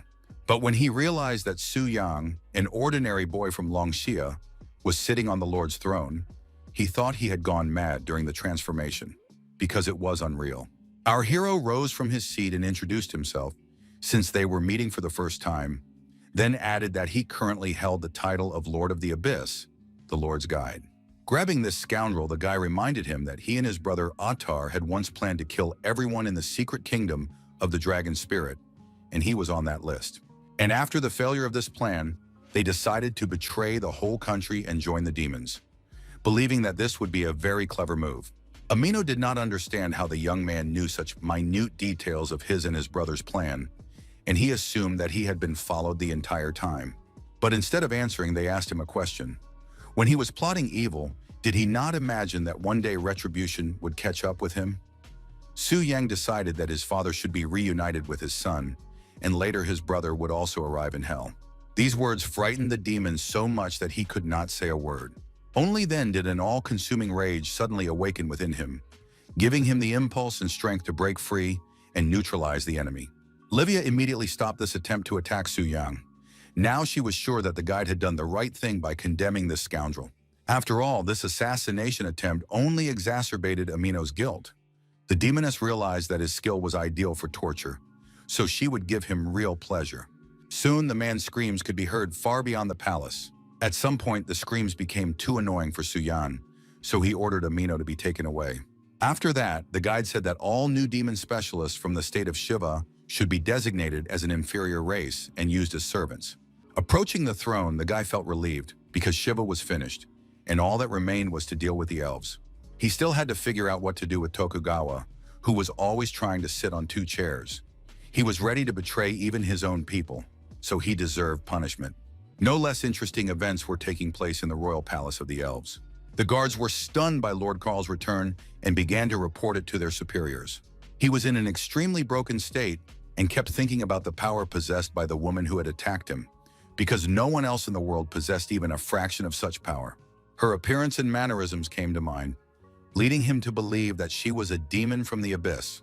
Karl didn't know what to say to the queen so that she wouldn't fly into a rage, because then he would definitely have problems. Her lair resembled a tree trunk, striking in its width and scale. When the minister finally arrived, the woman examined him with undisguised interest, her gaze revealing the behavior of a predator before an attack. She asked where the murderer of her beloved son, Prince Eric, was, because Karl obviously couldn't bring the guy with him, since he came here alone. Falling to the ground, her servant tried to appease the queen so as not to provoke her all-consuming anger, which swept away everything in its path. The man reported that the murderer had been identified as a young warrior named Su Yang, who was originally from Longxia and had managed to subdue the Black Dragon.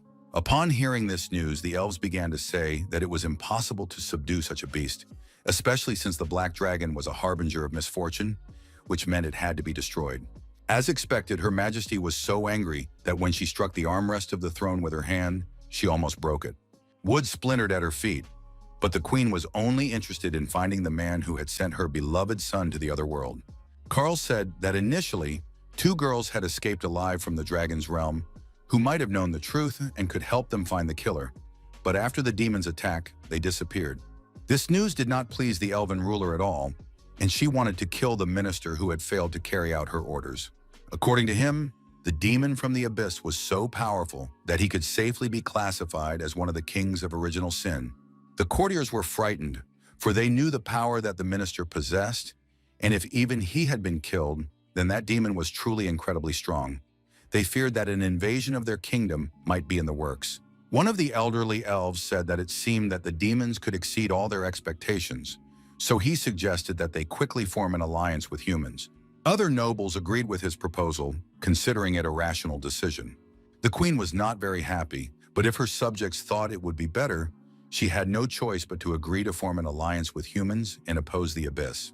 However, she had no intention of ending the investigation into Eric's murder, believing that only the murderer's blood could be the price for her son's death.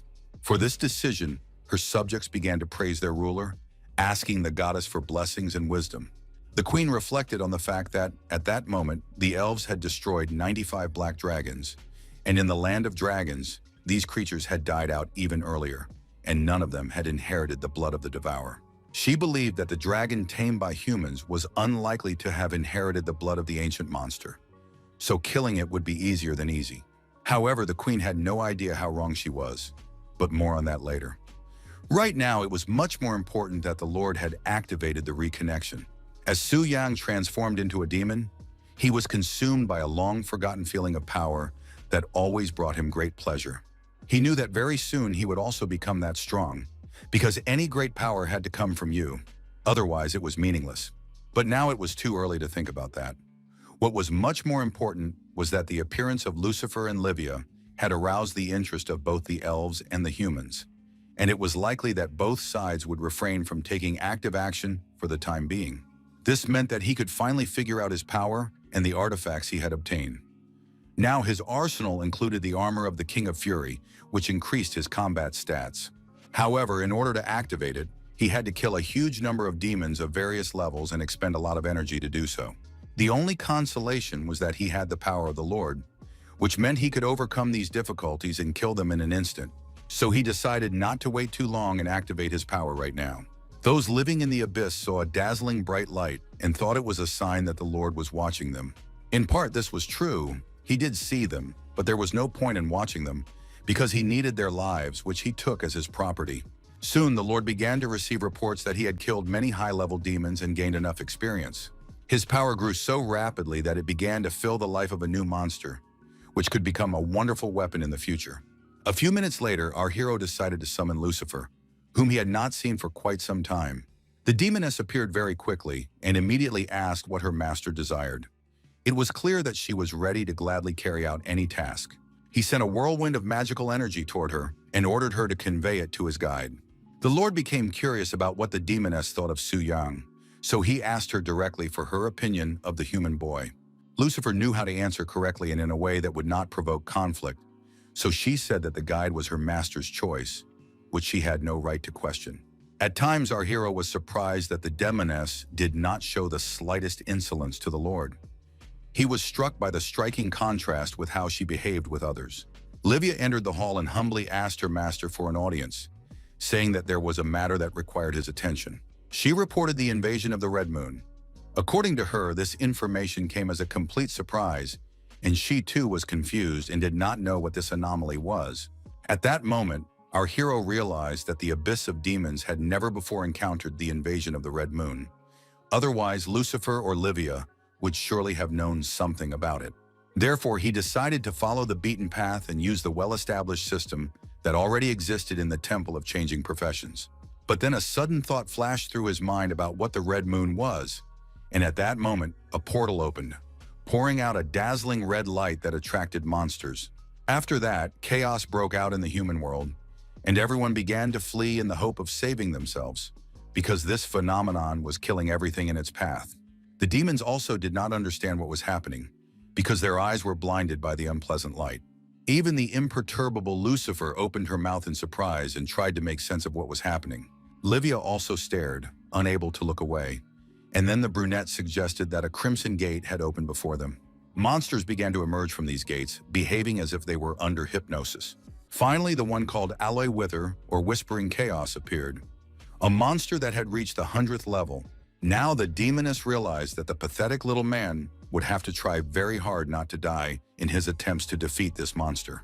She directed a stream of her power at him to drive him away, for no one dared even look in her direction with such a predatory gaze.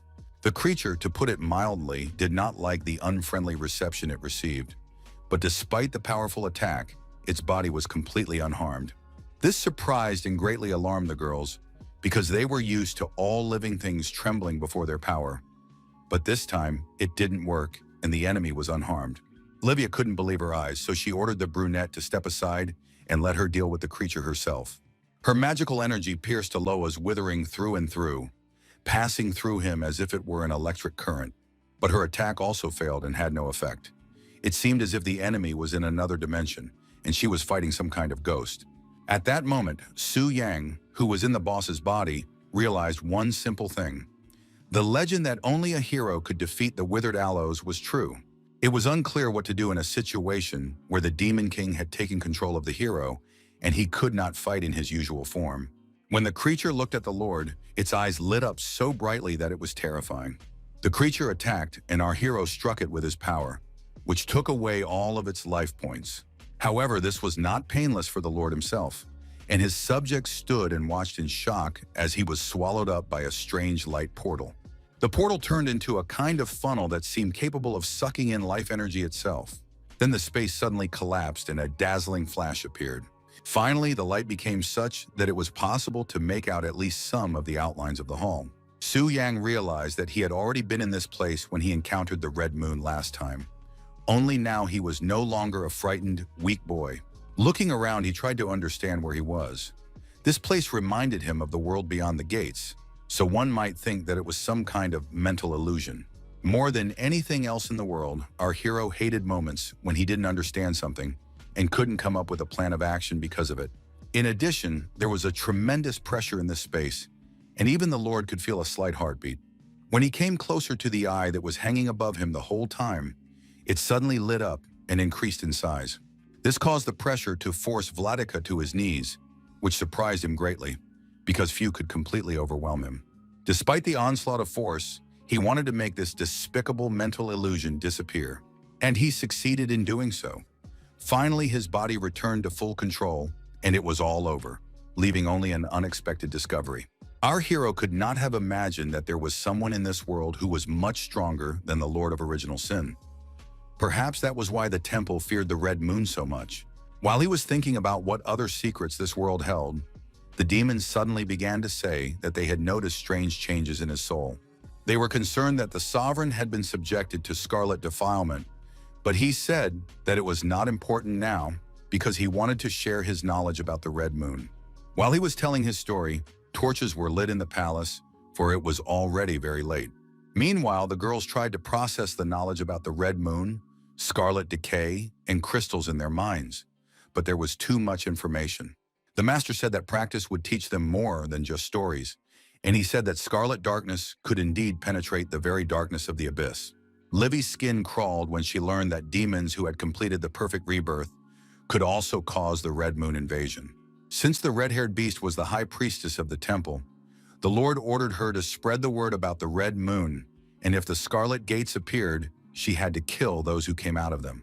And to those who brought him 1,000 Red Moon crystals, the Lord promised to grant a thread of primal power.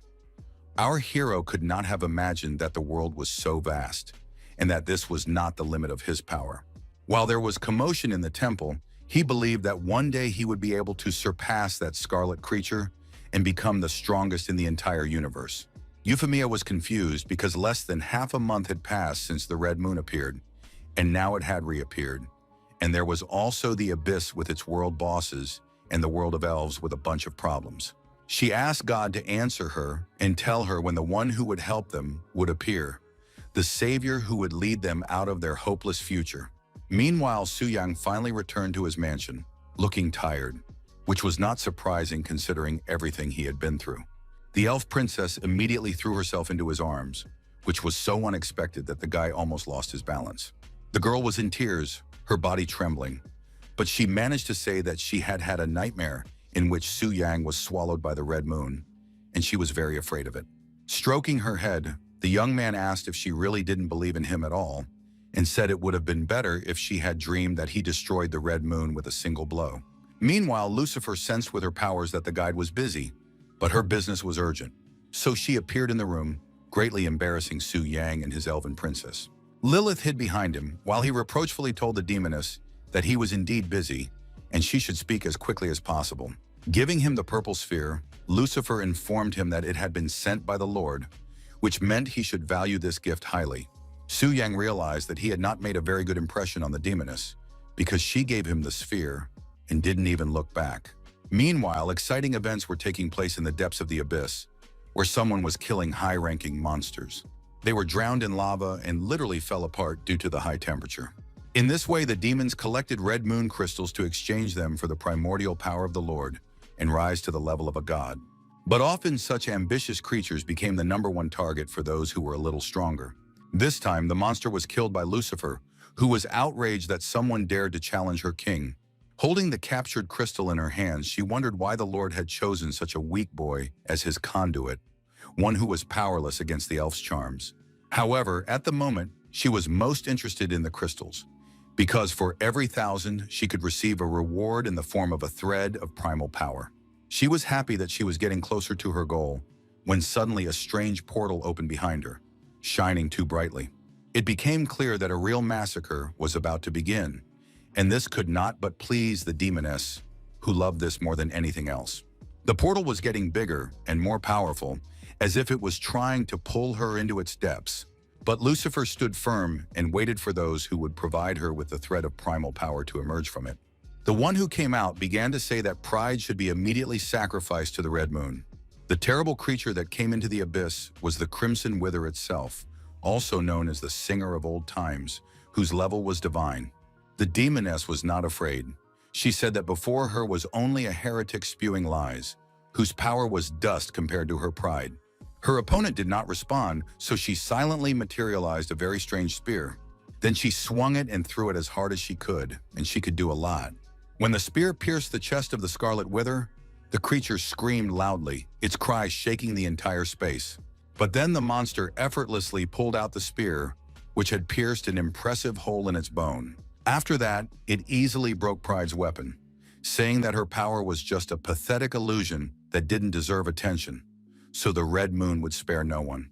He summoned a power called the Tide of Blood of Destruction, which began to pull the poor demoness into its depths. For the first time in a long time, and perhaps even for the first time in her life, Lucifer was truly afraid, for the power emanating from her opponent was mighty and knew no bounds.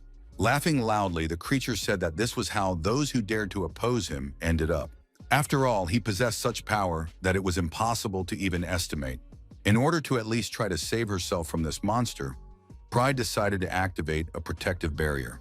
It worked because the enemy roared and could not believe that a spatial barrier had been created. It did not understand where such power came from. But the only response he received was loud laughter from the demoness, who called him an ant and promised him a painful end. Piercing him with her pride, she promised that he would feel true horror, and that is exactly what happened. Now they had switched roles. Thin but long cracks began to appear in the barrier from which the monster had emerged. It took only a few minutes for it to completely disintegrate into large fragments. However, Pride also suffered greatly. She had expended so much strength and energy that she was now coughing up blood.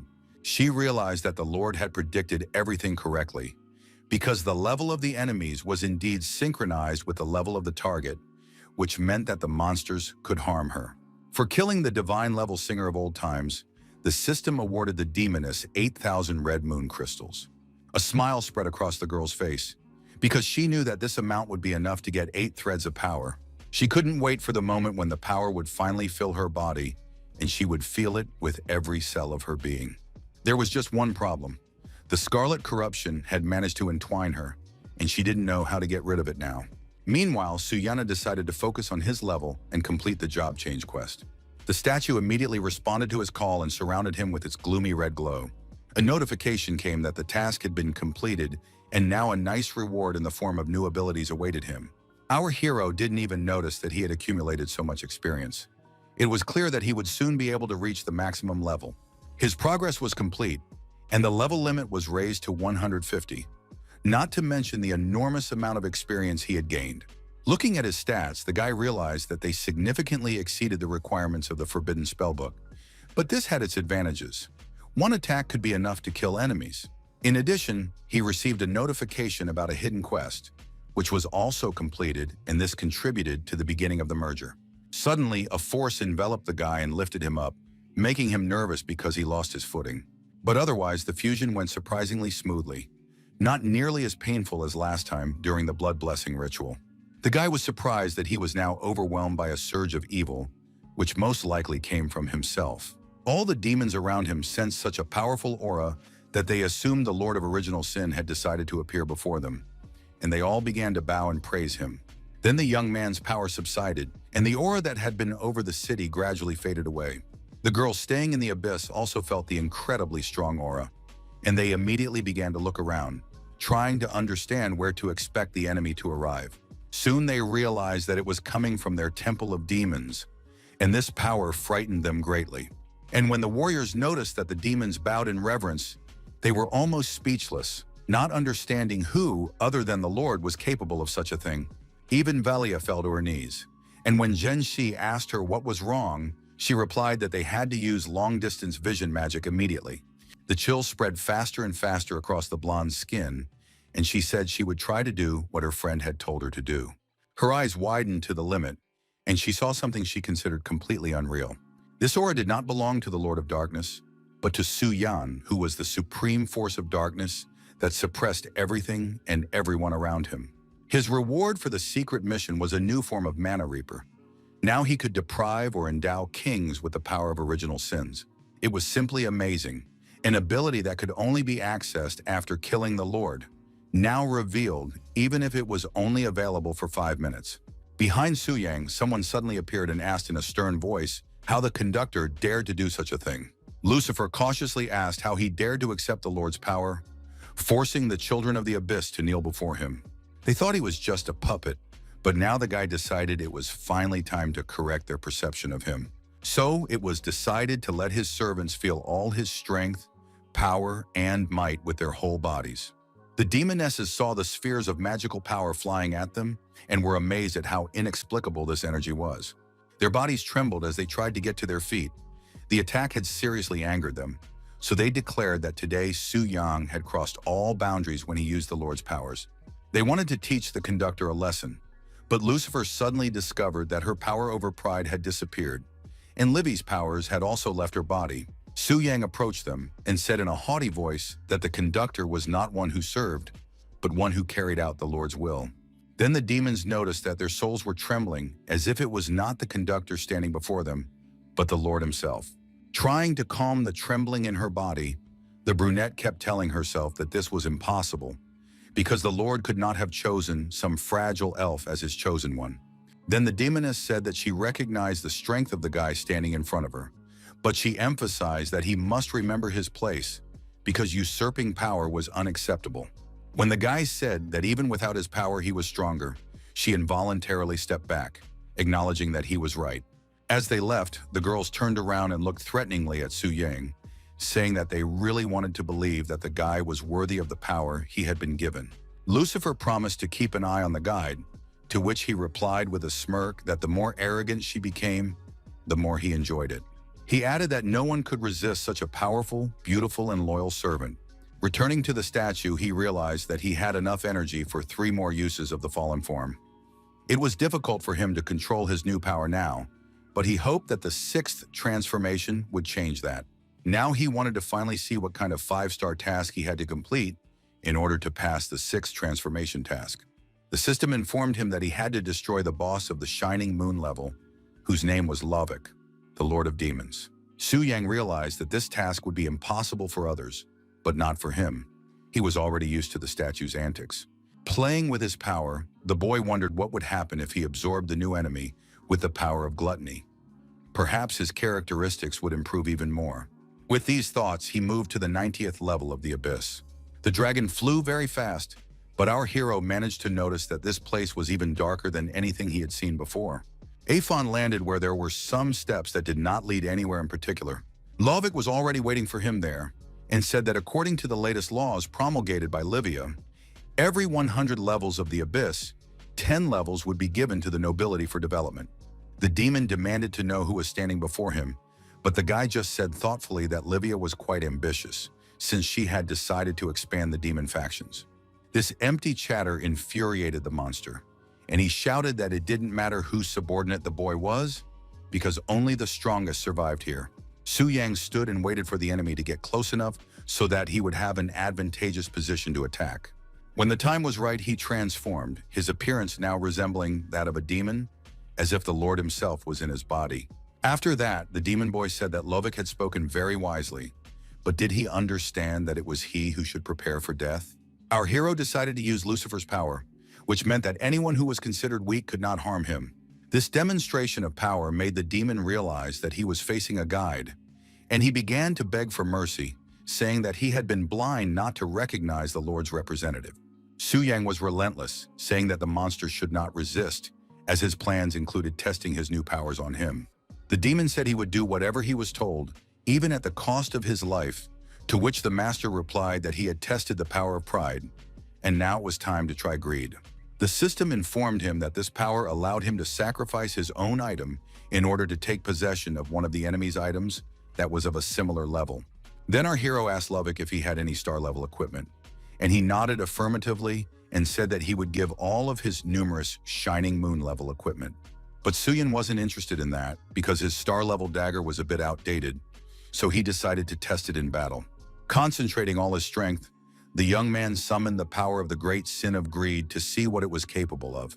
Energy began to swirl around him in a violent stream, allowing him to materialize a weapon in his hands. Soon a star-level shield appeared, which made the guy immune to any kind of control and reduced damage by half. The hero liked this item because even though it didn't give him any offensive abilities, its effect was simply brutal. But that wasn't all the powers the young man wanted to try out. He was curious about what the last sin, sloth, was capable of. The system informed him that sloth created an area around its owner in which all items and equipment were invalid. Thus, he and his enemy were trapped in a kind of cocoon, which in theory should have prevented the enemy's power from being used against him. To test this, Su Yang ordered Lubbock to immediately use his skills and the spell scroll he had thrown at him. When the monster realized that he had a forbidden spell in his hands, he asked the guide to be careful because the power was astonishing. The young man did not even blink. He was not afraid of any scrolls because he knew that he had a power within him that could not be compared to anything else. His theory proved to be correct. The energy of the scroll almost reached his body, then suddenly stopped and began to disintegrate into particles, causing no harm whatsoever. Seeing this, Lubbock didn't even know how to react. He literally froze in place when he realized that the scroll's powerful force had simply disappeared. Su Yang was delighted that he now had such a weapon in his arsenal, one that made him literally invulnerable. There was only one drawback: the monstrous consumption of mana. In a second, he almost lost all his magical energy, so even in Reaper mode, this power would last a maximum of 3 minutes. Of all his powers, the young man had not yet tried lust, but this time he decided not to take advantage of the opportunity. He was distracted from these thoughts by the uncertain voice of the monster, who asked if the conductor was satisfied with his work. Su Yang said that his subordinate had done a good job, but that he had to give something else. And when the monster waited for his instructions, he demanded that Lubbock give him his head. With a swing of his sword, the creature, considered one of the strongest Dark Lords, met his end. Meanwhile, peace and tranquility reigned in the kingdom of the elves, but it was only an image that was carefully maintained. The queen's wrath could be no less destructive than the abilities of demons, especially when she learned that her daughter Lilith was in Su Yang's hands. According to a report provided by informants in the human world, they had personally seen Princess Lilith entering and leaving Su Yang's residence, but she had recently disappeared. Now the woman knew that this boy had not only tamed the Black Dragon, considered a harbinger of disaster, but had also killed her son and now kidnapped her daughter.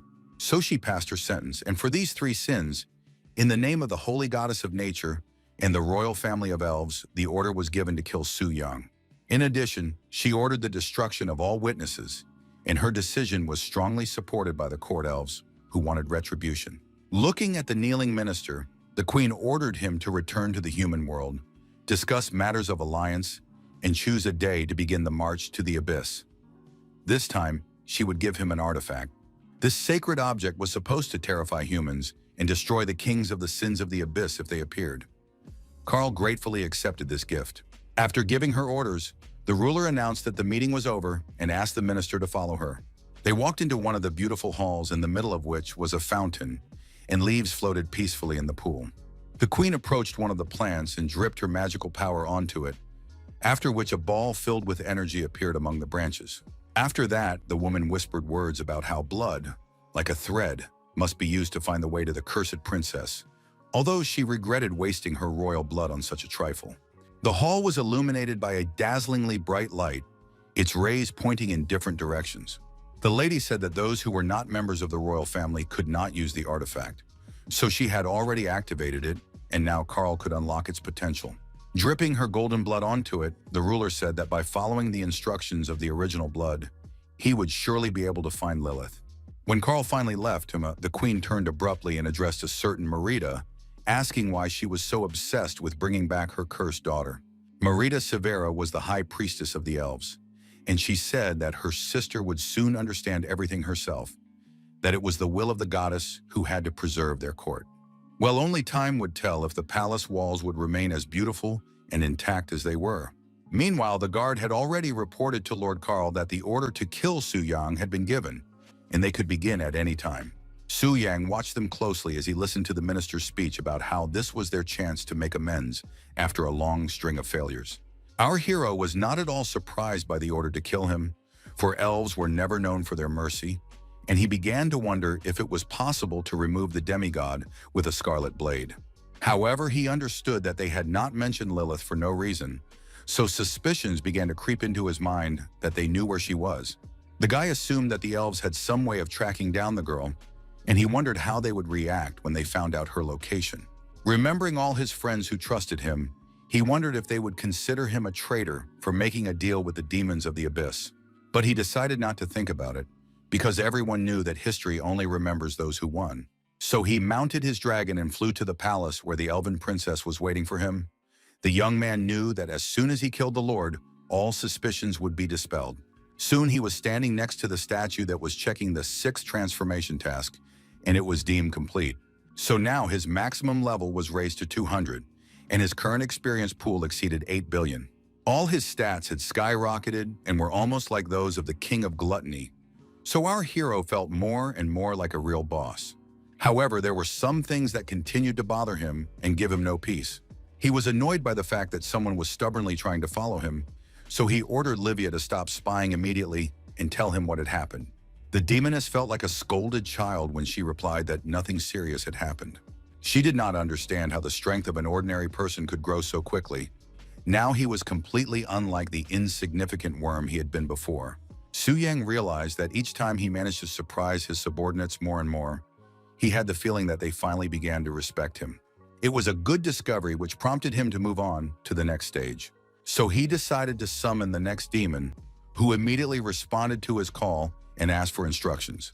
Before him stood a beautiful blonde demoness, the king of original sin, Sloth or Belphegor.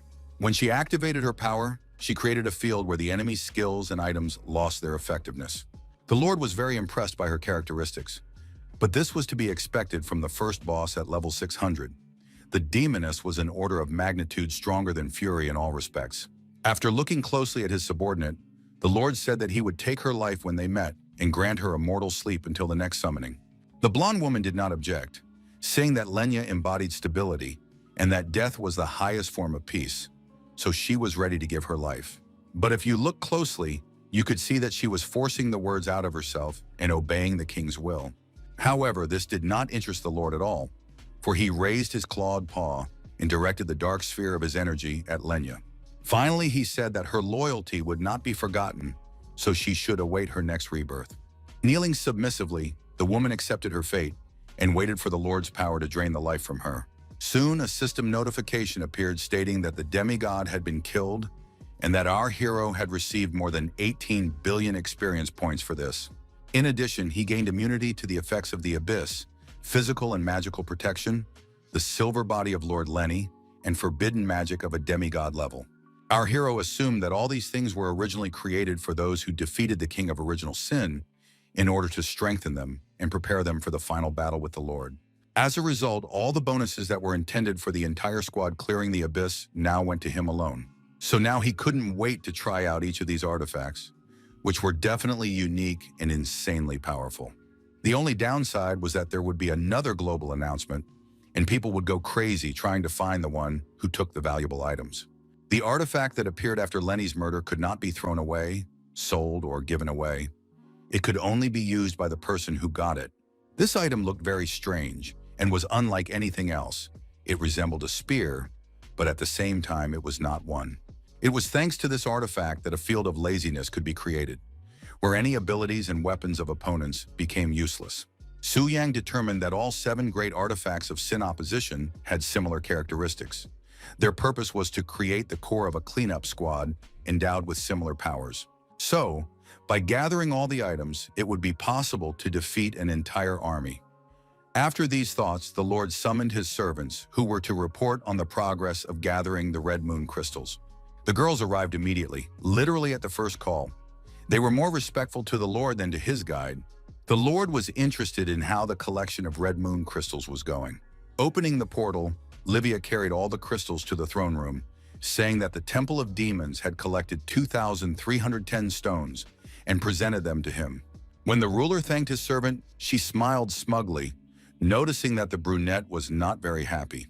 But her guesses turned out to be wrong, because the proud woman said that she had killed the heretics who had passed through the Crimson Gates, thereby earning 8,000 crystals. Now it was her turn to be proud of herself and rejoice at her opponent's dissatisfied face. Livia's jaw literally dropped when she saw the mountain of blood-red stones that Lucifer had presented. The Lord's smile was beyond praise. He said that the demoness was not the first of the 7 sins for nothing, because she had worked hard for glory. After these words, Livy wanted to tear her opponent to pieces because she had come between her and the Lord. Nevertheless, the Lord rewarded them both as promised, sending his power into them and giving them the energy of the source. The girls' bodies greedily absorbed this power, enjoying how it spread inside them, mixing with their blood. The sensations were so intense that when it was over, the exhausted girls could barely speak, but nevertheless thanked the Lord for his mercy. The strange behavior of these two hymns confused the Lord for a second, and he did not know how to respond. But no words were needed, so he began to consume the crystals they had brought, now numbering over 10,000. It was the Lord's turn to enjoy the power filling every cell of his body. After that, our hero realized that he had absorbed the power of the Crimson Blade, and he wondered if it would be possible to see higher level numbers by accumulating more crystals. It was absolutely clear that in order to deal with the elves, he would need far fewer crystals of the red moon. Having materialized another sphere of dark energy, the Lord ordered Livia to pass it on to the chosen conductor. After that, the audience with the Lord ended. The servants bowed and withdrew. As soon as Lucifer was about to leave, the Lord stopped her and said that he wanted to examine her wounds because the day before she had encountered scarlet decay, which pleased the girl. Hearing this, Livia boiled over, because this dark-haired girl had once again crossed her path and stood between her and the Lord. Now the brunette did not even think about how she had annoyed her rival, because all her thoughts were absorbed by the Lord. She was surprised when he rose from his throne and began to approach her with slow steps. This action prompted her to ask what had prompted the king to leave his throne, to which he replied that the brunette was about to see a gift that would make her tremble. Stopping right in front of her, the king placed his hand on her head and asked her to be quiet, and the girl obediently complied. She was also asked not to move, so the demoness did not dare to disobey. Suddenly, a light began to flicker around them, and it seemed as if there was an entire universe between them, in which only the two of them existed. Thanks to his actions, Vladika realized that the scarlet decay was growing stronger, and that the scarlet taint after battles posed an increasing threat, for even Lucifer had been infected. So it was decided to try to repair this incredible scarlet energy and heal the demon. Raising his clawed paw, our hero concentrated all his power in it, which was supposed to come to the rescue. After that, his power enveloped the servant and began to literally pump the blood-red energy of scarlet decay out of her. It was so difficult to hold and control this power that it required all the concentration the Lord was capable of. When he finally managed to extract all the evil from the girl, she began to disintegrate, and crystals of the red moon spilled out of her. Lucifer couldn't believe her eyes. She couldn't even imagine that evil could be transformed into something like this and used to her advantage. Smiling slyly, the gentleman said that if she ever became infected again, she shouldn't suffer, because he could help her get rid of the infection. Still in shock, the brunette quickly said she would do so, finding it hard to believe that she was lying in a mountain of crystals at that very moment. She felt such warmth and gratitude toward her master that she was ready to serve him faithfully for the rest of her days. The master decided to share with her the news that they now had a total of about 13,000 red moon crystals. And with each stone mined, he felt his crimson blade fill with incredible power that could crush mountains. Meanwhile, a delegation from the kingdom of the elves arrived in the holy city, led by the blessed knight and second prince of the kingdom of the elves, Viraya. People whispered that the elven nobles had arrived, accompanied once again by Karl Lawrence, who had brought another royal offspring with him. The delegation was met by representatives of the holy city and welcomed as honored guests. Tokugawa came to meet them and said that regardless of their demands, the Kingdom of Flowers would give its full support. The prince said that they would repay him because they remembered the promise he had made, which pleased the shogun as he felt that Longxia posed a threat to his country. So he decided that as soon as Lord Karl helped him, he would repay everyone who had not treated him with the respect he deserved, with Tanjan at the top of the list. Even the elves themselves were annoyed by how Tokugawa fawned over them, as if he were an obedient dog trying to earn a treat. But Karl decided that they needed an inside agent, even if he was as insignificant as a corrupt shogun. Unexpectedly, the elven prince approached Tanjang and asked what the nobleman wanted from him. Ander asked with a carefree smile if the representatives of Longxi could leave the alliance meeting.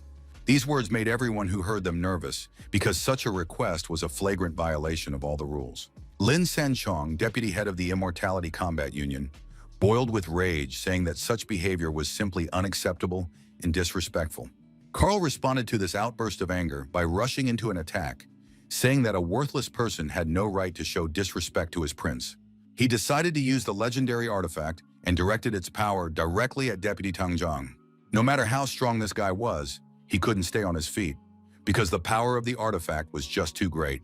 Fire engulfed Sanshun's body, and Tang Zhang rushed towards him, but realized that he could not help, because the flames simply would not let him near. Then he shouted, asking Carl Lawrence what was happening in their kingdom of elves, and was told that excluding humans from Longxia was supposed to protect the second prince. Anders said that this condition could only be revised if they handed over his brother's killer. Tanjin tried to understand whether the elves wanted to kick them out of the alliance, or whether their real goal was to force Longxia to hand over Su Yang. According to Carl, the delegation would only be ready to go to the Holy Temple to participate in the meeting after the representatives of Longxia were disgracefully expelled. The walls of the temple had never witnessed such events before. So many simply did not know how to react. At that time, the priestess Yufei was standing near the statue, hoping that it would help her gather her strength before the important negotiations. The events unfolding around her left her stunned and doubting her own abilities, so she did not always know how to act. Noticing what was happening in the courtyard, she pointed her spear at the injured man and used her holy healing skill. This helped Lin Sanshun come to his senses. Getting to his feet, he bowed respectfully and thanked the high priestess for her help. But someone else deserved not a blessing, but a fiery arrow that could burn the body to ashes. Of course, Carl Lawrence did not expect anything like this, but he had the most powerful artifact in his hands, which made him ready for any attack. So now the two forces were about to clash right above the sacred city. It was like a collision of two elements, which led to a powerful explosion. Despite the powerful burst of energy, Carl was safe and sound, and even standing on his feet. The only thing bothering him was a slight cough from the dust that had been stirred up. Heading towards the temple, he heard the priestess say that politeness requires reciprocity, so he must watch his words and behavior. The minister diplomatically replied that he had been rash, but in reality he was thinking that the Temple of Rebirth should not be underestimated, since the priestess had been able to withstand the blow of the artifact. But despite his apparent obedience, Carl still asked the high priestess to deal with the problems that had arisen. Otherwise, the upset second prince would not be able to sign the alliance treaty. First, Yufei decided to discuss the elves' demands at a round table with the humans. She was interested in what Mr. Tang Zhan thought.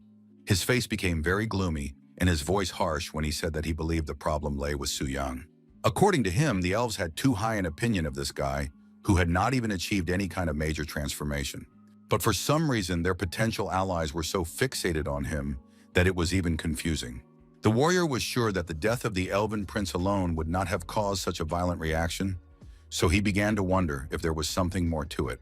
After thinking for a moment, the priestess said that she had had similar thoughts, and that she also had certain suspicions about this mysterious young warrior. Just as she was about to speak, a global announcement came in, stating that the third artifact of opposition to sin had been obtained.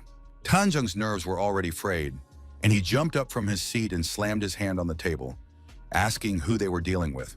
It was then that the priestess voiced her assumption that this mysterious warrior was the very same Su Yang who had driven the elves crazy. Activating her magic, the woman began to reproduce memories to support her theory with facts. She urged the man to consider that they were dealing with mysterious mind control, the sudden appearance of the King of Sin, and two girls who had miraculously survived. Initially, they suspected Atara Hazan of everything, but after his imprisonment, events continued to spiral out of control, so it was possible to clearly trace Su Yang's shadow. Among other things, after the battle in the Dragon Spirit Sanctuary, there was no news of this guy, and now Valia and Zhen Shi had mysteriously disappeared. After listening to the priestess, the man said that he had also thought about this, but it should not be forgotten that the guy was only in his fourth transformation, so he was physically incapable of doing all this.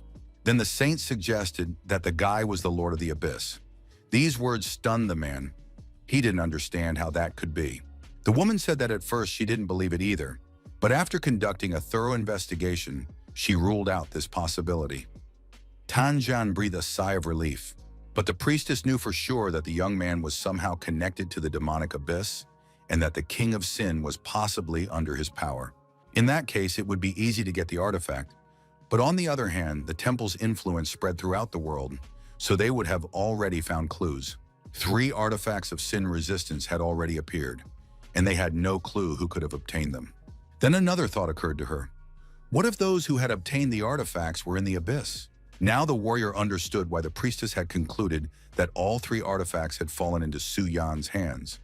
But he couldn't wrap his head around how the guy managed to command the kings of sin. Lowering her head, the priestess said that these were only her guesses. There was no evidence, but the attitude of the elven kingdom spoke volumes. It was pointless to argue with these words, and all these thoughts gave the man a headache because he did not know what to do. Tangen considered the possibility that the young man knew something that interested the demons, which was why they cared so much about him. Then he suddenly remembered that Su Yan knew the Black Dragon's lair in great detail because he had tamed the ancient monster. Nodding her head, the priestess said that it all started there. After receiving the legacy in the lair, the young man connected with the abyss and gained a high status.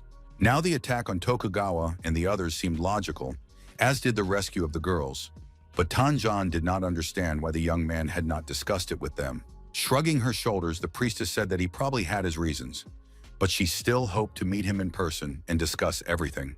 Right now, advancing the world quest remained the top priority, because to conquer the abyss, the forces of the Elven Kingdom were simply indispensable. Tanjin understood this perfectly well, so he decided that his city would withdraw from the Purification Alliance, but that did not mean that they were giving up on conquering the abyss. According to him, they would no longer need outside help and would rely solely on their own strength to kill the King of Sin and obtain the artifacts. He and all the other residents of Longxia unanimously declared that they would never give up and would stubbornly pursue their goal. After that, they left the hall where the round table meeting was held. These people were strong, not only physically but also spiritually. The priestess understood this and could only wish them victory. At that moment, Tokugawa, the shogun, approached her unnoticed. Turning sharply to him, the woman asked why, since the representatives of Longxia had already left the hall, the shogun had not yet notified the elves. A few minutes later, the elven representatives were already seated at the round table, praising the priestess for her good work. Euphemia wanted to start discussing the items on the agenda, but Prince Ander interrupted her, saying that formalities were unnecessary and that they should simply listen to his terms. Everyone was surprised by these bold and blunt words. Even Carl didn't like it. He noticed that as soon as the queen was gone, her offspring immediately showed his true colors. The prince's terms were that the spoils would be divided 60-40, since it was the people who had asked for help. Unfortunately, the saint had to agree to this. In addition, he wanted to take 3 of the remaining 4 artifacts, which was an incredibly high price. Everyone present at the round table meeting froze, unable to believe their ears. Carolina was the first to jump up, unable to contain herself, and shouted that this arrogance had crossed all boundaries. But the prince asked them not to forget that the humans already had 3 artifacts, and after completing the task, they would have 4, so he believed that everyone was ahead. Carolina's anger was growing, and Orgus intervened in the conversation, trying to explain to the elven nobleman that they did not know where the 3 artifacts were. Shrugging his shoulders, Ander said that it was not his problem, because whoever got them, they still belonged to the people. Now anger boiled inside every member of the round table, and they wanted to tear this insolent royal offspring apart with their bare hands. People in the hall began to shout that they could not conquer the abyss on their own, and if they refused now, the elven people would not help them. So, the human side ultimately agreed to the elves' demands, and the alliance was officially established. But now events have taken us to Longxia. A portal had already been opened there, through which the warriors passed. The elves looked around and asked if this was really the capital of Longxia, as it was so lively that it was downright annoying. People gathered around the portal to look at the guests from another world, and small children were delighted to see creatures from fairy tales. One girl was in such a good mood because of this that she ran up to the elves to say hello. Looking at the little girl, who was smiling broadly, the elf prince felt his heart tighten with anger and hatred toward the human race. He decided to teach the girl a lesson, so he activated his power and created an explosion that threw the poor girl several meters back. Her mother ran up to her daughter and asked what the guests from another world were doing. Carl said that people should remember their manners and that commoners could not even look at the second prince. Although they were allies, the elves did not feel the slightest affection even for human children. They wanted to destroy everything and everyone, but they were simply hiding it for now. Approaching his mother, who was sitting next to her frightened daughter, the prince said that it was time for the servants to kneel before him. Su Yang watched all this chaos unfold, boiling with rage inside. He understood that the real demons did not live in the abyss, but hid within the walls of beautiful palaces. His face darkened with anger. Then he turned to Lucifer and said that they must set off on their journey. Materializing his crimson sword, our hero said that right now they would visit the city of Longsha to deal with the parasites that had arrived there. Hearing the order to kneel, the people rebelled, saying that such a custom belonged in the distant past and no one would force them to humiliate themselves in this way. The elves did not like the fact that the people were so freedom-loving, as this would complicate their plan to subjugate the human lands. Smiling, one of the royal warriors said that right now he would show the daredevil who decided he had the right to his own opinion the difference in their strength. Activating his magical energy, he attacked the man, who had done nothing wrong except disobey the orders of someone who was not his superior. Enjoying himself, the elven warrior said that this fate would befall anyone who decided to put themselves on the same level as them. Looking at the motionless body of the man, the woman hugged her crying daughter and begged him not to kill them. Closing her eyes in fear, the mother continued to say that her daughter did not yet have the 5th level and would not be able to resurrect. She was so nervous that she was literally shaking, which only brought her closer to hysteria. Suddenly, a strange flash appeared in the sky, followed by a voice saying that no one could treat people that way. After that, there was a powerful explosion, but the mother and daughter were safe because a protective dome had formed around them. Seizing the moment, one of the elderly warriors ordered the immediate evacuation of all civilians to avoid further provocation. This was all the doing of Ru Tanzheng, who looked at the elves with a mad gaze and asked if they dared to attack his people. Staring stubbornly at the god of war, the royal guard boldly said that there was nothing wrong with that, because commoners meant nothing. These words angered the man so much that without further ado, he decided to use his fist of doom against this scoundrel. All the elf saw after that was a red whirlpool of power that was inexorably approaching his body. After that, Tanzhan directed a stream of fire magic at the aggressor to burn out all the stupidity in him, which was already too much. The elven prince was so frightened that he couldn't even defend himself, so Karl covered him with his body and ordered him to be careful. The man's energy was so strong that even the ground beneath their feet burned. Only the place where Karl and the prince stood remained unharmed, all thanks to the artifact that the queen had given to the mage. When the fiery stream disappeared, Anders shouted loudly, asking if this was how they welcomed dear guests in Lunsha. The man answered with a question, asking if the elven people had behaved respectfully toward the local population. Ander calmly replied that etiquette was invented for communication between aristocrats, and those guys were commoners who were not worth worrying about. Narrowing his eyes maliciously, the man growled that everyone in his city was equal, and there was no division between commoners and aristocrats. Tanzhang asked why the elves had come to his city, and Karl kindly reminded him that it was their citizen Su Yang who had been accused of committing 3 crimes. First, he had tamed a black dragon. Second, he had killed Prince Eric. And third, he had kidnapped Princess Lilith, so their queen had issued an order to kill him. The city's consul boiled with rage, asking since when did one need to ask the elf queen's permission to tame a dragon.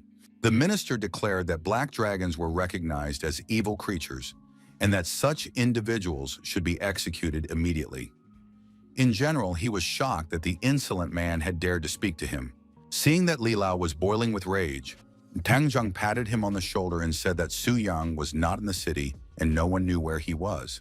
To which Karl replied that they did not need human help in this matter. They should simply allow them to move freely around the city. But the townspeople were against it, because they thought it was wrong to give such permission to outsiders. Such an act was an insult to the state. However, the elves were not interested in the opinion of humans. Activating his power, the minister asked if a commoner really thought he had the strength to stop him. Now you are no longer Tanzheng. Un said that everything has its limits and the uninvited guests had crossed them, so now he wanted to fight the minister. The god of war decided to show his best abilities, so he used a skill called the Fist of Destruction of the dragon deity of the way. Hiding the prince behind his back, Karl activated the magical power of the gifted artifact to create an impenetrable barrier. He said that after using this technique, the enemy would have many weak spots.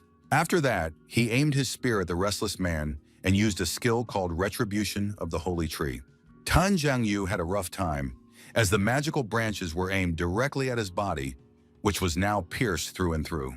The pain was so overwhelming that the man could not even breathe, only indistinct wheezes escaping from his throat. When Karl finally withdrew his power, the mighty warrior collapsed to the ground and lay completely still, numb with agony. The minister said that the power of the divine artifact was beyond the comprehension of mere mortals, so they should stop resisting. However, his impassioned speech was interrupted immediately after black feathers began to fall from the sky. This seemed like a bad omen to the elf, so he looked up to see where they were coming from and who had decided to disturb their peace. At that very moment, a huge portal opened in the sky, from which a winged demoness appeared, accompanied by a strange guy in a cloak. Everyone immediately realized that it was Pride, the king of original sin. The elven prince immediately hid behind the minister, who said that with the artifact, he had nothing to fear. The man knew that as soon as the king of sin entered the mortal world, his power would fall from divine to semi-divine, which meant they could defeat him. The people were also frightened, wondering why the demoness had appeared at this particular moment, while others were interested in whether she had come for their souls or for the elves. But Tan Jiang was most interested in the identity of the man hovering next to her, because he had some very interesting theories about it. Our hero watched the elves closely as they prepared for battle and discussed that her attack range was about 1 meter. Turning to his dark accomplice, the guy told her to drag the members of the elven kingdom into the domain and leave the second prince to him. Lucifer, without asking any unnecessary questions, created an extension of the domain and began to carry out her master's order. Thus, Prince Ander was left alone, looking around in confusion, trying to understand where everyone had gone. At that moment, a mysterious guy in a cloak came down to him and advised the nobleman not to waste his strength, because now his subordinates were fighting Pride. The beloved son of his royal mother activated the divine shield, which could completely block all attacks below the 8th transformation. But when something like this stopped our hero, he activated his magical power and rushed into the attack. So, in the next second, poor Ander was spitting blood, and the enemy's fist hit his face painfully. The force of the blow was so powerful that it threw the elven prince several meters back. But that wasn't enough for Suyan. He approached him, grabbed him by his long hair, and stared intently into his eyes. Then he punched Ander in the solar plexus, knocking all the air out of his lungs and making the guy wheeze in pain. Now the arrogance of the royal personage had disappeared somewhere. Ander silently stared at the sky and lay among the debris, which was so unsuitable for his status. Soon his arrogance reared its head again, for the prince said that the enemy could kill him, but then he would simply be resurrected in the temple of the elves, and his army would destroy the abyss. Raising his trembling hand, he began to threaten the people of Luncia as well, saying that he would tell the queen everything. These words prompted Su Yang to act. Raising his crimson sword, he said that the king's son would not have a chance to speak to his mother. Looking at the unrealistically powerful sword hanging over him, the elf listened to the words that he would die just like his brother Eric, after which the prince was erased from the world and banished into eternal oblivion. People saw the one who had brought so much misery disappear, but they did not understand why there was not even a trace of him left. Lin Sanchong was completely confused, because while he was distracted by the king of original sin, someone appeared who was capable of killing without the possibility of rebirth. He looked closely at the young man, who possessed a power that could belong to the ruler of the abyss, and was surprised to find that Lucifer's barrier was beginning to dissipate. At that moment, everyone agreed that the outcome was predetermined. Meanwhile, for some reason, the demoness behaved extremely cautiously, her face and body revealing that she was extremely exhausted. Nearby, Karl gloated, asking if this was really all the power of the greatest king of sins. He was comforted by the thought that, thanks to the divine artifact, he could stand up to anyone, so Prince Ander could rest easy. Only at that moment did he notice that he could not sense his master's presence at all, which made his heart sink with fear. Su Yang appeared just in time and, as if reading the old man's thoughts, said that he had finished off his nobleman so the minister could prepare to be next. These words made Karl Lorenz laugh nervously, because this guy had no idea that he had a divine artifact. His eyes narrowed, hinting that right now the elderly mage was thinking about a plan of action that would help him win. He held the trump card in his hands, so his confidence only grew. Directing magical energy straight into his subordinate elves, he pierced their bodies to use them for his own purposes. Gradually, the young men began to wither away before his eyes, turning into living dead, who seemed to have crawled out of the abyss itself. The minister decided that since the prince was dead anyway, there was no point in holding back. So the golden threads that were supposed to bring life now brought death. This was the retribution of the sacred tree, which befell the elves themselves, who did not expect this from the minister, who was supposed to protect them. While Karl used his own people as a bloody sacrifice for the divine artifact, the people tried to carry their wounded away from the epicenter of events. Lucifer was downright excited when she saw all the chaos that was happening around her. She returned to the elf, saying that the battle with him was not over yet. Now that her strength had been restored, the demoness was ready to continue. The elderly elf just smiled, saying that she was his main target, who had now taken his bait. After that, he channeled his power into his body and said that now she would see his true might. The artifact flashed and filled the surrounding space with a golden glow. It seemed that this power should bring good, but often something bright brought the most destruction. A moment later, the demoness realized that her magical power had been blocked by these very golden rays. As a result, her body was bound hand and foot, and for the first time in her life, the girl was at a loss, unable to even move. Her bonds tightened, causing her to cry out in pain. She realized that she was in serious trouble. Karl resembled a madman who insisted that the king of sins must die and become food for the branches of the sacred tree. But suddenly the elf's power began to weaken, and he couldn't understand why until he saw the one who had ruined all his plans standing before him. Su Yang rushed at him with incredible speed, wanting to deal with a creature that had brought so much misery to his hometown as quickly as possible. Smiling, Karl asked if the boy still hadn't learned to assess his own strength properly. Snapping his fingers, the minister summoned the last of his strength to show the boy his place. But Su Yang had the same goal. He sincerely wanted the elves to finally understand that they were not at the top of the food chain. So now two powerful energies clashed in battle, and only the fight would show which one was stronger. Concentrating his energy, Karl directed it at the young man, hitting his target directly, which contributed to the enemy's disorientation. Our hero himself did not expect that he would lose his footing and fall down, which was an unpleasant discovery. But fortunately, he managed to quickly pull himself together and not lose control of his own body, so that in the next second he was ready to repel the attack. Looking at the enemy as if he were a small child, Karl said instructively that he had made a mistake in engaging him in battle, because now he would leave this world at such a young age. These words made the young man smile, because he had used a power that could change the position of the pieces on the chessboard and make him the winner. It was a brooch that activated super armor mode and immunity to control, and the damage received was reduced by 50%. The elf asked haughtily if the boy really thought that some trinket could change the course of the game. Su Yang did not respond to this silly question, because his actions would speak louder than words.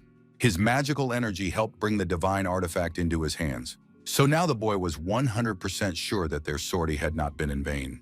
When the shackles fell from Lucifer, she realized with surprise that if this had happened, then most likely her opponent was dead. Glancing at her master, she saw the very staff in his hands, so she asked if he had really killed that powerful elf. After giving his companion a stern look, our hero said that she didn't need to know such details. The job was done, and it was time for them to leave.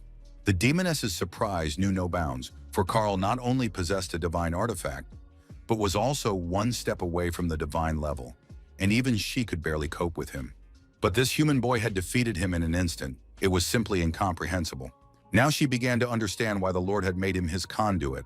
At that moment, the limping Tangjan approached them, thanking them for their help and wanting to know the identity of the one who had the power to command the king of sins. Barely turning his head toward the man, Su Yang did not respond, but as he wrote, his facial features could be seen. This was enough for Tangjan to understand and reveal the identity of the person standing before him. Some time passed, and the elves began to return to their kingdom to report to the ruler that her son, Ander, and Karl Lawrence had disappeared without a trace. She couldn't understand how this was possible, so she wanted to find out what had happened in the city of Longxia. She was very disturbed by the fact that the dead had not been resurrected in the temple, so she became interested in where the rest of the embassy members had gone. One of the court elves bowed obediently and said that he would start searching for information right away. A frightening thought arose in the lady's mind that her next son, an obedient servant, had once again been wiped out by that boy Su Yang. But how could that be possible, since the minister had the artifact? Soon, the guards who had gone on a campaign to Longxia with her son Ander began to return. Rubbing the back of her neck wearily, the queen ordered them to immediately tell her everything that had happened in the human world. Shaking all over, the warriors told her that after the alliance meeting ended, they went to Longxia. But there they encountered Lucifer and a mysterious person who killed their leaders. She listened to how Karl had sacrificed these people to the artifact, but she was much less interested in that than in the mysterious man they had mentioned. She was desperate to find out who he was, but the warriors said that his appearance was hidden by a magic spell, after which she flew into a rage and sent everyone away. The already frightened soldiers did not dare to contradict their queen, but now they knew that their lives were worthless in the eyes of their mistress. The ruler did not care, for all her thoughts revolved around Lucifer's accomplice, who could not be weak. Turning to her sister Merida, she ordered her to prepare to ask for divine revelation from the sacred tree. Activating her magic of primeval nature, the high priestess touched the bark of the ancient tree with her delicate fingers. She offered the blood of the royal family of elves as a sacrifice, and in return asked to be shown the last moments of Karl Lorenz's life. She then took out an ancient dagger and cut her snow-white hand with it, dripping blood onto the tree. As soon as the scarlet drop touched the bark, everything around them shook, and the power that had slept in this place for centuries finally awoke. The ancient symbols that covered the hall began to glow with a dazzling light. The women raised their hands, wanting to cover their faces from the otherworldly wind, which was uncontrollable and too powerful. Then they saw a vision. A guy in a cloak, his face hidden in shadow, pierced Karl with his sword, and Karl literally fell apart. The vision disappeared, and in the middle of the hall remained an ancient symbol drawn with fallen leaves. This was the revelation of the sacred tree. It was clear that they needed to find this mysterious killer and take his life. But how could they find someone whose appearance was hidden? Perhaps a spiritual imprint would help them. The will of the sacred tree was a priority for the queen, so she said that it was worth temporarily forgetting about disputes with people and focusing on pacifying the abyss and searching for that person. But that did not mean that the lady had forgiven people for all their offenses. She decided that, in time, she would repay them twice over for what they had done to her sons. Meanwhile, our hero decided to examine the newly acquired divine artifact, which had been forged from the first sprouted branch. This item was truly unique, as it increased characteristics to an unreal level and gave amazing skills. For the first time in history, an elven artifact had found its way into such a dark place as the City of Demons. These contrasts did not bother the guy at all, and he admired the royal artifact, whose effects were so incredible that even Lucifer was powerless against them. Although there were restrictions on its use, if Karl was able to circumvent them, then there must be a way to break the ban. So Suyang decided to visit Lilith and talk to her. Perhaps she knew some interesting facts about this ancient object. When the elven princess saw the staff, she was amazed at how beautiful it was, and for some reason, it seemed familiar to her. Surprised, our hero asked if she had never seen the divine artifact of her own kingdom, and it seemed that this was indeed the case. Lilith began to question the young man, trying to find out how this item had come into his possession. Our hero said that he was not a thief, but simply got everything he wanted. Then the girl guessed that the hero had killed Karl Lorenz, which delighted her, because she hated that evil mage and his offspring. Su Yang asked if she knew how to remove the restriction from the artifact. After thinking for a moment, the elf replied that ancient legends said that royal blood was needed. To test her theory, she pricked her finger and let the blood flow. Our hero did not want Lilith to hurt herself, so he gently took her hand and asked if she was all right. After that, the effect of the cursed blood, which could even corrode a divine artifact, became noticeable. In addition, he noticed that the item's attributes had dropped by about 10%. Poor Lilith realized what she had done, so she looked down in fear and said in an embarrassed voice that she didn't mean to do anything bad. Patting the girl on the head, our hero reassured her, saying that even without the divine artifact, he would protect her. As for how to get around the restrictions, the young man decided that he would make the elves tell him about it themselves on the day he conquered their kingdom. Meanwhile, on the 99th level of the abyss, things were extremely turbulent. Huge, toothy monsters growled and tried to run away from something that was much more terrifying than they were. Outwardly, Su Yang was more likable, but his strength made even creatures like them tremble with fear. He had killed nearly 200 monsters and thought how unfortunate it was that the targets destroyed by his scarlet sword did not grant experience. Otherwise, he would have completed his mission long ago. But now all his thoughts revolved around the need to keep track of the Elven Queen, because she had clearly obtained valuable information since she had temporarily postponed the war with humans. While he was thinking, a surviving monster decided it could attack him from behind. One swing of his arm was enough for the unfortunate creature to leave the world of the living forever. After that, he moved on to a larger opponent, but he didn't waste too much time either, delivering a fatal blow almost immediately. When he realized that he had finished his warm-up for the day, he smiled contentedly. Behind him lay dead bodies, and he was looking at the system notification informing him that he had reached level 200, when suddenly he felt a strange energy wave. It was a global announcement that the world boss, the Lord of Original Sin, had been restored. Our hero wondered if his level increase also affected the world quest, since the Lord had restored a third of his power. Fearing that his level increase might speed up the quest, Su Yang decided to return and receive the quest for the 7th transformation. To finish off all the surviving monsters, the young man used a spatial explosion, after which he disappeared into the portal. His blade remained at the battle site to absorb the remaining life force of the slain. Only then did it disappear. Meanwhile, events take us to the city of Longxia, where Tang Zhang's residence was located. The man lay in his bed, still recovering from a serious attack by an elven mage, which had severely undermined his health. Noticing that the guild leader had regained consciousness, his deputy was simply delighted, as he had been very afraid that he would not wake up. A girl who looked very much like Tang Zhang burst into the room. It was his daughter, Anan. She rushed to hug her father, saying that as soon as she heard what had happened, she immediately returned from the dungeon to be with her parent. Stroking his daughter's head, Tang Zhang said he was sorry for making her worry, because she should have been focusing on her task.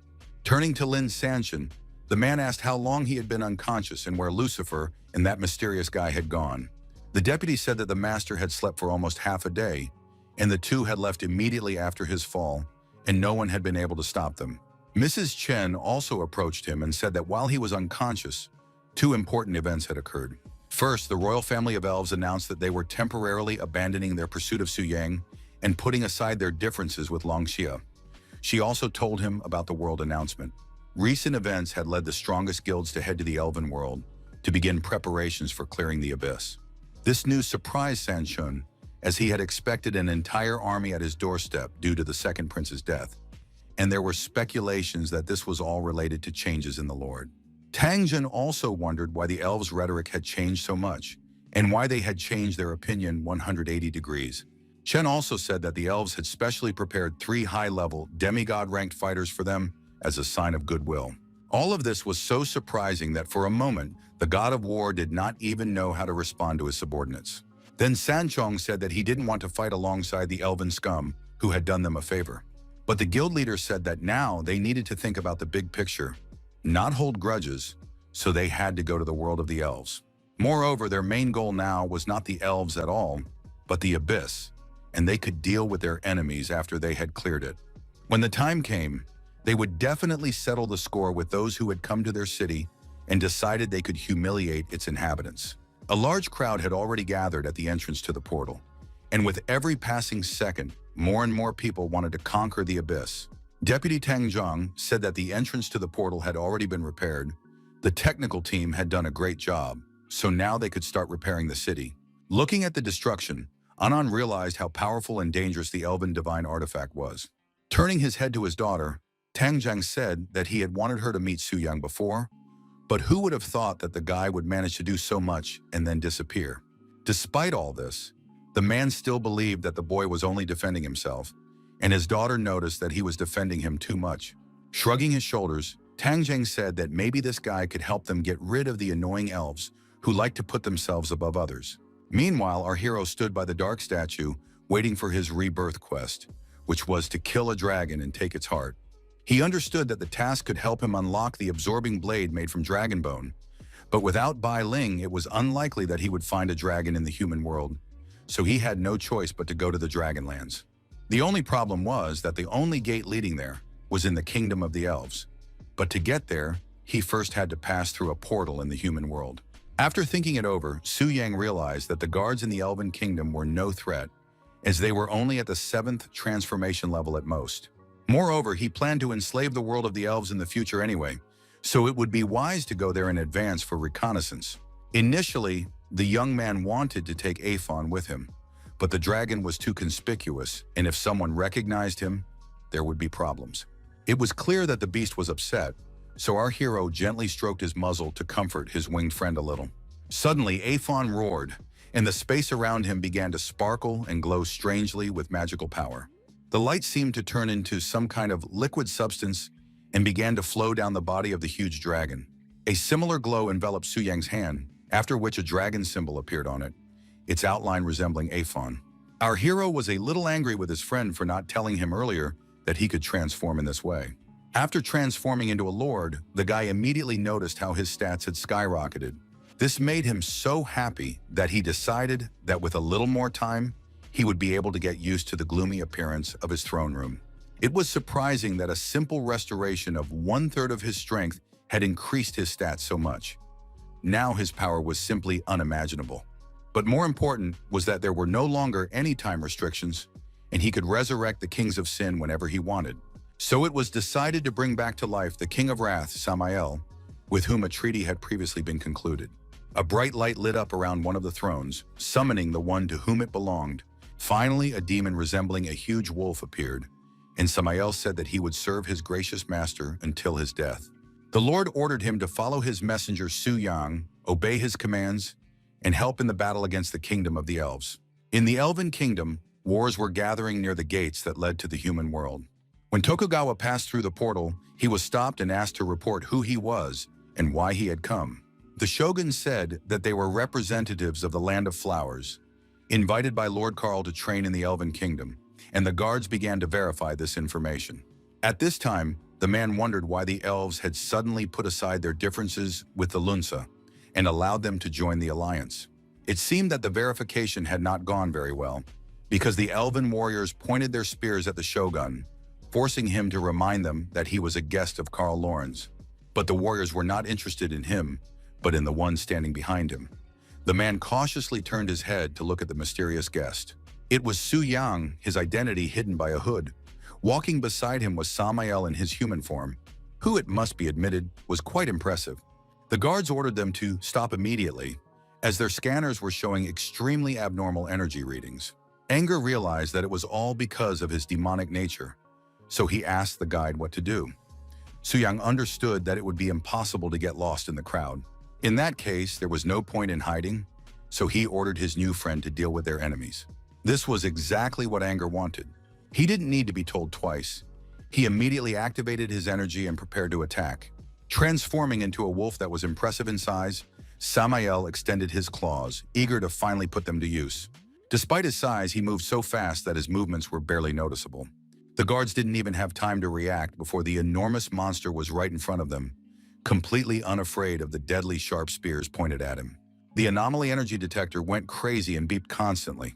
No investigation was needed to understand that it was the monster standing right in front of them, staring at them with eyes shining with rage. The shogun was clever and cunning, so he immediately realized that they were facing another king of sins. So he turned his horse around and ran away like a coward. His subjects were just like him, so they had no desire to give their lives for some elves. But they weren't fast enough. Before they could even blink, sharp claws tore into their bodies, inflicting wounds that were incompatible with life. Anger enjoyed every second of freedom. He had been stuck at the bottom of the abyss for too long and now wanted to make up for all the time he had wasted. The shogun's horse galloped off, followed closely by a warrior who asked if they were really going to abandon their soldiers. Tokugawa replied that they were just low-level scum anyway. Su Yang realized that this man was no different from the elves, as he was just as arrogant and could easily abandon his comrades to certain death. Therefore, he ordered Samael to go after the shogun so that he would finally receive his deserved punishment for all the evil deeds and betrayals he had committed. The demon did not need to be told twice. It took him only a few seconds to pin down the surviving warrior who had accompanied Tokugawa. After the poor guy was completely immobilized, the monster sent him flying.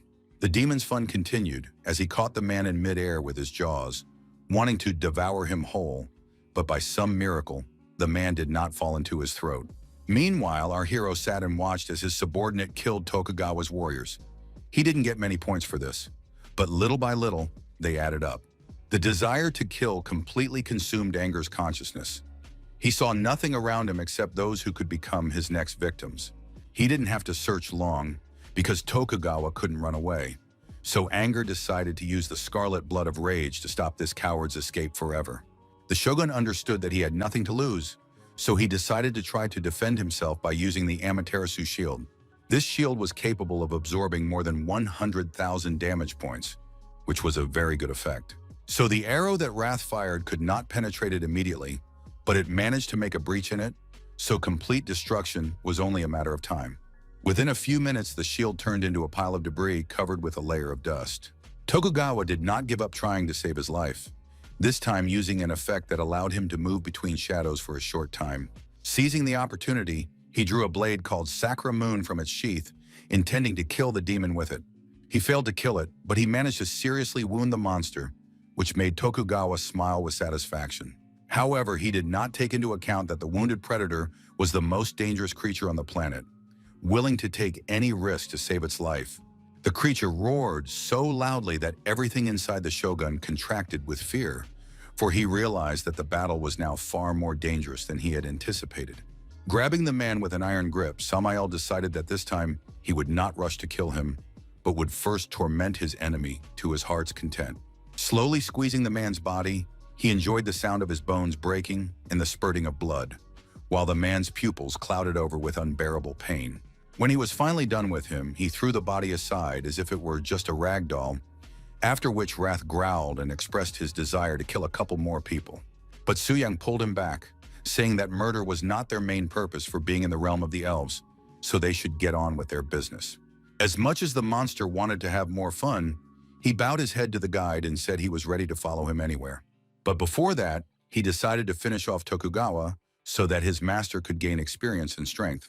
Looking at the stats, our hero realized that together with that scum, it would be 600,000 points. But with his reserve of 70 million, these numbers seem ridiculous. After thinking for a moment, he decided to let Samael have a little more fun and told him to destroy everyone who dared to challenge the Lord. So Wrath headed for the portal, which shone with countless stars and resembled the entrance to another universe. This passage led to the very heart of the Elven Kingdom and was located in the middle of a picturesque city. Elven guards were already standing near the portal, wondering why no one had passed through it, since people were supposed to arrive today. Suddenly, they felt a slight breeze from the portal, which meant that someone had finally passed through it. They expected to see people, but not a huge evil demon who had come to kill all those who dared to insult their lord. Our hero looked at the shining portal with a smile, hoping that his dear elf friends would appreciate the welcome gift he had sent them. Meanwhile, he could calmly observe everything that was happening and enjoy the spectacle. At court, no one suspected the impending disaster yet. They were discussing the idea of sending people to the land of dragons to exterminate them so as not to waste their own resources. Some of them were against it, saying that humans could take possession of the dragons themselves or their blood and become stronger. The queen listened wearily to all these arguments. None of this mattered to her now, because the most important thing was to find the mysterious man who had killed her second prince. Suddenly, a frightened guard burst into the palace and reported that alarming news had just arrived. His voice trembled as he said that the world portal had been attacked by the King of Sins. Silence fell over the hall. No one could believe that this could have happened, because the portal was well protected. Rising from her throne, the queen shouted that the royal guard must destroy the demon immediately. Bowing his head, one of the knights said that they would do just that, so the ruler need not worry about the welfare of her people. Gritting her teeth in anger, the Elven Queen wondered why the King of Sins had attacked them and not the humans, who were more vulnerable. Meanwhile, the once beautiful elven town was already ablaze, the demon setting fire to everything in its path and killing those who dared to insult its master. The warriors fled and tried to hide in a safer place, but the creature mercilessly grabbed them and crushed them in its iron grip. The beautiful gardens around the palace no longer bloomed. Everything had been burned, and even the snow-white stone of the building now resembled a gray tombstone. The elves used all their strength to carry out the king's order and destroy the demon from the abyss, but their plans did not go smoothly. Samael destroyed them as if they were annoying ants, not high-ranking warriors. But credit where credit is due, the knights fought to the bitter end, and one of them decided to use a semi-mythical sword that was supposed to pierce the enemy's defenses. But all these attempts were in vain, for Samael's power was beyond comparison with that of these knights. Now the creature was so enraged, so consumed by its thirst for death, that few could seriously harm it. Those who dared to approach the creature at an unforgivably close distance were literally blown to pieces. Roaring, Wrath asked who would be next to dare challenge him, but needless to say, there were very few willing to do so. The older courtiers gave instructions to keep their distance, because the demon's attacks ignored defenses, after which they used a forbidden elemental spell called Falling Stars. Their power was impressive, and it must be admitted that this attempt to destroy Samael could well have been successful. It caused several powerful explosions, which provoked a stream of flames directed at the monster. No one expected the King of Sin to be so strong and able to activate a defense that would create a dome around him, protecting him from the fire. Still, the elves were satisfied with their work, because even though the demon was still alive, they managed to take a couple of points off his life. They wanted to repeat their trick, but suddenly their opponent disappeared. It happened so quickly that they didn't immediately understand where he had gone. While they were looking around in panic, Samael appeared behind them and struck a blow, his roar so powerful that the elves' bodies began to shake on their own. Blinded by his thirst for murder, the demon did something very strange. He pierced his own chest with his own paw. Then he ripped out his heart and held it in his clawed paws. The sight was so disgusting that some of the elves began to retch.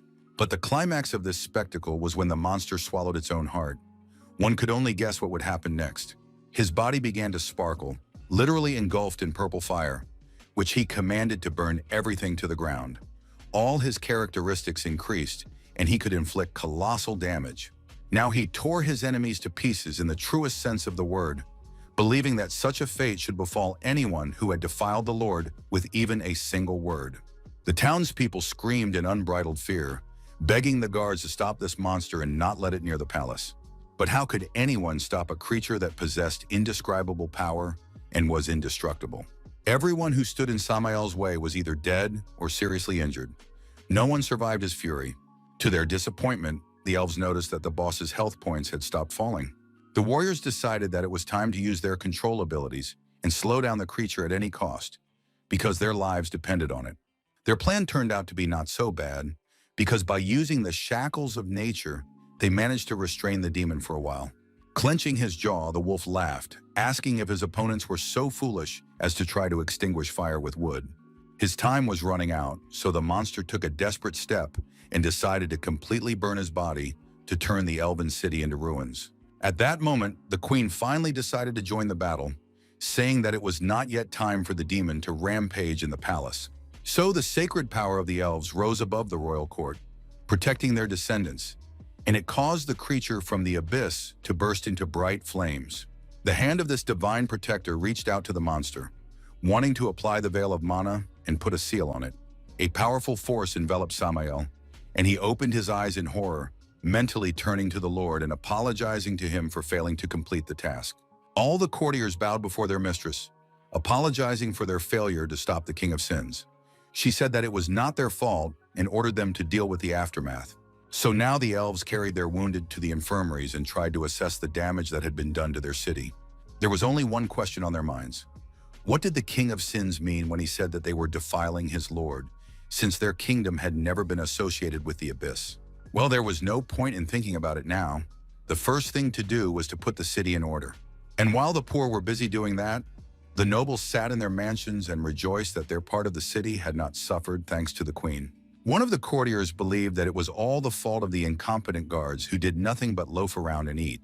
He was only glad that only the weak commoners had suffered, for whom it was a great honor to die defending the capital. It was only a pity that property had been damaged. Over wine, they discussed the emergence of a new cult, which was considered sinful, whose members worshiped the Lord, so they would soon have to be destroyed. The elf who served in this mansion could barely contain her anger. She was tired of listening to the chatter of these brainless, rich people. It was especially awful against the backdrop of all the events taking place, with some rejoicing and drinking wine, while others wept near their ruined homes. The poor also considered the nobles to be disgusting creatures who did not value them at all. They struggled every day to survive while the nobles enjoyed life. The maid agreed with every word that came out of the mouths of the simple workers who had been left homeless. When everyone turned their attention to her, the girl said that the nobles were worse than the 7 deadly sins because they thought the gods would protect them, so they allowed themselves to be tyrannical. She took off her wig, and instead of chestnut hair, silver strands fell onto her shoulders. Her eyes also changed color, turning from brown to blood red. Her figure took on strange contours, and the girl walked and talked about how if the gods protect evil people, then they are no better than these rich people. The simple workers fully supported her words, saying that they no longer wanted to live like this, and asking how they could take revenge. Sighing, the strange girl said that ordinary people were powerless to defeat evil gods, so they needed to obtain similar power in order to bring divine punishment upon them. According to her, only one being had this power, the Lord of the Abyss, who ruled over all sins. The elves became alarmed, reminding the girl that it was the king of sins who had destroyed their homes, and that the Lord was pure evil who would bring nothing good. Then the elf carefully examined each of the men and said that trials are always accompanied by suffering, and if you cannot overcome them, then how can you change your destiny? Pricking her finger, she said that the Lord was a kind God who took all sins upon himself, and that recent events were a test. The elves began to support her, saying that all royal blood would be redeemed by sin, and the Lord would punish all those guilty of their misfortunes. Having sown seeds of doubt in these inhabitants about the queen and her courtiers, the girl began to leave, hoping that she had fulfilled her role. She closed her eyes and began to address the Lord, saying that he had given her a purpose in life. As she walked forward, her shadow took on strange shapes that resembled a demon emerging from the depths of the abyss. Looking at the portal, whose columns were now destroyed, our hero realized that despite the damage caused, the protection was still strong. He counted several scouts hiding in the shadows. They were 6 transformations, so fighting them one-on-one was dangerous. It became clear that it was better to do without tricks and quickly kill the guards, so our hero transformed into his demonic form. To distract them, he sent a smokescreen, and when everyone was confused, he struck a blow that allowed him to destroy all his opponents at once. Now Su Yang understood how anger felt, because such power was addictive due to the quick pleasure it brought. Walking calmly into the portal, the guy thought that he did not feel sorry for the guards at all, because he had attacked them in such a way that they could be reborn. But this particular moment would not remain in their memory. Soon he found himself in the legendary land of dragons, whose sights were impossible not to admire. This place was so beautiful and majestic that he wanted to just stand and silently watch everything that was happening here. When Su Yang's dragon smelled the scent of his homeland, he squealed with joy, as if he were not a fierce beast, but a little kitten. To give his pet even more joy, our hero allowed him to get out and fly in the places he loved with all his heart. Aphon happily flapped his wings, while his owner decided to see if there were any lucky ones nearby who could add to his experience. Oh, there were quite a few of them, but this time, luck was not on the side of the red dragon, who would soon cease to exist. As our hero approached him, the creature did not even move, lying peacefully on the sand, knowing that nothing threatened him on his territory. But things were not quite so simple. Activating his energy, Su Yang summoned the bone dragon so that Aphon would not have to kill his own kind. A flash of light, an earthquake, dust rising into the air, and the majestic animal was sent to the other world. The killing caused the young man to be struck by an electric shock so powerful that his whole body went numb and his hairstyle was irrevocably ruined. Another dragon flew into the area, also black, and roared, asking what the man was doing on their territory. Jumping forward, the young man said that he had no personal motives. He was just doing his job. Then Aphon entered the battle, immediately putting his huge clawed paws to use. The dragons fought a fierce battle, which was breathtaking to watch. It was a pity that one of these powerful animals might die. Trying to escape from the epicenter of the battle, the guy said that the dragon race adhered to the principle of the strong eating the weak, so everything was fair. While Aphon distracted the enemy, Su Yang was able to get closer and stab his enemy with his crimson blade. The dragon fell exhausted to the ground, kicking up dust and stones as its weight crushed everything around it. Turning his head to his friend Aphon, with whom they had worked well together, our hero suggested that they eat together. So while the black dragon devoured the flesh of its kin, Su Yang extracted the organs he needed from it. It was all very tiring, and the guy felt that his connection to the element of lightning had grown a lot. Just a little more, and he could learn the forbidden spell. The attributes of the dragon bone sword had reached their limit, and in order to continue growing, he needed to kill an 8th transformation dragon, which was beyond his current capabilities. The system notified him that a hidden quest was available, which was to kill the fallen sacred dragon Solarium. Our hero became nervous, because he could not even imagine that a sacred dragon existed, since even the World Association of Tamers had no information about it. From his training, Su Yang remembered that ordinary great dragons were at the diamond level. Even Afan was still at the star level in the early stages of growth, and the limit was the sun level. Noticing the admiration in his master's eyes, the black dragon became a little jealous, which amused Su Yang. The guy stroked his muzzle and said that he shouldn't worry, because he wasn't going to trade old friends for new ones, and besides, the task required them to kill the enemy together. Stroking Afan, the guy thought that the sacred dragon must have swallowed something strange, perhaps another piece of rotten flesh. There was no point in guessing. They had to fly and search for the enemy, so they decided to start combing through the ancient lands. When they finally landed, our hero noticed some oddities in this place. Even the grass didn't grow there, as if afraid of entering a forbidden zone. Hearing a strange sound coming from the depths of the earth, Su Yang realized that the enemy knew of their presence, which was not exactly good news. Afan also tensed up and began to growl menacingly, which was supposed to scare off any ill-wishers. Su Yang saw his pet like this for the first time. He understood that fighting a sun-level dragon was dangerous, and perhaps even Afan's help would not be enough. But there was no choice. The task had to be completed, so our hero activated his power and moved forward, toward danger. Soon, a desecrated sacred dragon emerged from the fog, whose characteristics were so impressive that it sent shivers down the spine. It was impossible not to notice that this creature was twice the size of Afan, and its characteristics were almost on par with gluttony. At first, the guy felt a slight uncertainty, but then a power awakened within him that told him that he was the boss here. Feeling a surge of confidence within himself, Su Yang reminded himself that despite his strength, he needed to remain cautious. So he activated the Reaper stage, which increased his stats by 20%, because such an enemy had to be dealt with thoroughly. Sensing the approaching danger, the ancient defiled dragon opened its golden eyes wide. It was clear that he was nervous, as his body began to dart rapidly from side to side, hinting that he was looking for the best angle to attack. Soon, a tail strike was used, but Su Yan managed to stop this attack with his bare hands, which was impressive. Just like the fact that he was able to throw the dragon back with the strength of his own hands, it looked as if the guy was a real titan. The creature crawled away, hissing viciously at its opponent. It was clear that it was extremely confused and was thinking about how to defeat such a strong enemy. Apparently, a suitable idea came to the dragon's mind, because it activated its magical power and decided to use its imprisonment skill. But it wasn't just him who had magical power. Su Yang released a forbidden second transformation spell to create a prison of azure flame. The monster roared when it realized that it was indeed trapped by the enemy, who had enveloped it with his magical power, depriving it of mobility. Taking advantage of the moment when the enemy was at its most confused, our hero attacked it, targeting its head.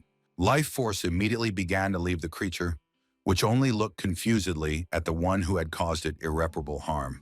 There was complete chaos around him, but Su Yang was already used to it, as he was often its primary cause and creator. The boss of the defiled sacred dragon of the solar level was instantly killed by him, and the guy himself understood that his power was beyond all limits. Now, the only thing he wanted to do was use the power of gluttony to devour his enemy. Unfortunately, the dragon was still alive, so Su Yang had to do the dirty work and finish off the creature. He thought it would be a piece of cake, but he didn't expect to encounter something so terrifying that it would make his blood run cold.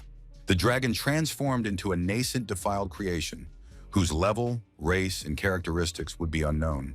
After a few seconds, the creature's appearance became even worse than before, and all data was blocked, so the guy didn't know how to behave. This unknown creature swallowed greedily when it saw the man, as if it could already taste him in its mouth. So, without thinking twice, it directed its powers toward our hero, wanting to devour him as soon as possible. Fortunately, Su Yang was quick and agile enough to jump out of the way in time, and at the moment of impact, he was no longer at the center of the nightmare. Unwilling to admit defeat, the creature attacked again. This time, strange tentacles began to rise from the ground, creeping closer and closer to the young man. It became more and more difficult to dodge each time, but the young man was lucky, and none of the monster's limbs caught his body or harmed him. But as we know, luck is not infinite, so after a while, Su Yang was unable to dodge in time, and his body was captured by the enemy. His arms and legs couldn't move, and it seemed that even his voice disturbed the transformed dragon, because his mouth was also closed. However, the creature did not expect that it was dealing not just with a human, but with a demonic lord who could transform at any moment. This allowed our hero to break free from captivity, but the dragon had no intention of letting him go, so it attacked, sending a strange green flame that resembled acid. It was so toxic that it literally burned the ground beneath his feet, turning it into a lifeless desert. Smiling, Su Yang asked if that was all the legendary monster was capable of, and now it was his turn to show what he could do. The guy used his final move, called the ninefold instant death strike. The attack struck the beast right in the heart, causing it to roar in pain so loudly that everything around began to shake as if from an earthquake. Su Yang, in his demonic form, decided to use the Azure Flame Prison once again. This time it worked as intended and completely engulfed the enemy, surrounding it with a wall of flame. But even that did not kill the creature, whose level was still hidden by the system. All his combined attack could do was take away a quarter of its health, which had no effect on the monster's attacking skills. The creature began to scream so loudly that it seemed as if its head was about to burst. Perhaps it was some kind of special skill that drove the enemy mad. Suddenly, the guy received a message that a special attack had been received, and his strength, spirit, and agility had been reduced by 10%. While he was wondering how this was possible, and whether he was facing a mutated dragon associated with Cthulhu, the creature attacked and knocked him off his feet. When he came to, the young man realized that he couldn't drag out this fight. He wasn't worried about his stats, but the side effect of his stats dropping scared him. So he decided to use the Prison of Azure Flame once again, before his defiled form in Reaper mode ended. The fiery confinement once again brought the dragon unbearable pain, causing him to scream so loudly that it seemed as if his eardrums were about to burst. His kinship with the element of thunder was almost at its peak, so he decided to teach his opponent, who refused to die, a lesson.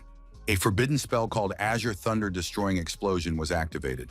Su Yang activated it at full power, so now he was sure that the dragon would finally go to the other world, and he would finish his ill-fated task. The energy surged and gained power, seeming like a living organism, strong and unbridled. It pierced the dragon in various places, restoring it to its original form and causing its body to crumble into pieces. Soon his legs began to buckle, at which point our hero decided to take matters into his own hands and ran up to attack with his sword. At that moment, the defiled form and Reaper mode were deactivated, so his human appearance slowly returned. The system window reported that the level of the defiled creation was still unknown, but its health level was only 15%. It seemed that the monster's screams could be heard on the other side of the dragon country. But now the guy wasn't scared. He calmly figured out that the creature was going to finish him off with one hit. So now he summoned Aphon to unleash the power of evil and help him defeat the enemy.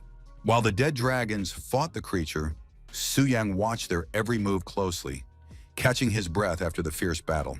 There were so many dead creatures that it was mind-boggling, especially when each of them released a sphere of their magical power.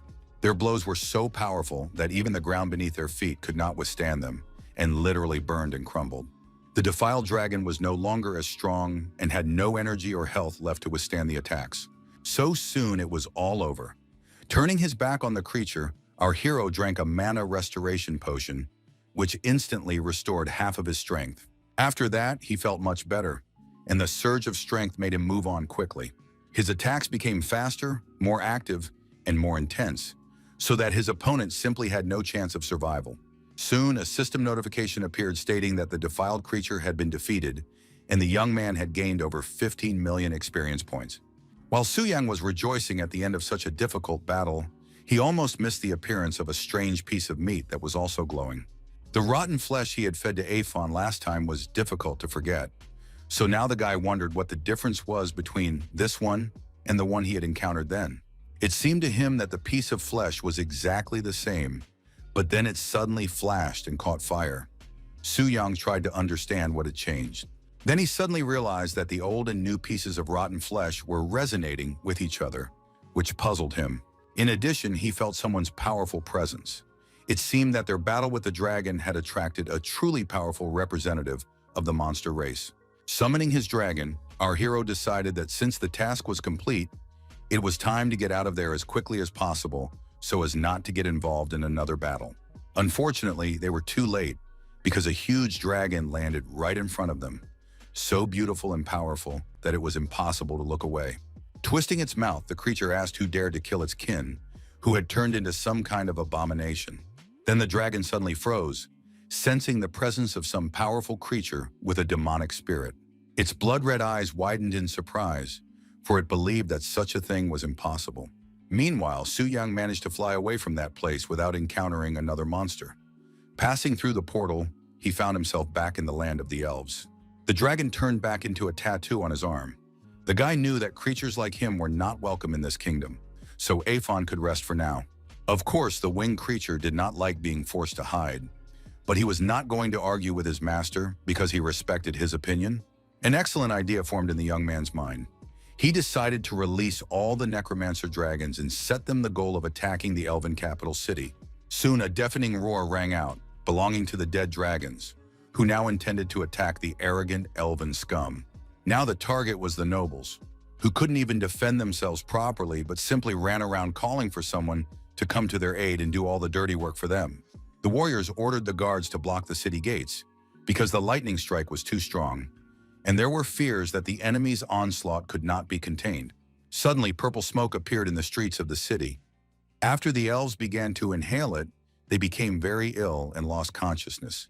While they were rushing to leave the contaminated area so that the magicians could purify the air, some of the dragons were eliminated. This hero was an elven warrior dressed in a beautiful white and gold uniform who decided to fight to the last breath.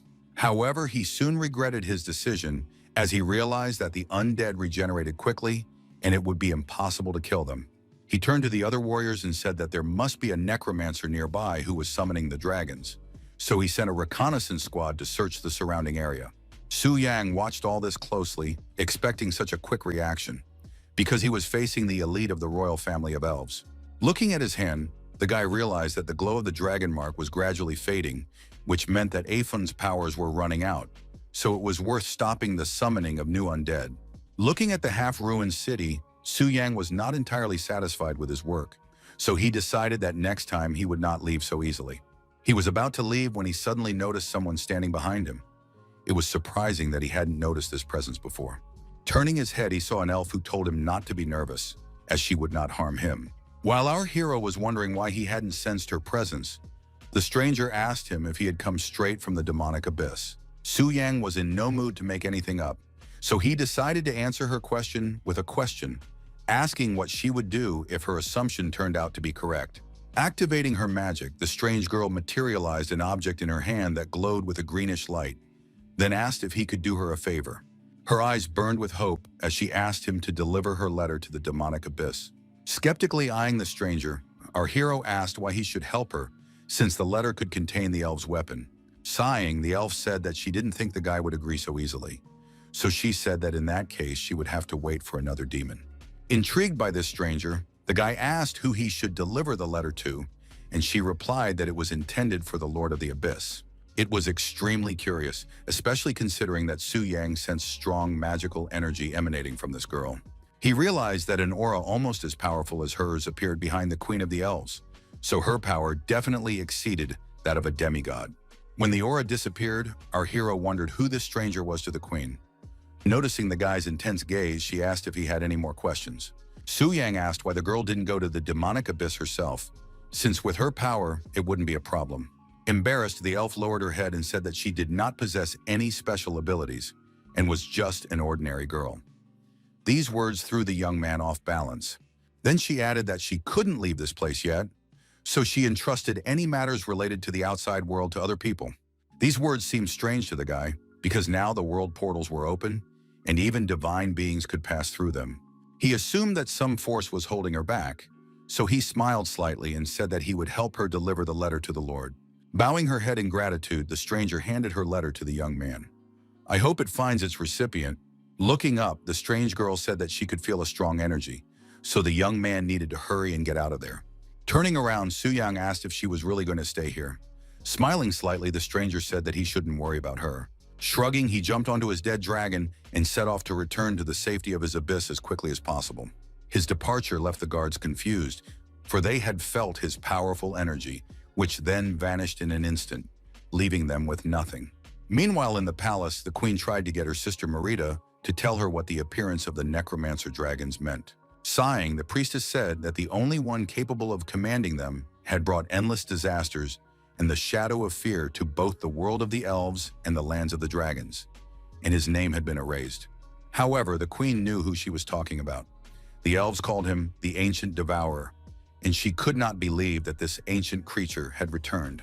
The ruler paced nervously around the sacred tree, her behavior expressing her strong emotions about what her sister had said.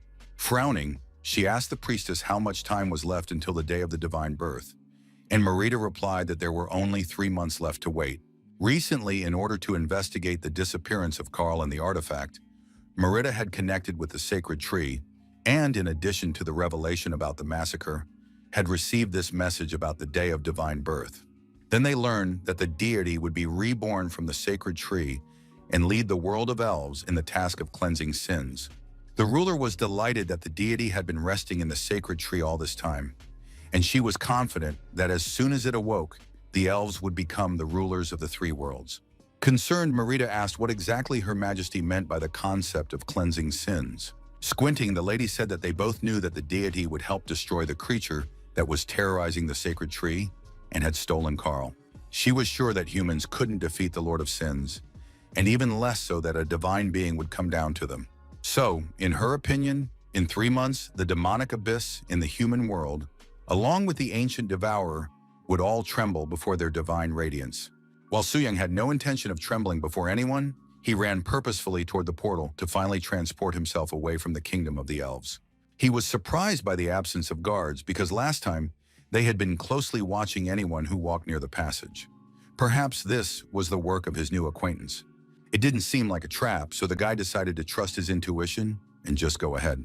Once he entered the portal, he found himself in a glowing space that made him feel a little nauseous. But even while he was there, he couldn't stop thinking about the mysterious stranger who, for some reason, had decided to side with the Lord of the Abyss. Once in the human world, the guy saw defensive lines, but they were only good for observation because they couldn't stop the demons. He understood that if he did not constantly restrain the kings of sin, the human world would have fallen long ago. Passing through all these buildings, our hero silently reached the entrance to the demonic abyss. Activating his magical power, he directed it straight into the center of the passage to open the portal. Along with the magical power, a letter slipped out of his hand. The young man did not understand why it was moving on its own, but now he decided not to think about it and focus on the task at hand.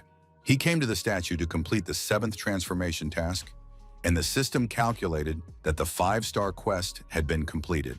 The young man's level of life was raised, and his basic characteristics increased by 50%. In addition, he received new points. Wearily running his hand through his hair, the guy realized that reaching the maximum level this time would take him a long time, but he had already risen to the 7th transformation in less than a month. He really enjoyed reading about how his strength had increased and how many points the damage he could inflict on enemies had increased. After reviewing the characteristics, the guy realized that even without equipment, his abilities exceeded the solar level, and with equipment, he could completely defeat an enemy of the 8th transformation. Soon, he received a notification that a class upgrade called Sacrilegious Desecrator had been opened. He also gained a new ability that helped him control unknown rotten flesh, turning it into a weapon. And in his arsenal was the Desecration Blade, which caused enemies to lose health and possessed a powerful ability of mental infection. All these powerful abilities made his weapons even more deadly, so now his strength was to be reckoned with. Our hero realized that given his current explosive damage potential, he was capable of instantly killing 95% of his targets. There was only one problem, namely the loss of spirit power, because if it was reduced to 0, the guy would turn into a mad maniac. He wanted to try out his new blade so badly that he had to find some poor soul to serve as his training target. Thus, events carried him to the 56th level of the Abyss. There, one of the demons attacked a local inhabitant, ordering her not to move, otherwise he would kill her in the most cruel ways. Of course, the girl resisted, but the scoundrel was determined to get what he wanted, so he stopped at nothing. Our hero decided to intervene in this fight and at the same time test his blade, which would do a good job and save the innocent girl. This vile demon, who was a representative of Shiva's people, would be perfect for testing the effects of the Blade of Desecration. Su Yang ordered his opponent to get up immediately because he only had 1 minute to escape. The fallen demon couldn't understand why he hadn't sensed the approaching danger. He understood that this mysterious guy was too strong and fighting him was dangerous, so he had to try to escape. However, as he ran, he discovered that his health and spirit continued to decline. He began to search his pockets, trying to find a healing potion. His head began to ache so badly that the demon cried out without restraint, as if his body was not obeying him. A few seconds later, he fell, and a strange growth resembling tentacles appeared on his body. Soon, this parasite consumed its victim's entire body, and the sight was extremely disgusting. A couple of minutes passed, and something unexpected happened. The slain demon got to its feet and began to move strangely, its movements and behavior resembling those of a zombie. Come closer, Su Yang realized that his guesses were correct.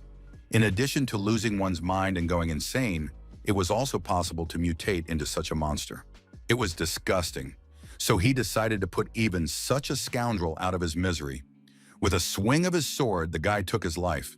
The unfortunate man's body disintegrated into dust, then became covered in a sticky slime that dripped down his clothes. Su Yang looked at this in bewilderment, not understanding what was happening, because the demon was supposed to be reborn at the demonic idol after death, but that did not happen. In this game world, death was not the end of life. After death, professionals moved to the Temple of Profession Change for resurrection at the cost of losing experience points and levels. As for true death, our hero had faced it 3 times when he burned 2 people with dragonfire and then killed Ander, who did not return to life. After leaving the Black Dragon Citadel, he sealed Aphan's technique, not only to prevent enemies from dying so easily, but also because the guy simply did not want unnecessary problems. Flying on his dragon, he thought about how the power of the Oath Sword changed the structure of life through a mental curse. This forced the target to no longer belong to any professional faction, which made them capable of being truly killed. Although this effect was not so simple, there were enemies that could not be eliminated by ordinary combat, and then rough methods were used. Finally, he returned to his mansion, where he was greeted with hot tea, which was strange for the Abyss. Lilith Severa immediately rushed into his arms, happy to see him back, and curiously asking where he had been this time. When she learned that the guy had been in her kingdom, she said with concern that it was too dangerous. But Su Yang reassured her, saying that he had been careful. Our hero decided to find out how many elves had silver hair. After thinking for a moment, the girl replied that she couldn't remember any. And when the conversation turned to bright green eyes, she said that only members of the royal family had them, and the stronger the blood in you, the brighter their color. The guy froze, remembering that the elven stranger had indeed behaved very nobly, which could be explained by her royal blood. Her manners were unmistakable.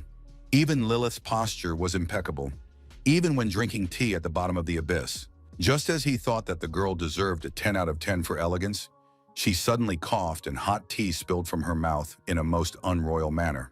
Laughing, our hero left the room, saying that he would give her 9 out of 10 for her manners.